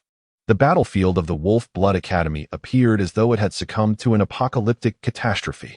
The parched ground was fissured with countless cracks, desperately creeping towards the stands. Bolts of lightning, as thick as barrels, slithered through the arena like a serpentine tempest, emitting a cacophony of thunderous explosions. At the heart of this seemingly cataclysmic scene, a charred dragon spear descended from above, piercing through Mario's chest, pinning him before Reed. Astonishingly, it was not Ryan who lay deceased, but the demonic figure of Mario. Following the trajectory of the spear, Yixi's gaze fell upon a soldier encased in armor outside the academy, still caught in the act of throwing. The soldier seemed vaguely familiar. After a moment of contemplation, Yixi recalled that this was none other than the gatekeeper who had intercepted them upon their entrance. Demanding a toll. My heavens, is this not the very guard? How could a mere gatekeeper of Wolf Blood Academy possess such formidable prowess? The astonishment that enveloped Yixi is beyond description. Is it truly the case that even a mere gatekeeper at the Magic Martial Academy possesses such formidable prowess? What manner of world is this? Shortly thereafter, he observed a middle-aged mentor, whose face bore the marks of time and whose stubble was evident, earnestly adjusting his collar. With a swift gait, he approached the sentinel, assuming a standard military posture, and bellowed, "Director Luo Ming." A director, indeed. Would a dignified head of the academy don the most ordinary soldier's armor and stand guard at the entrance? Would he even reach into his pocket for a red envelope? Is this world truly askew, or is it merely his own understanding that is flawed? Yixi's perception of the Wolf Blood Academy was thoroughly upended. Do the extraordinary figures within novels truly revel in masquerading as ordinary individuals? How could the president of the Wolf Blood Academy, when faced with the dragon spear, seamlessly assume the role of a gatekeeper? In the midst of his astonishment, Yixi suddenly recalled that he and Reed had verbally chastised the president, and one had even engaged in physical confrontation. Did this imply they were prepared to pack their belongings and flee? President Luo Ming removed the steel helmet of the gatekeeper, revealing a weathered brown face beneath, adorned with grayish-white hair. The wrinkles etched on his visage resembled the ravines of a battlefield, and his eyes glimmered with a piercing coldness. At that moment, President Luo Ming squinted his eagle-like gaze, elegantly producing a cigar of considerable girth from his pocket and lighting it with undeniable charisma. Luo Ming Wen, known as the Thunder Judgment, is the most legendary among all human saints. For practitioners aspiring to attain the title of saint, mere effort is insufficient. The term saint symbolizes humanity's greatest pride, cultivated through extensive dedication and resources at the national level, requiring decades of toil to forge superlative combat prowess. This is akin to nuclear weapons on Earth. The distinction between forces possessing a saint and those devoid of one is monumental. The existing saints, if not the product of immense resources, are akin to Gandalf, having encountered fortuitous adventures like the Mystic Realm, solely relying on personal effort to ascend step by step. Only Luo Ming Wen embodies this journey. Originally a mere soldier in the army, he fought tirelessly on the battlefield for decades, rising from an ordinary foot soldier to a general. Alongside his promotion, his formidable power surged until he earned the qualification for sainthood in the capital of Machiavelli, at which point he withdrew from the front lines of war. As the inaugural founder of the Wolf Blood Academy, Luo Ming Wen, cigar in mouth, strode to the center of the arena, gazing upward at the charred figure of Mario.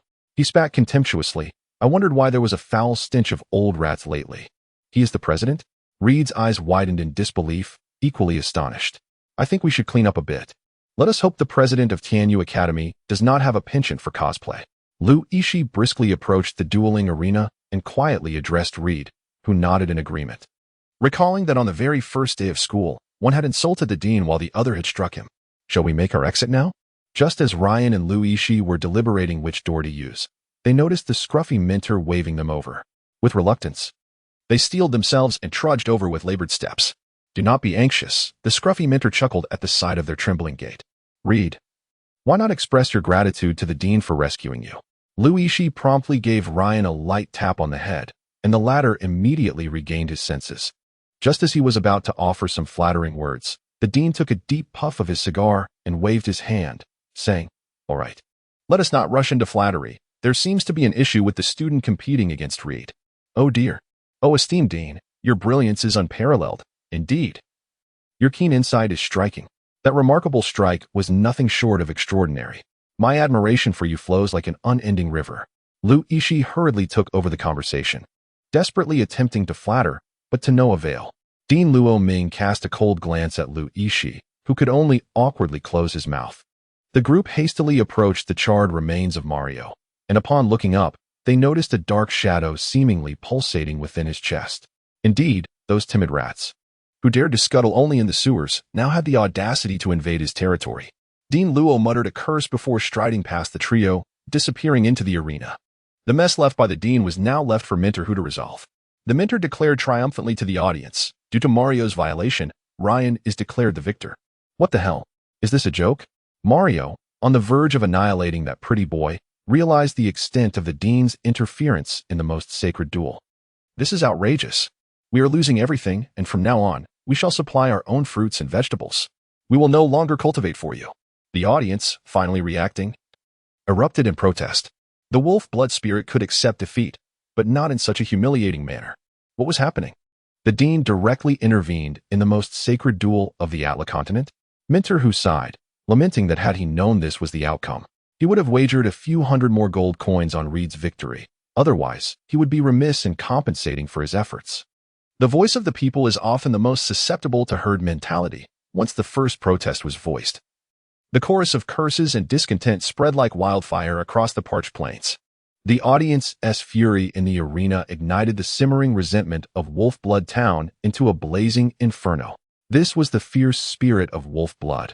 They could accept defeat, but they would never tolerate injustice or accept humiliation. However, Wolfblood Academy had operated in this town for many years, earning considerable prestige and status. And many of the local youths who joined the Magic Martial Academy were from Wolfblood Academy. Thus, the power dynamics were intricate, making a true uprising unlikely. "Hey, everyone. Please quiet down and listen to me." Minter Hu seized the microphone from Lu Yixie's grasp. His simple words acted as the perfect coolant for the raging fire, immediately tempering the crowd's fervor. After all, Minter Hu was also a senior figure at Wolfblood Academy, capable of representing the sentiments of the practitioners. "I understand your feelings, but Dean Luo has his reasons. If Mario could genuinely control both combat energy and magic simultaneously, he would be an unparalleled genius, akin to the legendary Julius Caesar. However, he lacked such a destiny, and instead chose to tread the path of others, selling his soul to demons and surrendering his body to darkness." After a brief pause, Minter Hu approached Mario's lifeless body and pointed to his chest, continuing, "As you all know, humanity and every race on this continent has endured a dark chapter in history.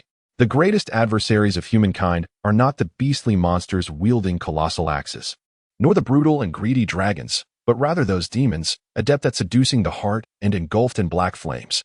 With that, Minter Hu reached into Mario's chest and forcefully extracted a pulsating sphere of black fire. This serves as the most compelling evidence. The black flame in Minter Hu's hand appeared to be an abyss that could devour all light, pulsating faintly like a heartbeat. The moment this black flame manifested, the previously raucous murmurs were silenced as if muffled by an unseen force. The arena fell into a profound hush, with only the flame's rhythmic throbbing echoing softly like a heartbeat. The Black Flame Legion, a nightmarish entity that has shadowed humanity since the dawn of recorded history, has been an insidious presence throughout societal evolution, with nearly every individual growing up hearing their malevolent tales. History bears witness to several occasions when humanity was vanquished by the Black Flame Legion, those years marked by humiliating defeats that are now painful memories, akin to the lives of domesticated, plump beasts. Had it not been for the last heroic king who suppressed and sealed the Black Flame Monarch, humanity would still languish in the shadows of its past. Although this event transpired over a century ago, history does not forget humiliation, and humanity will never forget its hatred. No matter how gifted a cultivator may be, any association with the Black Flame forces will render them a pariah, scorned by all. It is no secret that the Wolfblood Academy has suppressed a certain general of the Black Flame. Thus, this has long been a site of turmoil instigated by the Black Flame. Yet has our Wolfblood Academy ever taken a step back? No. The audience in the arena shouted in unison. "We have once stood firm against the Black Flame army at the Beast Mountain Range, preventing them from encroaching upon the heart of St. Augustine. That battle lasted 3 days and nights without any support, culminating in utter exhaustion, with my own brother perishing in that conflict. But has our wolf blood ever retreated? No. Now that Mario is aligned with the Black Flame forces, shall we show him leniency? Kill." Minter Hu nodded in satisfaction, crushing the Black Flame in his hand into fragments, which scattered to the ground like ashes, carried away by the wind. Lu Yixi gazed in admiration at the impassioned declaration of his mentor, secretly lamenting that such a figure ought to be on the stage of I Am a Speaker. Wasn't he just addressing Mario's predicament? Yet, he masterfully redirected the discourse to the grand ambitions of confronting adversaries, Such a skillful pivot warrants earnest study. Nevertheless, the dramatically charged duel has finally drawn to a close. Though the journey was somewhat convoluted, the outcome aligned with Lu Yixi's expectations, yielding a bountiful reward. As Lu Yixi entered the wolf blood bank, several barrels of coins in tow, the proprietor's eyes widened in astonishment. This establishment resided within the territory of the Magic Martial Academy, where practitioners frequently dealt in rare materials and treasures. Transactions worth thousands of gold coins were not uncommon. However, he could swear by the radiant goddess of faith that it was a first for anyone to arrive at his bank's doorstep, pulling coins with a dragon cart. Sir, this amounts to approximately 21,000 gold coins. Feel free to count it yourself, Lu Yixi cheerfully remarked, steadying the dragon cart. Very well. I assure you that we will have these funds organized within the week, replied the bank owner, a rotund man, an uncommon sight in Wolfblood Town, where robust valor was the norm. Yet, this proprietor, clearly not of the same ilk, managed to thrive in such a place, suggesting he possessed a remarkable acumen for navigating the complexities of life. Lu Yixi has a penchant for engaging with intelligent individuals, including the previous newspaper proprietor with the goatee. I am confident in the capabilities of our esteemed fox boss. Such trivial matters will undoubtedly not be postponed until next week. However, I find myself pressed for time, and I have come to learn that your esteemed bank's expedited fee is 200 gold coins. Lu Yixi spoke casually, and the bank owner immediately understood. Rubbing his hands and chuckling awkwardly, Indeed, our expedited fee is 200 gold coins. However, my lord, you must understand. The quantity of coins is more than the mice in my cellar, making it quite inconvenient to manage.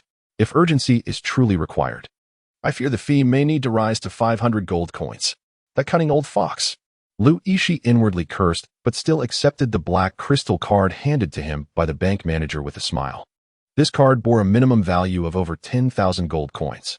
Lu Yixi also managed to acquire a spatial bracelet from the bank manager, ensuring that his 500 gold coins were not squandered in vain. Of course, Ruid was perplexed by Lu Yixi's actions, questioning the necessity of hastily spending those 500 gold coins. In response, Lu Yixi cast a knowing glance at the naive Ruid and said, Once you've secured the funds, it's only prudent to make a swift exit. Quickly, let's undertake a bronze mission and depart tonight. Ah, what a mischievous dean. The simple-minded Ruid could hardly fathom the notion of fleeing. To him, the gold earned through his own strength was worth holding on to. However, after enduring 3 robberies, 2 ambushes, and 1 poisoning incident, Ruid found himself pale and reflecting on life while hiding in the restroom. Thus, do you now comprehend the significance of fleeing after winning? Seated in the academy's dormitory, Lu Yixi twirled the gold card in his hand and continued to call towards the restroom. Many have wagered their life savings on Mario.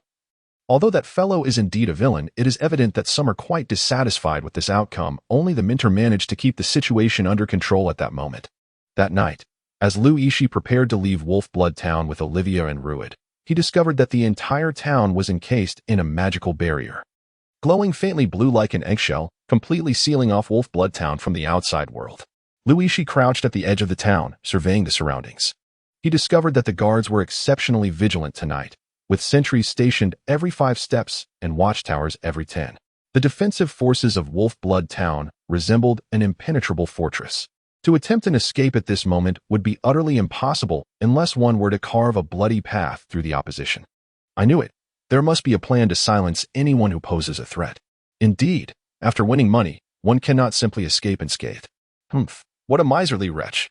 As Lu Yixi meticulously scrutinized the town's guards, whispering to himself, he was suddenly startled by a chilling grunt from behind. In an instant, he and his companions, Ruid and Olivia, were drenched in cold sweat, turning to behold an ominous iron object looming behind them in the moonlight. Dean Luo Ming, what are you trying to do? Scare someone to death at this hour? Lu Yixi exclaimed, casting a disapproving glance at the eccentric dean. I like it. What can you do about it? Surprisingly, the dean responded playfully. You are the authority here. You may do as you please. But what brings you out so late? Dean Luo Ming inched closer to Lu Yixi. Yet Olivia, standing beside him, suddenly twitched her nose, her expression shifting dramatically as she lunged towards Lu Yixi, exclaiming, Be careful. As Lu Yixi was about to respond, she was abruptly pushed to the ground by Olivia.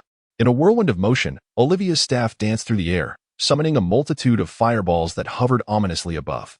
soaring towards Dean Luo Ming. Oh dear, how did this young girl uncover my disguise? Dean Luo Ming's voice unexpectedly transformed into that of a woman, effortlessly dispersing the incoming fireballs as she charged towards Lu Yixi. Wow, you are audacious enough to impersonate the Dean? You are in for a world of trouble. The security here is tight tonight, and the only way out is if you can fly. Indeed, I intend to soar away. With that proclamation, a pair of obsidian wings sprouted from the iron mass, extinguishing Olivia's fireballs entirely as it seized Lu Yixi and ascended into the air, heading toward the outskirts of Wolfblood Town. Meanwhile, the vigilant Professor Hujia detected the anomaly and promptly activated the magical defense array of Wolfblood Academy. How bold! How dare you masquerade as the Dean? Since you have arrived, don't expect to escape. Just as the last word was uttered, the black wings flickered fiercely, shattering the azure magical barrier and transforming into a streak of darkness that vanished into the sky. Could it be? This is a gold-level magical defense array. After a brief moment, Dean Luo Ming deposited Lu Yixi onto a shadowy hill, gradually descending before her, lifting his helmet to reveal a smile as he said, "Handsome, would you be interested in joining the Black Flame?" Lu Yixi gazed at Dean Luo Ming's face, his smile causing the wrinkles to converge into a tapestry of expressions. Coupled with the exuberant voice of a youthful girl, it was nothing short of a child's nightmare, a shadow from his childhood. Could you perhaps remove the mask? It's a bit unsettling at this hour." With that, Dean Luo Ming lifted the mask, revealing cascading silver locks that flowed like a waterfall. Beneath the helmet lay a visage of exquisite beauty, an impeccably shaped oval face framed by striking azure eyes that sparkled like precious gems. Her elegantly sculpted nose resembled fine porcelain, embodying the pronounced features characteristic of Western beauty. At that moment, her delicate lips parted in an alluring manner, playfully uttering, "What's the matter? Are you fond of big sisters? Want to join the Black Flame?" She beckoned with a graceful finger, lightly tapping her lips, clearing his throat. He replied, "I admire your remarkable prowess and distinguished presence. Surely, a formidable organization like Black Flame would not lack for talent. Besides, such a significant matter warrants a moment for me to return home, take a bath, and change my attire for consideration. Would that be acceptable?" Lu Yixi gazed intently at the girl before him, utterly captivated by her beauty. He found it nearly impossible to divert his gaze from her enchanting visage. Even when it came to declining her advances, he articulated his refusal with remarkable tact. "That won't do." The girl smiled brightly at Lu Yixi, her gaze so penetrating it left him feeling quite unnerved. He smacked his lips together, pondering who in the realm of fantasy literature penned the notion that protagonists would not encounter formidable adversaries before their character development was complete. "Make sure I don't run into you when I step outside," he added, "but I must first understand the Black Flame group." Lu Yixi spoke somewhat awkwardly. "Very well. Allow me to introduce myself. I am the Saintess of Black Flame, and also the Vice Commander of the Third Army of Black Flame, Baron Jean Dark Talaka. Our philosophy is to forge a brand new world through our collective efforts." Jean exclaimed with palpable enthusiasm. "I may not be well read, so please do not deceive me. Are you certain you are not referring to a pyramid scheme? Moreover, how does one join? Is it merely a matter of agreeing to it?" Lu Yixi calculated in her heart, observing the girl who appeared rather naive and endearing. Perhaps a mere agreement would allow her to return home for a soothing bath and a restful slumber. How could that be possible? Originally, when selecting candidates, the Black Flame would consider the depth of one's tragic past, whether one possessed sufficient antisocial tendencies. However, I see potential in you. Hence I have made an exception for your admission. Jean proudly tilted her head back, laughing with an air that suggested Lu Yixi should hasten to express her gratitude for such a grand favor. "But what if I refuse?" Lu Yixi inquired. "I believe you have heard the saying, those who know how to adapt are truly wise," Jean replied, conjuring a swirling mass of black flames that danced at her fingertips. Her gaze fixed intently upon Lu Yixi. Lu Yixi let out a helpless sigh and nodded. Jean, filled with delight, conjured another ball of flame, raising it before Lu Yixi with a smile, saying, "Come, let us consume this dark flame." "Wow, such a large ball of fire. I would never dare to partake in it myself." Lu Yixi's eyes widened in disbelief. Who in their right mind would dare to devour such a massive, ominous flame? "Do not be shy. Once you consume it, you will belong to me," Jean insisted, forcefully presenting the flame before Lu Yixi. "Perhaps I should take a moment to consider? I cannot wait." With a wail of despair, Lu Yixi found that Jean had shoved the dark fire into his mouth. In an instant, he felt as if he had been thrown into magma, his blood boiling furiously. Time seemed to stand still, and Lu Yixi eventually awoke, blinking as he surveyed his surroundings, which appeared to be the interior of a cave, enveloped in a kaleidoscope of colorful mist. Lu Yixi felt as though her eyelids were weighed down by lead, while a fiery warmth enveloped her lower abdomen. She strained to rotate her neck, which felt as if it were filled with mercury, and beheld the enchanting figure of the sorceress Joan of Arc, gracefully positioned on the ground, her alluring form accentuated as she diligently etched intricate magical glyphs. Lu Yixi was on the verge of making an impulsive move when he suddenly realized he was bound tightly. Could it be that the Black Flame faction harbored such peculiar tastes? In a moment of panic, Lu Yixi hastily called out to Jean Dark, who lay on the ground. "Hey, what are you doing? We are allies now, aren't we? Oh, you're awake, and you Haven Tea perished. Truly, you are the man I have chosen." Jean replied with a smile, her demeanor playful as she tapped her pink lips, exuding the innocence of a rural maiden from a picturesque valley. Yet, while maintaining her whimsical smile, she began to pour various concoctions from nearby vials into the channel on the ground, transforming the cave into a scene reminiscent of a chemistry experiment, with vibrant clouds of colored smoke swirling throughout the cavern. "Are you going to continue?" "Surely not," Lu Yixi exclaimed in terror. "Absolutely, I must." Jean chuckled mischievously as she rose, dusting off her hands before crawling toward Lu Yixi, her expression a blend of mockery and delight. Ignoring his cries and resistance, she forcibly dragged him into the magical array. In a hushed tone, she began to chant the incantation of the Black Flame spell.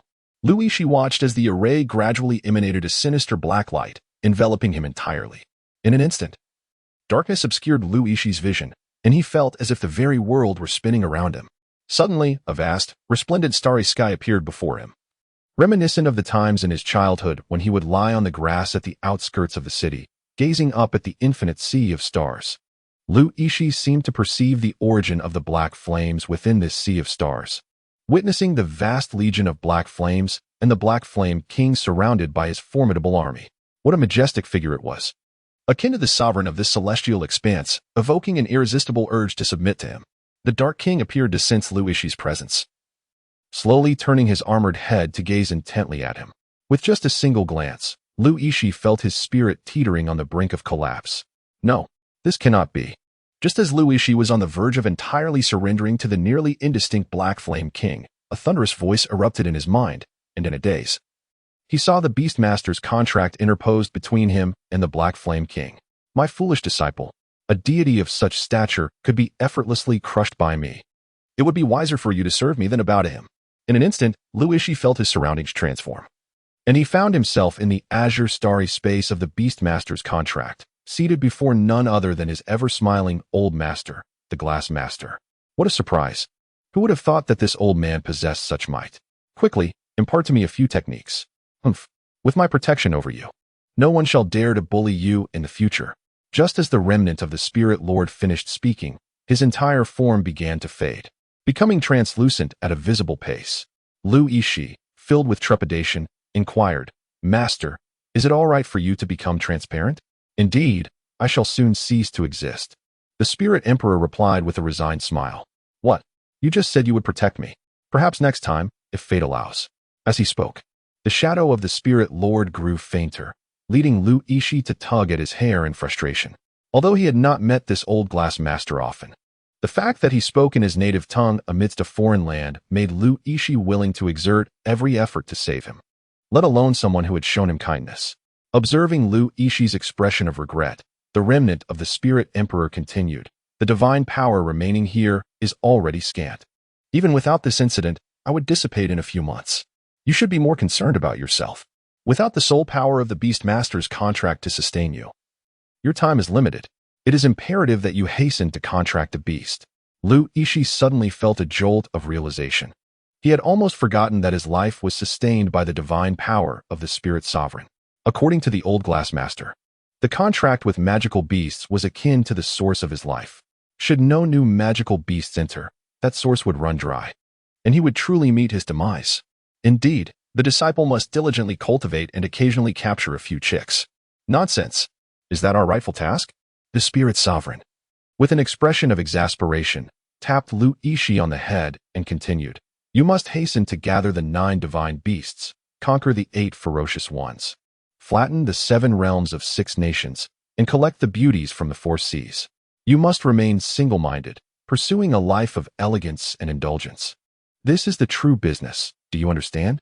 I shall faithfully obey my master's orders." Upon uttering these words, the spirit sovereign smiled, and his figure gradually faded into the azure expanse. In truth, he was merely a harbinger. Perhaps the spirit sovereign had left behind artifacts in numerous locations, awaiting the awakening by future generations.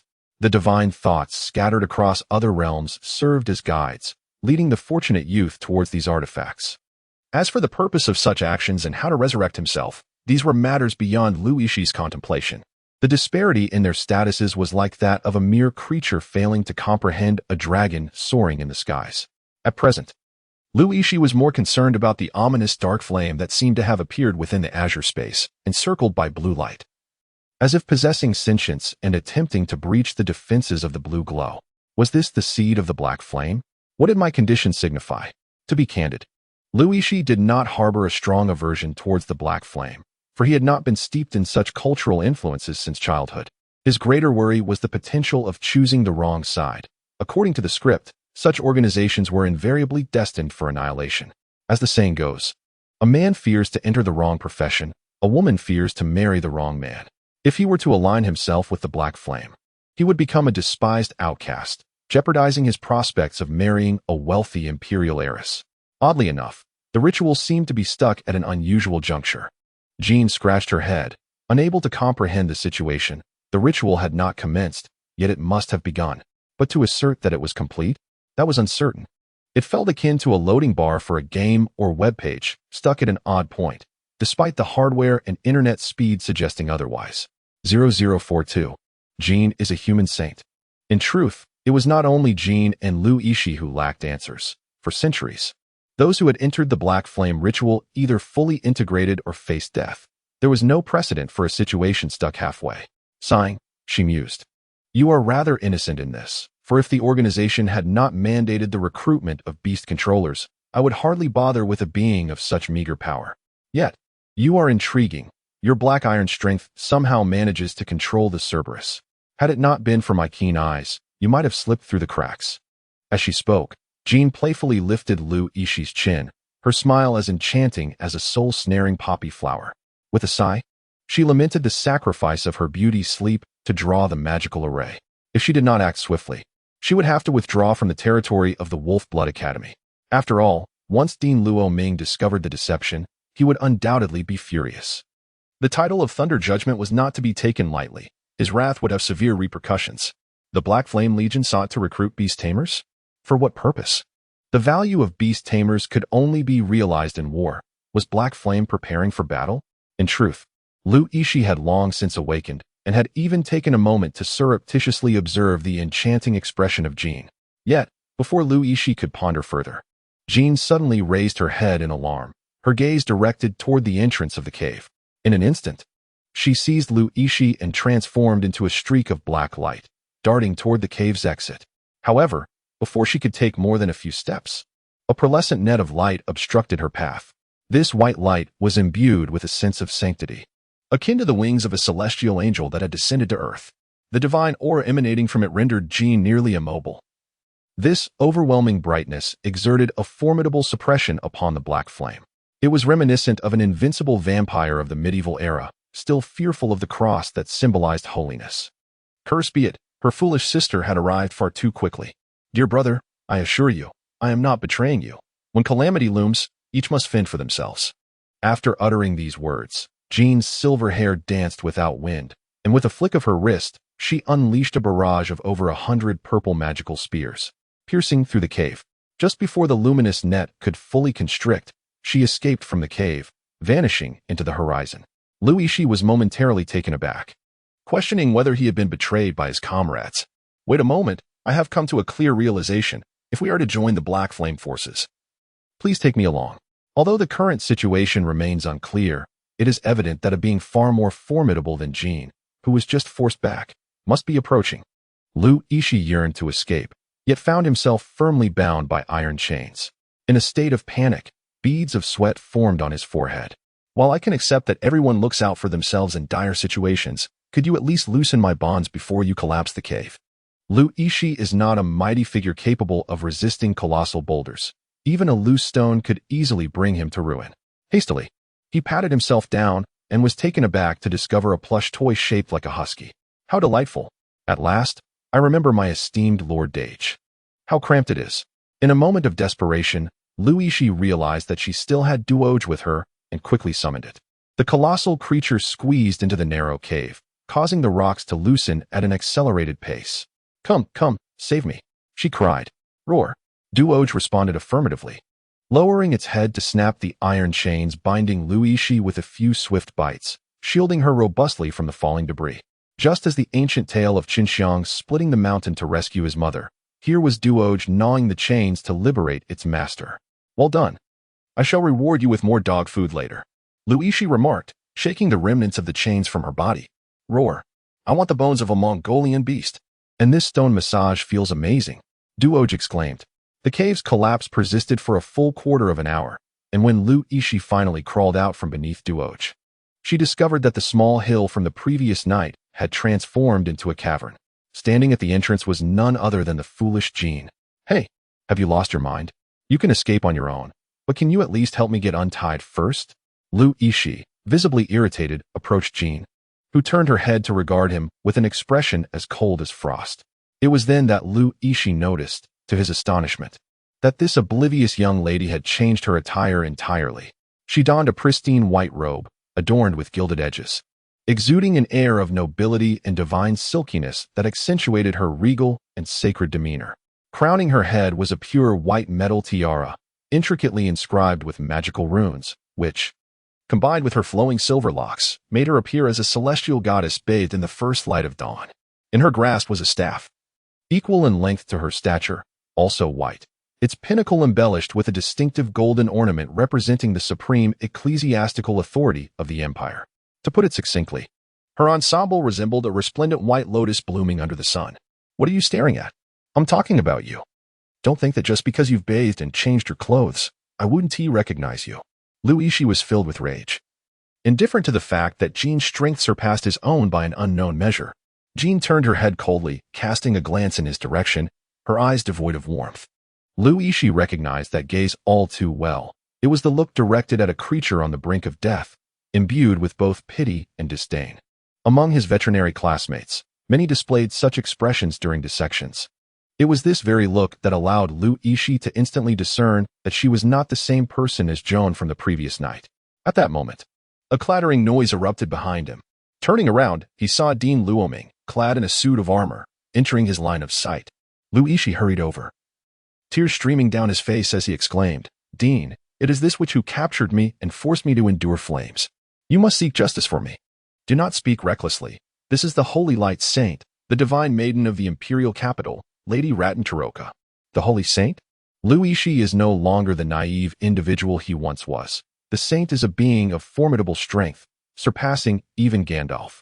Indeed, the Jean from last night is not the same person. Haha, it's no wonder I perceive this holy sister as possessing an extraordinary aura of wisdom and valor. Dean Luoming, is he one of yours? He bears the seed of the black flame. You should handle this yourself. The saint, Lading, completely ignored Lu Yixi and coldly addressed Dean Luoming, her voice devoid of any emotion. If the playful and cheerful Jean from last night was a little demon of hellfire, this identical-looking Lading is an icy angel who regards all as mere fodder. Wait, I am not one of the Black Flame's people. Lu Yixi cried out in desperation, the consequences of misalignment arriving with alarming swiftness. Dean Luoming, if you do not take action, we shall assist you. The saint, Lading, disregarded Lu Yixi's protests, firmly believing in her judgment. The presence of the black flame seed within Lu Yixi was an undeniable fact, for no human has ever withstood the encroachment of the black flame. A colossal beam of holy light coalesced into a massive hammer, radiating blinding white brilliance as it expanded outward, the hammer exceeding 5 meters in length, descending mercilessly upon Lu Yixi's head. Should it strike true, even an iron-headed child would be rendered senseless. Boom. The holy light hammer fell from Lading's expressionless grasp, crashing down upon Lu Yixi's crown. The hill could not withstand the pressure emanating from this celestial force, and the ground instantly fissured into a spiderweb of cracks. The architect of all this chaos merely raised an eyebrow and coldly addressed the still rising dust. Luo Mingvane, are you prepared to stand against the holy city of Machiavelli? Beneath the most sacred light, a pure blue aura erupted, accompanied by the crackling sound of thunder. At some point, Dean Luoming had acquired a spear intricately adorned with magical runes. The spear's tip appeared to be crafted from dragon fangs, its shaft a lustrous blue, clearly indicating it was no ordinary weapon. I merely believe it is prudent to clarify this matter. If Yixi were indeed affiliated with the Black Flame forces, I would certainly perceive the stench of decay upon him. Dean Luoming's eyes, concealed beneath his helmet, rendered his expression unreadable. Yixi was perplexed. Dean Luoming had no need to advocate for someone as inconspicuous as him. Yet, he confronted the radiant saintess with his own lightning. What could be the reason behind such an action? He had been entangled with the Witch of Black Flames all night and had managed to escape unscathed. If it weren't for the fact that the followers of Black Flames were also their spies, could that witch truly allow him to slip away so easily? As he spoke, Latin tossed her silver hair, and a spear of light materialized behind Yixi, piercing through him with a speed that was almost imperceptible. This time, however, Dean Luoming displayed no intention of intervening. Instead, he calmly turned his head and, alongside Latin, watched Yixi with an air of detachment. I've been pierced through. Is this where my journey as the protagonist comes to an end? Why are you both just staring at me? Hurry and tend to my wounds. I wonder if there are any fruit vendors who have witnessed such a scene. Yixi clutched his abdomen, which had been pierced, as a wave of warmth surged within him. Overwhelmed with terror, he sank to his knees, his mouth incessantly voicing grievances. Sinus Lading furrowed her brow and casually cast another spell upon him. Instantly, the warmth in his abdomen dissipated, and upon glancing down, he noticed that the luminous spear had vanished, leaving no trace of injury on his body, which left him in awe. If he could master such techniques, returning to Earth as a magician would likely pose no challenge. Lading, you have witnessed it. The luminous spear had no effect on him. He is not one of the Black Flames. Director Roaming cast a meaningful glance at Yixi. Was this the individual whom Al Ruiz had expended considerable resources to protect? It was good that he was not one of the Black Flames. But if Yixi had already joined them or had been tainted, even the Fountain of Life, no matter how precious, would not be able to aid Al Ruiz. The dark flames sown by that foolish witch's ritual must be quite advanced. It is indeed possible that a mere luminous spear cannot purify them. Stand aside, or we shall treat you as an accomplice of the Black Flames. Lading's voice remained icy. Is that so? I am quite eager to witness the prowess of the saint from the capital. Roaming responded defiantly, positioning his azure crystal spear before him. Meanwhile, Yixi, the unwitting victim, was oblivious to the unfolding drama. However, Roaming seemed intent on defending him, while the saintess, resembling Jeanne d'Arc, was singularly focused on taking his life. Yet, inexplicably, while the spear was within him, he experienced a peculiar warmth, and it appeared that the beast contract had drawn energy from the luminous spear. Could it be that this was a form of self-torturing artifact? Nevertheless, Yixi was not mistaken. He had only recently contracted the Cerberus, and the energy within the beast contract was insufficient to sustain further contracts. Without the means to cultivate himself, where would he find the magic power to replenish his contracts? Contemplating this, Yixi raised his gaze towards Lading and inquired, on what grounds do you assert that I am affiliated with the Black Flames? There is a seed of Black Flames within you. We can sense it. Lading retorted, her displeasure evident, as if even uttering another word to Yixi repulsed her. Yet his mind has not been corrupted by the Black Flames. In ancient times, there were beings who were partially tainted, yet they made remarkable contributions to the Holy War. Do you claim that they too were of the Black Flames? Director Roaming countered. But they ultimately succumbed to corruption, even if he has not completed the ritual. As long as the seed of the Black Flames resides within him, it will gnaw at him incessantly, tempting him, waiting for the moment when his will is weakest to invade. Lading leaned forward, her slender waist bending like a serpent as she narrowed her eyes, glaring fiercely at Roaming. The dragon spear in Luo Ming's hand emitted a crackling sound of thunder, prompting Yixi to swiftly position himself between the two. Addressing Lading with a question, what if I am truly innocent? Even a sinner deserves a process of judgment, does he not? Very well, Lading replied with a cold smirk.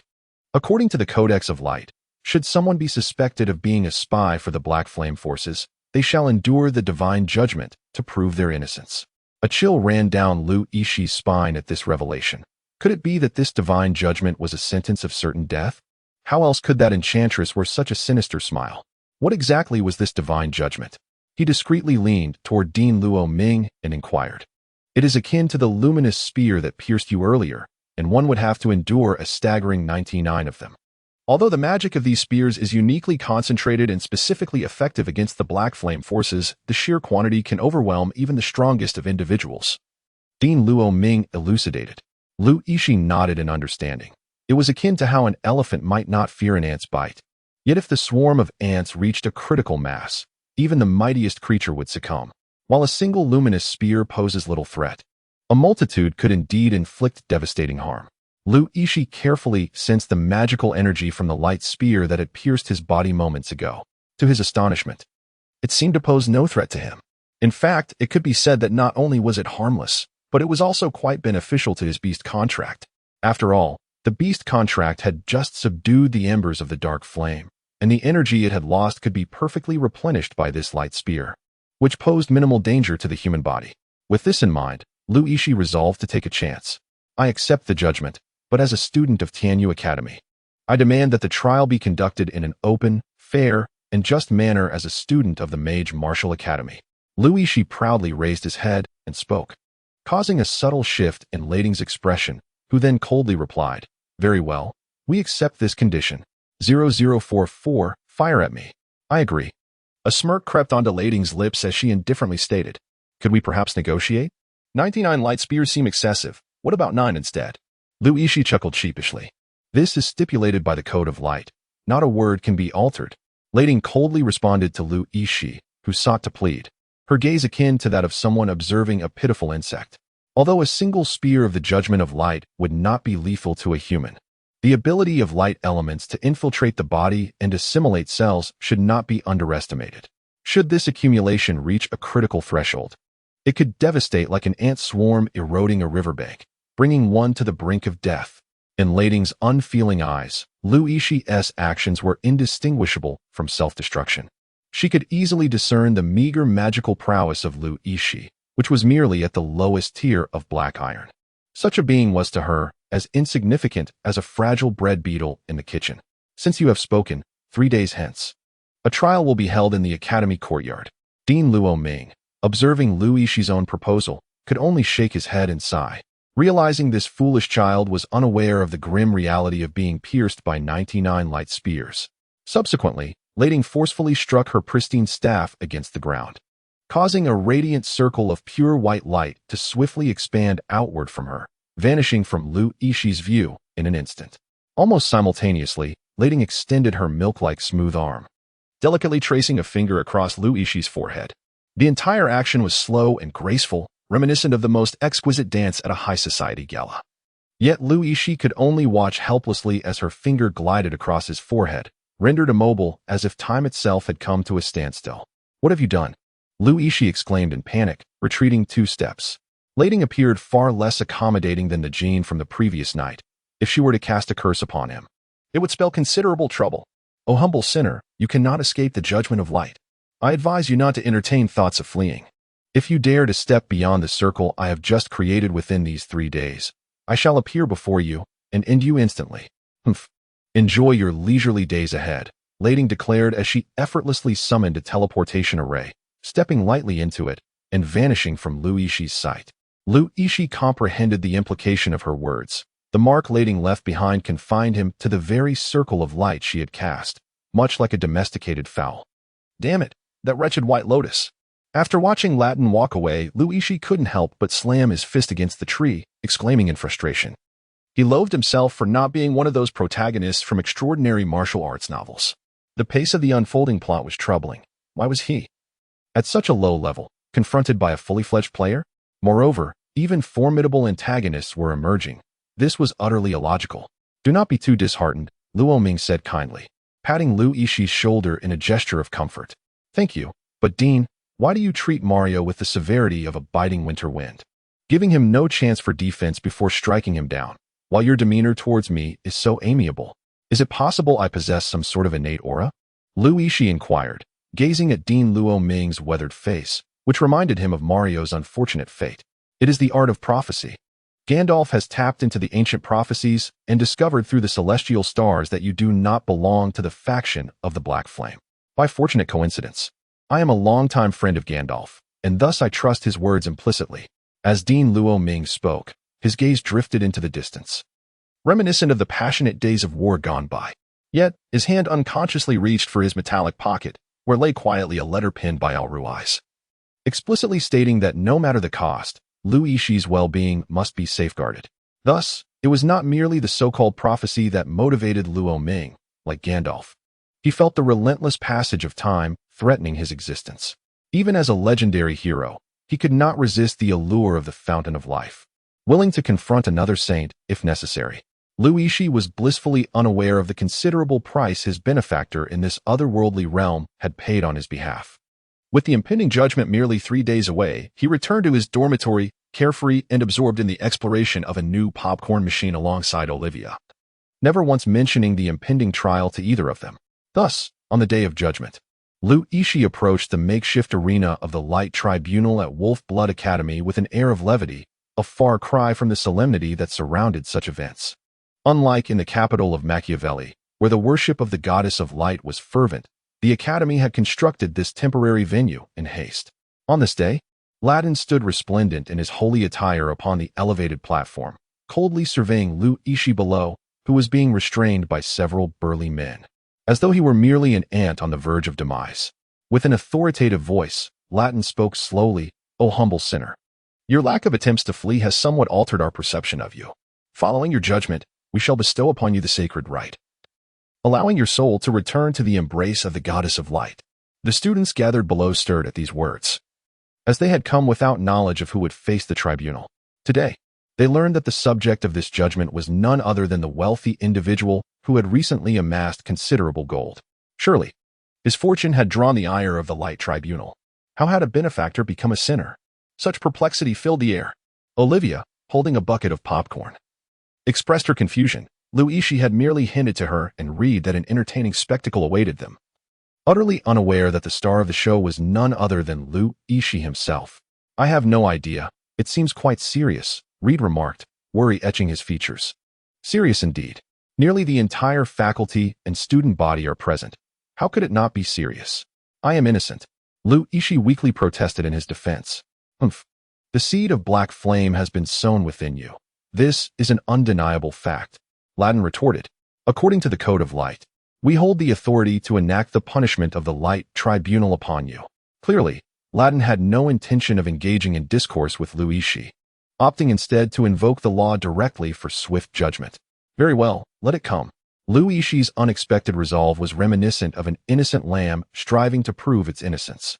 With a bold gesture, he tore open the black robe draped over his chest, revealing a soft white shirt beneath, and shouted defiantly at Ladin on the platform, "Come on. Unleash your judgment upon me." The Light Tribunal's punishment was at hand. When had Ladin ever encountered such provocation in his life? From the moment she encountered the radiant spell, the titles of genius and goddess have incessantly surrounded her. Yet, she harbors a profound disdain for the sycophants, or more accurately, an indifference, not only to the flatterers, but even to those who, like her, could hear the divine will of light from a young age. She maintains an attitude as frigid as an iceberg. In her eyes, these individuals are so feeble that with a mere wave of her wand, they could vanish entirely from the continent of Atla. At times, she struggles to comprehend why the goddess of light has tasked her with safeguarding such fragile lives. However, since it is the divine mandate, she dutifully complies. Over the years, she has excelled in her role, absorbing a portion of the power of faith and swiftly attaining the level of sanctity that many can only dream of, thus becoming the proclaimed saintess of light in the capital, Machiavelli. Yet, this illustrious and noble saint found herself provoked today by a man who resembled a reptile, a circumstance that repulsed her far more than the thought of consuming a fly. Contemplating this, the fingers gripping her sacred staff turned pale, revealing the depths of her loathing for Lu Yixi, a disdain that could rival even the most putrid corpses in the foulest prison of the dark city of Kramer. Determined to eradicate this filth, she swiftly conjured 99 spears of radiant judgment behind her. Originally, these judgments were intended to discern whether the accused had joined the Black Flame forces, meant to pierce one by one into the body. However, incited by Lu Yixi's provocation, She resolved to bestow upon him the ultimate judgment. Lady Ratton, is it not somewhat against protocol to directly wield 99 judgment spears? Even a silver-tier warrior could not withstand such damage, let alone a fragile beast tamer. Dean Roaming, observing the fury in Ratton's eyes, felt compelled to offer a cautionary word. At this moment, he found himself limited in options. After all, the judgment had been proposed by Yixi, and opposing it now might incite discord between the New World and Machiavelli. Although the life spring promised by Alrez was precious, it was not yet worthy of Roaming wagering the entirety of the wolf blood. Humph. Dean Roaming. The Codex of Light clearly states that the accused shall endure the punishment of 99 radiant judgment spears. Are you dismissing the Codex and willing to stand against the Holy See? Enough. What are you all chattering about up there? Come at me, you old witch, you spinster. You. Yixi found himself inexplicably engulfed in a surge of nameless fury when confronted with Latin. Perhaps it was Latin's indifferent gaze that made him feel profoundly uncomfortable. How could one regard other lives with such apathy? Thus, provoked once more, Latin uttered not a single word. With a mere flick of her hand, 99 luminous spears surged forth, piercing towards Yixi's heart before he could even react. Although this magic was not conceived for harm, the overwhelming force of the light element surged into his body, leaving him feeling as if he were a balloon filled to bursting. With an involuntary cry, he collapsed to the ground, his body on the brink of collapse. Desperately, he summoned his last vestiges of willpower and activated the Beast Pact. Instantly, a black hole-like gravitational pull erupted from within him, relentlessly drawing the rampaging light elements into the pact. Yet, even so, the remaining light elements surged violently through his body, eliciting anguished cries from Yixi. It was only then that Olivia and Reed grasped the gravity of the situation. The so-called judgment was no jest, and the radiant saintess on the platform truly intended to take Yixi's life. Damn that wretched woman. In her fury, Olivia summoned a massive scythe, appearing ready to recklessly charge at Latin in a desperate confrontation, oblivious to the popcorn scattered around her. Just as she was about to move, she felt a firm tug on her shoulder. Turning to see Reed grasping her, he shook his head slightly. The disparity in strength between them and Latin was akin to that of a fledgling swordsman emerging from a novice village facing a formidable dragon-tail scorpion. And were they to act now, they would scarcely graze a strand of Latin's hair. Reed, isn't he your dear friend? How can you bear to watch him perish? Tears welled in Olivia's eyes as she shouted at Reed. Though her acquaintance with Yixi was brief, having been raised as a sheltered young lady, Olivia cherished this newfound friendship, and it was certainly not merely due to the popcorn. Reed shook his head once more. But this time Olivia noticed blood seeping from his clenched fists and the corners of his mouth. She recalled the ancient saying, "The anger of a righteous man is like grains of rice, unexpectedly painful and sudden." If Yixi were to truly meet his demise here, Reed would surely unleash a torment upon the City of Light, Machiavelli, that would be unforgettable, even if he presently held no power. Yet, Olivia believed he could achieve it, for she could see the fire burning in his eyes. "May the light be with you." Latin traced a triangle on her forehead with her finger and softly addressed Yixi, who was enveloped by the light elements below. The intensity of this light magic transcends what even black iron can endure, especially considering that Yixi harbors the black flame seed within him. When two elements collide, even a saint would hesitate to claim they could suppress elemental chaos within their own being. "I apologize, but it seems that the light does not favor me. Are there any more of these light spears? I would appreciate a few more." Just as Latin intended to conclude this trial and descend from the platform, she suddenly heard Yixi's voice, tinged with a hint of mockery, from behind. "He is not dead? How is that possible?" Latin turned around, her eyes wide with astonishment. She firmly believed in her assessment. Yixi's abilities were merely at the black iron level, and there was no conceivable way he could withstand such a magnitude of magical elements. Yet, against all odds, Yixi had survived, brazenly throwing yet another challenge her way, akin to a cockroach resiliently thriving in a filthy gutter. "Since you have made such a demand, I shall oblige." As she prepared to conjure another light spear, Yixi quickly retracted his playful demeanor and raised his hand, exclaiming, "Wait, you cannot judge me with the light spear any longer." Humph. According to the Code of Light, the judged must endure the punishment of 99 light judgment spears. Repeat that aloud. What is the sentence? Yixi interjected loudly. The punishment of 99 light judgment spears. Everyone heard it. It is a sentence of judgment, not a death sentence. The trial is complete, yet you refuse to release me? Do you dare to play word games with us? Latin furiously raised her staff. Think carefully. The code of light cannot be altered word for word. Consider your words before speaking. Yixi exclaimed with fervor. It seems that the individual who endeavored to compose the Codex of Light has never laid eyes upon the film The Judgment of Death. This audacious attempt at fishing in troubled waters is quite infuriating to Latin. Indeed, she is the saintess of the Church of Light, a prodigy of luminous magic. Yet, it is precisely because of this that she has spent her life engaged in debates with others. To put it simply, Latin is an exceptionally brilliant student. Yet she has never ventured beyond the lofty confines of her ivory tower. In contrast, Yixi, though academically inferior, roams the taverns of common folk and the alleys as the son of a drunkard. In terms of raw strength, Yixi would undoubtedly fall short compared to even a single finger of Latin. However, when it comes to the art of verbal sparring, I regret to inform you that we are not on the same level. How infuriating! This wretched creature, the usually expressionless Latin, finally exhibited a visage of ire, employing her limited repertoire of invective to hurl at Yixi, demonstrating just how deeply she was affected by his words. Do you, members of the Church of Light, intend to publicly execute me, a fellow comrade from the Magic and Martial Arts Academy, before the eyes of the Wolf-Blood Academy? The judgment has concluded.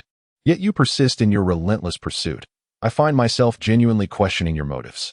Yixi's subsequent remarks only served to inflame Latin's ire, causing her chest to rise and fall with fury. In her eyes, Yixi was nothing more than a wretched insect, easily crushed with a mere finger.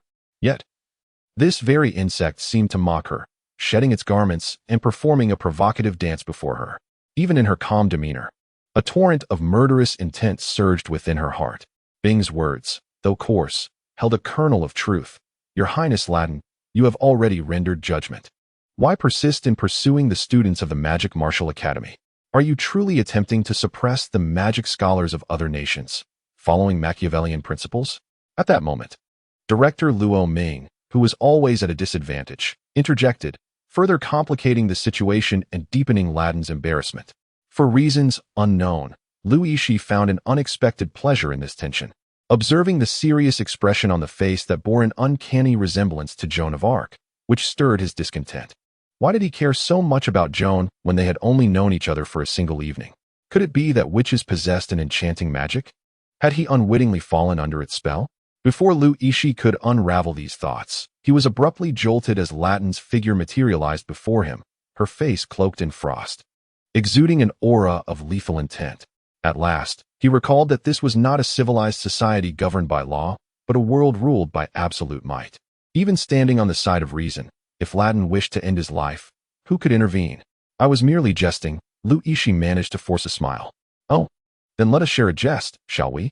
Latin replied with a subtle smile, her delicate hand reaching forth like a moonlit grasp from the depths, plunging into Yixi's abdomen. The scene turned gruesome in an instant. Yixi gazed in horror at the slender hand piercing his midsection. She truly dared to act in front of so many witnesses. It doesn't seem to hurt much, he remarked, bewildered. As Yixi attempted to break free, she suddenly realized that Lating's arm bore no trace of blood. It seemed as if her delicate arm had transcended into another realm, and from this perspective, it appeared as though her own abdomen had engulfed Lating's limb. Yet, the sensation in her lower abdomen was not one of intense pain. It felt as though a feeble magical beast had merely nudged her, and in an instant, it had returned to its original state. I never expected your magical aptitude to be so woefully inadequate. It baffles me why Alrez continues to champion your cause, Lating remarked, retracting her hand with a click of her tongue. However, Luo Ming's expression shifted dramatically. Lating had been alarmingly close to Yixi, leaving him with no time to react. Observing Yixi's seemingly unperturbed demeanor, Luo Ming felt a chill run down his spine. How could one remain so composed after suffering such a blow to their magical core? What could be said of the frailty of a magical source to reach such a state? Are you all right? Luo Ming exclaimed, his voice tinged with urgency as he hurried to Yixi's side. Upon hearing his words, Yixi glanced down at her abdomen, noting the absence of any significant injury. Why was Director Luo so agitated? Very well, as you have stated, our judgment has concluded, and there is no need to linger on the question of whether to take her life. Lating's expression shifted to one of indifference. Her gaze upon Lu Yixi now tinged with a hint of pity. Lu Yixi was enveloped in a cloud of bewilderment. Could it be that the ancient sorceress had employed some nefarious trickery, leaving marks upon him for future manipulation? Such scenarios abound in novels. Are you truly unscathed? Your magical core has been shattered, Dean Luo Ming exclaimed, a hint of urgency coloring his expression. I wonder if Al Ruiz would accept a student with a damaged magical core. At least it hasn't left me with peculiar marks within my body, he mused. You mentioned a shattered magical core? Surely you jest. If that were the case, I should be writhing in agony, should I not? Such is the portrayal in films. Lu Yixi suddenly turned pale as he spoke. If the source of magic were to be damaged, it would be akin to the destruction of one's dantian in a martial arts novel, rendering any further cultivation impossible. How could one then aspire to marry the empire's most beautiful and affluent lady and ascend to the pinnacle of life? No, such a scenario could never befall a protagonist. Of course, Luo Ming was unaware of the depth of Lu Yixi's inner turmoil. He merely furrowed his brow and continued to elucidate. I would like to inquire. What exactly is a movie? However, as you mentioned, the agony of a damaged magic source is indeed not without precedent. The intensity of pain associated with a damaged source is correlated with its original size. Do you grasp what I am implying? Director Luo Ming endeavored to articulate Lu Yixi's current predicament in a more tactful manner. The latter, not lacking in wit, quickly discerned that this was a roundabout way of suggesting that his magic source was inherently small, and thus, any damage inflicted would not result in significant discomfort.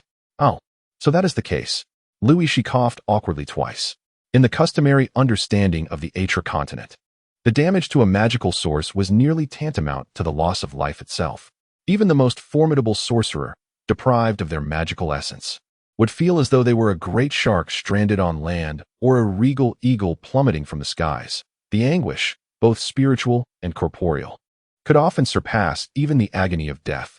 However, Lu Yixi was devoid of such notions, having resided in this world for a considerable duration. Had he ever engaged in earnest cultivation? Not once. Hence, the disgrace of being unable to cultivate was utterly lost on him. Indeed, this was the malevolence of a miscreant who had never practiced. Why do you appear so unfazed? Director Luo Ming inquired, arms crossed, visibly perplexed. Yet, Latin paid no heed to Lu Yixi or Director Luo Ming any longer. She had already assessed that Lu Yixi emitted no magical fluctuations, a clear indication of the utter devastation of his magical source. With an arm that glided past like silk, she conjured a teleportation array before stepping delicately into it, contemplating Lu Yixi's detestable visage with the thought that they would likely never cross paths again in this lifetime. 0047 The trivial matter of a damaged magical source to Lu Yixi, the modest cost of reclaiming his life, felt exceedingly advantageous, more so than a grand clearance sale at an auction house. Moreover, due to the beast contract absorbing a significant amount of light elements, the black flame seed was suppressed to a state of utter despair. Its existence was marked by unparalleled misery, first sealed by the beast contract, then ensconced in radiant energy. Throughout history, no black flame seed had suffered a fate as woeful as its own. Ben, are you all right? Olivia and Reed emerged from the crowd, encircling him. Upon sensing the expression on his face, they perceived an ominous and oppressive atmosphere akin to the calm before a storm. What ruthless means! To directly sever another's path to cultivation. Reed cursed vehemently, a fierce expletive for one raised in noble circles.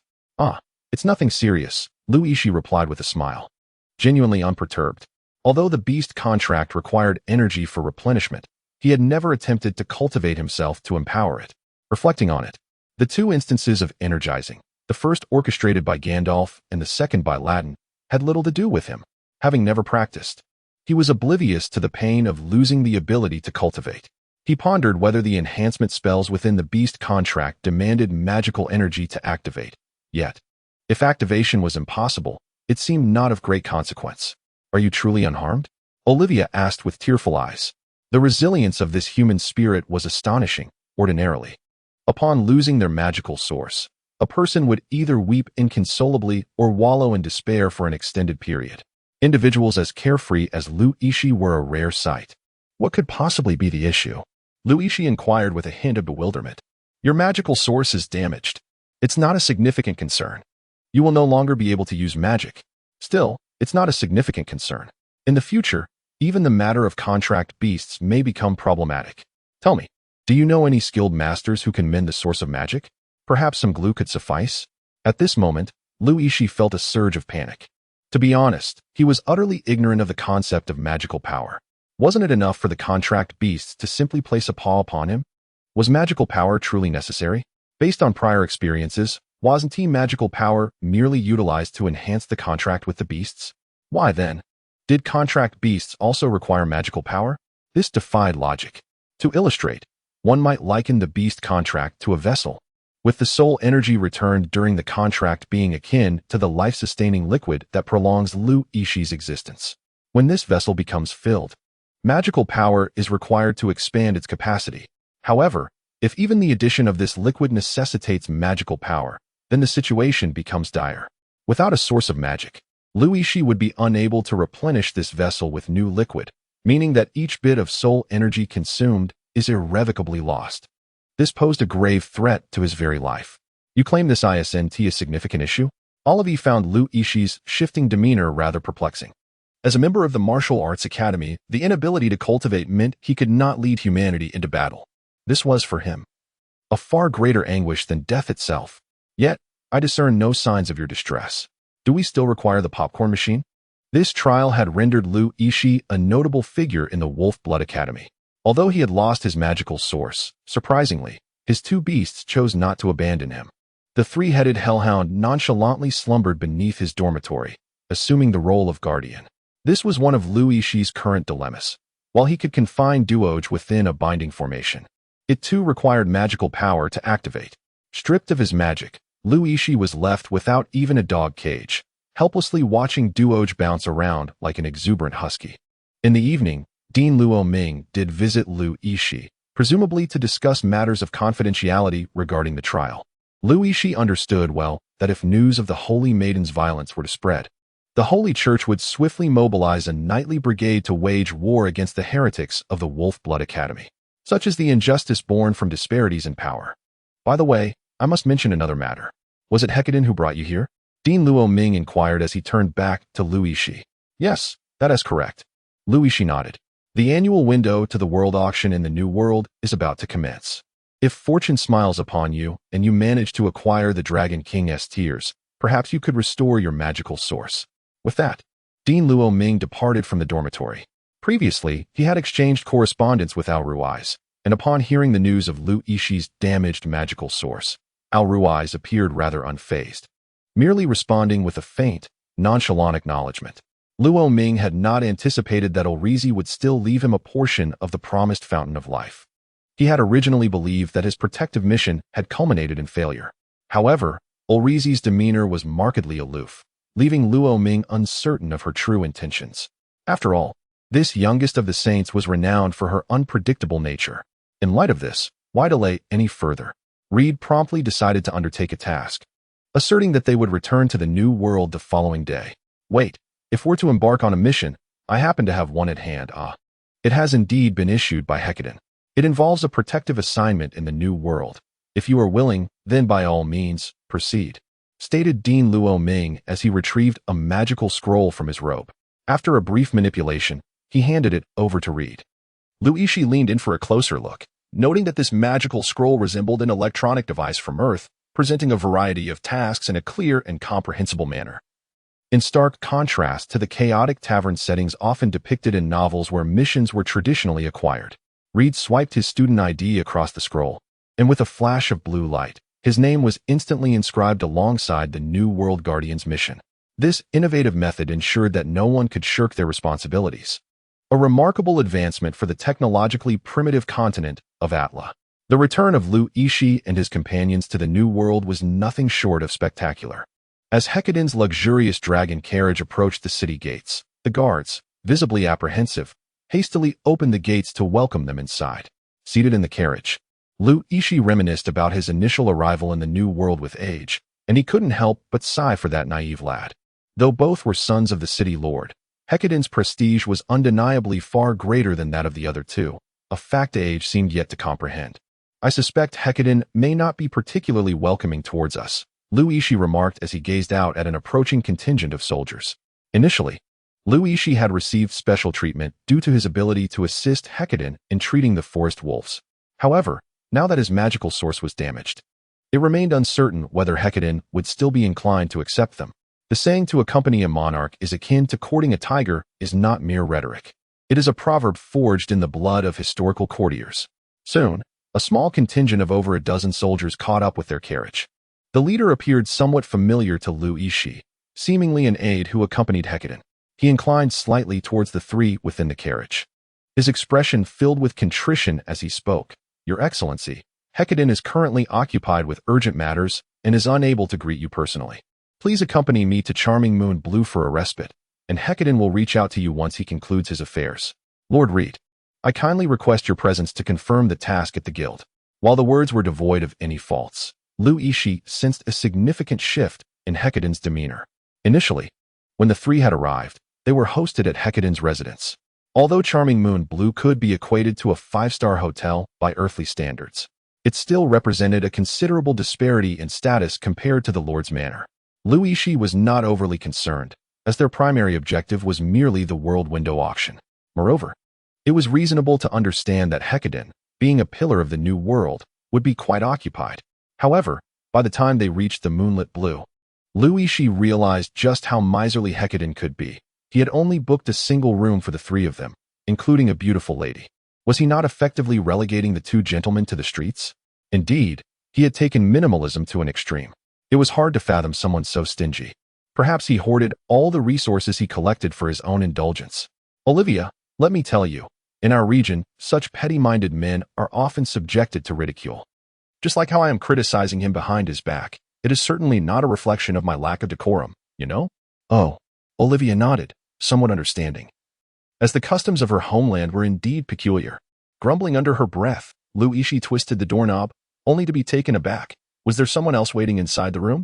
With three people already cramped into one room, the situation was becoming untenable. However, when the figure with blue hair turned around, Yixi was astonished to discover that it was none other than Hecadin, the esteemed lord of the New World. He smiled at Yixi and Olivia, saying gently, "I trust you both are well, Lord Ben and Miss Olivia. What are you plotting? Aren't you supposed to be busy? Why are you here?" Yixi tossed their luggage onto the floor and, disregarding appearances, plopped down onto the plush bed, inquiring, "Haha, after all, many eyes are upon me. If I did not resort to such methods, I would hardly dare to meet Lord Ben alone. Yet seeing you still have the energy to complain, I presume the venom in your system has subsided?" Hecadin remarked, observing Yixi. He held a crystal goblet in his right hand, filled with dark red wine that shimmered like blood, complementing his slightly pale complexion and slender lips, embodying the quintessential image of nobility. In contrast, Yixi, clad in a black mage's robe, exuded a mysterious aura, yet his posture resembled that of a farmer from the countryside. With his feet propped up and a sideways glance at Hecadin, he sighed resignedly. "Speak. What scheme are you concocting now?" "Haha, I enjoy conversing with intelligent individuals. If you are willing to learn some noble etiquette, I believe we could become great friends," Hecadin replied, swirling his wine glass delicately. "Let us not kid ourselves. Considering the tales circulating about you, they bear little resemblance to nobility. Although you owe me a favor due to the situation with Goth, I hardly believe you would repay me for that. You have sought me out for a reason," Yixi retorted. Yixi ceased his actions. Although Hecadin was incapable of even binding a chicken, his deeds had nonetheless fostered the growth of the New World amidst a backdrop of bloodshed and glory and warfare. Yixi had no desire to associate with such a character. Otherwise, he might find himself ensnared and unwittingly aiding in the counting of his ill-gotten gains. Hecadin, unfazed by his words, chuckled lightly and replied, "There must be a matter at hand that requires your attention, especially during this tumultuous season for the New World." The coastal region of Ronster had once again entered the triennial period of marine upheaval, a historical issue that had erupted like clockwork every 3 years. Should Ronster fall, legions of sea clans would surge forth unimpeded, rendering the New World its first line of defense against the interior. What compounded the gravity of the situation was the necessity to contend with the rabble and traitors from Ronster. However, the current circumstances appeared more dire than ever. The Xinjiang tribe had seemingly amassed a considerable fortune through a lottery-like scheme, utilizing these resources to procure a vast array of military supplies and organizing several class of mercenary groups. poised to exploit the chaos of the marine uprising to strike against the New World. Upon hearing this, Lu Yixi's expression became somewhat unnatural. Wasn't that lottery ticket sold by him to the chieftain of the Qianzhang tribe? To his astonishment, it had indeed been utilized for the development of weaponry. Had he known it would be so lucrative, he would have withheld this plan altogether. It was truly a loss. A disgrace to the original intention of the welfare lottery aimed at alleviating poverty in struggling areas. However, if these were the only concerns, they would not suffice to instill genuine worry within me. Even if the Qianzhang tribe were to hire a multitude of mercenaries, they would merely be a disorganized mob, insignificant in the face of the wolf riders of the New World. What truly gnawed at my heart was the presence of the beasts from the Ashian Gorge. I could hardly fathom how the Qianzhang tribe had managed to unite such a host of these creatures. Should the beasts and the Qianzhang tribe launch an assault on the New World together, the wolf riders would likely be rendered ineffective on the front lines. What manner of creature led the beasts of Ashian Gorge? A foreboding sensation stirred within Lu Yixi's heart. The leader was a bipedal, violent golden bear, rumored to possess the ability to communicate with humans. Clang. Lu Yixi was taken aback, instinctively pulling down the cabinet beside him. A steel wine glass clattered to the floor, resonating with a dull metallic thud. The formidable and communicative creature, the violent diamond bear, could only be the infamous Bai, who had caused this crisis in the New World. Was it possible that he had unintentionally activated it? Why did misfortune seem to follow him wherever he went? My lord, do you happen to know that leading beast? Hecadin inquired, noticing Lu Yixi's flustered demeanor. Not at all. How could I possibly know it? Lu Yixi quickly laughed awkwardly, distancing himself from the situation. Actually, it would be splendid if you did know, for as a beast master, if you could control that diamond bear, all our problems would be resolved. Hecadin remarked nonchalantly. Lu Yixi felt a jolt within. Where did this confidence in him come from, little boss? Hecadin's seriousness was akin to discussing matters of state, which pressed down on Lu Yixi, making him acutely aware that failure would undoubtedly lead to some form of coercion from Hecadin, as had occurred during the previous incident with the forest wolves. My lord, I've heard that your magical source has been damaged, Hecadin mentioned casually, as if discussing a trivial matter while addressing the issues of the New World. Yet, Lu Yixi understood that the main event was approaching. Previously, Hecadin had threatened his life directly, but now Lu Yixi had departed from the Wolf Blood Academy to the New World. If Hecadin resorted to such crude tactics again, it would be a significant affront to the Academy. Thus, Hecadin altered his approach, though the threat remained. You wouldn't want to jeopardize my qualifications for the World's window auction, would you? Anyone can participate if they are willing to purchase a ticket. Lu Yixi retorted indignantly. Ah, my lord, you are mistaken. It is not that everyone is qualified to participate, but rather that it is at my discretion that such qualifications exist. Hecadin continued with a smile, observing Lu Yixi's crestfallen expression. He patted his shoulder and added, however, given our camaraderie, I will certainly ensure you receive the opportunity to register. How generous of you. Lu Yixi replied, somewhat incredulous. Of course, but since we are such good friends, you will certainly assist with the beast issue, won't you? I cannot guarantee that, given my damaged magical source. Controlling beasts has become exceedingly challenging. My lord, you may be unaware, but the World's window auction is currently being organized by the cabinet in collaboration. I hardly have a hand in it. If I were to submit your name, and it were to be rejected, all right, enough. You've made me fearful. I shall give it a try, though I must admit I have little confidence. Lu Yixi waved his hand, dismissing the New World's most alluring man, who was even more enchanting than a woman, from the room. It was only then that he realized he was alone with Olivia, and the atmosphere began to resemble a candle gradually igniting, slowly warming, and becoming somewhat ambiguous. However, Olivia seemed unfazed by the awkwardness typically associated with a man and woman sharing the same space. Perhaps women from this otherworldly realm are inherently more open-minded, given the stark contrasts in lifestyle and customs compared to Earth.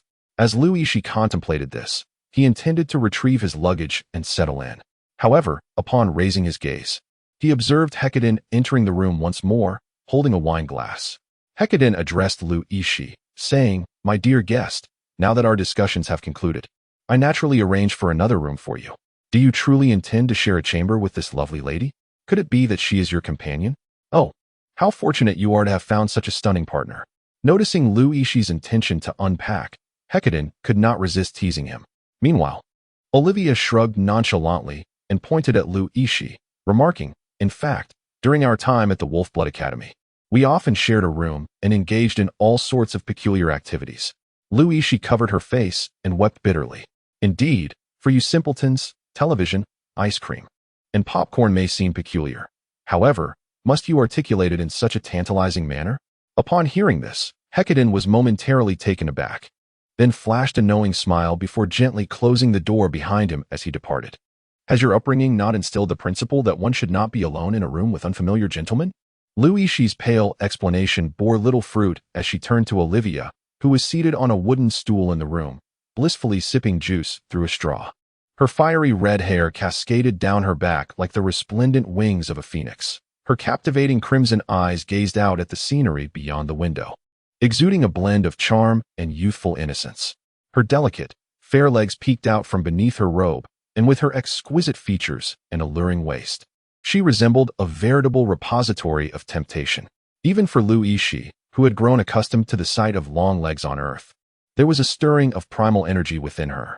Previously, in the Leaken Blood Academy, the presence of Reed had dulled her awareness, but now, spurred by Hecardin's remark, the atmosphere felt undeniably charged with ambiguity. Yet, Olivia seemed oblivious to any impropriety. With a flick of her purple spatial bracelet, a rudimentary iron contraption materialized in her arms. While it might hold little value for others, to a connoisseur of sweets, it was a treasure beyond compare, a popcorn machine. Initially, Olivia had intended to part ways with Yixi and Reed after their time at the academy, but the allure of the popcorn machine consumed her thoughts, fixating her on how to enhance its efficiency and improve the quality of the popcorn, eclipsing all other concerns. She became ensconced in the tender embrace of sugary delights. That evening, it was clear that Yixi could not truly spend the night with Olivia, despite her apparent approval. After all, being at such an impetuous age, any misstep could lead to Olivia's ire, and she might just retaliate with a swift slap. In the continent of Atra, strength held paramount importance. Without it, one could not capture the heart of a goddess, and it seemed the first option was the simpler path. As the night deepened, the sky transformed into a vast black canvas, cradling a multitude of twinkling stars. Olivia was suddenly reminded of her childhood, when her family's influence was less formidable, and her grandmother would often tell her that the stars shining in the sky were the pearls of the poor. Though they had lacked wealth then, happiness abounded, unlike now, when she was constantly preoccupied with her fate and burdened by poverty. Of course, it was primarily due to her decision to run away from home. And with her finances now in Yixi's hands, living off him relieved her of the need to spend much gold. The Hotel of Enchanted Moonlight stood 18 stories tall, the highest edifice in the New World. At this moment, Olivia found herself on the 10th floor, where, upon opening the door, she could easily survey the grandeur of the New World, a true indulgence.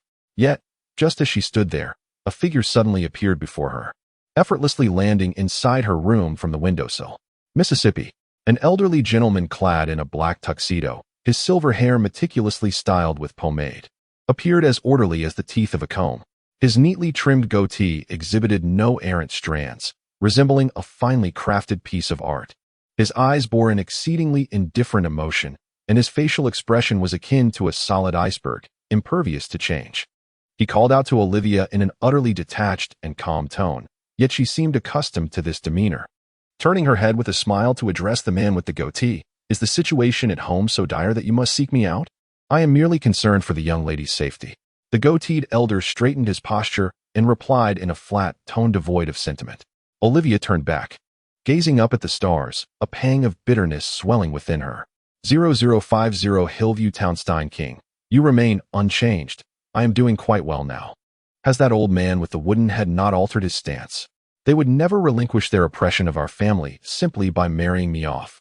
They would use me as a hostage, further encroaching upon our territory. Olivia mused as she looked to the heavens. While she lacked knowledge of mundane household tasks, she had been acquainted with matters of commerce and political dynamics since her youth. Had it not been for Olivia, the chaotic scene in Wolfblood Town would have rendered the match between Mario and Reed unfeasible.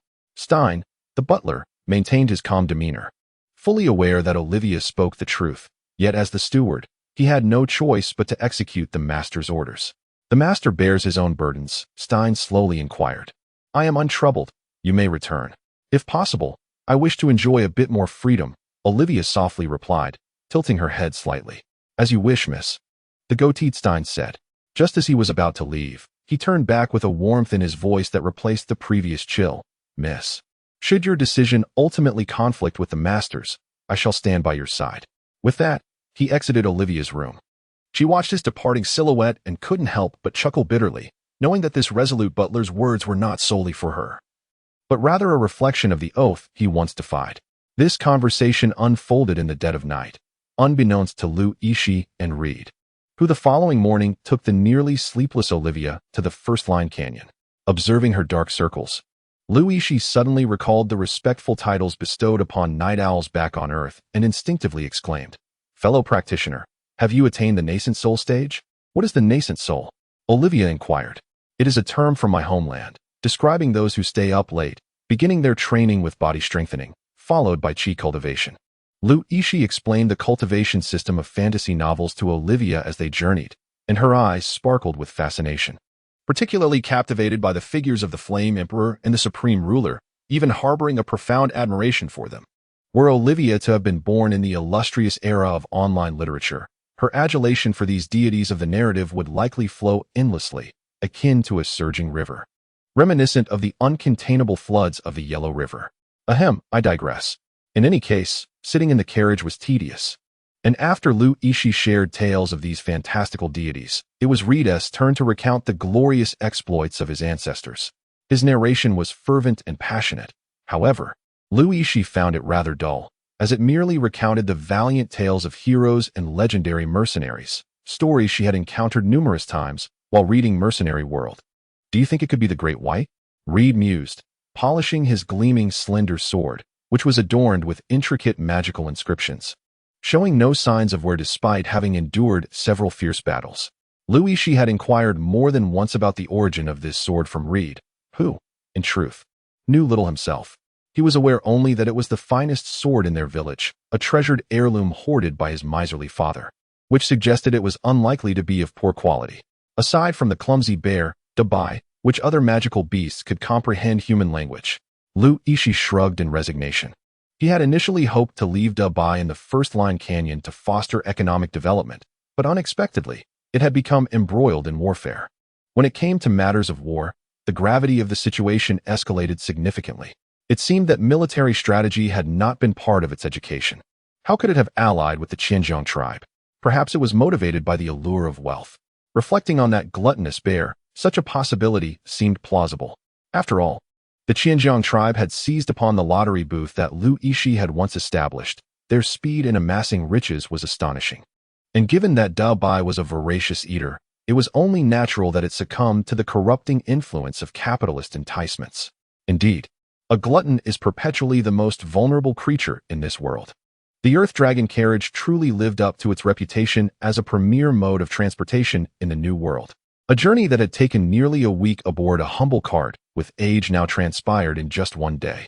As they returned from the New World to the entrance of the first-line canyon, in the luxurious Earth Dragon carriage, the massive Earth Dragons could not traverse the narrow confines of the canyon.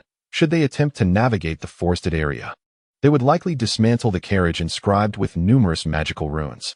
Thus, Lu Yixi invested a considerable amount of gold and utilized his privileges in the New World to secure a place for the carriage in a small town at the canyon's entrance, primarily inhabited by desperate mercenaries. Provided the price was right, they would readily offer their services, even for a bold assault on the Lord's mansion in the New World. Before entering this town, Lu Yixi wrapped Olivia tightly, a decision that left her quite displeased, yet it was a necessary precaution. After all, her original robe would have revealed her delicate white calves, and despite her slender figure, those alabaster limbs were undeniably a temptation for the unscrupulous. Not to mention the mercenaries, whose brutal code allowed no room for morality. Hey, who is this distinguished gentleman with an Earth Dragon carriage? Care to join us for a drink? Haha, Donner. Don't frighten the poor lad. Can't you see his legs are trembling? What could a wealthy newcomer from the New World possibly want in such a place? Surely he wasn't here to purchase illusionary drugs? If that were the case, our concoctions are as pure as a 16-year-old maiden. As Lu Yixi and his companions stepped into the tavern at the heart of the town, the air was thick with incessant taunts and provocations. Regardless of the privileges one might possess in the New World or the esteemed status one might hold, upon entering this remote town, far removed from any sphere of influence, one could truly grasp the essence of a fierce and unyielding local spirit, particularly in the town of Sylvie. Situated at the juncture of the New World and the Xinjiang tribe, it could be aptly described as a no-man's land. Having long been aware of such discrimination and treatment, Lu Yixi addressed the proprietor, "A Bloody Mary for me, please, but do remember to omit the sugar." Lu Yixi boldly approached the most vociferous mercenary at the counter and ordered a glass of the finest wine the Sylvie Tavern had to offer. "Young man, this wine does not come cheaply, and not everyone is suited to indulge in it," the gaunt proprietor remarked with narrowed eyes. Unfazed, Lu Yixi waved his hand dismissively and retrieved a ring from his spatial bracelet, a mischievous grin illuminating his face as he continued to address the raucous mercenary beside him. "No worries, for this fine gentleman is treating us. Isn't this my ring? You shameless thief." The mercenary seated next to Lu Yixi, a hulking figure with arms larger than Lu Yixi's head, suddenly realized that the ring on his left hand had inexplicably vanished. Enraged, he noticed Lu Yixi brandishing an identical ring, the mocking smile on his face pushing the mercenary's patience to its limits. With a guttural roar, the burly mercenary stretched forth his muscular arm, resembling the gnarled roots of an ancient tree, and clawed fiercely at Lu Yixi's head. To any human, the strength of such a grasp would rival that of a beast. Yet, in his fury, the giant seemed to have forgotten the fundamental rules of the Sylvie Tavern. As the massive hand loomed larger in Lu Yixi's vision, he remained utterly composed, lifting the Bloody Mary that the thin bartender had just served and taking a delicate sip, fully embodying the essence of bravado. Although Lu Yixi is currently as powerless as a fledgling chick, he possesses a mutant Pikachu, which now rests snugly in his embrace, exuding both adorableness and an aura of ferocity. Suddenly, a deafening crash reverberates beside Lu Yixi as the first mercenary strikes, hurtling through the air like a cannonball, and leaving a gaping hole in the wall, where he lies, oblivious to his fate. Remarkably, none of the other mercenaries in the tavern voice any dissent, as if they have long grown accustomed to such occurrences. The gaunt bartender continues to wipe down his glasses, seemingly oblivious to the recent commotion. "Hey, old man. There's no need to feign ignorance. I know you are the kind of reclusive sage who specializes in dealing with these rascally mercenaries." Lu Yixi leaned against the bar counter, holding a Bloody Mary, exuding an air of someone who was already well acquainted with the drink. This cocktail was actually concocted with the blood of monsters, and as soon as Lu Yixi took a sip, a fiery spiciness surged down his throat, followed by an overwhelming warmth enveloping his entire body. However, as a youth raised on the strong spirits of Hangshui, would he fear such foreign libations? Perhaps it simply lacked the requisite potency. He chuckled, remarking, "I always thought. How could you possibly be my junior attendant? Speak up, what brings you here?" At that moment, a slightly weary voice emerged from behind the tall, lean bartender. Following the sound, Lu Yixi turned to see a man, clad in the tavern's work attire, stepping out from a small room behind the bar. It was William, whom Lu Yixi recognized from his time as a staff member in the arena of the Wolf Blood Academy. "What brings you to work here?" Lu Yixi inquired, bewildered. "Is there really a task at the Wolf Blood Academy that involves working in a tavern?" "I'm the owner here," William replied with a slight smile, shrugging his shoulders. His expression appeared harmless, yet the mercenary who had just caused a ruckus lay against the wall, oblivious to his fate. William continued, "And what about you, my dear junior? Must you use such a tone? It's a bit too flamboyant for my taste," Reed interjected. "He has taken on a new mission in the New World." Lu Yixi gestured toward Reed, who politely nodded at William. Lu Yixi continued, "Upon arriving in the New World, our task shifted to resolving its crises. We were lured here under false pretenses and happened upon this tavern to gather information. Today as patrons are primarily here for intelligence.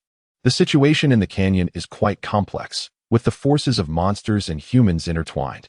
Dismantling their alliance will prove exceedingly difficult," William explained in a gentle tone, deftly preparing 2 cocktails for Olivia and Reed.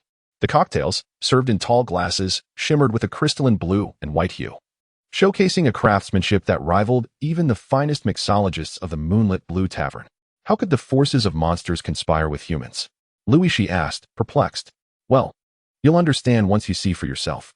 Our business has been significantly impacted by the monsters," William replied with a peculiar expression. He pondered for a moment, then opened a drawer under the bar, retrieving a signal flare resembling a firework, which he handed to Lu Yixi. "Reed is my comrade. Should you encounter danger, use this signal flare." "Is this truly the legendary signal arrow?" summoning countless troops to your aid? On the 5th day of wandering through the canyon, the trio finally reached the location where they had parted ways with Debai. At that moment, Yixi grasped the meaning behind William's words about losing business. Before him hung a worn piece of wood at the entrance of Debai's cave, inscribed in crude stone characters, Debai Tavern. At the entrance of the cave, 2 broken wooden planks served as the tavern's door. Yet, in terms of appearance and condition, it could hardly compete with the Sylvie Tavern outside the canyon. It seemed implausible that it could ever attract their clientele. Pushing open the door, Yixi discovered a row of small stools at the entrance, occupied by 2 burly mercenaries engrossed in a card game. He approached them and gently tapped their shoulders, presenting his mercenary license issued by the New World, and inquired, "What brings you here, my friends?" "We're just waiting for our turn," the 2 men replied, casting a puzzled glance at Yixi. However, upon noticing his mercenary license, they exchanged knowing smiles and pointed toward the severed tree root outside the cave. "Ah, young man, you're not here to thwart the alliance between the Xinjiang tribe and the White Power, are you? Do you see that tree root?" The last person who tried to persuade them was sent flying by the innkeeper with a single slap, crashing right into that root. Yixi gazed at the tree root, which was thicker than a bowl, and contemplated the formidable strength of Debai, swallowing hard. The tavern was indeed packed to capacity. Yet Yixi sensed that the patrons were not merely there to imbibe and rest, rather, they appeared to be anticipating something. Standing in the corner of the tavern, it quickly became evident to Yixi what they were awaiting. Debai emerged from behind the bar, adorned with oversized sunglasses and clutching a cigar as thick as 3 fingers, sauntering out with a great lumbering gait, a massive bag slung over its shoulder. Upon discarding the bag onto the floor, a palpable stir swept through the tavern's patrons. In their eyes, Yixi discerned a fervent mix of madness and greed. The bag radiated a kaleidoscope of colors, reminiscent of a treasure trove filled with gemstones. However, what lay within was far more intoxicating than mere jewels. It was brimming with monster cores. In the realm of humanity, the worth of gemstones predominantly resides within the collections of the affluent. In stark contrast, monster cores are indispensable, serving as the vital essence for various magical arrays and artifacts. To put it simply, these cores represent an industrial commodity, akin to the precious nature of oil, and Debai was effectively trading crude oil in the heart of the canyon. It is indeed imperative to establish regulations within the tavern. Yixi suddenly slapped his thigh, realizing that in this world, if the monster crystal cores represented oil, then what were the monsters themselves? They were akin to oil tycoons. He had unwittingly mingled with a group of Arab oil magnates, all while engaging in betting contests and lotteries. Instead of trading oil, he was trading monster crystal cores. Yixi seemed to perceive the allure of a lavish and decadent lifestyle beckoning to him. No, he cannot allow himself to be corrupted by the bombardments of capitalism. After all, the Dragon King's tears are not something that wealth can necessarily procure. What if Hecate truly barred him from participating in the world window auction? He would be left weeping in a corner, clutching a pile of beast crystal cores, consumed by despondency. With sunglasses perched upon his nose, the great bear, Debai, held a wooden board inscribed with human script before his massive form, detailing the prices of various beast crystal cores. The patrons of the tavern were suddenly restless, witnessing what it truly meant to be a conscientious merchant, to embody the essence of integrity.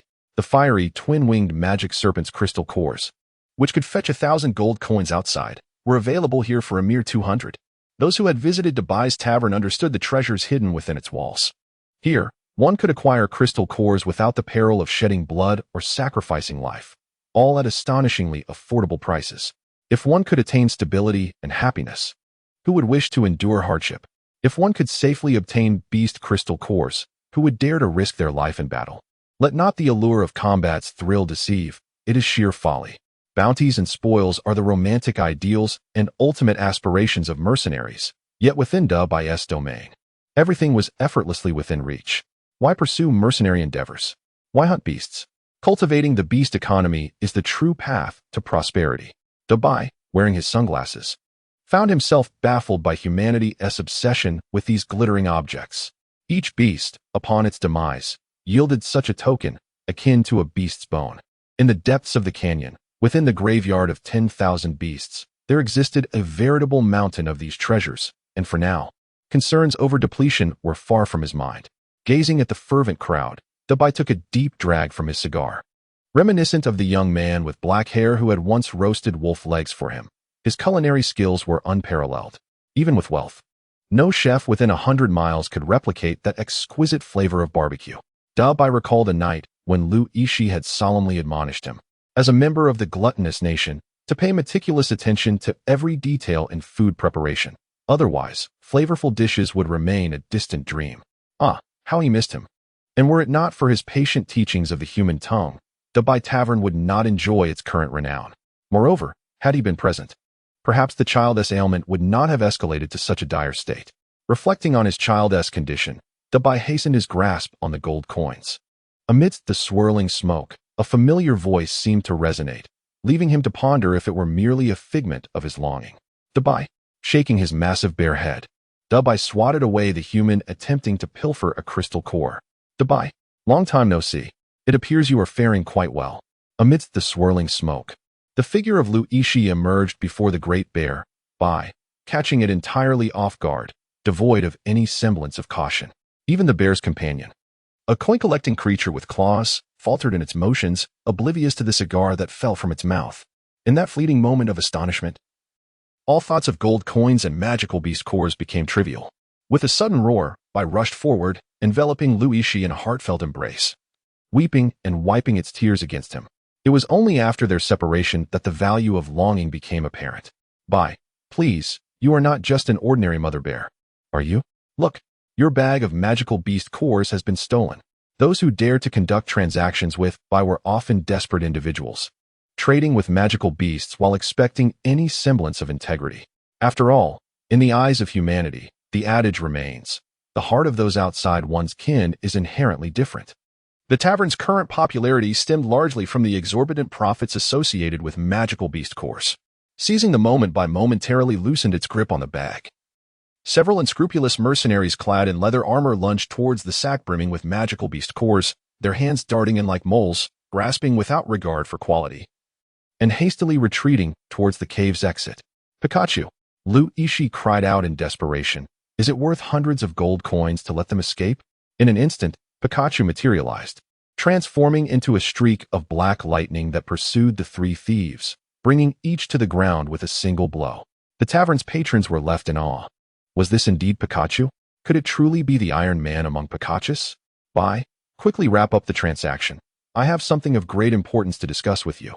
Lu Yixi murmured softly into Bai's ear, prompting the bear to retrieve the closed sign for the tavern. Immediately, those mercenaries who had failed to procure magical beast cores erupted in discontent, banging their fists on tables and voicing their protests. Some even discreetly drew weapons from beneath the tables, ready to strike should Bai unleash its primal fury. Roar. Is it I, Bai, who cannot wield a blade? Or are you all merely overstepping your bounds? How dare you turn against me? The naive Bai remained oblivious to the lengths these mercenaries would go for profit. In its eyes, many among them were regular patrons, and it assumed they must have a decent rapport with it. Yet, to its surprise, they now harbored hostility. At that moment, a larger white bear appeared outside the cave, none other than Bai's mate, Bear Dad, flanked by a dozen magical beast brethren. The mercenaries within the cave suddenly grasped the reality of their situation, who the true sovereign of this canyon was, and their bravado swiftly diminished. They scurried out from the looming presence of Bear Dad, who bore a gaze akin to that of a wrathful deity. In such moments, the notion of mercenary dignity was rendered moot. Survival took precedence. Roar. These despicable humans indeed hold you in special regard. As the mercenaries fled, Dabai turned to Lu Yixi and remarked, Ahem, your actions have left me rather embarrassed. I had pressing matters to discuss with you. Yet I have decided to first address the issue of the store's operational model. But let us set that aside for the moment. Would you care to take a look at my little bear cubs? They have been unwell for several days now, showing no signs of improvement. Dabai spoke of the 3 bear cubs, tears welling in his eyes, lamenting their misfortune. First, they had been kidnapped, and now they were suffering from a grave illness. As if they had fallen victim to a curse from a malevolent force, devoid of the blessings of the beast god. Should these 3 cubs recover and thrive in the future, they might indeed boast proudly among their peers, claiming to be the super bears forged in disaster and reborn from the plague. As they ventured deeper into the somewhat damp cave, a foul stench assaulted their senses. Lu Yixi could not help but frown. This was no ordinary odor. During his 2-month stay in this place as a modern young man, He had ensured the installation of a restroom, and Dabai had mastered the proper use of toilets and showers, thus eliminating the foul smell typically associated with other magical beasts. Yet, even before reaching the master bedroom, they were met with the pungent aroma reminiscent of dried salted fish. While leading the way, Dabai recounted the troubles of his 3 bear cubs. It appeared that one day, the mischievous trio had returned from their escapades, afflicted with a cold, fever, and runny noses, protesting against attending the Magical Beast Academy hosted by Dabai. Following Yixi's advice, Dabai initially assumed their illness was feigned and believed a good scolding would suffice. However, after a few days, the cub's condition deteriorated sharply, exhibiting symptoms of dull eyes, thirst, and drooling. Listening intently, Yixi felt a shiver run down his spine. These symptoms bore an uncanny resemblance to rabies. Soon, he was confronted with the sight of the 3 ailing bear cubs, barely clinging to life, and he gasped in horror. The concoction brewed by the eccentric goth must surely have birthed not just rabies, but a bioweapon. Their fur had begun to shed, blanketing the ground like autumn leaves. Their skin was marred by festering sores, reminiscent of demons crawling from the depths of hell, akin to the shoddy effects of a low-budget zombie film. Upon noticing Yixi's arrival, the 3 cubs lifted their weary eyelids and weakly waved their paws in greeting, their only means of expression. As their exposed muscles bled from the strain. How did it come to this? Yixi furrowed his brow, gazing at the bedridden cubs. I don't know either. I am equally despairing, Dabai replied, his face drawn, eyes reflecting a glimmer of hopelessness. How could your tavern have fallen into such disarray? Wasn't I urging you to develop a merchandise economy? How did you end up selling not oil, but magical beast course? Initially, I intended to establish a respectable tavern. But alas, no patrons ever arrived. Later, I realized that you humans toil relentlessly for those glittering stones. However, isn't it quite absurd? Aren't we discussing the life and death of my child? Suddenly, Dabai snapped back to reality. Shouldn't the priority be the well-being of one's own offspring? In an instant, tears flowed as he clung to Yixi's leg, exerting immense force that toppled Yixi to the ground. No matter how much Yixi kicked or struck, Dabai refused to release his grip, lamenting the tragic experiences of the past few months. Dabai, let go first. No, I mean release your claws. Oh dear. The tissue business truly needs to be prioritized. All right, I understand. I will assist you in treating your troublesome child. After a valiant struggle against Dabai, Yixi finally escaped from his grasp, only to find his trousers damp and stained with saliva and tears, extending all the way up to his thigh. Observing Dabai's continued sobbing, Yixi felt a profound realization. Transforming a beast into a modern, civilized creature would be a long and arduous journey. Roar Ben. Are you speaking the truth? The doctor from the Qianzhong tribe claimed that this illness is incurable and could only be managed with the medication he prescribed. Strangely enough, every time my child took that doctor's medicine, it was as if he had miraculously recovered, bouncing around with exuberance. Let me have a look at the medicine. Yixi couldn't help but feel perplexed. Is there truly such a miraculous medicine in the world? However, if it were effective, it wouldn't have deteriorated to this state, would it? Dabai, with his sizable bear form, rummaged through the bedside cabinet, and soon, with great care, he extended a small vial of liquid towards Yixi. The diminutive glass bottle, no larger than a finger, contained a slightly viscous dark purple liquid, a substance Yixi was quite familiar with, an exhilarating agent from another realm. Wasn't it just the other day that Goth intended to procure this very potion in bulk during the wolf incident in Hecadon Forest? This implies that the 3 little bears had undoubtedly been infected by Goth's virus. And the reason for their current zombified appearance could very well be the side effects of these stimulants. Dabai, do you trust me? Yixi suddenly inquired with sincere eyes. Roar, I believe you, Dabai exclaimed. But what do you intend to do with my 3 little ones? I can't trust you anymore, can I? Deep within a cave in the Rift Valley, heart-wrenching roars echoed. At this moment, Dabai, bound like a rice dumpling, felt an overwhelming sense of regret. Why did he have to make the cave so deep and lengthy like a train tunnel? Even if he shouted until his throat was raw, his brothers outside wouldn't hear him. I am genuinely trying to heal them. This method worked last time. Roar, then release my 2 companions first before we discuss. I will not. Yixi coldly rejected Dabai's pleas. Roar, you can't do this. Yixi paid no heed to the wailing couple, the Great White, as he seized 3 feeble little bears and cast them into the cauldron of boiling water that had just been heated in a stone pot. This pot, initially intended for preparing dinner by the Great White, could never have anticipated that one day it would serve as a vessel for his own offspring, plunging them into what could only be described as a veritable hell for bears. Let me go? Though tightly bound, the great white could hardly endure witnessing Lu Yixi's demonic method of treatment. Desperately, he struggled against the iron chains that encircled his arms, producing a cacophony of clanking sounds. Stop shouting. Olivia, adjust the flame temperature, and Reed, add some cold water. Lu Yixi fixed his gaze intently on the thermometer outside the stone pot, while Olivia and Reed, seasoned in their experiences, had a rough idea of his intentions. The disparities between this world and Earth were vast, encompassing differences in the boiling point of water and the maximum temperature at which flames could burn in the air. If Olivia were to cast her fire magic on Earth, she could effortlessly melt steel, yet now, she struggled to even boil a stone pot. The resilience of magical beasts surpassed that of any earthly species, endowing them with an extraordinary resistance to temperature, something they themselves were largely unaware of. Moments later, 3 playful cubs emerged from the boiling water, raising their paws and exclaiming, "Roar."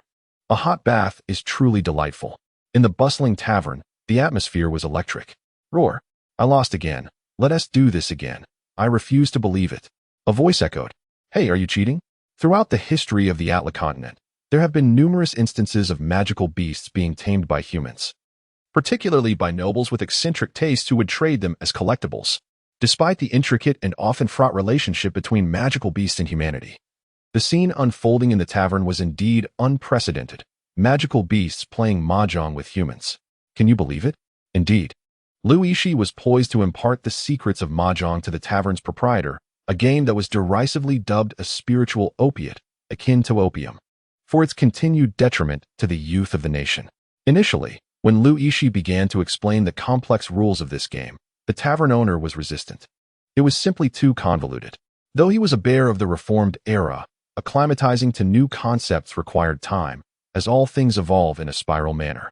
However, half an hour later, to his astonishment, the tavern owner found himself utterly captivated by this game called mahjong. The bear couple engaged in fierce competition with Lu Yixi and Olivia until the late hours of the night, their spirits buoyant as though they had consumed a potent elixir of vitality, which Lu Yixi affectionately referred to as charging up. The mahjong tiles were crafted from the purple crystals collected by Pikachu, a vibrant mineral found abundantly in the First Line Canyon. The tavern owner had never imagined that such seemingly worthless stones could yield such an entertaining game. The initial carvings for the mahjong tiles were personally executed by Lu Yixi, who had, in his university days, enrolled in a sculpting class to impress a certain girl. Although that particular endeavor had been forgotten in the winds of time, the skills he acquired had endured. "Roar. You mean to say we are to challenge those humans in a game of cards? That surely won't do. After an entire night of play, we haven't won a single round." The tavern owner lamented, gazing at the hand of tiles depicting the east, south, west, and north winds, wondering if perhaps the beast god had forgotten to bless him tonight. Thus, he voiced his concerns regarding Lu Yixi's impending plan. "Foolish one. Who told you to compete against them? Let them play amongst themselves. You only need to collect the entrance fee." Lu Yixi stroked his chin in contemplation and continued addressing Dubai. "I wish to find an individual to serve as a manager.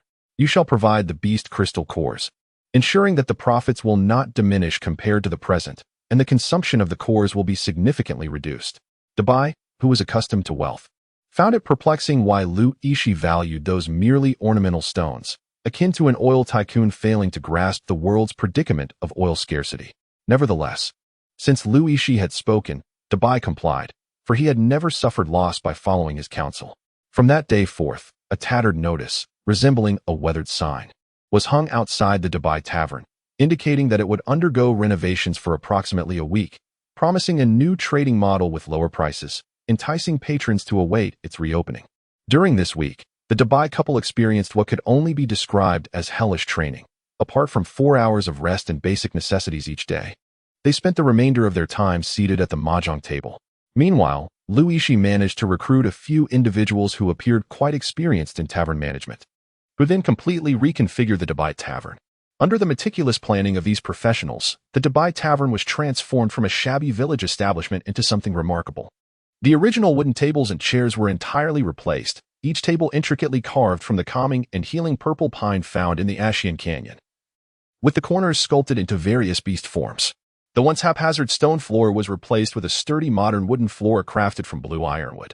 Dark blue luminous crystals supplanted the oil lamps used for illumination. These crystals operated on beast crystal cores, a luxury beyond the means of ordinary households. Now, Debai resided in a place reminiscent of an elephant graveyard, claiming that many beasts, sensing their impending demise, would instinctively seek the embrace of the beast god for the rest of their souls. Numerous such sites existed within the Yixi Canyon, though they were typically well concealed, guarded by formidable beasts, and thus had escaped detection for many years. The week passed swiftly, and when the Debai Tavern reopened, it was already surrounded by a throng of boisterous mercenaries, akin to a bustling supermarket during a promotional event. Had these mercenaries not previously tasted the delights on offer, it might have been different. However, once they discovered the ease with which beast crystal cores could be acquired, the tavern would become a siren's call, drawing in greedy little bees with no capacity for resistance. "Hey, how come you're here at the tavern?" one young man exclaimed. "We've been queuing since last night." "Surely. It was a despicable line cutter. I've always despised queue jumpers. With my bronze intermediate strength, I've been patiently waiting in line. Why should you be allowed to go ahead of us?" A bronze advanced warrior merely chuckled, choosing silence over confrontation. Observing the chaotic scene before him, Yixi understood that this group was eager to purchase the beast cores and depart swiftly. After the previous incident involving the large white creature expelling them, they had finally grasped that, despite its comprehension of human language, this realm remained the domain of the beasts. It was in their best interest to conclude their business as quickly as possible and leave. "Please, everyone, do not rush. Kindly form an orderly queue to enter the tavern. The entrance fee is 1 gold coin per person. Thank you for your patronage." As Yixi's words resonated, the atmosphere erupted with a thunderous commotion. What was this situation? It was entirely different from before. Previously, it had been a completely free trading venue, yet now there were at least 40 to 50 mercenaries present. And one had to pay upon entering? "Who are you, young man?" protested a green-haired mercenary clad in leather armor, expressing dissatisfaction.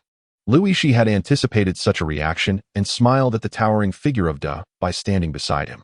The latter bore a sign, inscribed in a manner akin to worm-like script. "The words of the guest are my sentiments." Such distorted lettering was a skill that others could scarcely emulate. Indeed, Debai's unique style was unparalleled in the entirety of St. Augustine. One must admit, there are times when penmanship, no matter how atrocious, can reach an extraordinary level. This is utterly outrageous. What if, when it's my turn to trade, there are no more magical beast crystals left? Wouldn't that mean total loss? Yixi gazed in astonishment at the mercenary who had raised the question.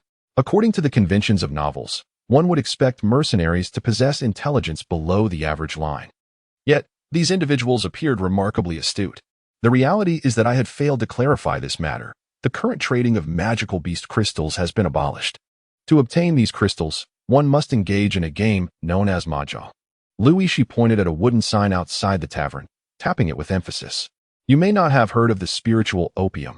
The rules of the game are inscribed here for your contemplation. Furthermore, I have delightful news to share. Today marks the grand opening of the Great White William Tavern, and there shall be no admission fee." Having spoken, Yixi stepped aside, allowing the mercenaries outside to hear that entry was complimentary. However, they hesitated, akin to bewildered lambs uncertain whether to venture into the uncharted territory. After all, the unknown could either harbor lush, delectable pastures or lead to an abyss from which one could never return. Yixi wore a warm and innocuous smile as he enthusiastically welcomed the group of mercenaries into the tavern. This fervent demeanor momentarily eased their vigilance. However, upon stepping inside, they sensed a peculiar madness enveloping the world around them. "Wow, am I seeing this correctly? This table is fashioned from purple sandalwood. And the goblets, what an unusual shape. Is that not blue crystal? My heavens, even the decor of the moonlit blue in the New World pales in comparison. The flooring must be crafted from ironwood, a material typically reserved for magical armaments, yet here it is, extravagantly laid as a floor. Is that not a magical crystal chandelier, an adornment fit only for noble households? It is said to be sustained by the cores of magical beasts." The mercenaries, akin to bumpkins entering a grand establishment, were utterly astonished by the tavern's opulence. Indeed, the decor of the Great White Tavern was exceptionally luxurious, embodying a semi-modern Mediterranean style. However, it was not solely Yixi's efforts that achieved such perfection. He recalled that Reed had a cost-effective senior, William, who also owned a tavern just outside the Rift Valley. William, the proprietor of the Sylvie Tavern and a staff member at the Wolf Blood Academy Arena, was, in fact, Reed's senior. When Luigi approached him to discuss his magical tavern initiative, William's initial reaction was one of disbelief. Yet, after reviewing Luigi's business proposal, he recognized the opportunity to gain fame in the New World, perhaps even in St. Augustine itself. Known for seizing opportunities, William promptly put his tavern up for sale, transferring its hardware to the Great White Tavern in the Rift Valley, allowing for the tavern's renovation to be completed within a week. Otherwise, even with ample gold, procuring supplies from the New World would have taken no less than half a month. Seated on the resilient purple sandalwood chairs, sipping refreshing beverages served in blue crystal, the group of mercenaries contentedly began to peruse the instructions for a game called Mahjong. Several quick-witted mercenaries had already initiated the first round of competition using an automatic Mahjong table. Under Yixi's patient guidance, after a stick of incense had burned down, the first victor emerged. Yixi then presented a black iron magical beast core, and amidst the mercenaries' astonished expressions, he unfurled the reward ranking list, pointing to the various prizes inscribed upon it. Congratulations to this mercenary brother from the Qianjiang tribe for securing the first victory. All other prizes are noted on this board. In simpler terms, at the conclusion of each business day, the strongest champion will be determined based on accumulated points. The champion shall receive a magical beast core of at least bronze level. A silence enveloped the tavern, soon followed by an eruption of fervent cheers. Setting aside the game's intricacies, according to the intentions of the young man with dark hair, winning the final points tournament champion would yield a magical beast core of at least bronze level, free of charge. Good heavens, this was nothing short of blatant fortune. Yet, how could the ticket sales ever recoup the investment? Damn, just now, you surprisingly achieved your first victory hack. Indeed, your success in this round was merely a stroke of luck. Let us see you try again. Upon hearing Yixi's explanation, the three mercenaries who had just lost seemed invigorated, eagerly pulling the young man hack, who had won a black iron crystal core, for a few more rounds. Their faces radiated a fervor that almost screamed, "Don't leave. Let us battle until dawn." But wait a moment. Once the competition concludes, all except for the victor must requie outside the tavern. Of course, in consideration of our loyal patrons, the fee for a second entry is only 50 silver coins. Additionally, you may exchange gold coins here for a commodity known as chips. As long as you possess chips, there is no need to queue anew. Luigi, fearing that the mercenaries might not grasp the rules, smiled and patiently elucidated once more. Indeed, the fee for entry ticket scarcely compensates for the rewards of the beast crystals. However, as long as these mercenaries are not merely indulging in a single round, they will need to queue outside the tavern again, unless they purchase the tokens sold by Yixi. Once they acquire the tokens, a grin spread across Yixi's face, for therein lies the true essence of his cunning. Naturally, the tokens can be exchanged for gold coins at any time, yet without tokens, each loss necessitates a return to the queue outside the tavern. Thus, any reasonable individual would be inclined to purchase tokens, wouldn't they? Furthermore, in light of the convenience for the following day's entries and exits, it is likely that very few would opt to exchange tokens back into gold coins. Yixi's next scheme involves utilizing the funds from their token purchases to establish a bank. Indeed, this method requires their daily attendance for Mahjong, does it not? Otherwise, we might still incur losses, William, a fellow shareholder, remarked, observing Yixi as he handed out a piece of black iron-grade beast crystal, his brow furrowing in concern. Quite so, yet they will continue to return. Trust me, Yixi asserted with unwavering confidence. Why is that? You may not have heard of spiritual opiates, he jested. Is Mahjong such an easy vice to relinquish? In a distant land, it once captivated everyone to the extent that they forsook work and studies for its allure. And the stakes there, if converted to the continent of Atra, amount to but a handful of silver coins. Beholding the rough-and-tumble mercenaries, who sat before the Mahjong table with unexpected decorum, diligently perusing the rulebook while hesitating over which tile to play, and noticing that the tavern's proprietor was a colossal beast, one could hardly imagine such a harmonious scene, even for the most imaginative of bards. Lu, have you forgotten our primary objective? Reed suddenly whispered in Yixi's ear, to which the latter smiled and shook his head. Despite appearing to be preoccupied with saving a bear cub and running a mahjong parlor, he was, in truth, somewhat derelict in his duties. Hey, Big White, are all you beasts planning to join the Thousand Rivers tribe in declaring war on the New World? Yixi boldly inquired as he approached the bar. Roar. Previously, a doctor from the Thousand Rivers tribe threatened me. If I did not partake in the battle, he would not rescue my bear cub. Now that my bear cub has been healed, who cares about him? Big White waved a paw dismissively. Yixi scratched his head, wondering if he had inadvertently resolved the beast crisis of Hecate. In the realm of the Xinjiang tribe, the journey of reform and opening up may be fraught with challenges. Yet the conclusion is undeniably splendid. After successfully treating the 3 bear cubs, there remains no reason for the Great White to heed the dubious directives of the tribe's so-called physician. Initially, the Great White harbored intentions of exacting revenge on this charlatan doctor, yet it was restrained by Yixi. This impostor was likely the unconventional virus expert, Goth, whose prowess is unfathomable to Yixi at present. Following the revelation of his true identity, he audaciously attempted to assassinate Yixi in the presence of formidable adversaries from the Hecate. Had it not been for the timely antidote provided by the Wolf Blood Academy, Yixi would have swiftly returned to the embrace of the Earth Goddess.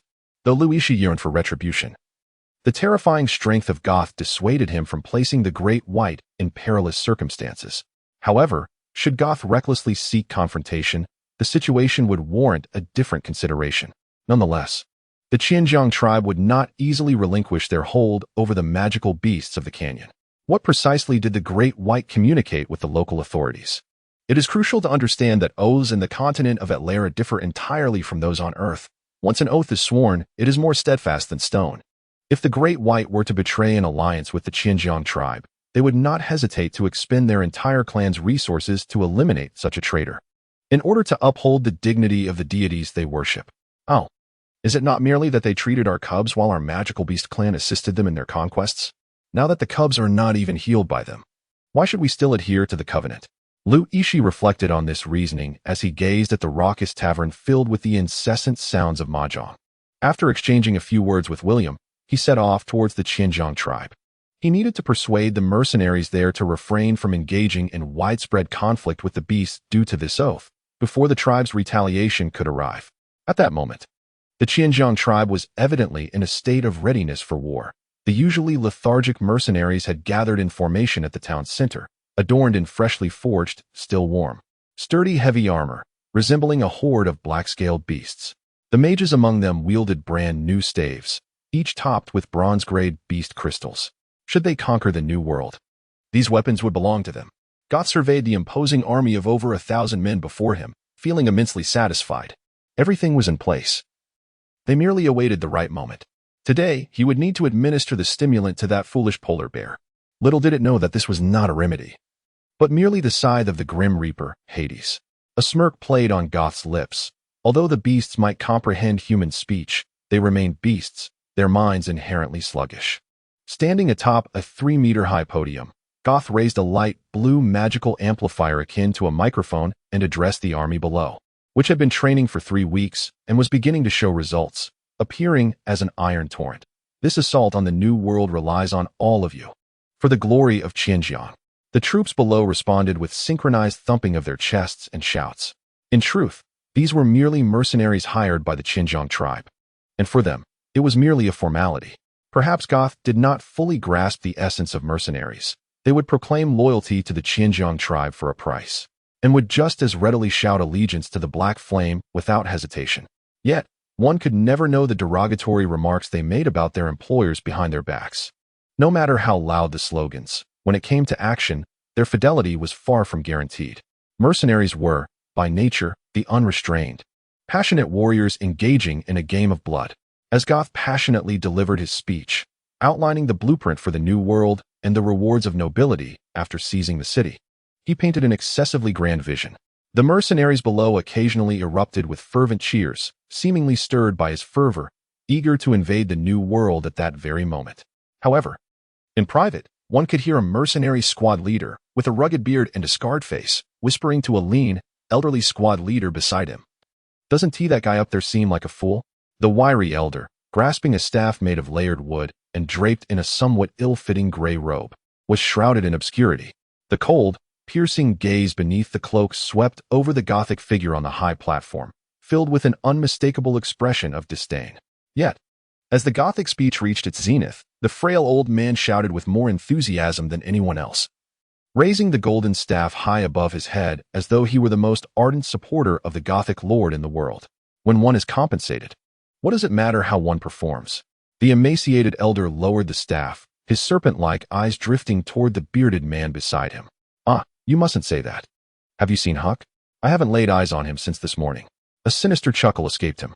Last night, while we were drinking, he mentioned he was off to the Great White Mountain Cave to trade for some magical beast cores.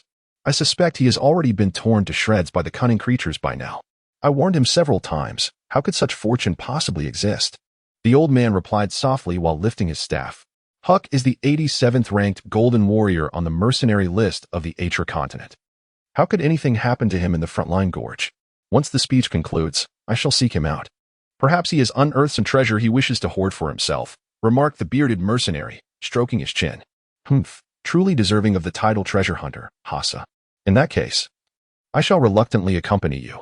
Haha, after all these years, you remain as straightforward as ever, old man Fate. The Huck referred to by these two mercenary captains was, in fact, the fortunate lad who claimed victory on the very first day of the Great White Mahjong Hall's opening. At this moment, the illustrious golden warrior was exuberantly pushing his cards forward, exclaiming with fervor, "What luck! A complete flush for a self-drawn victory." Setting aside this fortunate mercenary brother, as Lu Yixi arrived at the Qianjiang tribe, it was already the afternoon of the second day. Upon entering the Qianjiang tribe with Reed and Olivia, they were instantly taken aback by the breathtaking scenery before them. Was this still the dilapidated little town from 3 months ago? The vendors who once cluttered the streets had vanished, replaced by grand marble stores and various entertainment facilities. The streets were lined with magical devices capable of automatically adjusting temperature, similar to air conditioning, that required magical beast cores as their power source. Facilities that only a wealthy town could afford. The most striking feature was the towering azure structure at the town's center, adorned with a sign carved from blue crystal, boldly inscribed with the words, Lottery Stall. 0057 Lord Connor's Dilemma. Although Lu Yixi had heard from Hecatan before arriving at the Qianjiang tribe that the town had prospered due to this lottery stall, witnessing the magnificent building firsthand left him profoundly shaken, a surge of inexplicable pride and accomplishment swelling within him. Despite not having directly participated in its construction, this town had been transformed because of his efforts. Oh, if only you hadn't sold the lottery stall back then, we would be the ones running this place now. Even the somewhat earnest and unassuming Reed found himself profoundly impacted in this moment. He had never anticipated that the so-called lottery could possess such immense allure. Had he known, why would he have pursued a career as a mercenary or even attended the martial arts academy? Surely, he could have simply sat in an office counting money each day. Yet, while both Lu Yixi and Reed were merely filled with regret, Olivia experienced a complete upheaval of her worldview. What she had initially perceived as a mere petty scam had evolved into a colossal commercial enterprise. This revelation struck Olivia, who had been immersed in human commerce since childhood, with intense dismay. Could it be that humanity not only embodies noble virtues, but also possesses such formidable business acumen? Was her previous misunderstanding of him as a mere petty thief merely a consequence of her inability to grasp his progressive thoughts? Alas, Olivia, how could you have forgotten that in the realm of commerce, anything is indeed possible? Lu Yixi and Ruid walked ahead, oblivious to the inner turmoil of the immensely expressive Olivia. Upon entering the door, they were immediately greeted by a stunningly attractive waitress clad in revealing attire, who smiled warmly and bowed slightly to the trio. "Is this your first visit to our lottery booth?" she inquired. "Indeed, it seems to be the case. Is your boss present?" Lu Yixi glanced around but found no signs indicating an office. "May I ask how many tickets you wish to purchase?" "We are currently offering a promotional deal, just 15 copper coins for a ticket." The waitress, with her sun-kissed skin and striking figure, caught Lu Yixi's eye as he swallowed hard. Producing a gold coin from his spatial bracelet, he handed it over, saying, "Please get me 1 ticket. I would like to meet your boss. Could you show me the way?" "Certainly. However, you seem to be mistaken about how to give the gold coin." The waitress's eyes sparkled at the sight of the coin, and she immediately donned a beguiling smile, taking Lu Yixi's hand and guiding it toward her voluptuous bosom until he realized what was happening. He quickly withdrew his hand, blushing and clearing his throat awkwardly. In 2 lifetimes, he had never had a girlfriend, and despite his usual indifference towards women, such blatant temptation left him flushed. Humph. If you're playing such tricks, I shall reclaim this gold coin. You've already swindled me out of one. Olivia suddenly huffed, reaching out to the enticing staff member, who promptly straightened her demeanor. Approaching the staircase to the second floor, she gestured invitingly, her manner reminiscent of an elegant noblewoman, a stark contrast to the flirtatiousness displayed moments before. The staff member politely informed, "The boss is on the third floor, but if you wish to meet him, it is advisable to make an appointment, as he has not been very diligent in his attendance lately." Just as Yixi was about to ascend the stairs, the sun-kissed waitress leaned close to his ear and whispered softly, "Although the boss may not be here often, I know you will come looking for me quite frequently. Won't you?" As he spoke, he playfully traced a finger across Yixi's chest, causing her to blush and flee in embarrassment up the stairs, the sounds of the waitress's carefree laughter echoing from below. In truth, although Yixi's heart was in turmoil, she harbored no significant thoughts about them. Her sole interest lay in the fact that a single gold coin was a generous offering from Yixi. Surviving in any world is no easy feat. On the third floor of the lottery booth, Lord Connor stood by the transparent glass window, holding a glass of wine as red as blood. Gazing down at the army below, training amidst the shouts that filled the air, and he couldn't help but let out a deep sigh. He understood the nature of mercenaries far better than Goth, having navigated the trials of the Xinjiang tribe for many years, granting him considerable insight into their character. He knew that while it was possible to enlist their aid, whether they would remain loyal during a full-scale war with the New World was a significant concern.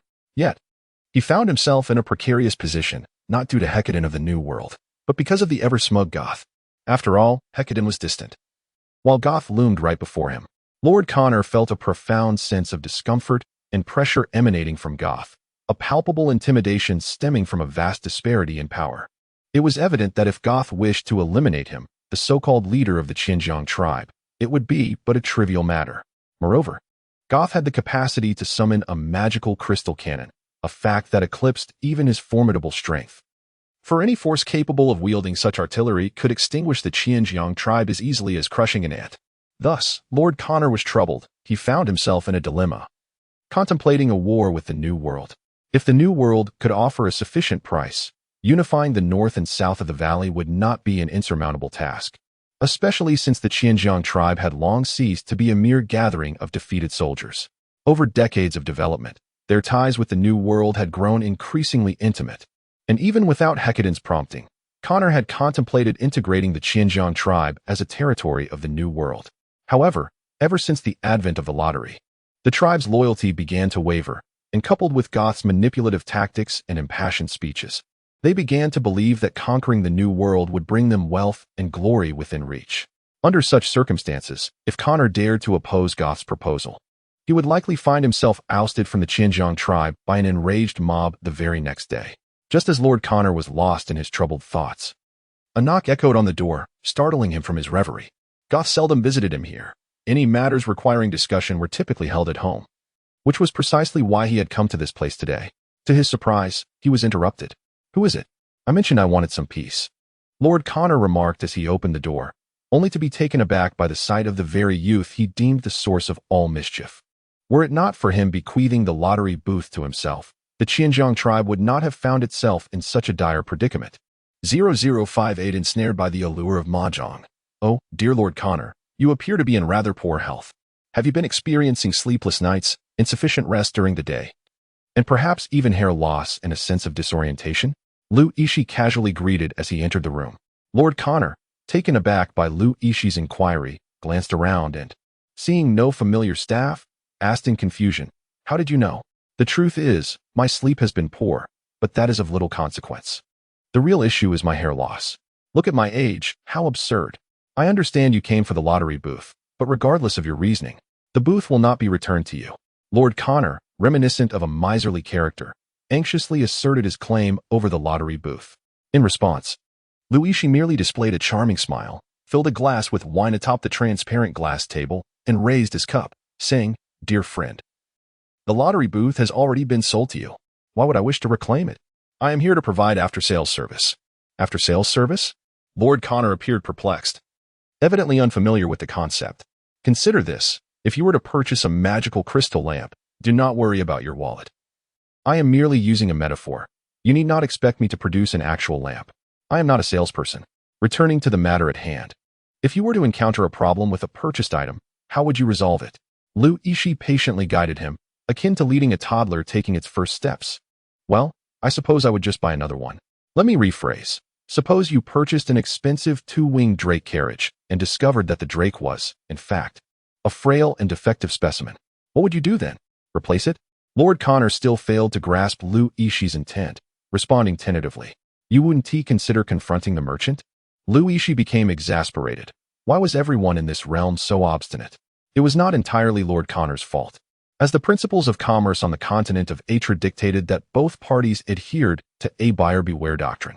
If a buyer suffered a loss, they could only blame themselves for being blinded by the allure of the merchant's deceit. Conversely, a seller who offloaded a priceless treasure at a low price would harbor no grievances, merely lamenting their lack of fortune. After-sales service? Such a concept was unheard of. In simpler terms, I sold you the lottery booth, which has now caused you some growing pains. Hence I am here to offer a complimentary after-sales service. Yixi elucidated his thoughts to Lord Connor, who gradually began to grasp the implications of his words. Suddenly, Connor regarded Lu with the incredulity reserved for one rendered foolish by a blow from an orc's hammer. Could it be that the immense profits from the lottery stall had driven him to madness?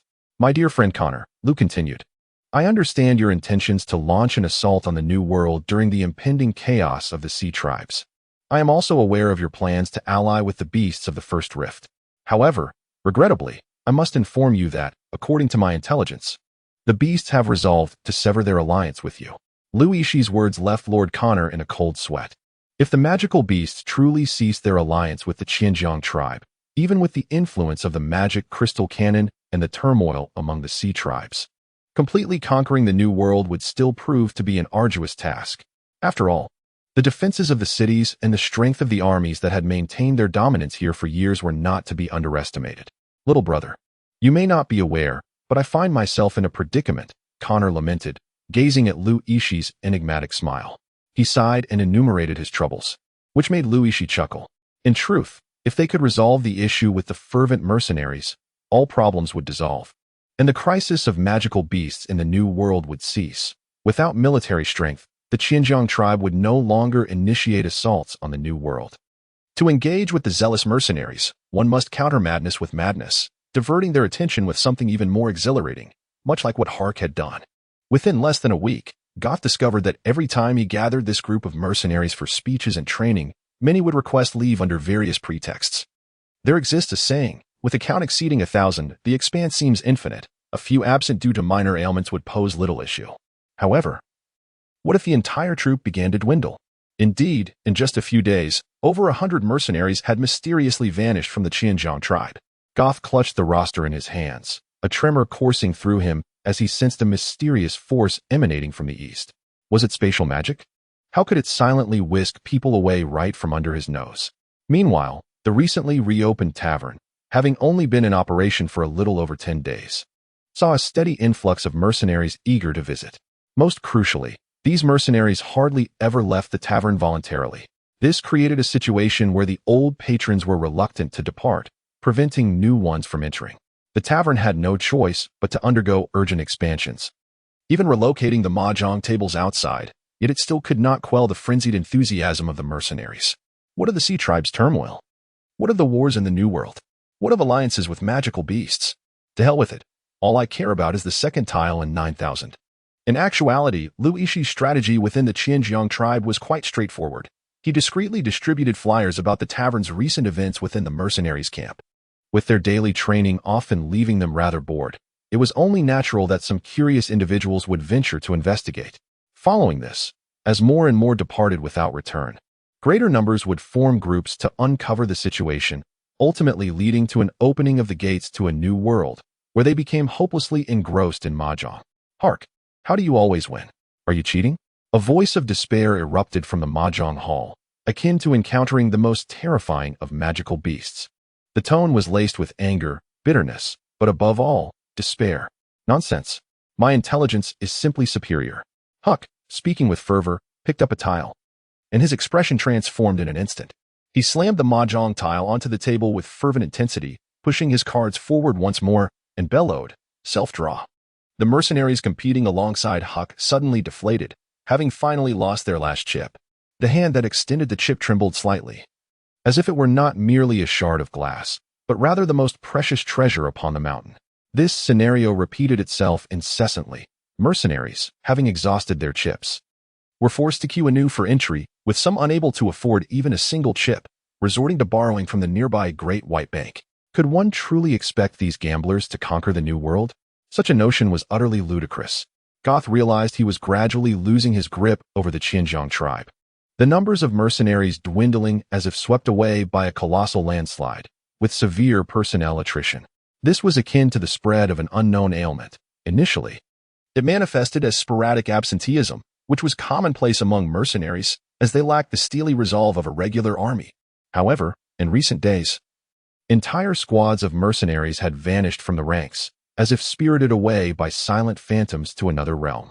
Goth had inquired with other mercenaries, but all responses reflected utter ignorance of the situation.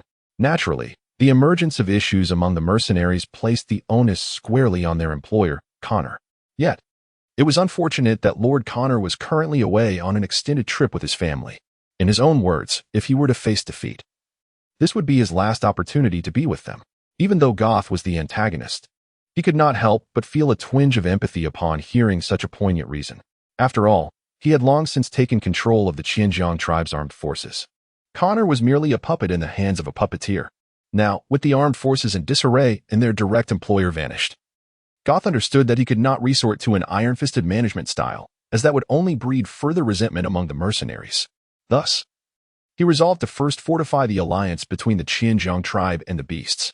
Although a verbal agreement had been reached previously, Goth knew such accords were as fragile as gossamer.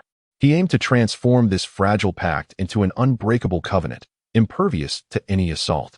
Consequently, he waited for 3 days and nights at the designated meeting place with Great White, yet still, there was no sign of him. This left him feeling both furious and perplexed. Had he truly been stood up by the beasts? Could it be that the 3 young bears had perished? If so, this situation would indeed be dire. As Goth made his way toward the Xinjiang tribe, he pondered a perplexing question. Logically, his potion had undergone rigorous testing and could not have swiftly brought about the demise of a violent King Kong bear, not even a cub. Before he could fully grasp the matter, he encountered a familiar face on the path back to the Xinjiang tribe, clad only in a pair of white shorts, moving with dainty steps reminiscent of a young maiden. This was a mercenary from his army, a squad leader, no less. This bearded treasure hunter had once presented Goth with a blue pearl from the depths of the ocean, which left an impression on Goth, who recalled him as the self-proclaimed treasure hunter, Hassa. Ah, Hassa, from which Xinjiang maiden's embrace have you just returned?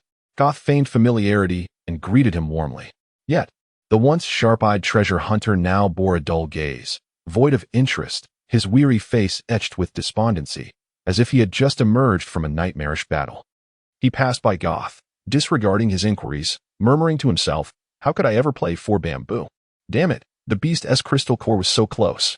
Goth, observing Hassa's exhausted figure, could not help but draw a deep breath, pondering what could render a person so defeated. He continued along Hassa's path, the twilight deepening around him, as the shadows of the forest enveloped the narrow trail, rendering it eerie and profound. Even Goth of the Black Flame faction found himself swallowing hard at the sight of this path.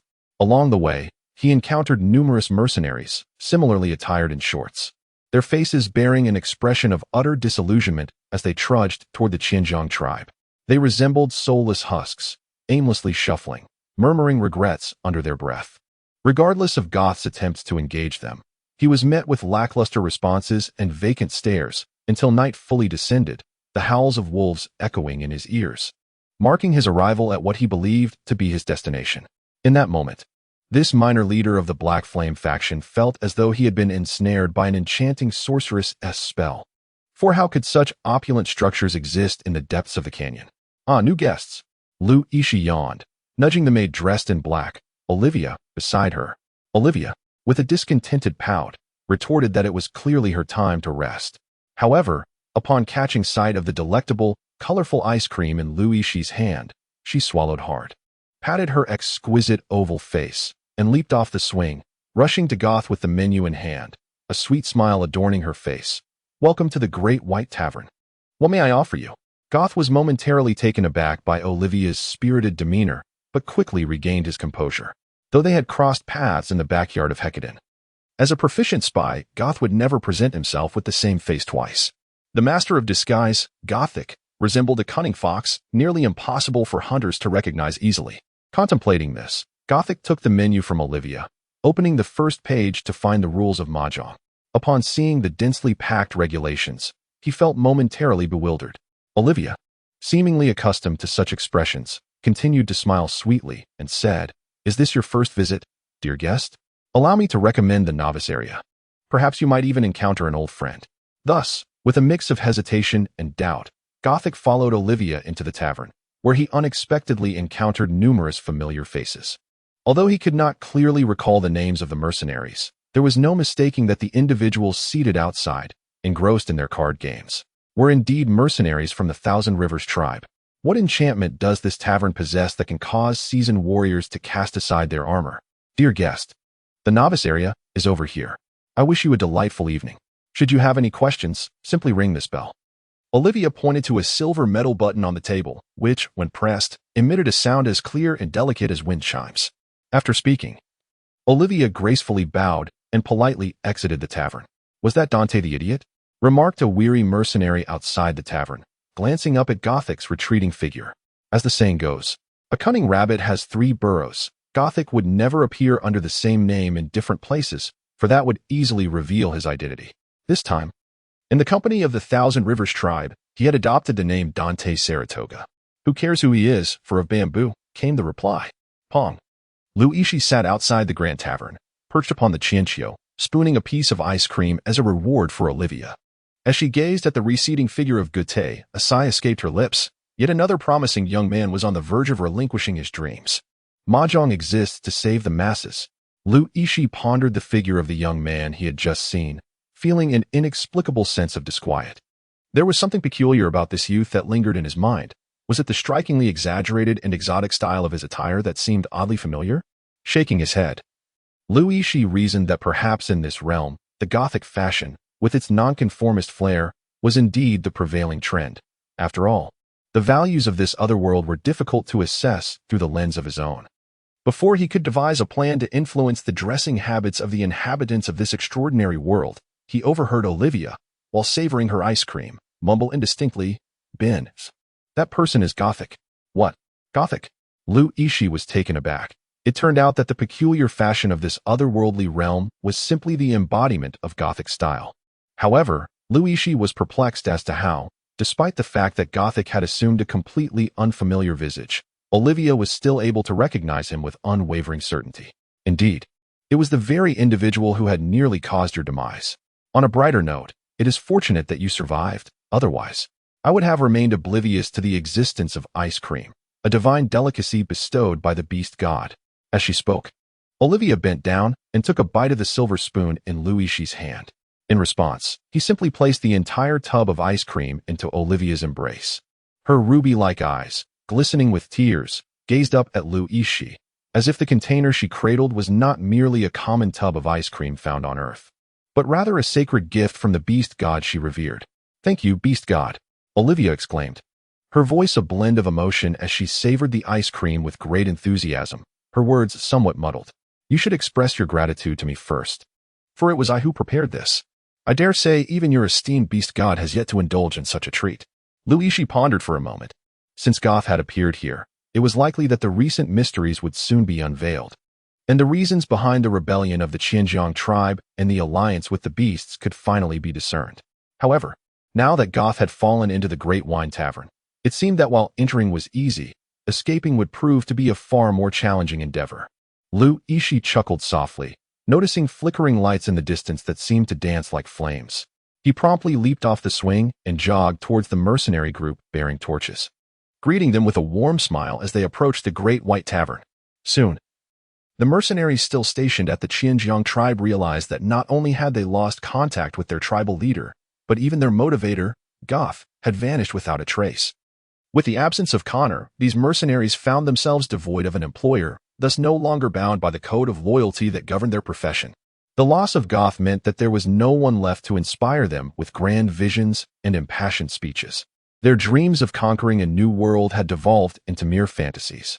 Consequently, this band of disillusioned mercenaries spent their days aimlessly indulging in drunken revelry, brawling, and gambling. A lifestyle that, while fitting for mercenaries, soon led to the tales of the Great White Tavern spreading amongst them.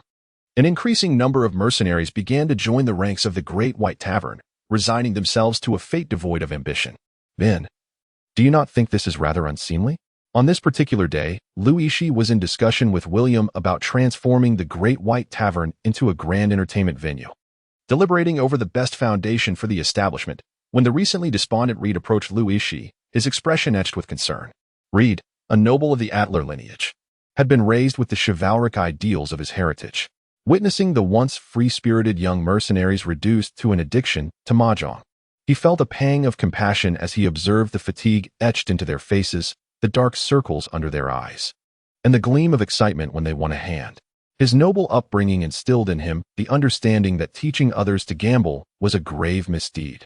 At that moment, Olivia also cast a glance at Yixi. She harbored similar doubts, yet she found herself yielding to the allure of his Häagen-Dazs ice cream and exclusive popcorn, effortlessly dismissing her concerns.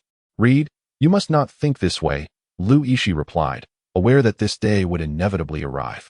Pausing to regard the similarly puzzled maid, Olivia, he continued, you likely share this confusion. However, you have misunderstood my intentions. By the goddess of earth, under her benevolent doctrine, I would never dare to promote wickedness. I am not teaching gambling. I am endeavoring to save the lives of countless souls. Yixi raised his hands, exuding an air of profound compassion, and proclaimed that if he were to be adorned with a white missionary robe from the Holy See and wield a resplendent scepter signifying his status, it might very well transform into a scene of evangelization. Even William, who co-managed the Grand Tavern with Yixi, was taken aback. Was this fellow not merely striving to amass more gold coins? Why had the discourse veered towards the salvation of the populace from peril? Ben, you claim to be saving the lives of the masses? Are you not, in fact, stripping them of their aspirations? Olivia interjected, witnessing yet another mercenary exit the Grand Tavern. Having lost all his wealth, shivering in the biting cold, glancing back with reluctance. Ah, I comprehend now. Wealth is the root of all evil. Ben, your intention is to deprive them of their riches, thus curtailing their ambitions and enabling them to contribute to society, is it not? Olivia conjectured with enthusiasm. Previously, she had misjudged Yixi on numerous occasions, even confessing to the beast god a remarkable 5 times, a volume that would have constituted her entire year's worth of penitence. Hence, this time, she opted to entertain a more positive perspective. However, Yixi merely smiled and shook his head, yet he affectionately ruffled Olivia's hair, saying, it is indeed commendable that you have arrived at such a notion, yet the reality is quite different. By your reasoning, if money is the root of all evil, would I not be deemed even more malevolent for seizing their wealth? In truth, I am here to save the Qianjiang tribe in the New World. Consider this. Had I not opened this mahjong parlor, what fate would have befallen the Qianjiang tribe? They would inevitably be drawn into war with the New World. Olivia suddenly grasped the truth. Indeed, even without allying with the Beast Alliance, Connor had already expended a considerable portion of Qianjiang's resources to muster and train an army. Even if he wished to halt this endeavor, he would find himself powerless, as the other 2 great leaders would undoubtedly continue to advocate for war. Moreover, as Yixi lowered his voice and cautiously drew Red and Olivia closer, he continued, the Qianjiang tribe possesses magic crystal cannons. What? Red gasped, nearly exclaiming the name of that siege weapon, an ultimate strategic armament capable of piercing even dragons. Thus, once the cannons were fired, the outcome would be catastrophic. At this moment, the mercenaries of Qianjiang congregated within the Grand Tavern, ensuring that even if the wealthy lords of Qianjiang wished to wage war, they would first need to locate an army. This impassioned discourse not only alleviated the doubts harbored by Red and Olivia, but even Yixi himself was nearly convinced by his own rhetoric. The business of the Grand Tavern was now flourishing, yet the depletion of magic beast cores was considerably slower than during its previous direct sales. If the former Grand Tavern had been akin to a crude oil seller experiencing overnight wealth, the current Grand Mahjong Parlor represented a sustainable pathway to prosperity. As long as greed lingered in the depths of human nature, casinos would invariably remain immensely popular, irrespective of the world in which they resided. In truth, according to Liu Yixi's method of collecting money, any mercenary possessing wealth could easily engage in gambling at the Grand White Mahjong Hall for a year and a half. However, desire resembles an abyss that gradually opens its gaping maw. Once a fissure is torn, the rate of expansion of this abyss of desire can be unimaginably terrifying, silently devouring all rationality. Indeed, the reason this group of mercenaries can squander their fortunes so swiftly is largely due to their direct circumvention of the point system, wagering their very assets as stakes, resulting in either overnight wealth or complete ruin. Thus, Liu Yixi feels entirely justified in collecting fees from a few mahjong tables. Much of what he shared with Reed and Olivia is indeed true. It has effectively averted the war between the New World and the Xinjiang tribe, which can be considered a significant merit. Well, engaging in high-interest lending through a bank is merely a side endeavor. Sir, the bank you established has been operating at a loss, William reported to Liu Yixi, anxiously holding the latest income statements from the Grand White Mahjong Hall and the Grand White Bank. Currently, the majority of the responsibilities fall upon William, as Liu Yixi has appointed him as the general manager of the Grand White Tavern, overseeing its myriad affairs. Do not panic. Patience is key to catching larger fish. In the future, when they seek loans again, we must thoroughly verify the whereabouts of their families, ascertain who their employers are, and confirm their steady income. Do you understand? William, holding a thick stack of personal information regarding these bad debts, helplessly handed it over to Liu Yixi, hesitating to speak further. Liu Yixi smiled mysteriously and drew an analogy for William. If a wealthy nobleman were to be defrauded of his debts, and he himself was utterly powerless, who would assist this nobleman in pursuing the debts owed to him? In an instant, William comprehended the situation. Indeed, pursuing debts was one of the primary duties of mercenaries. And what was most abundant in the Great White Tavern at that moment? Mercenaries. With so many robust men present, who would dare to default? It was nothing short of ridiculous. Even the most disheartened mercenary, devoid of dreams, remained a mercenary. Hey everyone, pause your game for a moment and lend me your ears. Liu Yixi proclaimed from the tavern's podium, exerting all his effort into the magical amplifier. What is happening, boss? Who bet 40,000? Hey, don't steal my cards while I'm turned around. Hurry up and show them. There is surveillance overhead. The mercenary pointed towards the small light hanging above the mahjong table. It was undoubtedly some form of spatial magic. How could there be any evidence of wrongdoing? What am I supposed to do then? The mercenary asked, his expression one of utter desolation. Young master. The mercenaries in that area chorused in laughter. Liu Yixi discovered that the group of individuals engrossed in mahjong paid no heed to his calls. Left with no choice, he pulled the power switch of the automatic mahjong table in an effort to capture the attention of these mercenaries. Instantly, chaos erupted among them. Hey, boss. Your mahjong table has lost its magic. Suddenly, one mercenary noticed that the magical inscriptions carved within the table had dimmed. Typically, at such moments, Liu Yixi would eagerly rush over to replenish the magical beast crystals as fuel. However, this time, the mercenaries were taken aback to see Liu Yixi, who usually worked as diligently as a honeybee in the valley, approaching the tavern counter with a sorrowful expression, holding a magical megaphone. He stood atop the bar and lamented loudly, My dear patrons, the Great White Tavern must regrettably close for a few days starting tomorrow, with reopening times yet to be determined. Please return home to rest and await further news. The tavern erupted like a pot of boiling oil splashed with water. Return home to rest? A day without mahjong makes life feel utterly meaningless. The establishment was filled with cries of despair, discontented protests, and the buzzing whispers of patrons. Boss, you can't do this. We paid the entrance fee, shouted a burly mercenary, brandishing an axe. Exactly. If you aren't open, where will we find a place to play mahjong? Why not sell us the machine? One particularly clever mage even suggested taking over Liu Yixi's business. Alas, what you may not know is that this establishment is not mine. It was founded by the Great White and numerous magical beasts in the canyon. I am merely an employee, Liu Yixi explained. You all know I have also established a bank outside, specifically to assist everyone in exchanging chips and securing loans, right? In order to serve you better and facilitate your withdrawals, I initiated the bank loan services. Yet, to my dismay, the valiant mercenaries have defaulted on their debts, causing the Great White Bank to suffer tremendous losses. Now, the bank resembles a rotten apple gnawed by worms, with the treasury's funds seeming as if they have been spilled. Irretrievable. However, I promise that when the Great White Tavern reopens, I will not raise the entrance fee. Liu Yixi's heartfelt remarks resonated with a sense of profound melancholy, akin to a struggling business owner reluctantly suspending operations. The cause of this predicament appeared to be the mercenaries who had failed to repay their debts. Finally, some patrons began to realize that a rogue had emerged among their ranks. Yet, the ever-smiling boss bin buried his grievances deep within, unwilling to raise the entrance fee even at a loss. Many mercenaries, upon reflecting on this, felt their eyes misting with emotion. What a noble quality! This was the essence of true friendship. It was disheartening to find so many in their midst who had neglected their debts. If they did not assist Boss Bin in recovering the owed money, how could they ever hold their heads high and claim to embody the spirit of a mercenary? Boss Bin, I have made my decision, even if it means wagering my honorable title as the 78th Golden Lion on the mercenary rankings. I shall undoubtedly reclaim the debts owed to you. Suddenly, a blonde mercenary stood up and declared. A familiar face indeed. He was the lucky lad who had secured a victory at the Grand Tavern. To my surprise, he was a figure of note on the leaderboard. It seems that in the future, seeking out mercenaries might be better approached through unconventional means. As Liu Yixi contemplated this, he overheard the raucous shouts echoing through the tavern. Humph.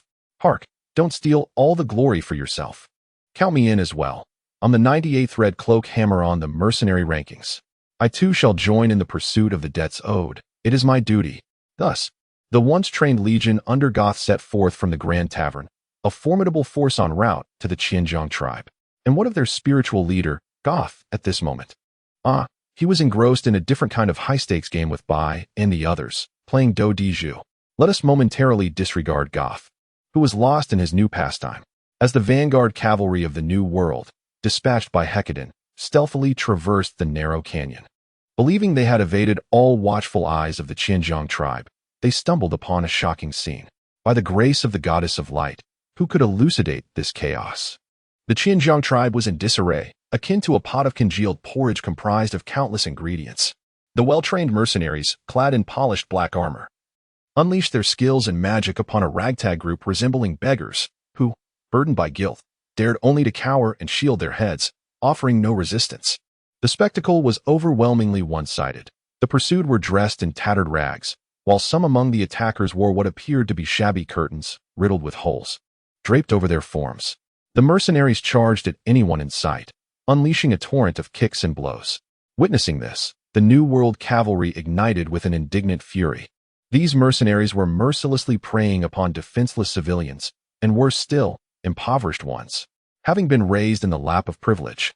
The noble knights of the New World could scarcely endure such a sight.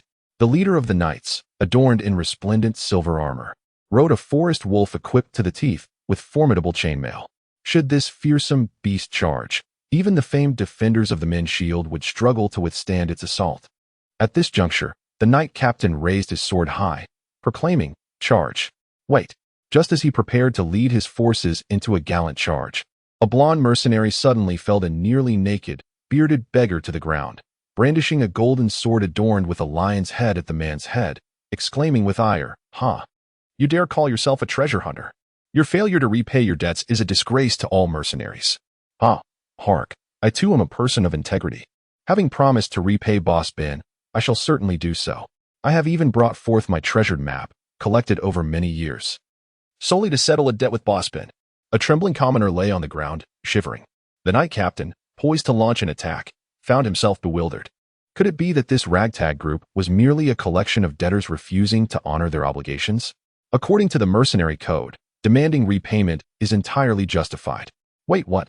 The knight captain was taken aback. Was this not a member of the Qianzhong tribe's mercenaries? How could Hark, also a mercenary, be confronting him with such a vengeful expression?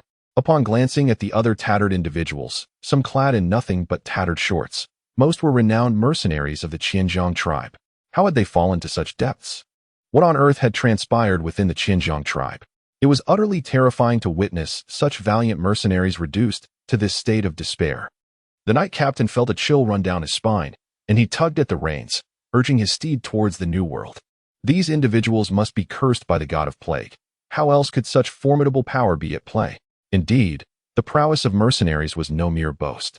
At dawn, these mercenaries had ventured out, and by the third sunset, They had returned to the Grand Wine Tavern, leading a large group of ragged beggars.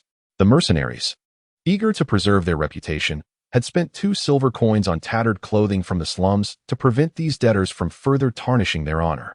Meanwhile, the cavalry of the New World had already established their encampment near the Grand Wine Tavern. Upon witnessing the formidable mercenary army, the vanguard wolf cavalry tightened their grips on their battle axes, while the mercenaries observed the tavern's forces with equal curiosity. Had the situation escalated to the point where military protection was deemed necessary? As the tension between the two factions began to escalate, a figure clad in a black wizard's robe leapt forth. "Greetings. I ask you all for a moment of your attention. Allow me to speak." This figure could only be Yixi, the deputy director of the Grand Wine Tavern. The mercenaries, upon seeing him, temporarily set aside their heavy swords and staves. For they had indeed embarked on this quest for the tavern's sake. They owed some respect to the deputy director. On the other hand, the wolf cavalry also lowered their curved blades, having received secret orders from Hecadin to fully cooperate with Yixi's endeavors, thus becoming more eager to assist. "Listen to me," he began. "Due to the recent instability in the world, I have taken the liberty of inviting Sir Alrus to serve as the captain of the tavern's guard. Rest assured, this will not affect your gaming experience." Yixi exclaimed loudly that Eris was indeed the captain of the Forest Wolf Cavalry and one of Hecadin's deputies.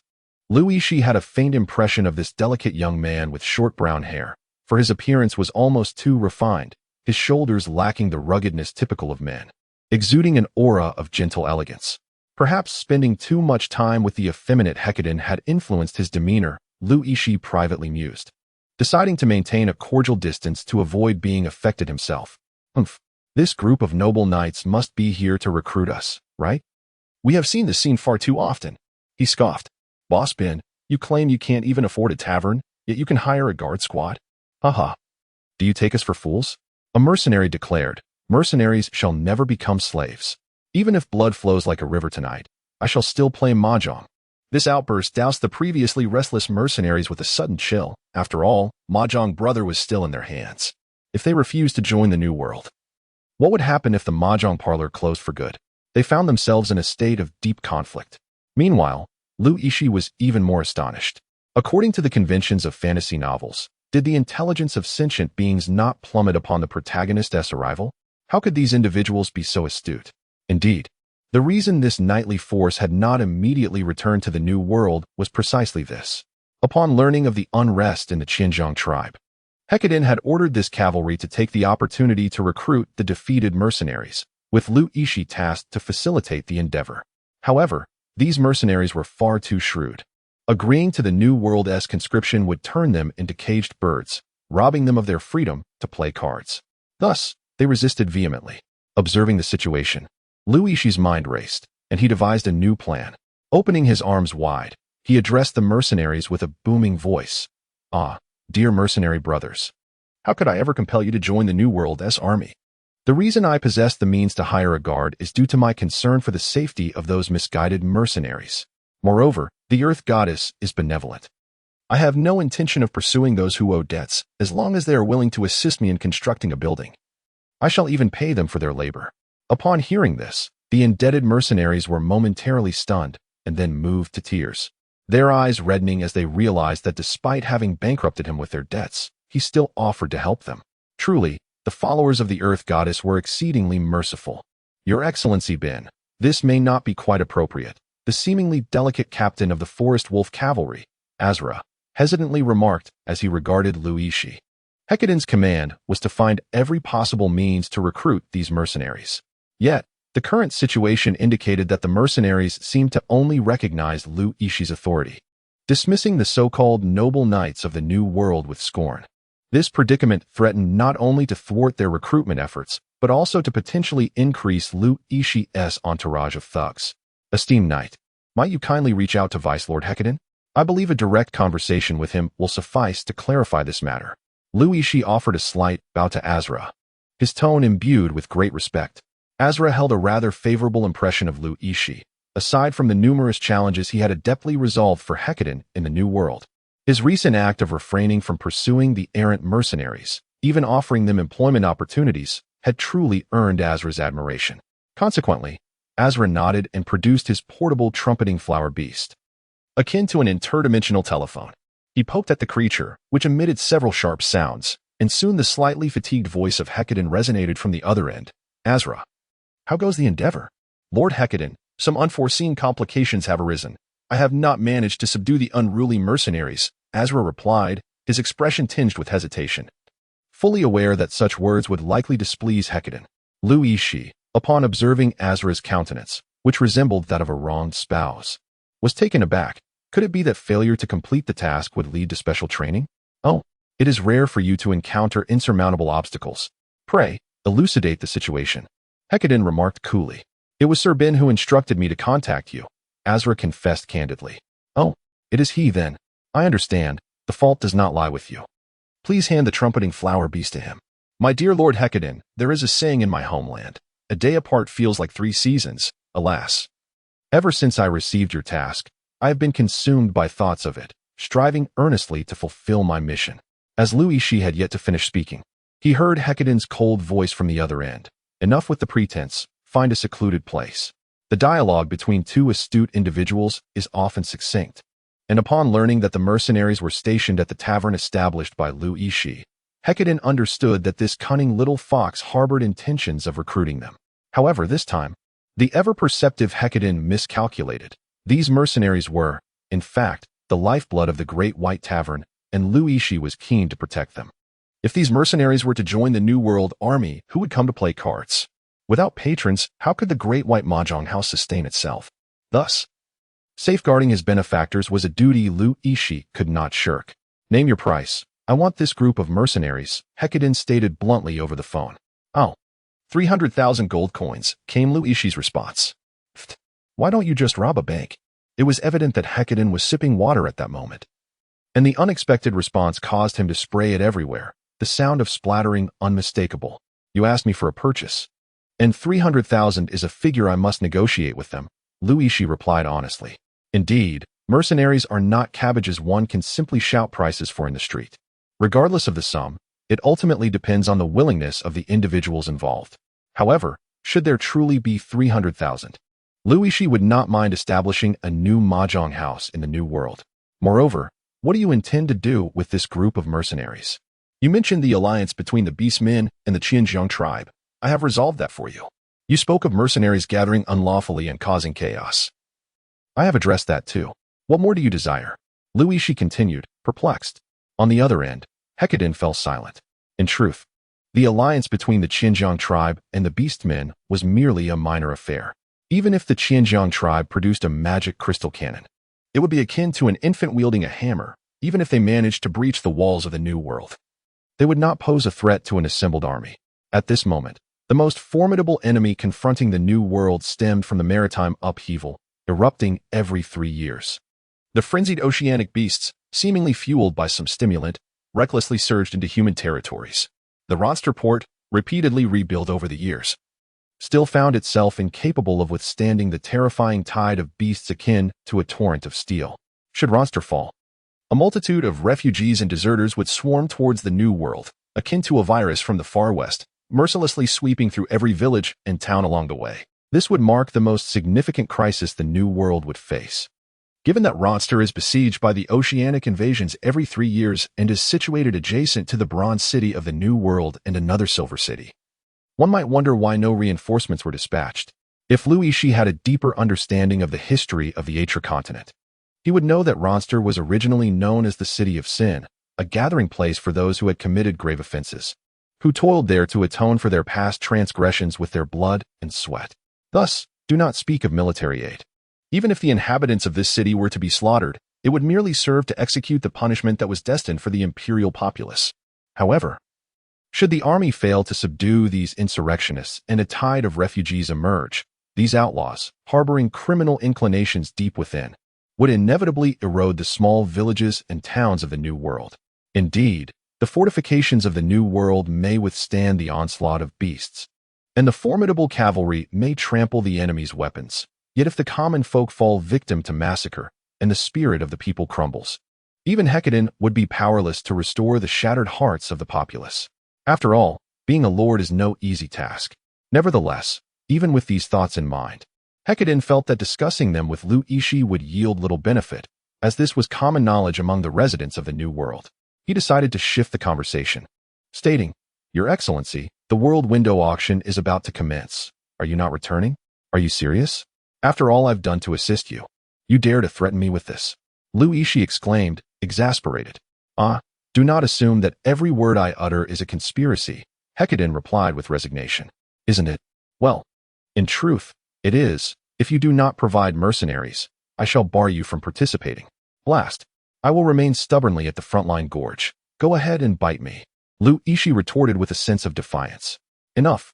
I cannot be bothered to debate with you. The auction is indeed set to take place this week. If you do not return, do not blame me if Dragon King's Tears is purchased by someone else. Let me check the list. Consider yourself fortunate, for this time Dragon King's Tears is available." Hecadin straightened his demeanor, presenting a significant piece of news to Yixi. "In that case, I shall return immediately. However, I still have an old acquaintance to settle matters with." Yixi glanced at the second floor of the Great White Tavern, where a vaguely discernible, non-mainstream silhouette sat by the bedside. Indeed, Goth was still engaged in a game of do di jus at the tavern. If one were to inquire Goth about the most despairing aspect of existence, he would not lament the failure of the Holy War. Nor would he speak of the solitude and loneliness he endured while infiltrating the human realm for years. Nor would he dwell on the wretched lives of the remnants after the downfall of Black Flame. To ask a player of do di jus what constitutes the utmost despair? It is, without a doubt, the inability to obtain a trio. What incited the upheaval in the New World, thereby aiding the Black Flame St. Joan in her scheme to seize General Shay's corporeal form? At present, Goth was only cognizant of the supreme hand and fortunes.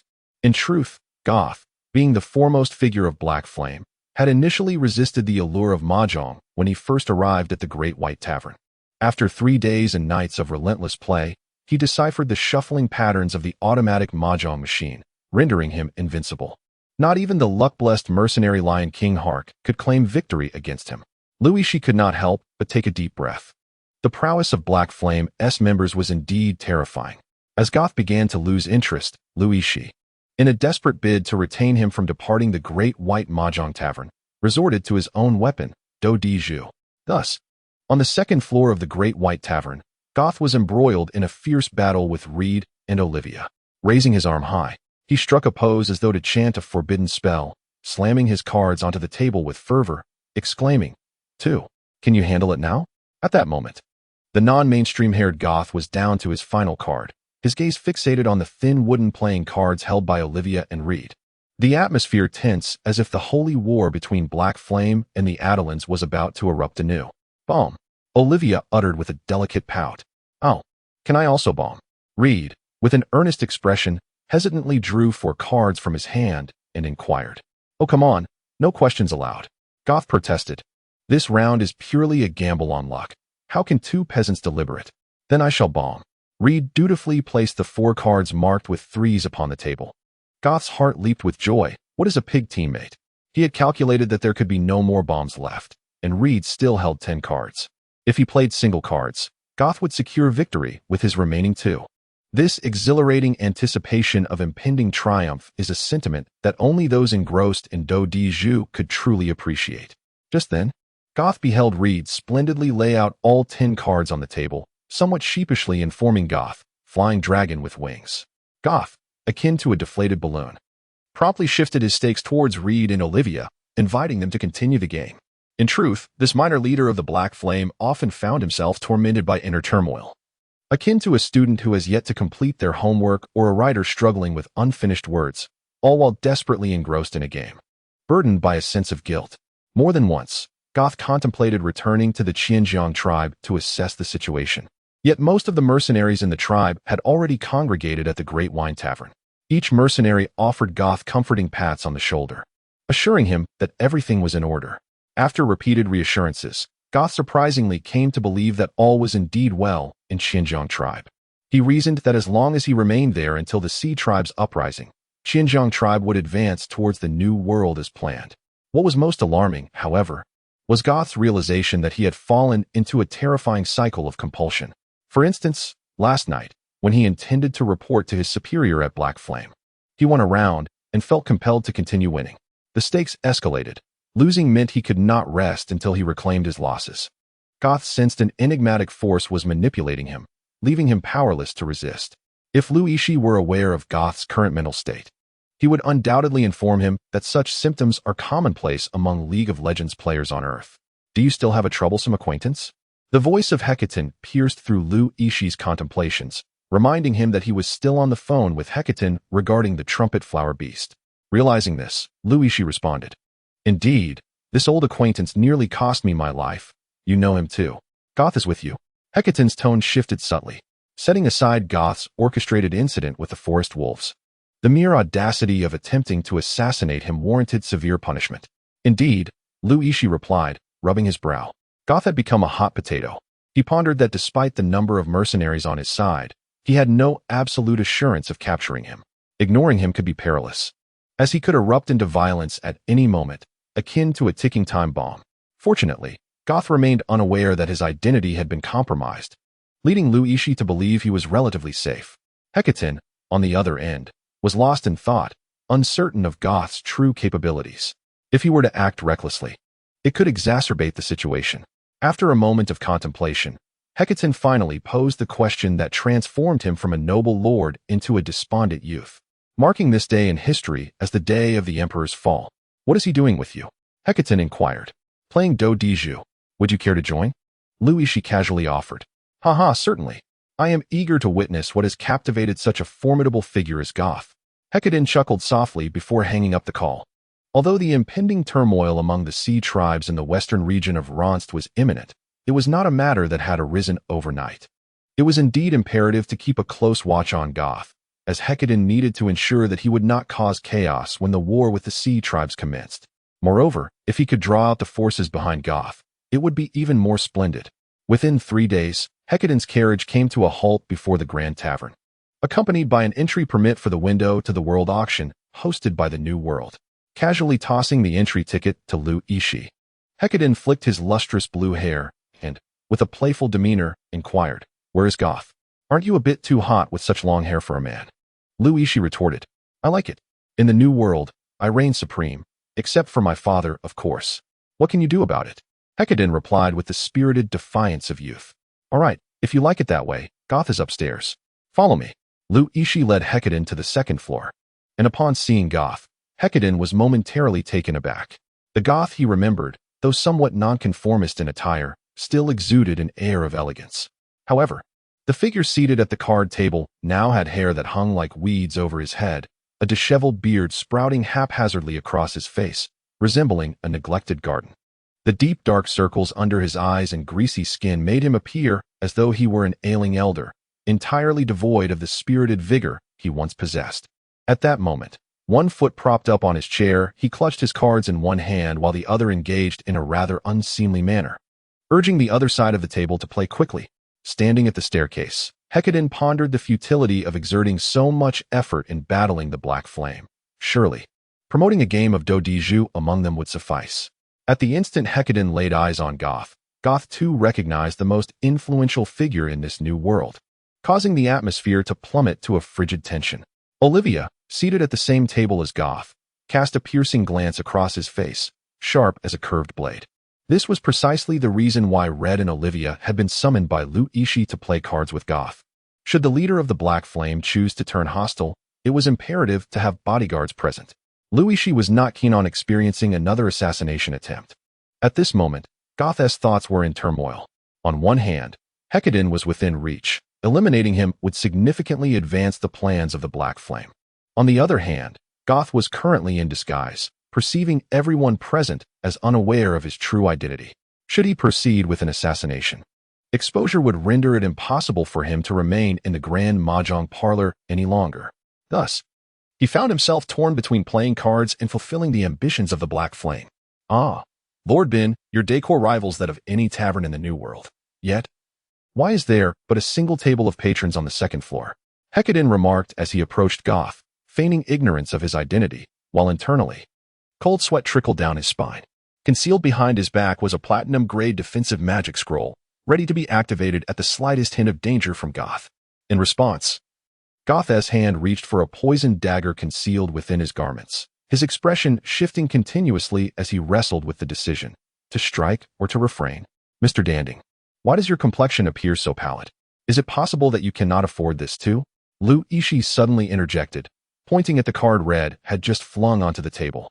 His words acted like the thawing spring sun, dissipating the previously tense atmosphere with remarkable ease. Indeed, Danding, do you wish to play? I see you have no formidable cards. Red declared, preparing to discard his entire hand. In a state of panic, Goth quickly shouted, discarding a queen adorned with a striking female figure, only to awkwardly realize that he appeared to have little left to play. Goth surveyed his cards, hesitantly probing too. A plane with wings. Red then discarded all his cards with a flourish. Goth was incensed. Had it not been for Hecadin's sudden appearance, he would not have been flustered enough to play his trump card. How could Red possibly have finished his hand if he and T played that ace? Contemplating this, Goth felt an urge to slam the table. Yet he reluctantly cast a glance at the scattered playing cards before neatly stacking them and retorted, do you sell dragon seats at your home? Why does every hand contain a flying dragon? A flying dragon, simply put, is akin to a plane with wings. Those who frequently engage in do de jeu would understand that in this alternate realm, where advanced technologies like airplanes do not exist, Yixi had substituted flying dragons for planes.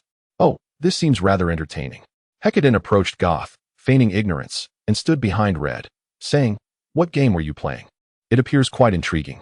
Red and Olivia also pretended they were unaware of Hecadin's visit, quickly rising to offer a slight bow. We were unprepared for your highness's arrival. Lord Red, there is no need for such formality. What were you just playing? It looks exceedingly enjoyable, Hecadin inquired, gesturing toward the cards on the table. This game is called do de jeu. If your highness is interested, you are most welcome to join us for a few rounds.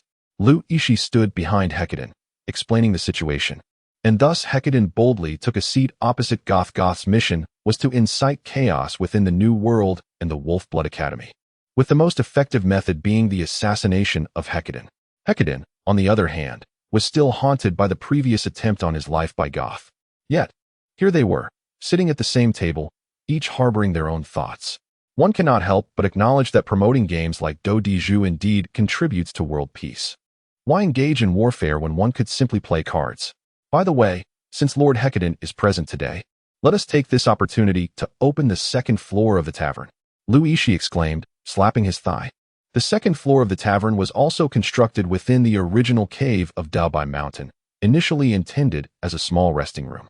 To ensure that Goth remained at the Demise Tavern without excessive interaction with the mercenaries below, Yixi had gradually encouraged the Bai couple to excavate the second floor. Now that Hecadin was to personally oversee Goth from this vantage point, if the atmosphere here was as lively as the first floor, Goth would likely hesitate to act. Very well, I too wish to experience a genuine tavern setting. My official duties keep me busy, and I seldom visit such places, Hecadin chuckled, seemingly agreeing with Yixi's suggestion, which was, of course, previously arranged. Upon hearing this, Goth felt a sudden chill. Among the mercenaries, there were several formidable individuals. If the day came when an assassination attempt on Hecadin was made within the tavern, the fewer people present, the better. Yixi's decision to open the second floor, although appearing reasonable, subtly obstructed Goth's assassination plans. It was almost as if they had conspired together. Wait, conspired? A thought flickered through Goth's mind. After all, the antagonist of this tale did not possess the aura that diminished their intellect upon encountering the protagonist. The meticulous Goth seemed to grasp something. Had he inadvertently fallen into a trap set by Yixi and Hecadin? Would several powerful figures emerge to subdue him shortly? With this thought, Goth grew increasingly vigilant. Meanwhile, Yixi indeed made a move that heightened Goth's alertness. He extended his hand from his cloak, seemingly about to retrieve something. Was he truly about to produce a silent magic scroll? How infuriating. Goth contemplated striking out, yet to his surprise, Yixi produced a small hourglass and placed it before Goth, smiling as he said, Lord Dantang, your card companions await your turn. Should this timer ring, it will be assumed that you forfeit your turn. How absurd. There are such rules. Who played that 3 just now? Goth swiftly discarded the cards in his hand. The game known as do de jeu differed significantly from mahjong. In this game, should fortune favor one, it becomes exceedingly challenging for even the most astute intellect to reverse the tide. To this end, Yixi specially invited Hark, who revered the goddess of luck, to join Hecadin and Goth in their play. Observing that Goth exhibited no inclination to instigate conflict, Yixi inclined his body toward Hecadin once more and descended the stairs, clutching the entrance ticket to the World Window auction. It was time to engage in some thrilling exploits at the auction. Oh, but that was merely the trope of a fantasy novel. In reality, even without financial resources to secure treasures, one must earnestly convince others to relinquish their valuables willingly. After all, with limited strength, one must tread with caution in their development. Upon reaching the ground floor, Yixi discovered that Olivia and Reed were already awaiting him in front of the Earth Dragon carriage. After nodding at the two, the trio set off towards the new world. The World Window Auction, as its name suggests, bears resemblance to the auction events depicted in the fantasy novels of Yixi's previous life. However, not every city possesses the privilege to host a World Window Auction. The auction earns its title from the fact that regardless of the marketplace one enters, one can purchase items from any auction venue. This bears a resemblance to online shopping on Earth, yet in the absence of the internet, such technology remains firmly in the grasp of cities with hosting privileges. Each year, when the World Window Auction commences, it marks a time of heightened activity for various factions and wandering mercenaries. A diverse array of individuals converges at the World Window Auction to engage in the exchange of goods. There have been instances where one acquired a sage's manuscript for merely 50 silver coins, resulting in a significant surge in power and the emergence of a new legend. Conversely, some have squandered their entire fortunes, believing they had obtained a divine artifact akin to the Night King's set, only to ultimately concede, amidst the ridicule of others, that it was nothing more than a pile of worthless scrap metal. Yixi harbored a considerable interest in this auction that resembled a blend of stone gambling and online shopping. She was convinced that, adorned with the protagonist's halo and buoyed by the 30,000 gold coins she had won in the last red competition, she would be able to procure some exquisite treasures.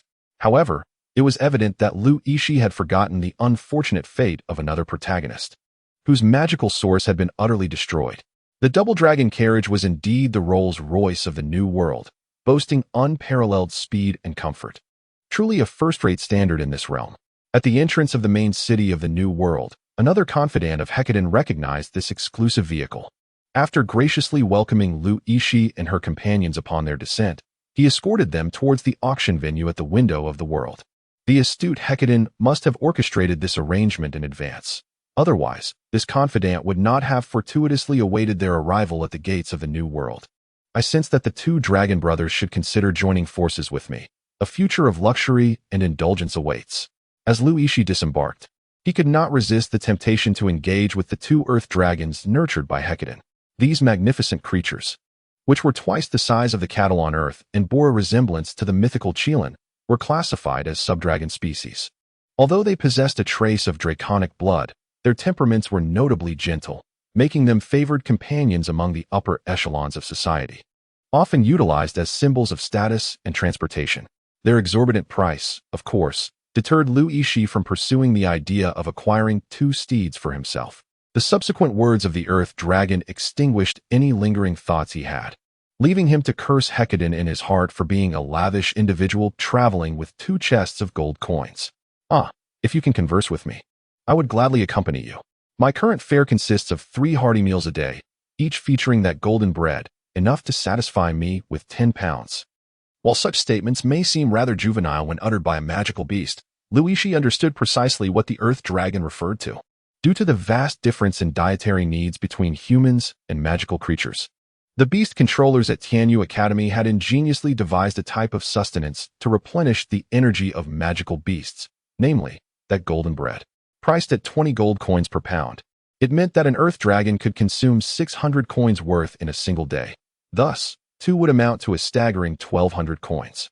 Indeed, the upkeep of such magical creatures was far beyond the means of an ordinary individual. In that moment, Yixi comprehended why the audacious protagonists in novels did not acquire a giant dragon to dominate the world from the outset. They simply could not afford it.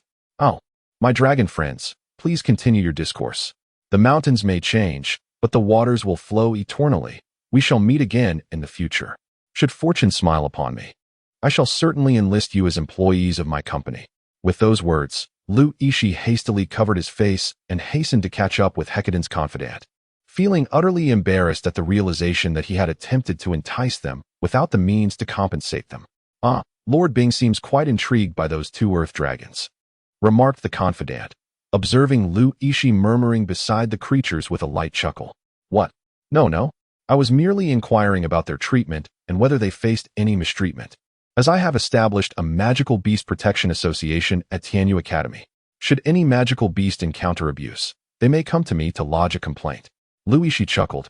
While beside him, Olivia gazed at him with sparkling eyes, astonished that this human possessed a heart that cherished all magical beasts. Could one truly lodge a complaint with him if mistreated? By the beast god above, this human was remarkably considerate of the magical creatures. If Lord Bin were inclined, he could indeed acquire one at the World Window auction. A portly confidant, his face glistening with oil, grinned broadly, clearly exhibiting a friendly demeanor akin to that of an old friend long reunited. Yixi, in turn, noted that this rotund fellow, resembling a ball, lacked physical exercise. A mere 10-minute stroll from the city gate to the auction left him panting and drenched in sweat. "TSK, this auction house resembles the water cube, doesn't it?" Yixi approached the entrance of the auction venue alongside the portly confidant. A wave of inexplicable familiarity washed over him, reminiscent of the vast, cerulean expanse of the ocean. The meticulously constructed, cubic architecture, adorned with a grid-like facade, bore an uncanny resemblance to the charming water cube of the beloved capital. "Your Excellency, what is the water cube?" the rotund man inquired, wiping the sweat from his brow while striving to maintain a cordial smile. "Esteemed Lord Fat, it is a venue in my homeland designated for swimming competitions, akin to this magnificent structure," Yixi casually responded, referring to the portly confidant of Hecate. "I see. How fascinating. It appears that the magical prowess of your homeland is quite impressive." The design of this edifice was indeed crafted with the assistance of a renowned water element diamond mage, commissioned at great expense by Lord Hecate. Yixi touched his nose, pondering that it was not entirely inaccurate to describe his technologically advanced hometown as possessing a level of magic.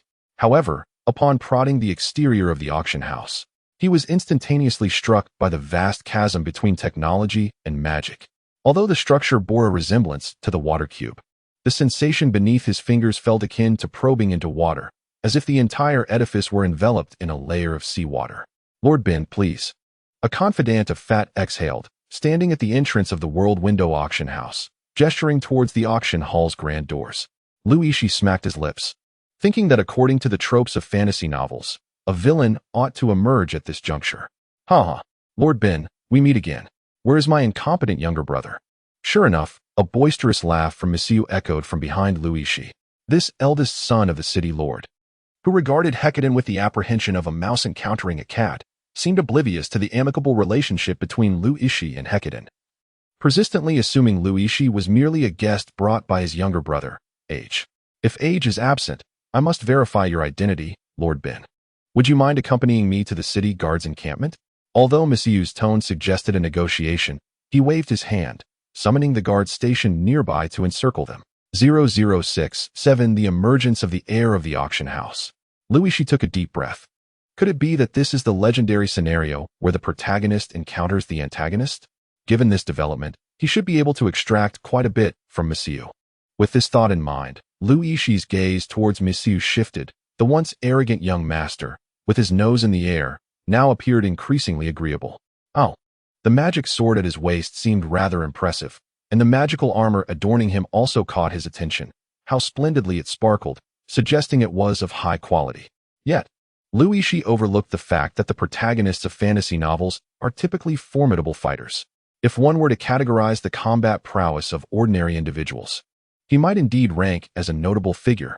Meanwhile, Monsieur, sensing Yixi's gaze akin to that of a man admiring a beautiful woman, was instantly filled with revulsion, goosebumps prickling his skin.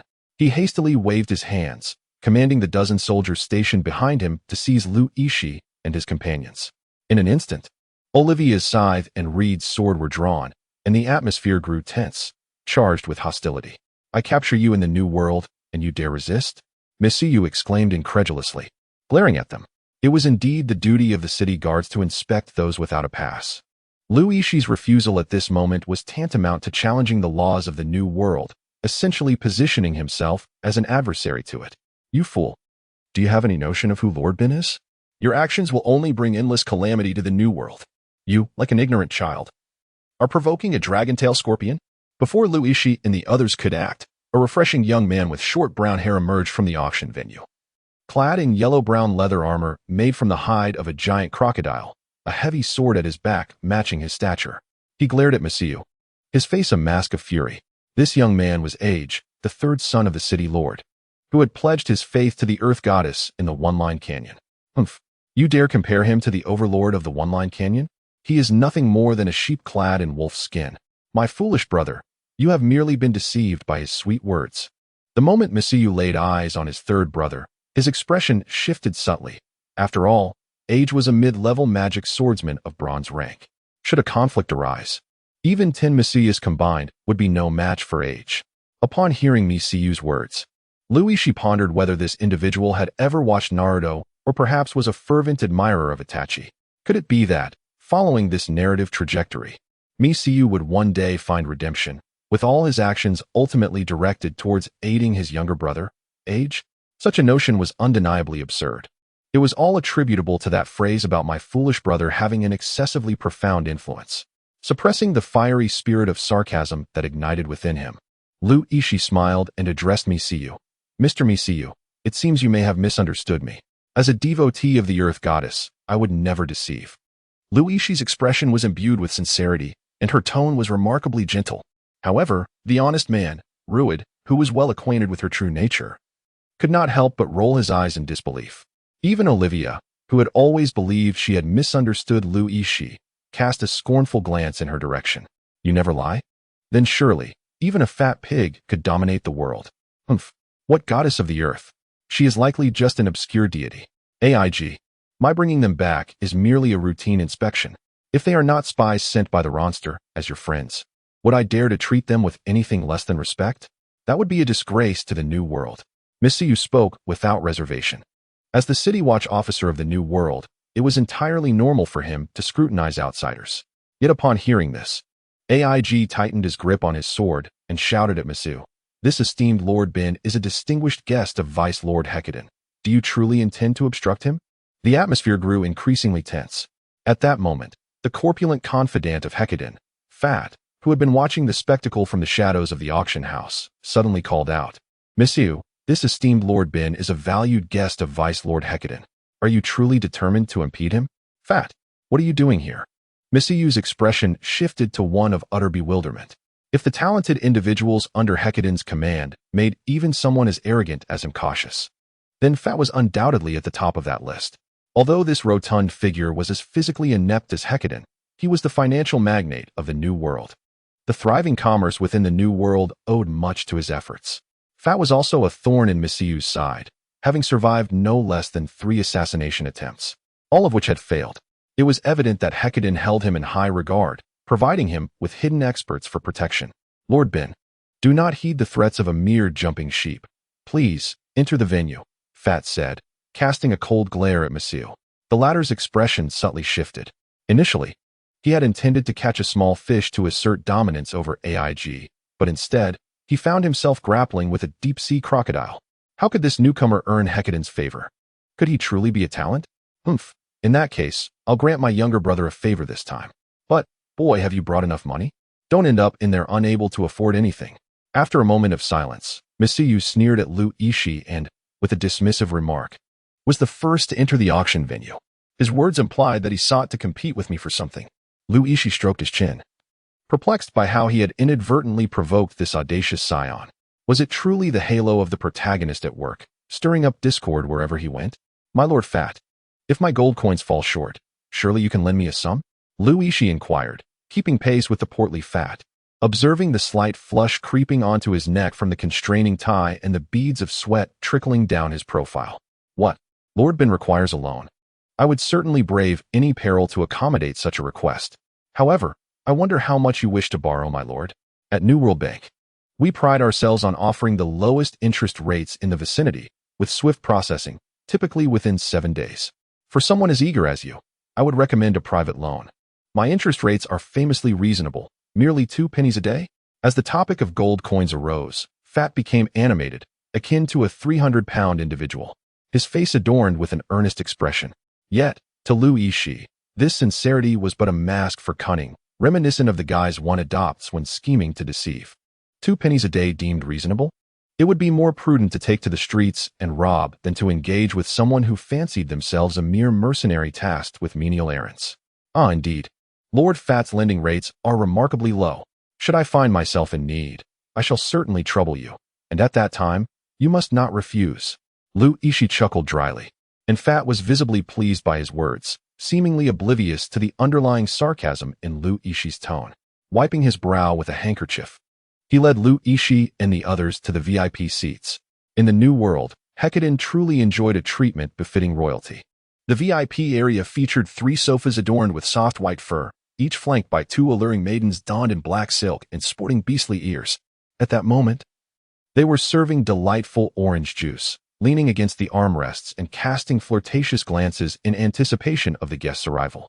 Fat's plump figure sank comfortably into the plush sofa, while the 2 maidens skillfully began to loosen his tie. Olivia, blushing, let out a disgruntled hum and remarked with displeasure, "The indulgence of the New World is indeed extravagant, resorting to half-beasts as maidens." Upon hearing these words, Lu Yixi was astonished to discover that the beast ears were not mere adornments. He had initially believed that the trend of cosplay from another realm was at play. However, upon closer inspection, he realized that the beast ears genuinely sprouted from the maid's head. A more meticulous examination revealed significant differences between the maid and humans. Foremost among them was her figure, which was undeniably alluring. This was accentuated by a thick layer of golden fur adorning her neck and arms, while her brown irises shimmered with hints of golden hues, a direct testament to her beastly lineage. Hearing Olivia's dissatisfied hum, Fart cast a perplexed glance in her direction. In his understanding, maids were merely commodities to be traded in the slave market, akin to using blue crystal magic lamps for room decoration. They were merely decorative items. Miss Olivia, having been raised in the faith of the Holy Mother, could hardly tolerate such inequalities. Lu Yixi casually remarked, "It is as you say, but have you considered, Miss Olivia, that if I do not purchase these maids, they may only be sold by their masters to brothels? There are many in the New World who take pleasure in such things. In this light, I am, in fact, rescuing these maids." Fart nodded, acknowledging that indeed, many on the continent of Atla opposed the institution of slavery, deeming it the root of all evils and advocating for equality among humanity. Yet, such sentiments were typically expressed by the lower classes, and thus were often derided by the elite. Olivia was momentarily taken aback. It was her first encounter with such radical views. However, she quickly regained her composure, her ruby-like eyes sparkling with fervor as she retorted, "If it were not for humans capturing them, how could there be slaves?" "Miss Olivia," Fart replied calmly, "when the magical beasts attack human villages and devour our kin, do they ever contemplate such issues?" He remained unfazed, accepting a glass of orange juice from the maid and contentedly sipping through a straw, casually squeezing the maid's pert backside in the process. The maid, adorned with rabbit ears, seemed entirely accustomed to such behavior, responding with a flirtatious smile and inching closer. Witnessing this, Olivia promptly dismissed all the maids surrounding Lu Yixi, her anger palpable as she dragged Reed to sit on either side of him. Lu Yixi pouted, initially yearning to experience the gentle embrace of a bunny girl from another realm, a dream cherished by countless otaku. Yet, in this moment, that dream was shattered by the furious Olivia. Perhaps it is best if we refrain from discussing such philosophical quandaries. It seems the auction is about to commence. Lu Yixi hurriedly diverted the conversation. The rotund Lord Fat, resembling a spherical figure, was likely oblivious to the formidable influence of the Mary Sue archetype within the realm of film and television. It was, after all, a catalyst for utter annihilation. Continuing this argument with Olivia would undoubtedly lead to unfavorable outcomes. The VIP section of the World Window auction was constructed with specially designed glass mirrors, rendering the interior invisible from the outside. However, those seated within the VIP area could behold the entirety of the event below, thereby accentuating the exclusivity and sophistication of the affluent patrons. "Oh, Miss Aya is the host today," Lord Fat remarked, dabbing at the perspiration on his brow with a handkerchief, a hint of surprise evident in his tone. Lu Yixi was eager to engage in a discussion about the 3 high conditions with the suave, portly gentleman. It seemed that the concept of these ailments had yet to permeate this otherworldly realm. Perhaps establishing a clinic specifically dedicated to treating affluent maladies could prove to be a lucrative venture. Fat saw Lu Yixi's fervent gaze fixed upon him and mistakenly believed it to be an interest in his previous remarks. unaware that Lu was contemplating how to profit from him. Could it be that Sir Ben had developed feelings for Miss Aya? Such a splendid pairing of talent and beauty. However, in this new world, if all the young and promising suitors vying for Miss Aya's affection were to form a queue, it would stretch to the very entrance of the first-line gorge. As Fat spoke, his intense gaze shifted towards the center of the venue, fixated on the enchanting figure illuminated by 3 white magical lamps. His breath quickened slightly, revealing his rather unseemly desire for the lady in the crimson gown. "Welcome, everyone, to the World Window Auction," announced the stunning host, Aya, her voice as melodious as a nightingale. "Before you, there lies a magical projection crystal, through which you can directly inquire about the items you wish to purchase. I will gather information to enlighten you regarding the origins of these treasures." The elegantly dressed Aya began the auction, and Lu Yixi realized that this event differed somewhat from his expectations. It appeared that a detailed introduction of the products would only follow after an order was placed. Lu Yixi attempted to swipe the magical crystal before him twice, and to his delight, a plethora of treasure information emerged, resembling an application-laden tablet. This auction house method reminded Lu Yixi of a service known as Matewan Waimai. "My lord, are you not in pursuit of the Dragon King's tears? Simply utilize the search function here and input your desired purchase," he remarked. "Impressive, my lord. You wield this device with remarkable proficiency." Fart gazed at Lu Yixi's adept maneuvers in astonishment, as if he were a seasoned veteran of the World Window Auction, having participated numerous times. The latter shot a disdainful glance at the corpulent Fart, retorting, "Isn't this contraption akin to a mobile phone? Who wouldn't know how to use it?" Lu Yixi discovered that there are many similarities between this world and Earth. When technology falls short, magic fills the void. Those who meticulously inscribe intricate magical runes must surely be the programmers of this alternate realm, utilizing the remarkably user-friendly and virtually bug-free interdimensional auction app. Lu Yixi could not help but feel a profound admiration for the individuals working behind the scenes. Dragon King's saliva, might I be mistaken? An opening bid of 10,000 gold coins? Lu Yixi pinched the black gold coin card in his pocket, wondering if the coins he had earned were perhaps counterfeit. The auction commenced. The moment Lu Yixi beheld the price, he could not help but label this peculiar auction as a black market affair. Turning to glance at Reed and Olivia, he noted their apparent lack of hesitation regarding the valuation of the items displayed. This left Lu Yixi puzzled. When had these two become so extravagant? "Sir Ben, is something amiss?" Fat, noticing the discontent on Lu Yixi's face, raised his crystal glass and inquired with genuine concern. Lu Yixi was a distinguished guest of Hekaden, and considering his own future prospects, the rotund Fat was determined to treat this unexpectedly eminent visitor with utmost sincerity and care. The price of this Dragon King's tears." Lu Yixi, with a resolute demeanor, mustered the courage to speak, for the matter at hand was of utmost importance to his very existence. However, the price was indeed exorbitantly outrageous.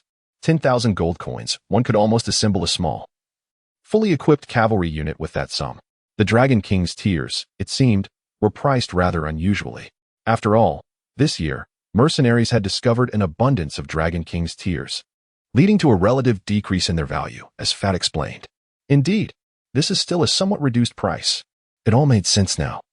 He wondered how the price of the Dragon King's tears could be as low as that of cabbages sold by street vendors. Evidently, brave warriors had ventured into the lair of the Dragon King.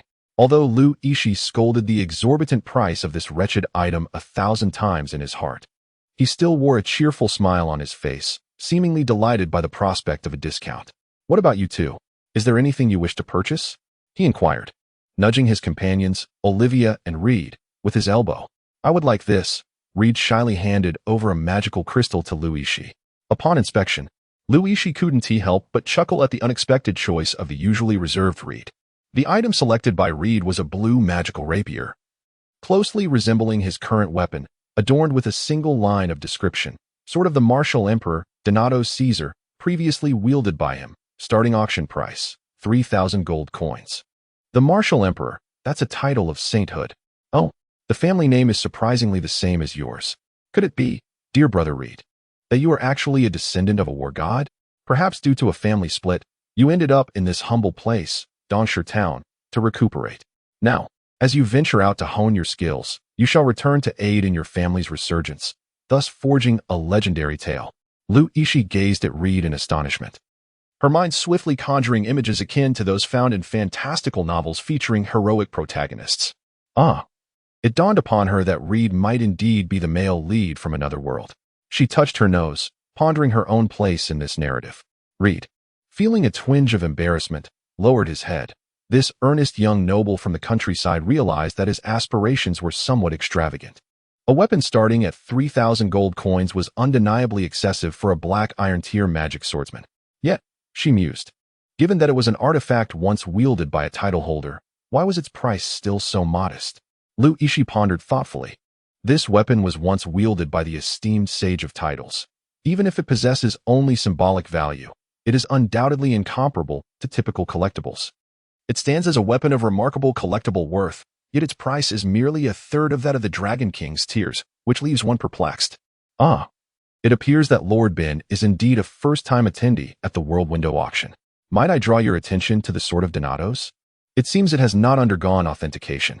Fat, noticing the confusion on Yixi's face, spoke with a smile to clarify. Upon hearing this, Yixi lowered his gaze to inspect the item closely and indeed found the conspicuous phrase unauthenticated inscribed beneath the weapon's description. An unauthenticated weapon implies that any seller qualified for the auction may list it for sale. The authenticity is left to the discretion of the observer.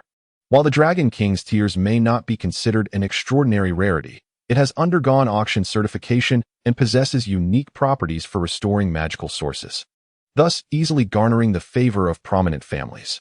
Fat continued to elucidate with a smile. Yixi was suddenly enlightened. To put it more plainly, this auction was akin to a marketplace, where the Dragon King's tiers were products certified by the platform. While the sword once wielded by Donatos was merely an anonymous item for sale, its authenticity shrouded in mystery. Should it prove to be a counterfeit, the 3,000 gold coins would be cast into the abyss, with the auction house bearing no responsibility whatsoever.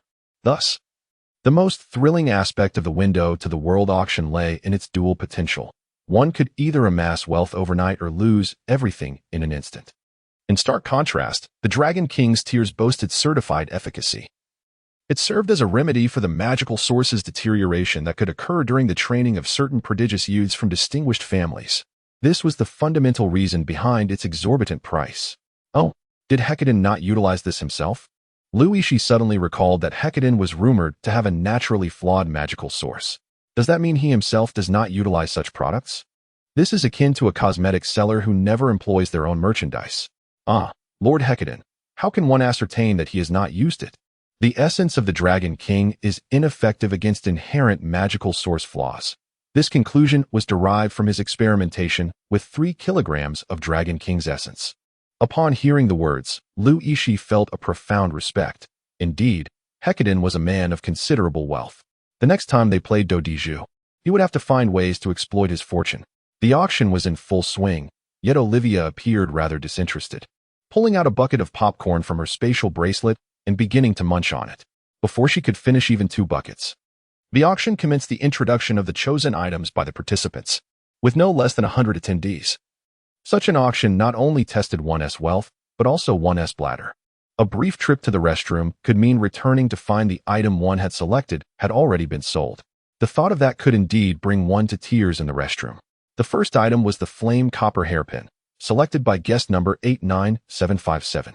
It was an enhancement-type magical artifact that, when worn atop the head, could increase the speed of fire magic release by 10%. Just imagine, during mercenary missions, that 1 or 2 seconds could determine the success or failure of the task.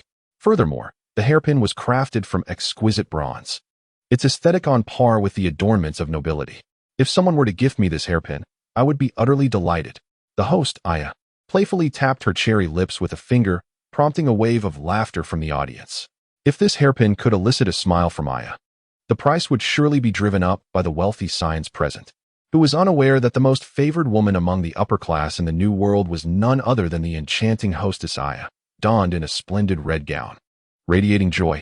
And now, the beautiful flame copper hairpin is up for auction, starting at not 6, 388, nor 4, 888, but a mere 998 gold coins for the initial bid. As Aya's melodious laughter, akin to the sound of wind chimes, resonated through the magical loudspeakers, the auction officially commenced. Lu Yixi noticed a dialogue box resembling a 3D image suddenly pop up on his magical crystal, allowing him to input his desired bid amount in the minimum increment with a mere tap of his finger. This bidding method was quite unlike the paddle system found in the world of Windows, for this was indeed a high-tech auction. That hairpin was quite exquisite. Perhaps I should secure it for you? Lu Yixi tilted her head and gazed at Olivia. Her hair, a brilliant flame-like red, adorned with an antiquated dark bronze hairpin, was a striking match. Moreover, as a fire element mage, Olivia seemed the perfect recipient for such a gift, and Lu Yixi immediately resolved to present the pin to her. Really? But I'm afraid I lack the gold, Olivia shyly replied, lowering her gaze. As the young lady of the Jean family, she had never before worried about finances. Yet here she was, playing the role of a runaway, utterly penniless and relying on the generosity of others for sustenance. Alas, it felt like a betrayal of the beast goddess teachings. Yet, as Olivia licked her ice cream with her right hand while clutching a handful of popcorn in her left, the lessons of the beast god seemed to fade from her mind, overshadowed by the allure of sweets. Let me gift it to you, after all. You have been working for me for such a long time, and I have yet to pay you. Lu Yixi spoke with a gentle smile, while Olivia, with her cherry-like lips smeared in ice cream, looked at him in astonishment. When had she ever agreed to work for him? At the Great White Tavern, her assistance was merely a result of Lu Yixi providing her with meals and shelter. She certainly did not perceive the duties of a servant as worthy of a reward of 1,000 gold coins. Have you forgotten? You promised to be our bodyguard. Back at the First Line Canyon. Oh, my heavens, how could I have overlooked such a sacred duty of a bodyguard? She thought, amazed that this human still remembered to provide her with allowances and benefits.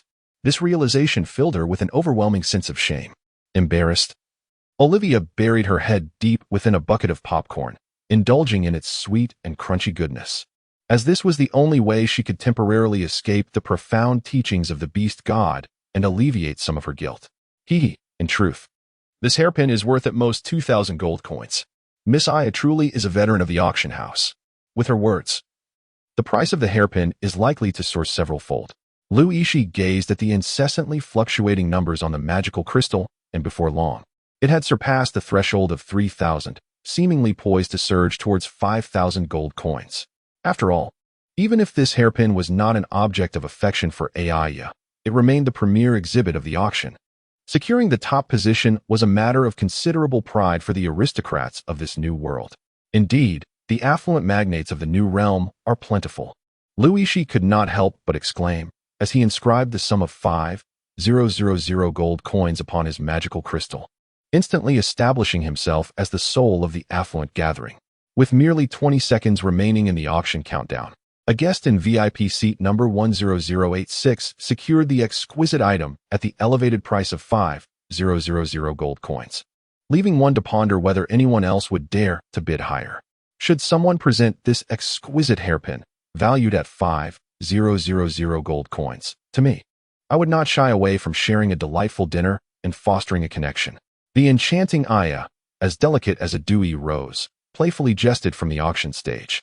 Yet the figure of 5,000 on the grand screen remained steadfast and unyielding. These noble patrons were indeed wealthy. Yet they were far from gullible victims waiting to be exploited. This exhibit was merely a trinket, akin to a talisman, its practical value scarcely justifying such a price. If acquiring this hairpin could elicit a smile from a fair maiden, then perhaps it would be worthwhile. However, none in attendance were novices to the auction world, and all recognized Aya's ploy to escalate the price of the hairpin. Did they truly believe that purchasing a 5,000 gold coin hairpin would lead to a flirtatious dalliance with Aya? Had they awoken from their dreams? With merely 10 seconds remaining, was there truly no one willing to raise the bid? Aya, with a twinkle in her eye, continued her playful banter, her heart brimming with joy at the prospect of such a high bid for the first item. She mused that her earnings today could afford her a charming little garden at the most opulent rose villa in the New World. With a light chime, the figure of 5,000 gold coins catapulted to 5,100, and in the very next instant, the gavel signifying the end of the auction resonated. Lu Yixi squinted at the grand screen, astonished to witness a fool, as naive as a simpleton, stepping forth to take the plunge. The hairpin was hardly worth such a price. It was merely Lu Yixi intention to present a gift to Olivia, yet he found himself unexpectedly ensnared in the game. Oh, The VIP guest numbered 10001 has triumphantly claimed the exquisite and beautiful flowing copper hairpin for 100 gold coins. Congratulations, congratulations. Now, let us proceed to the auction of the second item.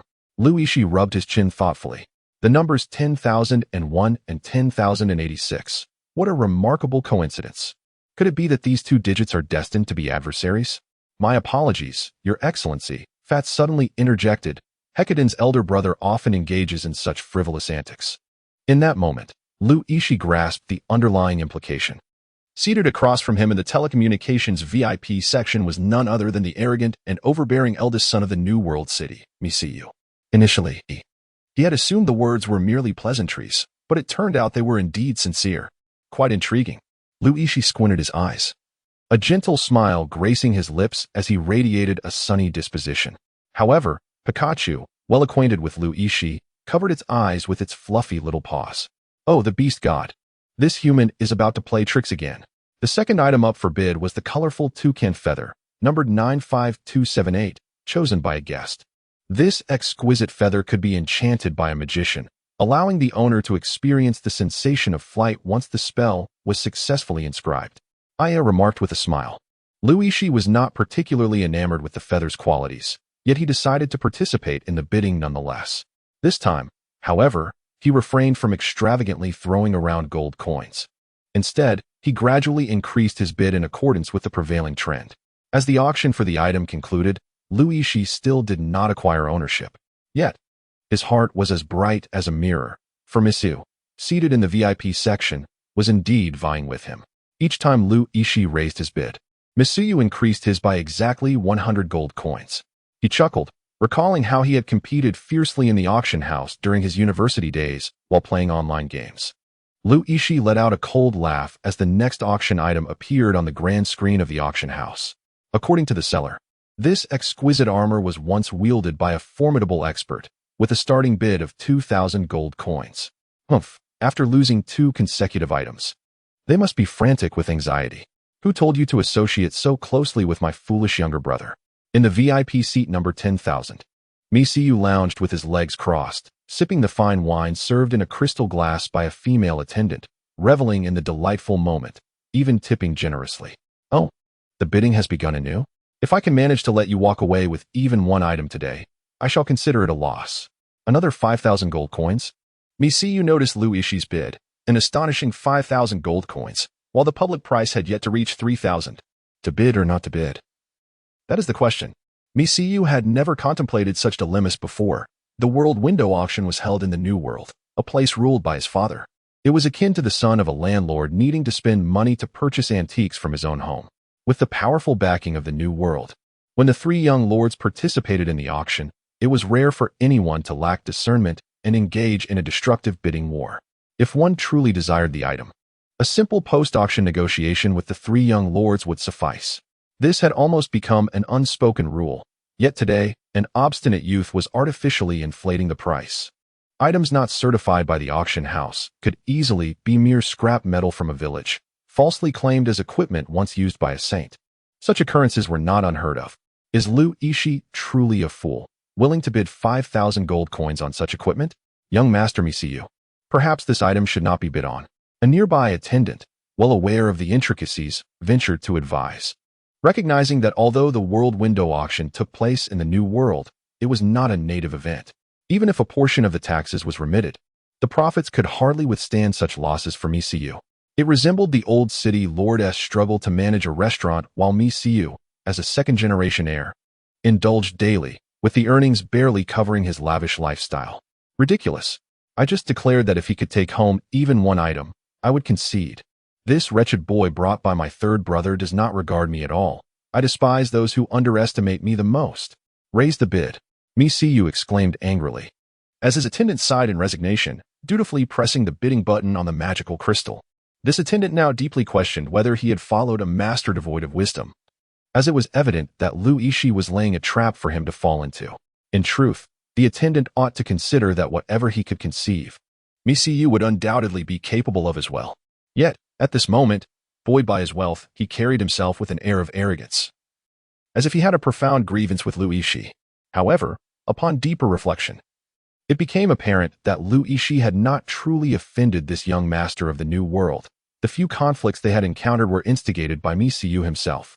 At times, Lu Yixi pondered this and felt that Mixiu was deliberately targeting him, though he remained perplexed as to the motives behind this scion's machinations. Mixiu, the bid is now at 500 gold coins, came the announcement. As soon as Mixiu raised his offer, the counter bid immediately returned to 500 gold coins. The attendant's fingers trembled at the prospect of escalating the bid, fully aware that the new world did not belong to Mixiu. Should the old city lord or Hecaton learn of this matter, who would bear the consequences? If the old city lord were not so indulgent of Mixiu, how could he possibly have ascended to the position of captain of the city patrol in the new world? Such a cherished pet would surely not be subjected to harsh punishment. Any repercussions would undoubtedly fall upon the subordinates. Raise the bid. Why do you all look at me? Mixiu snapped, his frustration palpable. The attendant, inwardly cursing, contemplated sneaking away under the cover of night. He had no delusions that his life was worth thousands of gold coins. My lord, the bid has reached 6,000. The attendant felt on the verge of tears. Could you two demigods please resolve your dispute amongst yourselves? I merely came to observe. Mixiu's teeth were nearly ground to dust as the auction hall fell into a tense silence. All eyes fixated on these two as they appeared to be engaged in a foolish bidding war. This was no longer gambling. It was akin to pouring money into the auction. Continue to raise the bid. Mixiu gritted his teeth. Fortunately, Lu Yixi chose not to raise his bid further. Having elevated the starting price from 2,000 gold coins to 6,000 without knowing the item's true value, he deemed that sufficient. Should Mixiu falter, he would be left at a considerable loss. Apologies, but Lu Yixi never suffered losses. Let others take on that burden. Wow. Mixiu looks like he might burst from rage. Why is he so foolish as to persist in this bidding war with you? Alaway inquired, her earlier anxiety akin to a drenched kitten trembling in the rain. Those 6,000 gold coins was not a vast sum for her. It represented a delightful amalgamation of ice cream, popcorn, and tiramisu, an object of utmost importance. I cannot fathom why this dimwit insists on competing with me. But given the patterns in fantasy novels, there must be some underlying scheme. Lu Yixi speculated. What is a fantasy novel? Reed asked from the side. Well, given your intellect, I find it challenging to explain. Perhaps, next time, I shall bring you copies of Do Pat Song Cheong and Zhu Zai for your perusal. The auction is proceeding with great fervor. And today the charming host, Aya, is positively beaming. The VIP seat number 10086 is simply delightful. Nearly every item prompts Lu Yixi to raise the bid, while Mixiu stands behind, dazed, matching the prices without hesitation, regardless of how exorbitant they become. If there were legends within the realm of auctions, this legendary rivalry would surely be inscribed in history. Nevertheless, Lu Yixi's efforts were not entirely fruitless. The sword once wielded by Donatos, chosen by Ruid, was successfully bid on. Lu Yixi instructed him to call out the price from the guest area outside, ensuring that Mixiu could not disrupt the bidding for this particular item. However, this was the only piece Lu Yixi managed to acquire. Now, let us present the item selected by VIP guest number 10086, Dragon King's Tears. I believe everyone witnessed the thrilling bidding between guest number 10086 and number 10,000. Perhaps the former has been saving up specifically for these Dragon King's Tears. Of course, if anyone else is interested in this exquisite treasure, you are welcome to participate in the auction. As Aya's melodious voice rings out, the bidding for Dragon King's Tears officially commences. Mixiu immediately raises his hand, driving the price of this restorative magical gem up to 20,000 gold coins, effectively doubling it. Ah, the advantages of wealth. Lu Yixi smirked, yet he had always been rather cautious. He feared that Mixiu might suddenly set a trap for him. If Mixiu decided not to counter his bid, even if Lu Yixi sold everything he owned, including his undergarments, he would scarcely be able to acquire a few items from the auction. Humph, you chose the Dragon King's Tears. I initially only disliked you, but I never anticipated that our objectives would collide. Mixiu sneered, and once Lu Yixi pinned down his bid, he immediately added 5,000 gold coins without a second thought. The bidding had soared to 45,000 gold coins. Goodness, when did the Dragon King's Tears become so valuable? Oh, the price continues to rise. With merely 3 seconds remaining before the auction's conclusion, As Lu Yixi was about to call out his bid, he heard Miss Yu from his VIP seat. Addressing the magical amplifier, I bid 1,000 gold coins, requesting an extension. Indeed, in such time-limited auctions, scenarios where the bidding persists past the allotted time are as frequent as thefts in Ron's city or trials by the knights in the capital of Machiavelli. Thus, the window of the World Auction House has its own unique set of rules, one of which allows the purchase of time with gold coins. In simpler terms, one can extend the bidding time using gold coins. Naturally, the time is calculated by the second, at a rate of 100 gold coins per second. Hence, this rule is colloquially known as the wealthy rule. Is it truly permissible to do so? Lu Yixi originally intended to time his move for a decisive victory, but unexpectedly, Miss Yu poured in funds to extend the deadline, thus quashing his aspirations in their infancy.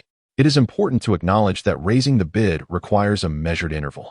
After all, one cannot simply increase the bid every second, can one? The timing must be calculated with utmost precision to achieve such a feat. I proceeded to raise my bid to 60,000 gold coins. Miss Yu's voice emerged softly from the VIP box, and in an instant, the entire auction house fell silent. Akin to a church during a sermon, where even the sound of a needle dropping could be heard with clarity. 60,000 gold coins. This amount nearly equated to the annual revenue of the Xinjiang tribe before they had a lottery stall. With such a lavish sum, one could procure a war-specific magical dragon scroll in the city of St. Augustine or acquire equipment once owned by a saint, certified by the auction. Yet, here was Miss Yu, expending this vast fortune merely for a vial of Dragon King's tears used to restore magical sources. Even though Dragon King's tears are indeed a rare material, this price is utterly unjustifiable. Such extravagant spending, merely out of spite, is astonishing. The participants present shook their heads in unison. It seems that only Hecadin could uphold the new world's pillars. While Miss Yu resembled a black rat stealthily devouring the cheese from the cellar, or a termite gnawing at the foundation of a house. Merely a prodigal spender. What a predicament! To raise 60,000 gold coins would require me to take out a loan. I would have to sell my very soul to repay such a debt. Lu Yixi was equally astounded by Miss Yu's extravagant demeanor, having never encountered such a prodigal spirit before. This individual was truly the embodiment of a lavish spender, a veritable titan among the wasteful. If Lu Yixi were to seek a loan from the nearby fate, there might indeed be a chance to make another bold move. However, contemplating the daily interest rate of 2% made it evident that this was far more exorbitant than borrowing from the most miserly of goblins. Your Excellency, might you require a loan from my humble bank? The New World Bank is renowned for its reliability, and our disbursement of funds is notoriously swift. Fate inquired with a cheerful smile directed at Lu Yixi. Indeed, the collection of payments was likewise famously prompt. Lu Yixi couldn't help but scoff inwardly, yet maintained an air of serenity with a gentle smile on his face. He waved his hand dismissively at Fat, speaking with a natural ease. In truth, I do not have a pressing need for Dragon King's tears. Tianyu Academy possesses a considerable stock. It's merely the distance that renders immediate delivery impractical. Moreover, my intent in seeking this substance is not for my own benefit, but rather for a young brother I encountered on the main street, whose magical essence has been compromised. He has a 70-year-old mother and a 3-year-old child who require his care. Moved by his filial piety, I wish to lend him assistance. It is unfortunate that today I could not procure the Dragon King's tears. One can only attribute this misfortune to the trials destined for this young soul. Lu Yixi's words moved listeners to tears and stirred emotions in those who heard him. Had Reed and Olivia not been aware of Lu Yixi's damaged source of magic, they might have believed his words to be true. Even Pikachu, whose temperament had gradually aligned with Lu Yixi's, covered its eyes in his embrace, exclaiming, "Oh, the beast god. Humanity is truly terrifying." It was astonishing to realize that Lord Ben had come to the auction for the sake of a chance encounter with a certain youth. Such a degree of benevolence could rival that of the great sages of St. Augustine, who devoted themselves solely to the study of ancient texts. Upon hearing this, Fate's expression shifted slightly. To travel all the way to an auction for an unfamiliar individual to bid on a treasure worth tens of thousands of gold coins speaks volumes of a heart as grand as that of the ancient saints. If this individual were not somewhat deranged, he would undoubtedly achieve greatness in the future. With this thought, Fate found himself almost unable to resist abandoning his principle of a 2% daily interest, contemplating lending to Lu Yixi at a mere 1%. Upon hearing Farte's flattery, Lu Yixi merely offered a faint smile, choosing not to elaborate further. After all, Farte was a cunning old fox. Let him think as he pleased. However, according to the narrative's trajectory, even if Miziu were to acquire every item at the auction, Lu Yixi would inevitably intercept him at a pivotal moment, adhering to the established conventions of the story. Yet, it was evident that Miziu was unwilling to grant Lu Yixi, the protagonist, even the slightest opportunity. As soon as the auction concluded, he hastily departed in his carriage, leaving Lu Yixi without a chance to lay an ambush. Of course, the utterly defenseless Lu Yixi would never be foolish enough to attempt an ambush against a city patrol captain. This auction seemed to have lasted an interminable length of time. It must be nearing evening, was it not? As Lu Yixi stepped out of the auction house, he felt as if he were enveloped in a refreshing breeze. Gazing up at the multitude of stars shimmering like silver against the dark fabric of the night sky, he realized for the first time that money truly is the root of all evil. Miziu had indeed persisted in his extravagant ways, aside from the azure magical rapier. Lu Yixi emerged from the auction empty-handed. He was not alone. Numerous distinguished gentlemen from various regions left the venue wearing expressions of discontent, thanks to Lu Yixi's presence. Many of them had failed to secure even a single item.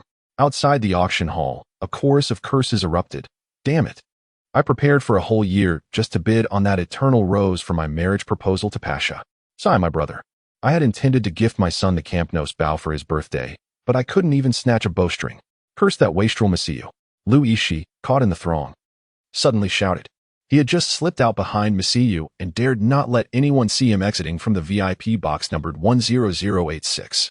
Although all the items had been claimed by Miziu, the main reason for his own lack of success was the bickering that had ensued. If anyone recognized Lu Yixi as the infamous provocateur, he would surely be dragged through the streets by the enraged crowd. Indeed, it's all that rascal Miziu's fault. By the way, your voice sounds oddly familiar. One audience member scratched his head. Why does that voice seem so recognizable? Of course, it's familiar. I was just exchanging barbs with Miziu.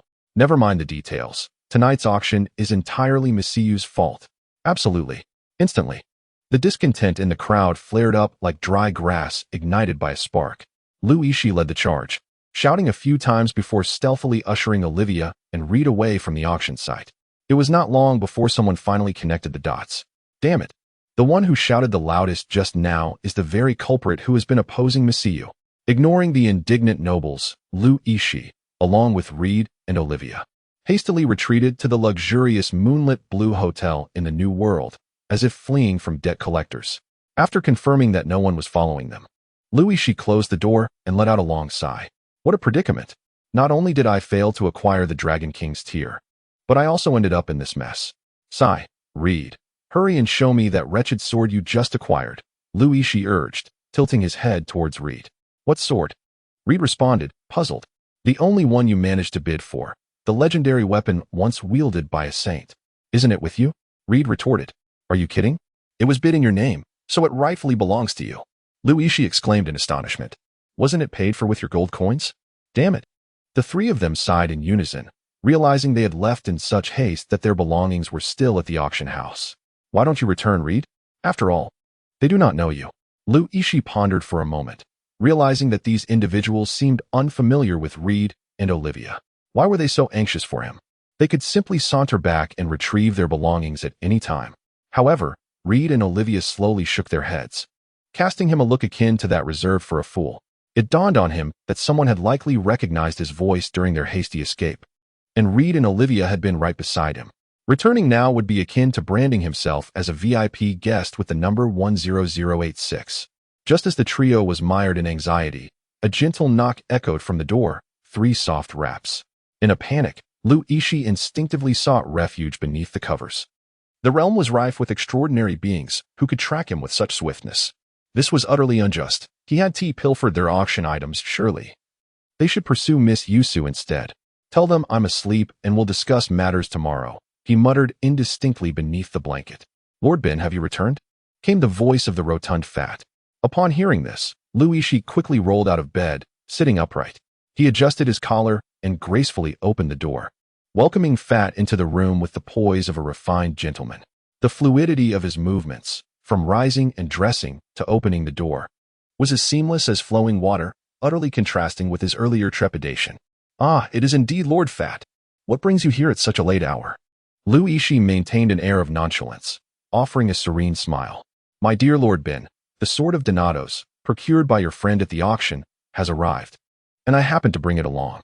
If convenient, please sign for it, Fat replied, producing a sheet of yellow parchment embossed with the emblem of the window to the world auction. The contents indicated that Fat was there to collect the signature of Reed for the item he had purchased. After exchanging pleasantries with Fat, Lu Yixi began to examine the weapon once wielded by the saint alongside Reed. While he held little expectation for its significance, he considered it merely a gift for a friend. Yet, Reed caressed the blue blade with the tenderness one might show a beloved, as if it were an extension of himself. The sword resembled a slender fencing blade found on Earth, with a guard that enveloped the entire wrist. When Reed grasped the hilt, it appeared as though the sword had sprouted from his very arm. In this world, the weapons wielded by sword mages typically bore such forms, and Lu Yixi found nothing particularly extraordinary about it. Suddenly, Reed began to twirl the sword within the confines of the room, his face alight with ecstasy as if he had just won a lottery worth 5 million. Do not tell me this is the real deal. How could that possibly be? Lu Yixi scoffed, incredulous. It felt akin to randomly purchasing a cabbage in the market only to discover it was a rare treasure that could elevate one's status significantly after consumption. Such fortuitous occurrences seemed reserved for protagonists in fantastical novels. This sword is indeed authentic. Moments ago, the memories of Donatos surged into my mind. Though they were but scattered fragments, I am certain they are genuine. Reed exclaimed with excitement, as the pale blue sword blossoms danced ever more swiftly through the air, resembling a striking blue rose blooming within the room. Simultaneously, Lu Yixi felt the temperature plummet, as if the air conditioning had been set to a chilling 18 degrees Celsius. Rubbing his goosebumps-laden arms, Lu Yixi turned to Reed and said, "All right, enough with the dancing. It feels like midwinter in here. Tell me, Reed, aren't you truly the protagonist of another realm? How is it that you can casually stumble upon such divine artifacts?" Lu Yixi gazed upon Rueda's handsome visage. His striking golden hair, deep-set eyes reminiscent of the vast ocean, and a nose as sharp as a blade. Suddenly, a line from the game League of Legends sprang to mind. With looks like mine, I'd be the protagonist in any other game. Indeed. It's true that those endowed with beauty are always the leading characters. Lu Yixi's resentful gaze continuously flickered over Reed, who seemed oblivious to her admonitions, relentlessly twirling his sword in a flurry of intricate patterns. The temperature within the room plummeted, and Lu Yixi felt as though she were standing atop an icy peak, buffeted by frigid winds. Even the fire mage, Olivia, could not resist igniting a small fireball for warmth. "Hey Reed, stop this madness," she exclaimed. "I don't want to either. I can't control myself." Reed lamented, his face a mask of despair. This line was intended to be humorous, yet Lu Yixi found no amusement in it at that moment. When Reed claimed he could not restrain himself, it was evident he truly could not. She had initially thought Reed was merely practicing his swordsmanship, unaware that it was the sword compelling him to wield it. "I think we should retreat. Reed, when do you believe you will regain control?" Lu Yixi urged, pulling Olivia toward the door while calling out to Reed, who appeared to be engaged in an otherworldly dance with his sword. "I have no idea. This sword seems to be transmitting memories of Donatos to me," Reed shouted back helplessly. Witnessing this, Lu Yixi realized there was little she could do to rein in this reckless youth who was lost in his swordplay. It was clear that any attempt to intervene would likely result in her being frozen into an ice sculpture by the razor-sharp sword energy. Suddenly, just as Lu Yixi stepped out of the room, an explosive sound akin to a bomb detonating reverberated through the air, followed by an eerie silence punctuated only by the incessant chirping of cicadas outside. After a brief 5 minutes, confirming that there were no further disturbances within, Lu Yixi cautiously peeked her head back into the room, only to find a scene that left her gaping in astonishment. "Are you kidding me? If you're going to practice your swordsmanship, then practice. Why do you have to make such a mess? It makes it hard for me to wrap things up. Originally, you are auctioning public funds. The moonlit blue has thrived in the New World for many years, a testament to the visionary foresight of its proprietor, the financial officer Fat. From the very foundation, a growth-oriented silver defensive magic scroll was intricately embedded, akin to the roots of a tree, which, over time, would gradually manifest in every chamber of the moonlit blue. After 5 years of establishment, this silver defensive magic has permeated every corner of the moonlit blue, ensuring that guests feel enveloped in safety, comfort, and tranquility. However, on the first evening of the 10th year of the World Window Auction, this silver defensive formation was breached. The perpetrator, utterly bored and dismantling the hotel room, was none other than Reed, manipulated by that sword. At that moment, Luigi stealthily peered inside from the doorway and beheld the wall adjacent to the street, now shattered by the icy sword aura. Silver moonlight poured in from outside, illuminating Reed, who was half-kneeling on the floor in his silver armor, casting an eerie glow. Reed knelt on one knee, a blue slender sword embedded in the floor beside him, resembling a weary general who must rely on his weapon to avoid collapsing entirely. In the dim moonlight, his golden hair appeared somewhat dull, cascading chaotically over his shoulders, obscuring his lowered head. "What has happened to Reed?" asked Olivia, perched on Luigi's shoulder, her curious little head peeking out. "In my homeland, such behavior is often referred to as being possessed by a spirit. Do you have anything like the hooves of a black unicorn?" Luigi casually responded, no longer donning the tattered and loose cloak of Olivia. In truth, even if her figure was not voluptuous, it was undeniably curvaceous, quite unlike the gaunt appearance she exuded while cloaked. At that moment, Olivia was sprawled atop Luigi's head, who felt as though his mind had sunk into 2 clouds of cotton, the sensation remarkably pleasant. "Is he getting up?" Olivia exclaimed, entirely oblivious to the impropriety of her position. She pressed down on Luigi's head, pointing and shouting at Reed.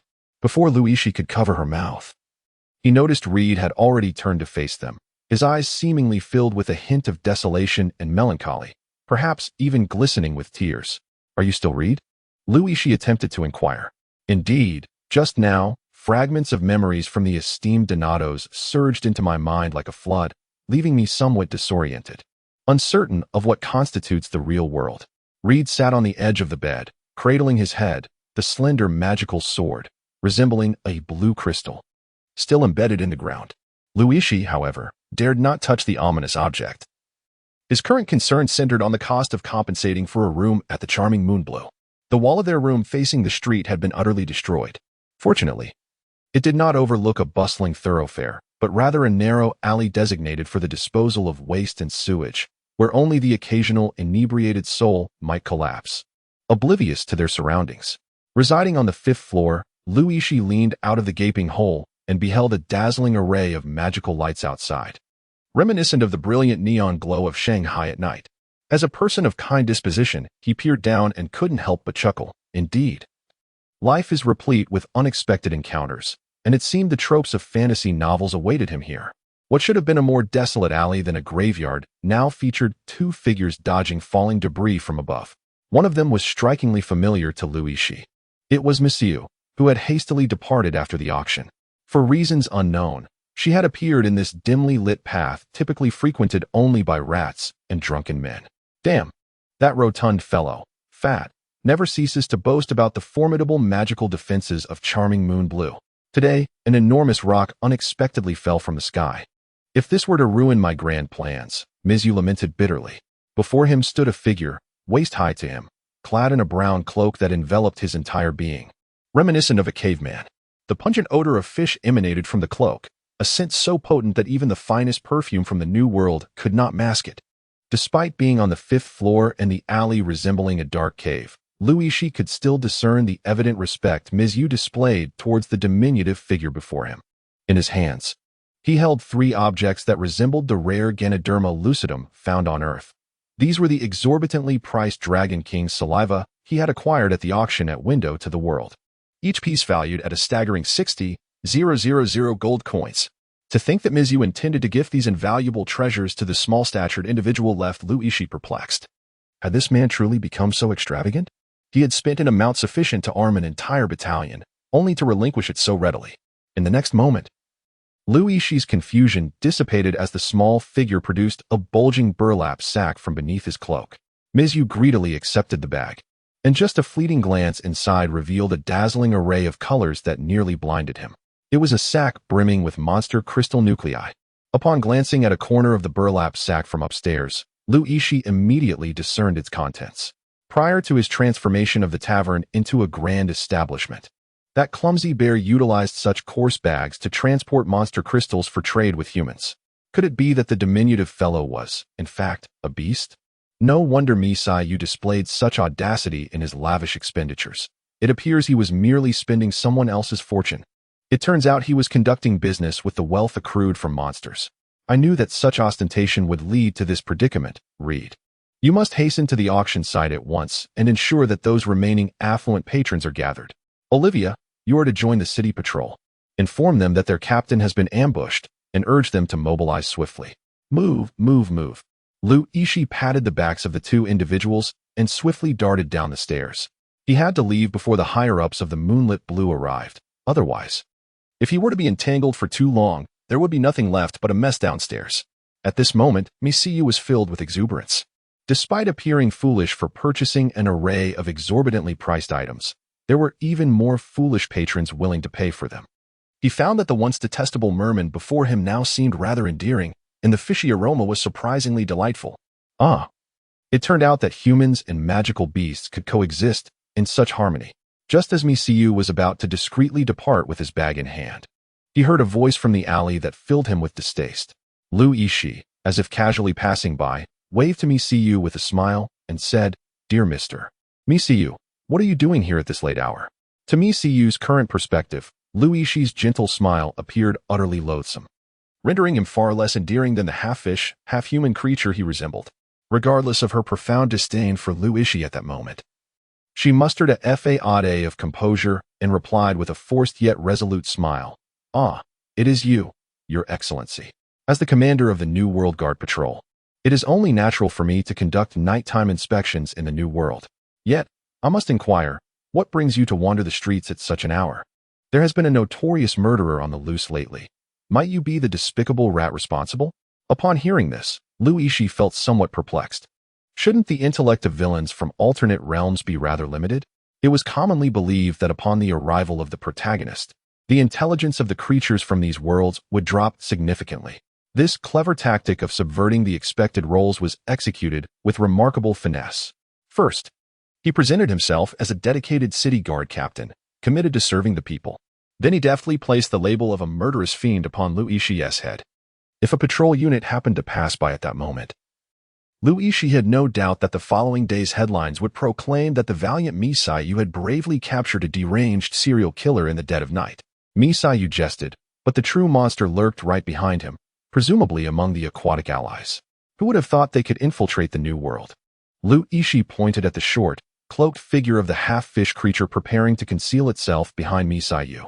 The creature, draped in a tattered gray cloak, bore an unmistakable dark blue fish face, marked with a dozen milky white spots reminiscent of cheese, characteristics unique to the shark folk. Its limbs were far more robust than those of an adult man, smooth as though it wore a second skin. At that moment, upon realizing it had been discovered by Yixi, its eyes, the size of an infant's fist, brimmed with malice. Gripped in its hand was a triangular harpoon laced with deadly poison, poised to unleash a lethal attack on Yixi. So it is a creature of the sea. I suspected this fellow's suspicious behavior earlier.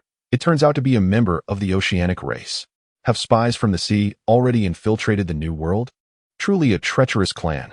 Since Your Excellency has aided me in uncovering its presence, why not join forces? Misiyu said, gradually inching closer to Yixi while completely exposing his back, adopting an air of unwavering trust. His gaze remained sharply focused on the half-fish creature, as if genuinely confronting a formidable foe. However, in terms of acting, Yixi had previously witnessed the Oscar-worthy prowess of the little prince of performance, Mario. In comparison, Misiyu, who was typically arrogant and overbearing, could hardly be convincing in his portrayal. To elicit belief, at the very least, one must keep both hands visible. And observing his gait, it was evident he intended to pivot and launch a sneak attack. Thus, acting is not as simple as it seems. Master Misiyu, be cautious. That half-fish seems poised to strike. Just as Misiyu turned his head to gauge Yixi's position, preparing for his ambush, Yixi emitted a startled exclamation akin to winning a grand prize, his piercing shout tearing through the tranquil night. Misiyu was momentarily stunned by the shout, instinctively glancing toward the half-fish at the other end of the alley. It was indeed Misiyu's inability to fully trust the half-fish that prompted this reaction. After all, those who are not of our kind may harbor ulterior motives. His wariness of the fishman was no less than that of Yixi.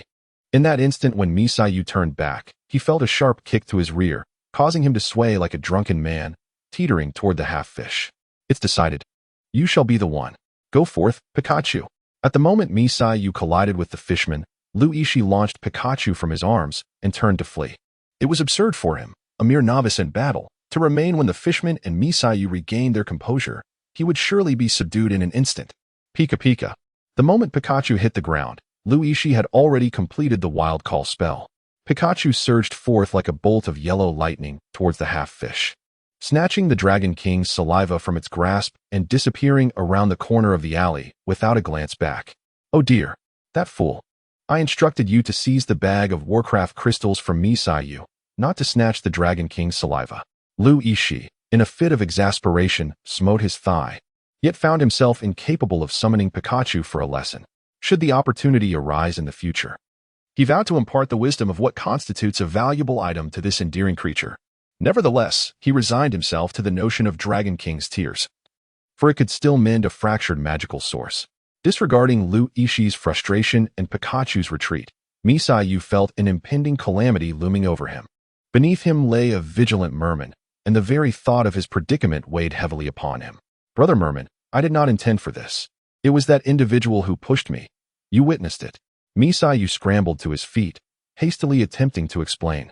However, he was no adept in bestial tongues, and the merman paid little heed to his incoherent utterings. To the merman's perspective, Misayu had previously exhibited a wary demeanor, and he had engaged in dialogue with that peculiar human. From fragments of their conversation, the merman felt as if he had been betrayed. After all, magical beasts are not Yixi. Even the most talentless of actors would earn their trust. With the Dragon King's tears now stolen, the merman's ire reached its zenith, glaring at Misayu with unbridled fury. Yet, as they were presently allies, he refrained from immediate aggression, opting instead to hear Misayu's explanation. Though they could not communicate through spoken language, they could resort to drawings. If Misayu could sketch something roughly, the merman might comprehend. Just as Misayu prepared to retrieve his sketchpad, the ground trembled with the thunderous hooves of ironclad steeds outside the alley, as a fully armed city defense corps, numbering over 100, emerged at the alley's entrance, sealing off the already narrow passage of moonlight blue. The leader dismounted, approached Misayu, and knelt upon one knee with a resounding thud, proclaiming, "The subordinate has arrived late to your aid. I beseech Lord Misayu for forgiveness." Misayu stood frozen, utterly taken aback, thinking, "I did not summon your assistance." Tears of grievance welled in his eyes as he cast a glance at the scowling merman. "Brother, I told you they were here to escort you. Do you believe me now?" At this moment, Misayu was at a loss, for the narrow alley could scarcely accommodate 3 figures, yet it was now completely blocked by the armored soldiers. The merman's gaze toward Misayu brimmed with distrust and fury. With a fierce thrust, he plunged his trident into the wall, using it as a springboard to scale the outer wall of moonlight blue. This merman clearly possessed formidable strength. Otherwise, he would not have been dispatched as an envoy from the sea to engage with humans. In an instant, he ascended the towering wall, disappearing from sight with the agility of a nimble gecko. "Ah, you fools, go after him at once." Misayu shouted in desperation. "What? However, young master, we do not scale walls. Who sent you to pursue those wall-climbing ruffians, chasing after Ben Hanks, the one who has been a constant source of trouble for me?" Misayu, in a fit of anger, kicked his deputy squarely in the backside and stormed towards the alley's exit. Just as he stepped out, a loud, croaky voice broke through the air. "Lord Misayu is at the alley's mouth. I see him." The voice was unmistakably strained, and for a moment, Misayu could not identify its owner. However, he soon had no time to ponder this, as suddenly a throng of over 100 people surged forth from either side of the street, clamoring towards him like fans encountering their idol. Many held up bags of gold coins, shouting, "Lord Misayu, can you sell me the Eternal Rose at a discount? I wish to use it for a proposal." "Indeed. Lord Misayu, you acquired all the auction items. It must have been arranged with the World Window Auction House, or how could you afford such lofty prices?" "Ah, I need the winged lioness bloodgrass for my grandfather's treatment. I implore you, Lord Misayu, sell it to me for less." In an instant, the crowd had cornered Misayu and his iron cavalry at the alley's entrance, creating a ruckus akin to that at a bustling market. Already fraught with irritation, Misayu felt an even greater headache brewing. The reason he had slipped away from the auction so hastily was precisely to avoid being ambushed by this unruly mob. Moreover, those who could attend the World Window Auction were individuals of notable standing in the New World, even gentlemen and nobles from larger cities. Could he treat them as mere commoners and confine them? When he had purchased the items, he had envisioned reselling them for a profit. After all, the funds used at the auction were from the sea folk. It was akin to acquiring antiques with public funds, only to privately resell them. Yet, he never anticipated being cornered in a dark alley at night, faced with such a dilemma. "You insolent fools, do you even know who my young master is?" The deputy, initially intending to shield Masuyu from these beggar-like wretches, attempted to disperse them. However, upon pushing aside the first disheveled individual, he was taken aback to discover that this person was, in fact, the son of a council member from the New World, someone for whom even Masuyu would display respect during visits. Not to mention, he had just been shoved into a sewage puddle. "Masuyu, you wretched fellow. Quickly bring forth that legendary love novel, Fortunate to Encounter You, which I intended to bid on. My beloved has been pestering me about it for quite some time." The inspection team, led by Masuyu, swiftly discovered that this crowd, akin to those vying for discounted produce in a bustling marketplace, comprised prominent figures from the New World. This presented quite the dilemma. At this juncture, it was no longer a matter of merely pursuing Yixi. Maintaining order and preventing these individuals from storming in and tearing Misuyu's garments to shreds was already a formidable challenge. One could easily imagine the frustration of having meticulously prepared for a year only to see everything snatched away without a hint of reason.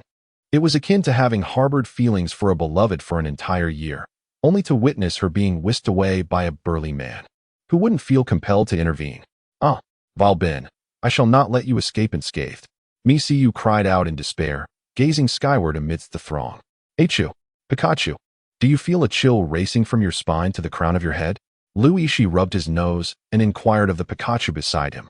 While Masuyu was engaged in haggling with those gentlemanly nobles, Yixi and Pikachu, a duo adept at indulging themselves, had already completed their gathering. At that moment, Yixi held 3 pieces of the pitch-black Dragon King's nectar in his hand, examining them closely. It was said that this substance could heal damaged magical sources. But how was one supposed to utilize it? Should it be swallowed whole? No, this is not a black flame seed. It must certainly not be used in that manner. Yixi shook his head, evidently recalling some rather unpleasant experiences. He found himself pondering the whereabouts of that carefree black flame sorceress. Why did her dazzling smile, reminiscent of summer blossoms, suddenly invade his thoughts? Could it be that her enchanting magic was so potent that even after the passage of time, it lingered vividly in his mind? Just as Yixi became lost in thoughts of the porcelain beauty, a sudden jolt to his calf from Pikachu brought him back to reality. He stumbled, and in that moment, a dagger shot past him like a bolt of black lightning, emanating a foul stench of fish, clearly laced with poison. "Wow, Pikachu, you've saved me once again. Who would dare to launch such a sneak attack? If you have the guts, come out and face me in a fair duel."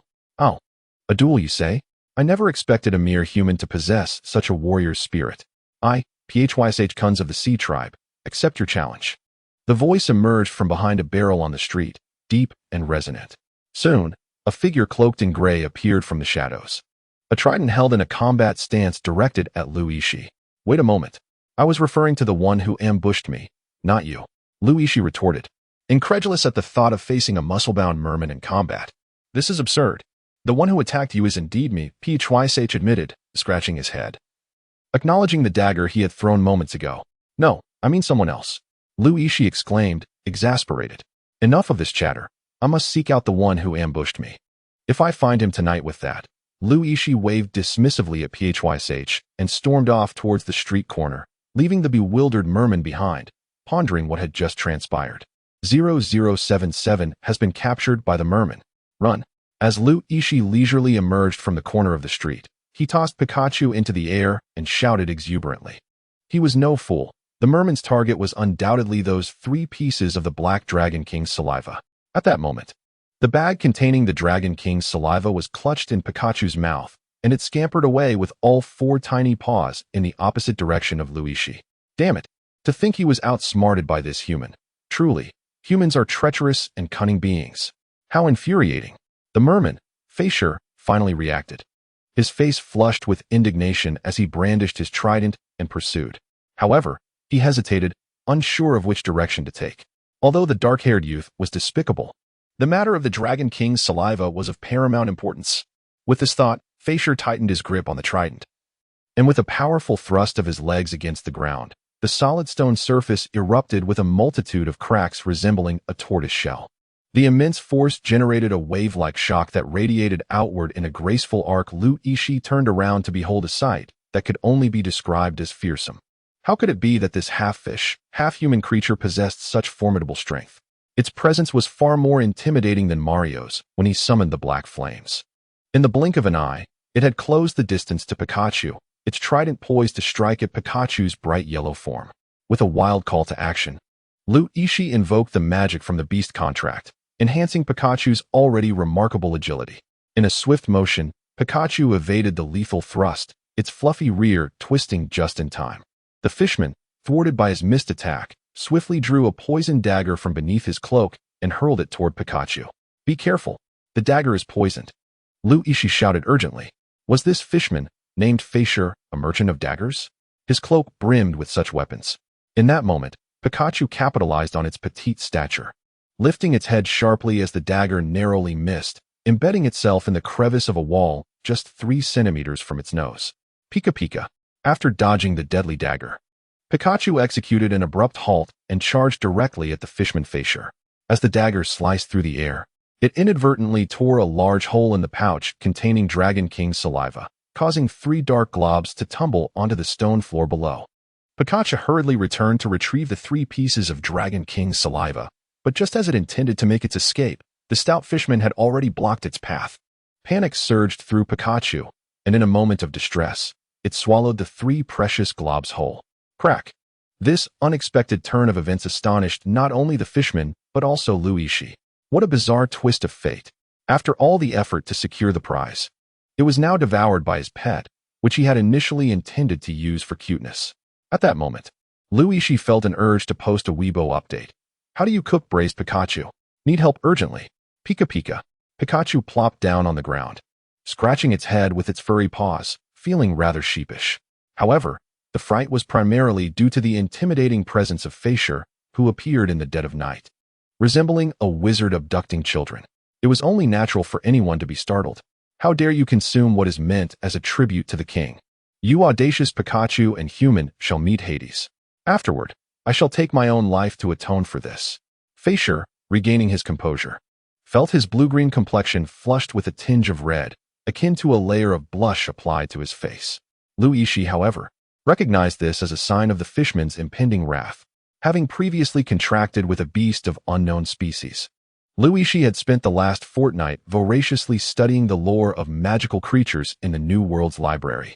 Given the proximity to the West Sea, the library's resources on marine species were notably more comprehensive than those of other beings. "Wait, you cannot kill us," Yixi shouted desperately. And why is that?" Fasher twirled the trident in his hands, casting a disdainful glance at Yixi. Although he found this human despicable and shameless for daring to issue a challenge only to back down at the last moment, he refrained from taking immediate action. After all, this was a human capable of communication, blessed by the beast god, in Fasher's 28 years of existence. He had never encountered a human who could speak the language of beasts. "Your king requires Dragon King's tears, and my beast has just consumed them. Thus, if you were to slay my beast, your king would be left without the tears necessary for his healing. Do you comprehend what I am saying?" Yixi passionately exclaimed a lengthy tirade, clutching Pikachu tightly as she confronted Fasher with an air of indignation, as though Fasher possessed an insurmountable justification for sparing the lives of her and her companion. "Then, what does that have to do with my killing you?" Fasher responded, somewhat bewildered. "At long last, the moment has arrived. Go ahead, Olivia, it is settled. You're the one." Before Yixi could finish speaking, a blazing fire wheel, with a radius of no less than 5 meters, descended from the heavens and struck the merman Fasher, who was about to respond. Yixi was violently thrown aside by the intense heat wave, laughing at the flames. Did you not expect this? I have an ally. Is that so? It is truly unfortunate. If your ally were a lightning mage employing the lightning explosion spell, with such a magnitude of magical power, I would have perished. However, regrettably, she is a fire mage. Yixi heard the cold and muffled words from Fasher amidst the flames, and her expression instantly resembled that of someone struck by a muscle-hardening injection. Moments later, within 2 minutes, both Olivia and Yixi, along with Pikachu, found themselves tightly bound by steel wire at Faysher's hands. To prevent Olivia from chanting spells, Faysher procured a filthy black tape and affixed it over Olivia's mouth. "Hey, Olivia, why are you all tied up?" questioned the earnest Red, only to swiftly meet the same fate as Yixi and Olivia. After being incapacitated by Faysher, Red was bound together with Yixi and Olivia.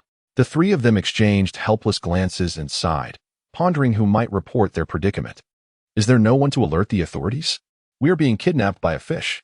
"Humph. Since your magical beast has consumed the Dragon King's saliva, I shall take all three of you back to the Sea Tribe to face our people's judgment," Faysher declared, retrieving a net used by the commoners of the New World for hunting wild boars. He effortlessly hoisted the trio onto his shoulder and sped towards the city gates. Who would even believe a report? Sighed Red. In the New World, the third son of the former city lord, Age Plandos, known for his unparalleled martial and magical talents among his siblings, was the one who had introduced Yixi to this new realm. Each night, he maintained the habit of practicing swordsmanship along the city moat, and today was no exception. Despite Age's exceptional innate abilities, achieving bronze-level magic at such a young age required greater effort than most could fathom. Just as he finished his first set of martial techniques, he noticed a small figure leap from the towering city wall, plummeting like a cannonball into the moat and creating a splash reaching 3 to 4 meters high. Who is that? How could they breach the magical perception barrier of the New World? Could they be spies sent from another nation? Age murmured, bending low like a prawn as he cautiously approached the point of impact. Soon, Age observed a trail in the water, rapidly moving towards the shore. The ripples did not resemble those created by humans swimming, but rather indicated a massive fish gliding through the moat. "Ah, Faysher, could you possibly consider the feelings of your captives? Are you not aware of the policies regarding the humane treatment of prisoners? Is there no regard for international law or human rights? You, being a fish, can breathe underwater, but what of our survival?"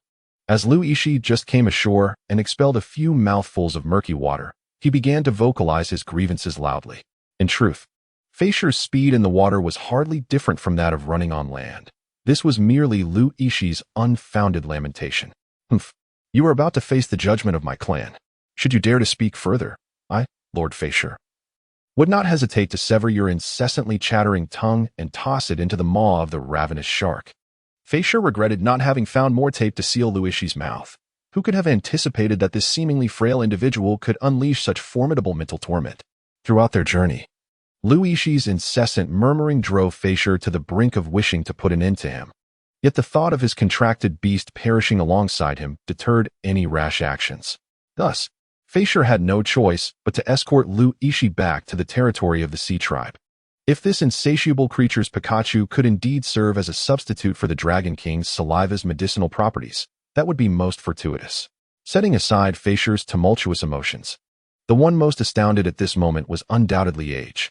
He had merely been practicing his swordplay by the riverbank when he witnessed a spy from the Sea Tribe leap from a towering wall, seemingly accompanied by that enigmatic master. To Age's perspective, Yixi remained the formidable figure capable of effortlessly suppressing the golden-level Cerberus. Yet now, he was captured by an inconspicuous merman, revealing a glaring weakness of beast tamers. When ambushed at close quarters, they could easily become as defenseless as a magician unable to protect themselves. With such thoughts in mind, Age gradually retreated into the shadows. He surmised that if Yixi was unable to handle this enemy, then it must be a terror akin to ancient evil, far beyond the capabilities of a mere bronze-level swordsman like himself. Thus, the astute Age decided to leverage the overall advantages of the New World. After all, he was one of the 3 heirs of this city, wielding considerable authority. As long as the merman remained within the bounds of the New World, he had no concerns about Yixi being taken away. Such was the audacity of being the son of the New World's lord. "Excuse me, Lord Age. Could you please repeat that? Your friend was taken by a merman?" In the office of the New World inspection team, located beside the church at the southeastern corner of the main city, a grand windmill structure was built with dark greenish bricks. The interior was luxuriously appointed, with the inspection team's hall occupying a generous 200 square meters, not to mention the various department scattered offices. At this moment, Age found himself in the office of Vice Commander Misaiyu, recounting his observations from the previous night to 2 of Misaiyu's aides. One was stout, the other lean. The taller and slimmer aide had been present that evening, having witnessed the half-fish man firsthand. At this moment, he was covering his mouth, stifling laughter while diligently recording Age's testimony. I say, my friend was indeed taken by a merman. Egil reiterated his point with great emphasis. The result was that Misyu's two deputies simultaneously let out a chuckle, their synchrony reminiscent of a well-rehearsed performance. The slightly plump deputy produced a sheet of white paper and, with a swift motion of graphite, sketched a few lines before raising it to Egil, inquiring, "Is this what you mean by a merman?" "No. What I referred to was a creature that is half fish and half human, not a person holding a fish," Egil exclaimed in frustration. Upon hearing this, the rotund aide exchanged the paper for another and, after a moment of scribbling, presented it to Egil once more, asking, "Is it like this? I meant the upper body should be fish, while the limbs should be human. It feels as though you lack professionalism." Egil could not help but critique. In truth, he had never sought the patrol team for any task, yet the propaganda from the lower echelons of the New World depicted the city guard patrol knights as omnipotent, capable of everything from searching for lost cats and dogs to embarking on campaigns across the endless sea. There seemed to be nothing beyond their reach. Naturally, this could simply be interpreted as the exaggeration typical of television advertisements, and Egil was now acutely aware of the consequences. The somewhat portly knight, after another round of sketching, had indeed managed to portray a rough semblance of a merman, with the lower body and limbs resembling that of a human. Yet the upper half featured a flapping fishtail. "Are you mocking me, you rotund fool?" Egil fumed, ready to draw his sword. "Please, my lord Egil, calm yourself. This gentleman, whom you refer to as the plump one, is our New World's foremost criminal artist. His illustrations are never incorrect," the slender deputy stated with a grave demeanor. Egil rolled his eyes. "If you believe you can locate a merman based on this childish crayon drawing, then the sea folk need not launch an assault on the New World. With your intellect, conquering the entire continent of Atla would pose no challenge. I said the upper half should be a fish head, while the lower half should be human." Egil couldn't restrain his exasperation any longer. "Oh, I see. You must be doing this on purpose. Who would depict a fish head on top with a pair of human hands below?" Egil finally ceased his tirade against Misyu's commanded patrol knights and voiced his indignation. "Pardon me, my lord Egil. As you know, for the fish people of the endless sea to reach our New World, they must first breach the defenses of Ronster and navigate through the densely populated human villages along the way, which is nearly impossible."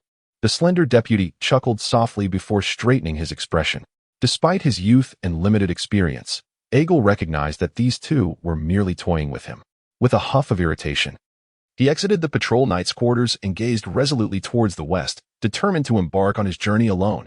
0079, so that is how it is. Carrying the fishman Feisher on his back, indifferent to the upheavals of the New World, Yixi traversed mountains and valleys with a survival instinct that surpassed even that of Bear Grylls. It was evident that this fishman had not been cultivated by the art of gourmet cuisine.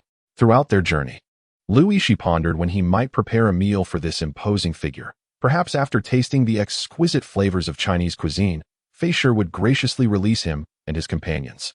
However, it was apparent that the aquatic beings were exceedingly cautious, refusing to grant Yixi such an opportunity.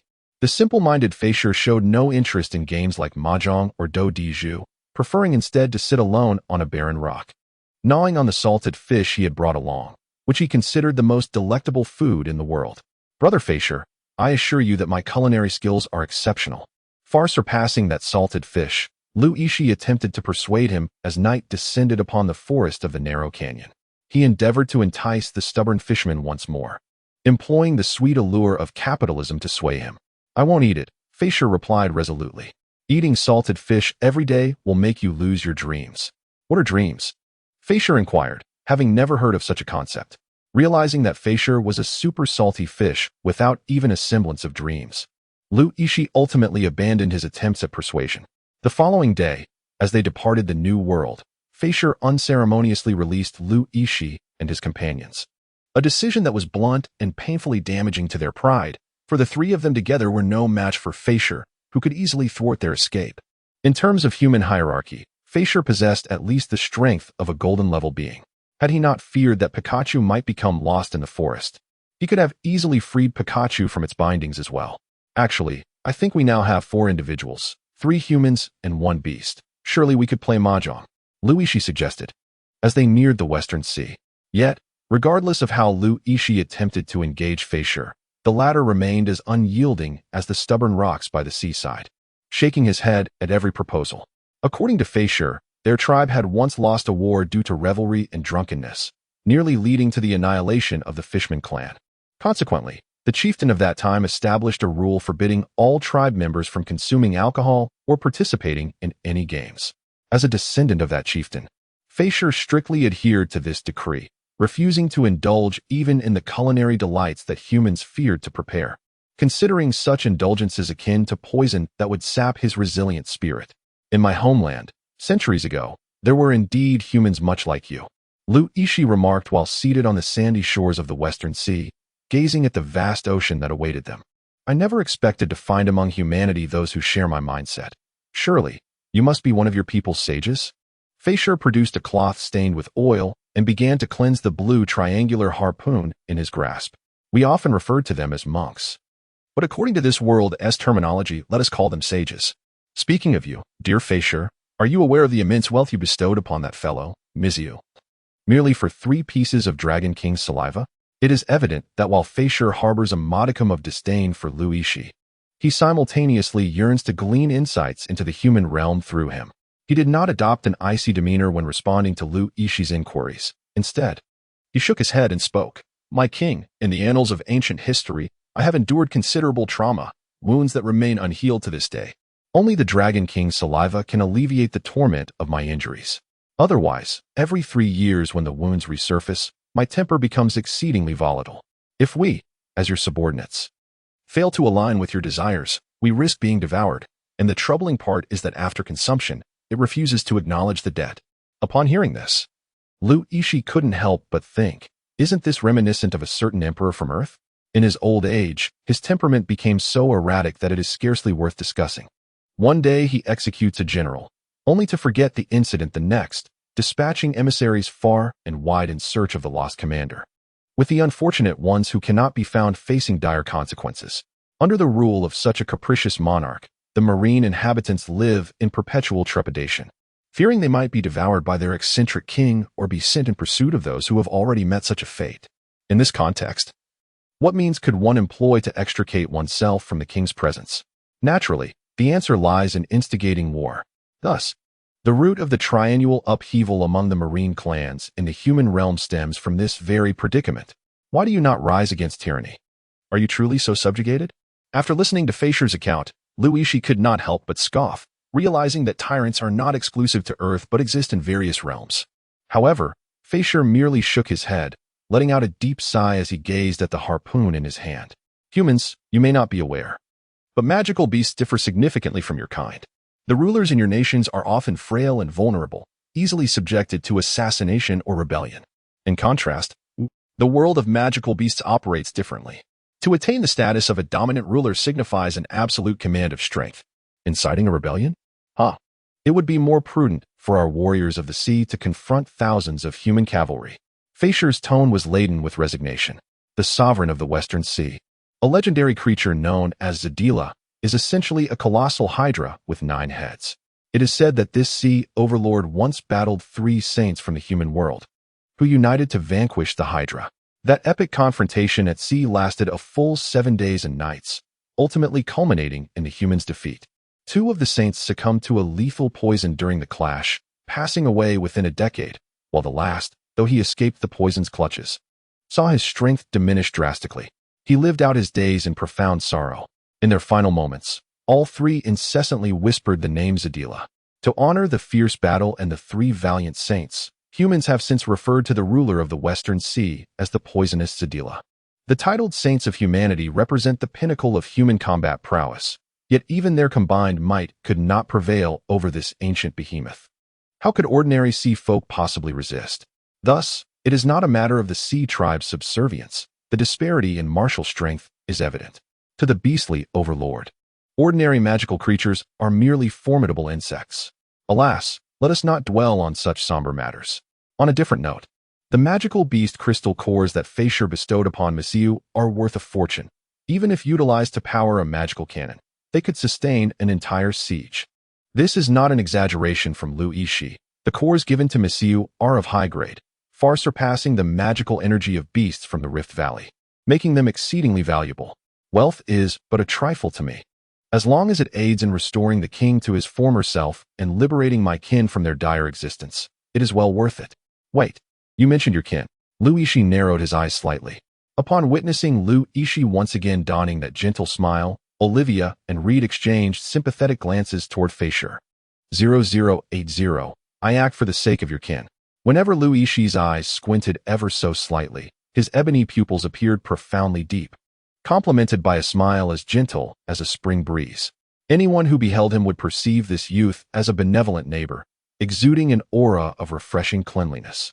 At this moment, although Feisher was not human, a smile transcended language, serving as a universal medium recognized by all species, an innocuous means of communication. Gazing at Yixi's warm smile, Feisher was suddenly reminded of the Fishman brothers who assisted in constructing its cave. On a sunlit afternoon beneath the sea, they had repaired the leaky roof of its home, thereafter basking together in the warm sunlight above the waves, sipping effervescent wine in leisurely delight. Ah, my brother Feisher, I once thought you merely a puppet manipulated by the tyrant of the Western Sea, destined to heed the foolish commands of that despot. Yet, I never imagined that you endured the temper of the tyrant Zadila solely for the sake of your kin. Such sentiment truly commands my utmost admiration. Yixi suddenly clutched his chest, a sincere expression illuminating his face as he gazed at Feisher and exclaimed loudly. Feisher scratched his fish-like head, pondering whether they were still discussing the same topic. How had the conversation veered so unexpectedly? However, upon hearing Yixi's heartfelt words, combined with his earnest and admiring demeanor, Feisher felt as though, after all these years, he had finally found a confidant. As the heir of the half-fish, half-human race, he had achieved the prowess of a golden warrior at a tender age, rendering him nearly invincible among his peers. At 28, many magical beasts were still in their youth. The more formidable the species, the longer their juvenile phase. Despite his formidable strength and far-reaching vision, Feisher had not garnered the support of his kin. In fact, many of them lamented that their lives had deteriorated compared to the past. Feisher felt a profound sense of frustration, as the recent years had seen King Zadila's condition worsen, naturally leading to a more erratic temperament. This discontent was not limited to the half-fish race. Other sea tribes were similarly beleaguered. In truth, when compared to others, the half-fish race was faring relatively well. To date, none of their kin had been devoured by the king, a fortunate circumstance attributed to the Dragon King's saliva that Feisher had brought back for Zadila. Yet, his kin failed to grasp these nuances. It was astonishing that a youth from the heart of the continent could transcend species and time. Comprehending the depths of his suffering, this nearly brought tears to the resilient fishman's eyes. Indeed, I have always been deeply considerate of my kin. Alas, the beast god does not recognize my efforts, perpetually believing that my dealings with humans amount to selling my soul to Hades. Entranced by the visage of humans who resemble angels, Feisher sighed, revealing his inner melancholy. At that moment, he found Yixi increasingly pleasing to the eye.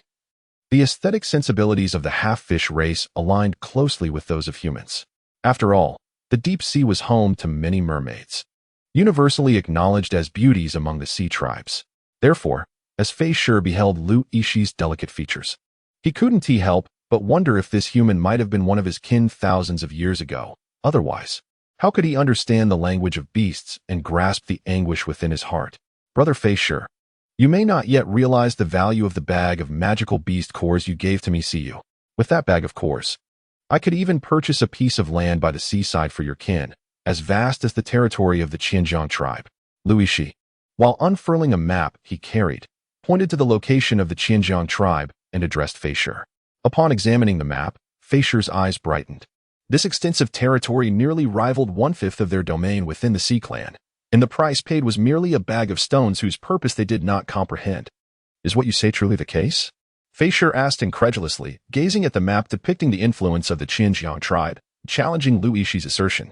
Indeed, I, Ben Hanks, am not one to deceive, nor would I mislead a beast, Yixi proclaimed, standing tall with a sense of pride, his demeanor reminiscent of a knight solemnly pledging in a holy crusade. However, when we first met, you took my Dragon King's tears, Feisher interjected. Do not dwell on such trivialities. We were adversaries at the time. Have you not heard the saying? There are no eternal enemies in this world. Are you suggesting that the century-old animosity stemming from the massacre of our kin by the bloodthirsty shark clan can be so easily dismissed?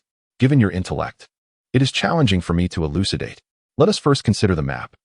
If I were to acquire a parcel of land in Ron's city equivalent in size to your people's territory, would your kin cease their assaults on humanity? Yixi pointed to the city of Ronster on the map, remarking that although it is often referred to as the city of crime, the land prices here are remarkably low, at least when compared to the New World, where the affordability of land seems akin to the ubiquitous presence of cabbage on the streets. However, with the allure of inexpensive real estate comes an inherent risk. There have been speculative merchants who attempted to purchase vast tracts of land in Ronster, hoping to inflate the market value. 3 months later, that merchant was compelled to relinquish all his properties back to the Ronster military, fleeing the crime-ridden city like a dog with its tail between its legs. In this place, criminals can acquire any property they desire without the need for purchase. Intimidation is often sufficient to persuade sales personnel. Yet, Yixi is now contemplating the relocation of a segment of the aquatic race to the land. Given the ferocity of the beasts, residing in such a location would likely pose no risk of retreat, unlike that of the merchant. However, Feisher interjected with a tinge of regret, noting that without a legitimate reason, the king would never consent to their departure from the sea. Feisher holds no significant aversion to living on land. Many species in the depths of the ocean also thrive in drier environments. Unlike Earth, the ocean can indeed house arid regions. As a highly intelligent species, the sharkmen would prefer to inhabit sunlit, sandy beachfront villas rather than dark, damp, and leaky ocean caves. What a pity, Yixi shook his head. However, if the king regains his senses and you can assist us in relocating to the land, our clan would be willing to forge an everlasting friendship with you. Feisher stated earnestly. Let us discuss this later, Yixi replied, somewhat disheartened. If this approach could persuade the aquatic race to withdraw, he could leverage a significant advantage over the leaders of the New World and Ronster. Yet, since that is not feasible at present, his enthusiasm waned. Alas, if it were not for the king's recovery, I would be inclined to release you now. But this Pikachu must accompany me back to the aquatic realm. Feeling remorseful as a devotee of the beast god for laying hands on a friend's magical pet, Feisher lowered his head. After a moment's contemplation, Yixi posed a crucial question. You often mention that your king is gravely injured. Given its formidable nature, there must be few capable of inflicting such wounds upon it on this continent. Yixi finally posed a rather pivotal question. The Hydra, Hudila, reigns as the sovereign of the Western Sea. Even when considering the entire continent of Etla, it is a force to be reckoned with. Westward from the Ronster Sea stretches an endless expanse of 30,000 nautical miles, where the water's hue deepens into a profound black, a phenomenon resulting from a peculiar species of dark algae flourishing beneath the waves. This vast stretch, encompassing even the most remote waters untouched by human footprints, falls under Hudila's dominion. It was through the endeavors of human adventurers in search of treasure that remnants of a sunken vessel were unearthed in a particular maritime region, revealing that it once served as a library for an ancient sea tribe, meticulously documenting the extent of Hudila's rule, spanning 30,000 leagues beneath the sea. This underscores the formidable nature of this Western Sea sovereign.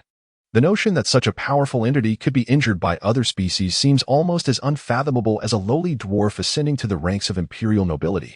This predicament can be attributed to humanity, had it not been for 3 human saints who dared to challenge the king's dominion over the oceanic territories. This peril would not have lingered. Feisher expressed this with palpable resentment, referring to the legendary conflict between those 3 human saints and Hudila. Upon hearing this, Yixi sensed a significant disparity. This tale unfolded over a millennium ago, and even within the annals of human history, it would be classified as a mere legend. Do not be so astonished. The lifespans of magical beasts differ fundamentally from those of humans. For beings like the king, inherently superior species, living for several millennia is hardly remarkable, Feisher remarked, noting Yixi's astonished expression, which seemed to convey a sense of naivety. The latter absent-mindedly rubbed his nose, momentarily forgetting the vast differences between the creatures here and those on Earth. After all, no species on Earth boasts a lifespan of several centuries, whereas even a minor boss-level magical beast in this realm can easily live for a millennium. So, are you implying that your king's legacy of vulnerability stems from that battle, only to resurface a millennium later? Yixi felt a sense of peculiarity.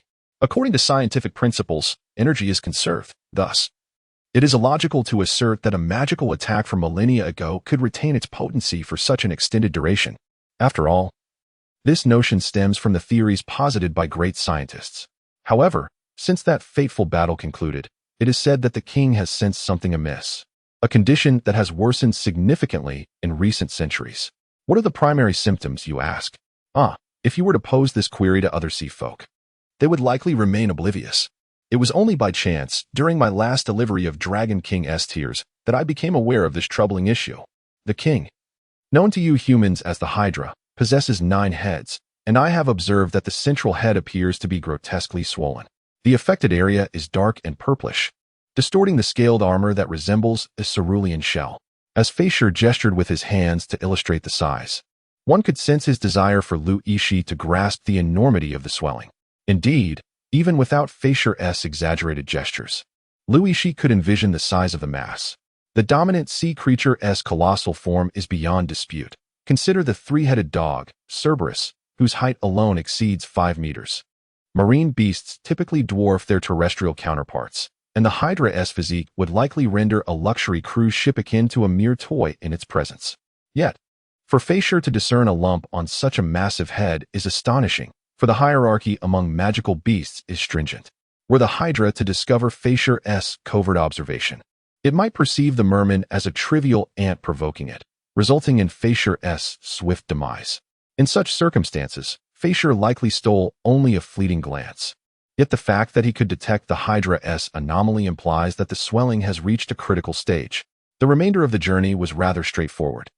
After their conversation, Feisher did not confine the 3 of them, and their expenses throughout the journey were solely covered by Lu Yixi, with Feisher offering only some trivial stones he deemed worthless. Thus, upon reaching the shores of the Western Sea, Feisher felt a wave of embarrassment. To accommodate his identity as a merman, Lu Yixi insisted on securing the finest rooms at every stop, valuing their privacy. Naturally, the cost of such luxurious accommodations was exorbitant, which only deepened Feisher's sense of shame. Yet, Lu Yixi merely patted Feisher on the chest and cheerfully remarked, "My friend, we are friends after all." The more generous Lu Yixi became, the more ashamed Feisher felt. Who would force their friends to become hostages? As they approached the sandy shores of the West Sea, Feisher even contemplated the idea of releasing Lu Yixi and the others. So this is the ocean, indeed boundless. Standing by the seaside, the slightly briny breeze caressed Reed's handsome face, teasing his golden hair into gentle curls. Among them, it seemed that only Reed had never encountered the sea at this moment. He closed his cerulean eyes and opened his arms to embrace the ocean breeze, evoking in Lu Yixi a line of poetry. "I wish to face the sea, where spring blossoms." Alas, this fellow met a tragic end on the railway tracks. Reflecting on the poet before embarking on a journey, could it be an ominous omen? Lu Yixi quickly dispelled the terrifying thought from his mind. The group found themselves on a beach to the south of Ronster City, where the landscape was dominated by rugged coastal rocks.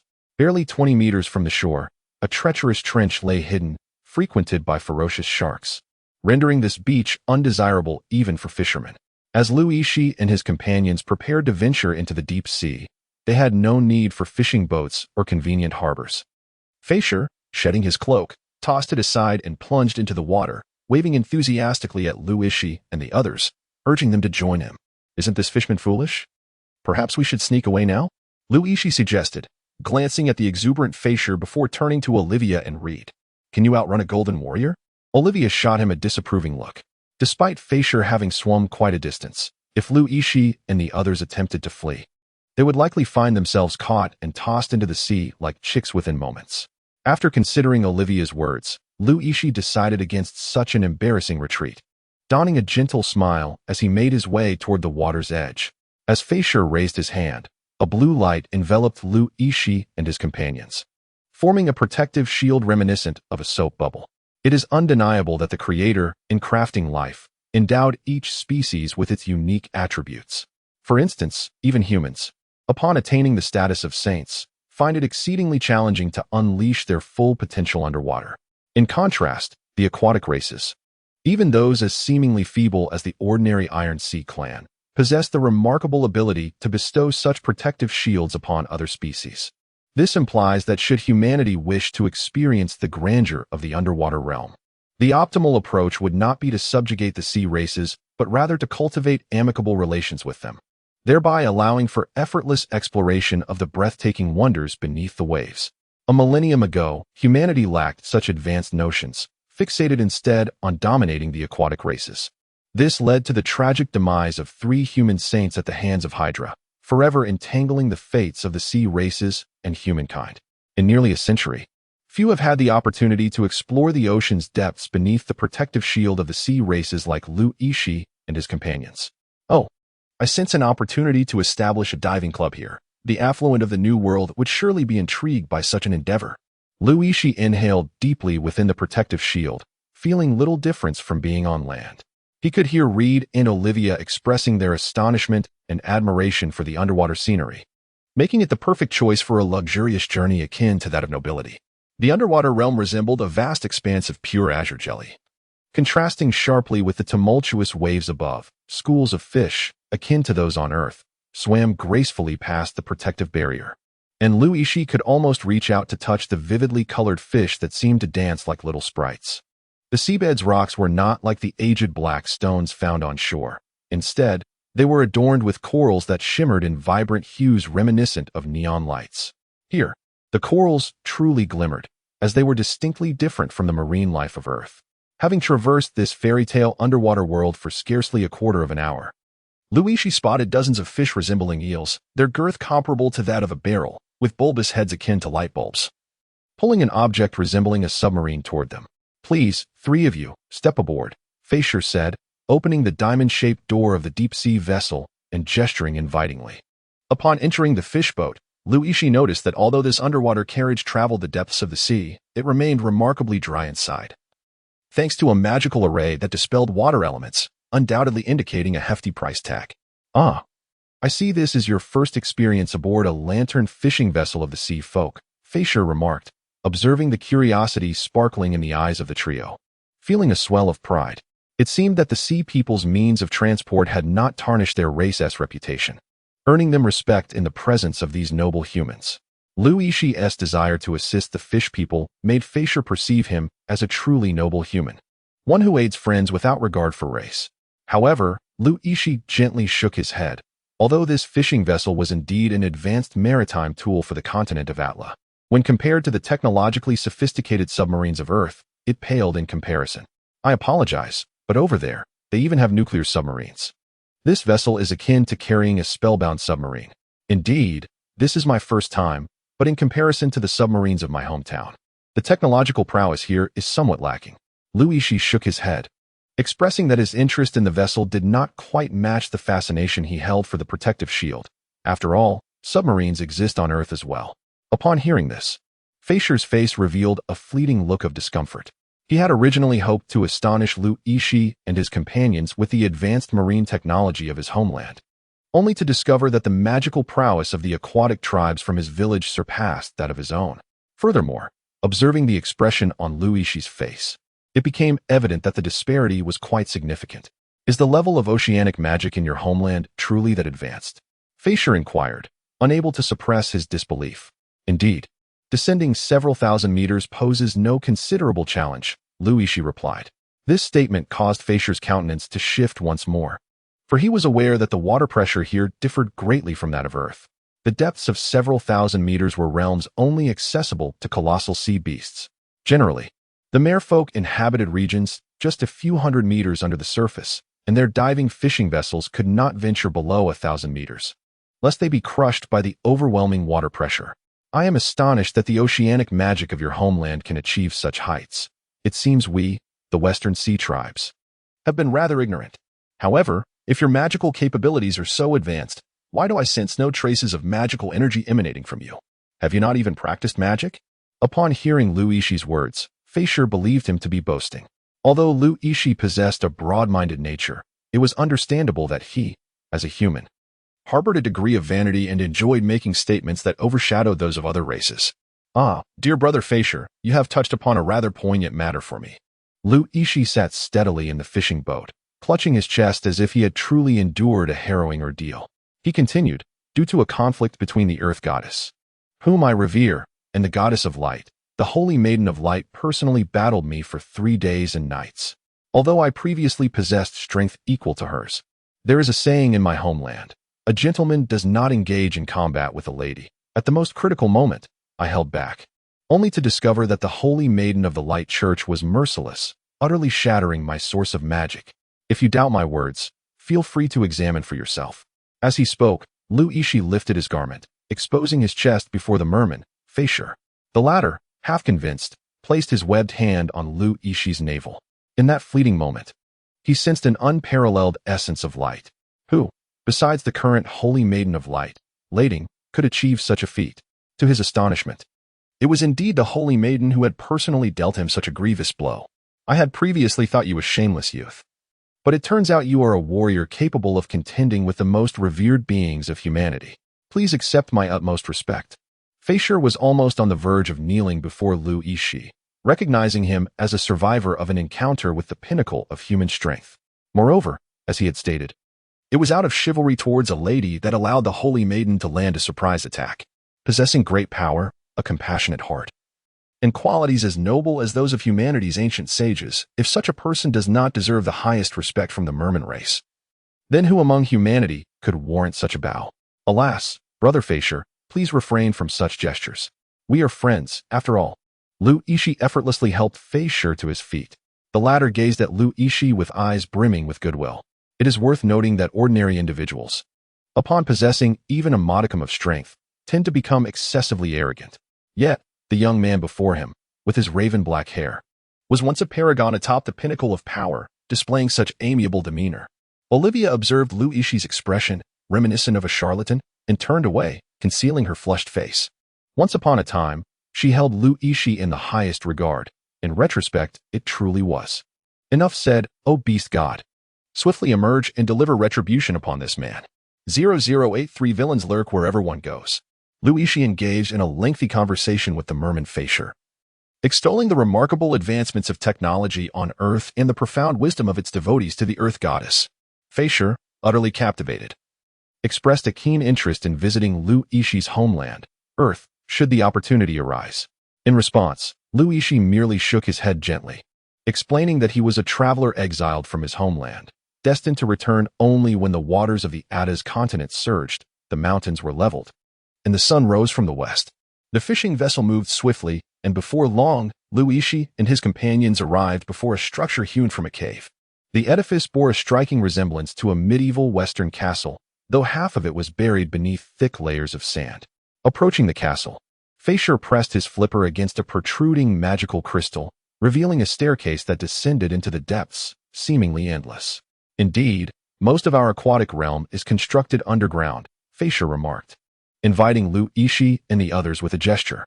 I had initially thought such technology was unknown to humanity, yet it appears your homeland has long possessed something akin to the subway. His attitude had shifted from skepticism to a profound yearning for Earth. Yixi chuckled softly and took the lead into the dark staircase. The moment his foot touched the steps, a faint blue glow illuminated both sides of the staircase, transforming it into a space of noble elegance. This was a trait learned by the Sea tribe from the upper echelons of human society, for they too are a race of remarkable intelligence, yet they often find themselves unjustly labeled as savage creatures by humankind. The passage was inscribed with a myriad of intricate beastly scripts, and to Yixi's astonishment, he could comprehend them all. It was akin to his ability to speak the language of beasts, an understanding that eludes others. Before arriving here, he had never encountered these twisted characters resembling worms, yet he grasped the meanings they conveyed with clarity. For instance, he could accurately discern the direction of the mermen, leading the way into their domain, much to the surprise of Feisher, who followed closely behind. Ah, I thought I recognized that presence. Is this not the one who presented treasures, Feisher? However, I have heard whispers that what Feisher offered was not just any treasure, but rather its own corporeal form. Ha ha ha. As Yixi was about to step into the territory of the half-merfolk as indicated by the sign, he suddenly heard an outrageous and boisterous laughter behind him. Indeed, it was the kind of laughter typically associated with villains, much like those portrayed in films. How is it that villains seem to lurk around every corner? Could it be that the aquatic races, much like human societies, are embroiled in their own factional disputes? As Yixi turned around, the sight behind him took him by surprise. A creature with the face of a shark and the body of a sea serpent appeared before Fasher, arrogantly smoking a cigar and laughing maniacally. Ah, a cigar from the depths of the ocean. Its value is undoubtedly exorbitant. This species, Yixi had encountered in the library of the New World. It was the infamous toothy shark, the sworn enemy of the half-fish people, as Fasher had referred to it. As for why a shark possessed the body of a serpent, one would have to inquire with the creator of the continent of Atla. Henry, do not be so audacious. Do not think I truly fear engaging with you. Fasher retorted defiantly. Oh, little Fasher, have you forgotten the pact established by the king? Or do you wish to experience the pain of losing your kin once more? Ha ha, just a jest. What have you brought back for the king this time? Should I inspect it on his behalf? Henry, the toothy shark, opened his maw lined with razor-sharp teeth, cigar in tow, and flicked his crimson tongue across his lips. His serpentine form coiling around Fasher, an action laden with provocation for a beast of his kind. That will not be necessary. I have 3 distinguished guests. If you do not clear the way, I shall interpret your stance as one of severe hostility. In such a case, even the king cannot hold me accountable. Do you dare accompany me to the king? Fasher shot a sideways glance at the spiraling Henry, whose expression shifted slightly at the words. Fasher was not wrong. Not even Henry, nor the formidable sea general, the Leviathan Sanal, would dare approach the Hydra, Hades, lightly. At this juncture, Hades was teetering on the brink of madness. Erupting almost every 3 years, during the last outburst, he had executed one of his own generals. Yet, despite such peril, Fasher managed to return unscathed from each audience with Hades, often rewarded handsomely. This indicated that the Hydra King's disposition towards Fasher was remarkably amicable, at least during his moments of insanity. Humph, you can only speak so boldly while the king's mind is ensnared by the enchantress of the sea. Your kin should tread cautiously outside. After all, the underwater world is vast, and there are always certain forbidden places that even the sea folk cannot escape. With that, Henry twisted his serpentine body and gradually vanished into the stairway. Fasher watched Henry's retreating figure, spitting angrily onto the ground, his eyes ablaze with fury. Yixi had once heard from Fasher about the near annihilation faced by the merfolk, who were nearly driven to extinction. The architects of that war were none other than the formidable Shark clan, and it was merely a territorial dispute over their underwater domain, devoid of any clear right or wrong. However, the animosity that arose from this conflict is not easily erased. Fasher, my friend, Yixi remarked, patting his shoulder. That fellow's countenance is shrouded in darkness, and with the ominous cloud hovering above his brow, I fear he may soon encounter misfortune. Could this be a curse from a powerful being? I am truly grateful to you, Fasher responded, immediately filled with gratitude towards Yixi. It is worth noting that Yixi, having once brushed against the pinnacle of human combat prowess, speaks words imbued with deeper significance. Thus, Fasher interpreted Yixi's statement as a form of foreboding. Well, it is not to that extent, Yixi replied. Yixi scratched his head, pondering the simplicity of these formidable beasts. They were so naive that they could not even partake in jest.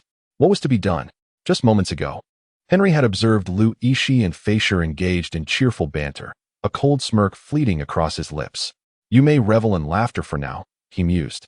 For soon the king shall descend into a deep slumber, and that will be the moment to launch an assault on the half-fish race. 008 For the melody of the half-fish people. After parting ways with the toothy shark Henry, the group encountered no further troubles. Following the signs that pointed towards the territory of the half-fish people, Yixi's spirits lifted as he beheld a teleportation array before him, its surface shimmering with a soft blue glow, akin to the size of a tablecloth. Indeed, these signs led to a series of such enchanting teleportation arrays. Yixi soon came to terms with the situation, for it is known that the varieties of sea monsters are as numerous as the stars in the sky. With countless species of all sizes, the vastness of the ocean far surpasses that of the land, and to prevent perpetual conflicts among the species, the sovereign of the West Sea, Zadila, referred to as the king by Fishy, established distinct territories for each race. Although this arrangement does not fundamentally resolve the issue of resource inequality, such as the highly prolific puff seahorse population, which is as abundant as the picabeasts in the Monster Mountain range, where they flourish in great numbers. Thus, even if their collective strength is not formidable, it is unlikely they would resort to slaughtering their kin for living space. Zadila has indeed grappled with such dilemmas. Despite its overwhelming power, Governing such a vast maritime kingdom requires more than mere strength, much like the historical conflict between Chu and Han. It was not the military genius Xiang Yu who ultimately triumphed, but rather the shameless and audacious Liu Bang. This illustrates that effective management of a sprawling oceanic realm cannot rely solely on autocratic power. Unless Zadila is willing to tirelessly extinguish rebellions by annihilating any discontented race, setting aside whether it harbors such intentions, this approach is impractical from the standpoint of the food chain. To balance the interests of the various species, Zadila devised what it considered a masterstroke, hosting a maritime competition. This event primarily revolves around the use of martial prowess to contend for territory, transforming the original concept of all-out warfare into individual duels or small-scale team battles. Unbeknownst to Zadila, such a method of problem-solving had fallen out of favor in the human world centuries ago, a disconnection attributable to its prolonged isolation from external influences. After traversing the Azure teleportation array, Fishy guided Lu Yixi out of the passage while recounting the history of the sea tribes. To Lu Yixi, these tale-like narratives were far more captivating than the drudgery of learning the basics of magical combat. Upon exiting the teleportation array, they encountered a lengthy tunnel. Yet Lu Yixi and his companions felt no sense of despair, especially Olivia, who eagerly inquired of Fishy about the tastiest seafood. After all, Lu Yixi had claimed that his culinary skills with seafood rivaled those he displayed in dessert making. Fishy found it difficult to answer this question. Naturally, the flesh of sea monsters is more delectable than that of ordinary shrimp and crabs. But could it openly express this? Thus, after hesitating before the translator Lu Yixi, Fishy ultimately refrained from betraying its aquatic brethren. Lu Yixi smiled and pulled Olivia behind him, saying, Fishy suggests that, in truth, the flesh of sea monsters is not particularly tasty. The flavor of ordinary sea creatures is much purer. Is that so? Olivia asked, her blood-red hair glistening, a hint of skepticism in her voice. I have heard that the nobility in the human world often use sea monsters for gourmet dining. Lu Yixi wiped away his sweat. Fortunate that Fishy could not comprehend the words spoken by Olivia, as their communication was entirely mediated by Lu Yixi. Otherwise, there was no telling how Fishy might react, potentially casting the three of them into the vast, unforgiving ocean, leaving them to call upon the heavens in vain and find no solace in the earth. The territory of the half-merfolk was indeed constructed beneath the sea, yet it was covered by a transparent dome reminiscent of glass. Upon exiting the passage, Lu Yixi looked up through this immense dome and beheld schools of fish swimming gracefully, as if he were still submerged in the ocean, albeit without the oppressive dampness of the sea water intruding upon them. This place is quite impressive, Lu Yixi remarked, observing the diverse marine creatures gliding above, feeling as though he were ensconced in a virtual reality experience. Most territories of marine magical creatures shared this ethereal quality, with a few exceptions for those wholly aquatic. Fishy elaborated, subsequently employing the most splendid welcoming ceremony of their half-merfolk tribe, wherein a mermaid would greet the distant guests with what they believed to be the most exquisite melody in existence. It appeared that Fishy had already communicated with his kin in some manner before escorting Lu Yixi and the others to this locale. Lu Yixi gazed at the enchanting maidens adorned with colossal fish heads, harboring no expectations for them to produce any melodious tunes. As anticipated, these so-called merfolk maidens, upon opening their mouths, evoked memories of a classic song titled Lost Rivers. The power of their voices was akin to the incessant grinding of steel with a saw before one's very eyes. If sound could indeed be wielded as a weapon, it seemed that these merfolk maidens would undoubtedly reign as the fiercest warriors under the banner of Zadila. Such dissonance was utterly unbearable. It felt as though it could claim lives. Olivia clutched her ears, emitting a frantic scream. Please, stop them at once. I cannot endure this wretched melody, Red remarked, his brow furrowed in discomfort. Observing the pained expressions on Olivia and Red's faces, Facier regarded Lu Yixi with confusion. As Facier was unable to communicate directly with Red and Olivia, it recognized that while Olivia had indeed studied beast language, her knowledge was limited to the creatures of the nearby Beast Mountain range. She would never deign to learn a language that seemed to be a heavenly chorus. Oh, dear Facier, it is simply that your voices possess a profound, soul-stirring effect. They are merely reflecting upon the sins of their past. Lu Yixi maintained a calm and composed demeanor, pondering whether such remarks could truly be deemed harsh. It seemed that Reed and Olivia had yet to experience the torment of lost rivers. in his quest to ascertain whether music genuinely fosters the growth of small creatures.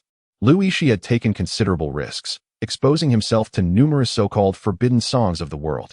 Thus, the melodies of the merfolk were, to him, merely a trivial matter, a mere trifling affair. It becomes clear. I have always asserted that our songs pose no issue. They are, in fact, exquisite. Ladies, let us sing even louder for our kindred spirit, His Excellency, Ben Hanks. As Feisher spoke, he excitedly grasped Yix's arm, overwhelmed with emotion at having encountered a human who found beauty in their ancestral songs. Could this not bring tears of joy to his eyes? Yet, Yixi shook his head. Just as Feisher suspected Yixi was merely placating them, he produced a magical crystal from his pocket and began to manipulate it. Addressing Feisher, my admiration for your songs is as boundless as the surging sea. Therefore, I humbly request your permission to record your magnificent melodies, allowing me to revere this celestial music day and night. Upon hearing Yix's words, Olivia's eyes widened like rubies. Her expression one of shock as she fixed her gaze intently upon him. Could it be that this human had lost his senses upon hearing the merfolk's song? How could he desire to record such a terrifying sound? In truth, Olivia and Reed were not exaggerating. Historical accounts among humans recount how the siren songs of mermaids have led to maritime disasters. Imagine, in the dead of night, sailors navigating the lonely seas, only to be startled by a wailing sound akin to a ghostly lament. Would this not drive one to madness? If the sailors succumbed to terror, the ship would surely be thrown into chaos. Yet here was Yixi, intent on recording this frightful sound and proclaiming his desire for it to be played on a continuous loop. Was this not the very definition of madness? Ben, who would have thought that as a human, you would be our kindred spirit among the merfolk? Oh, great beast god! Why did you create such a brother as a human? You are meant to be the finest musician of our kind, Feisher exclaimed, tears welling in his eyes as he grasped Yix's hand, as if he had found his soulmate. Yixi, however, forced a serene smile as he handed the crystal, resembling a microphone, to Feisher. This magical artifact was something Yixi had tinkered with during his leisure, originally envisioning a karaoke establishment in the New World. This crystal microphone not only amplified sound, but had also been imbued with a recording function. In truth, this was a relatively straightforward endeavor, as magical crystals were inherently designed for video recording. He had merely requested the proprietor of the magical equipment shop in the New World to adjust some internal enchantments. Dear ladies, have you heard? We must sing even better henceforth, to live up to His Excellency Ben's expectations.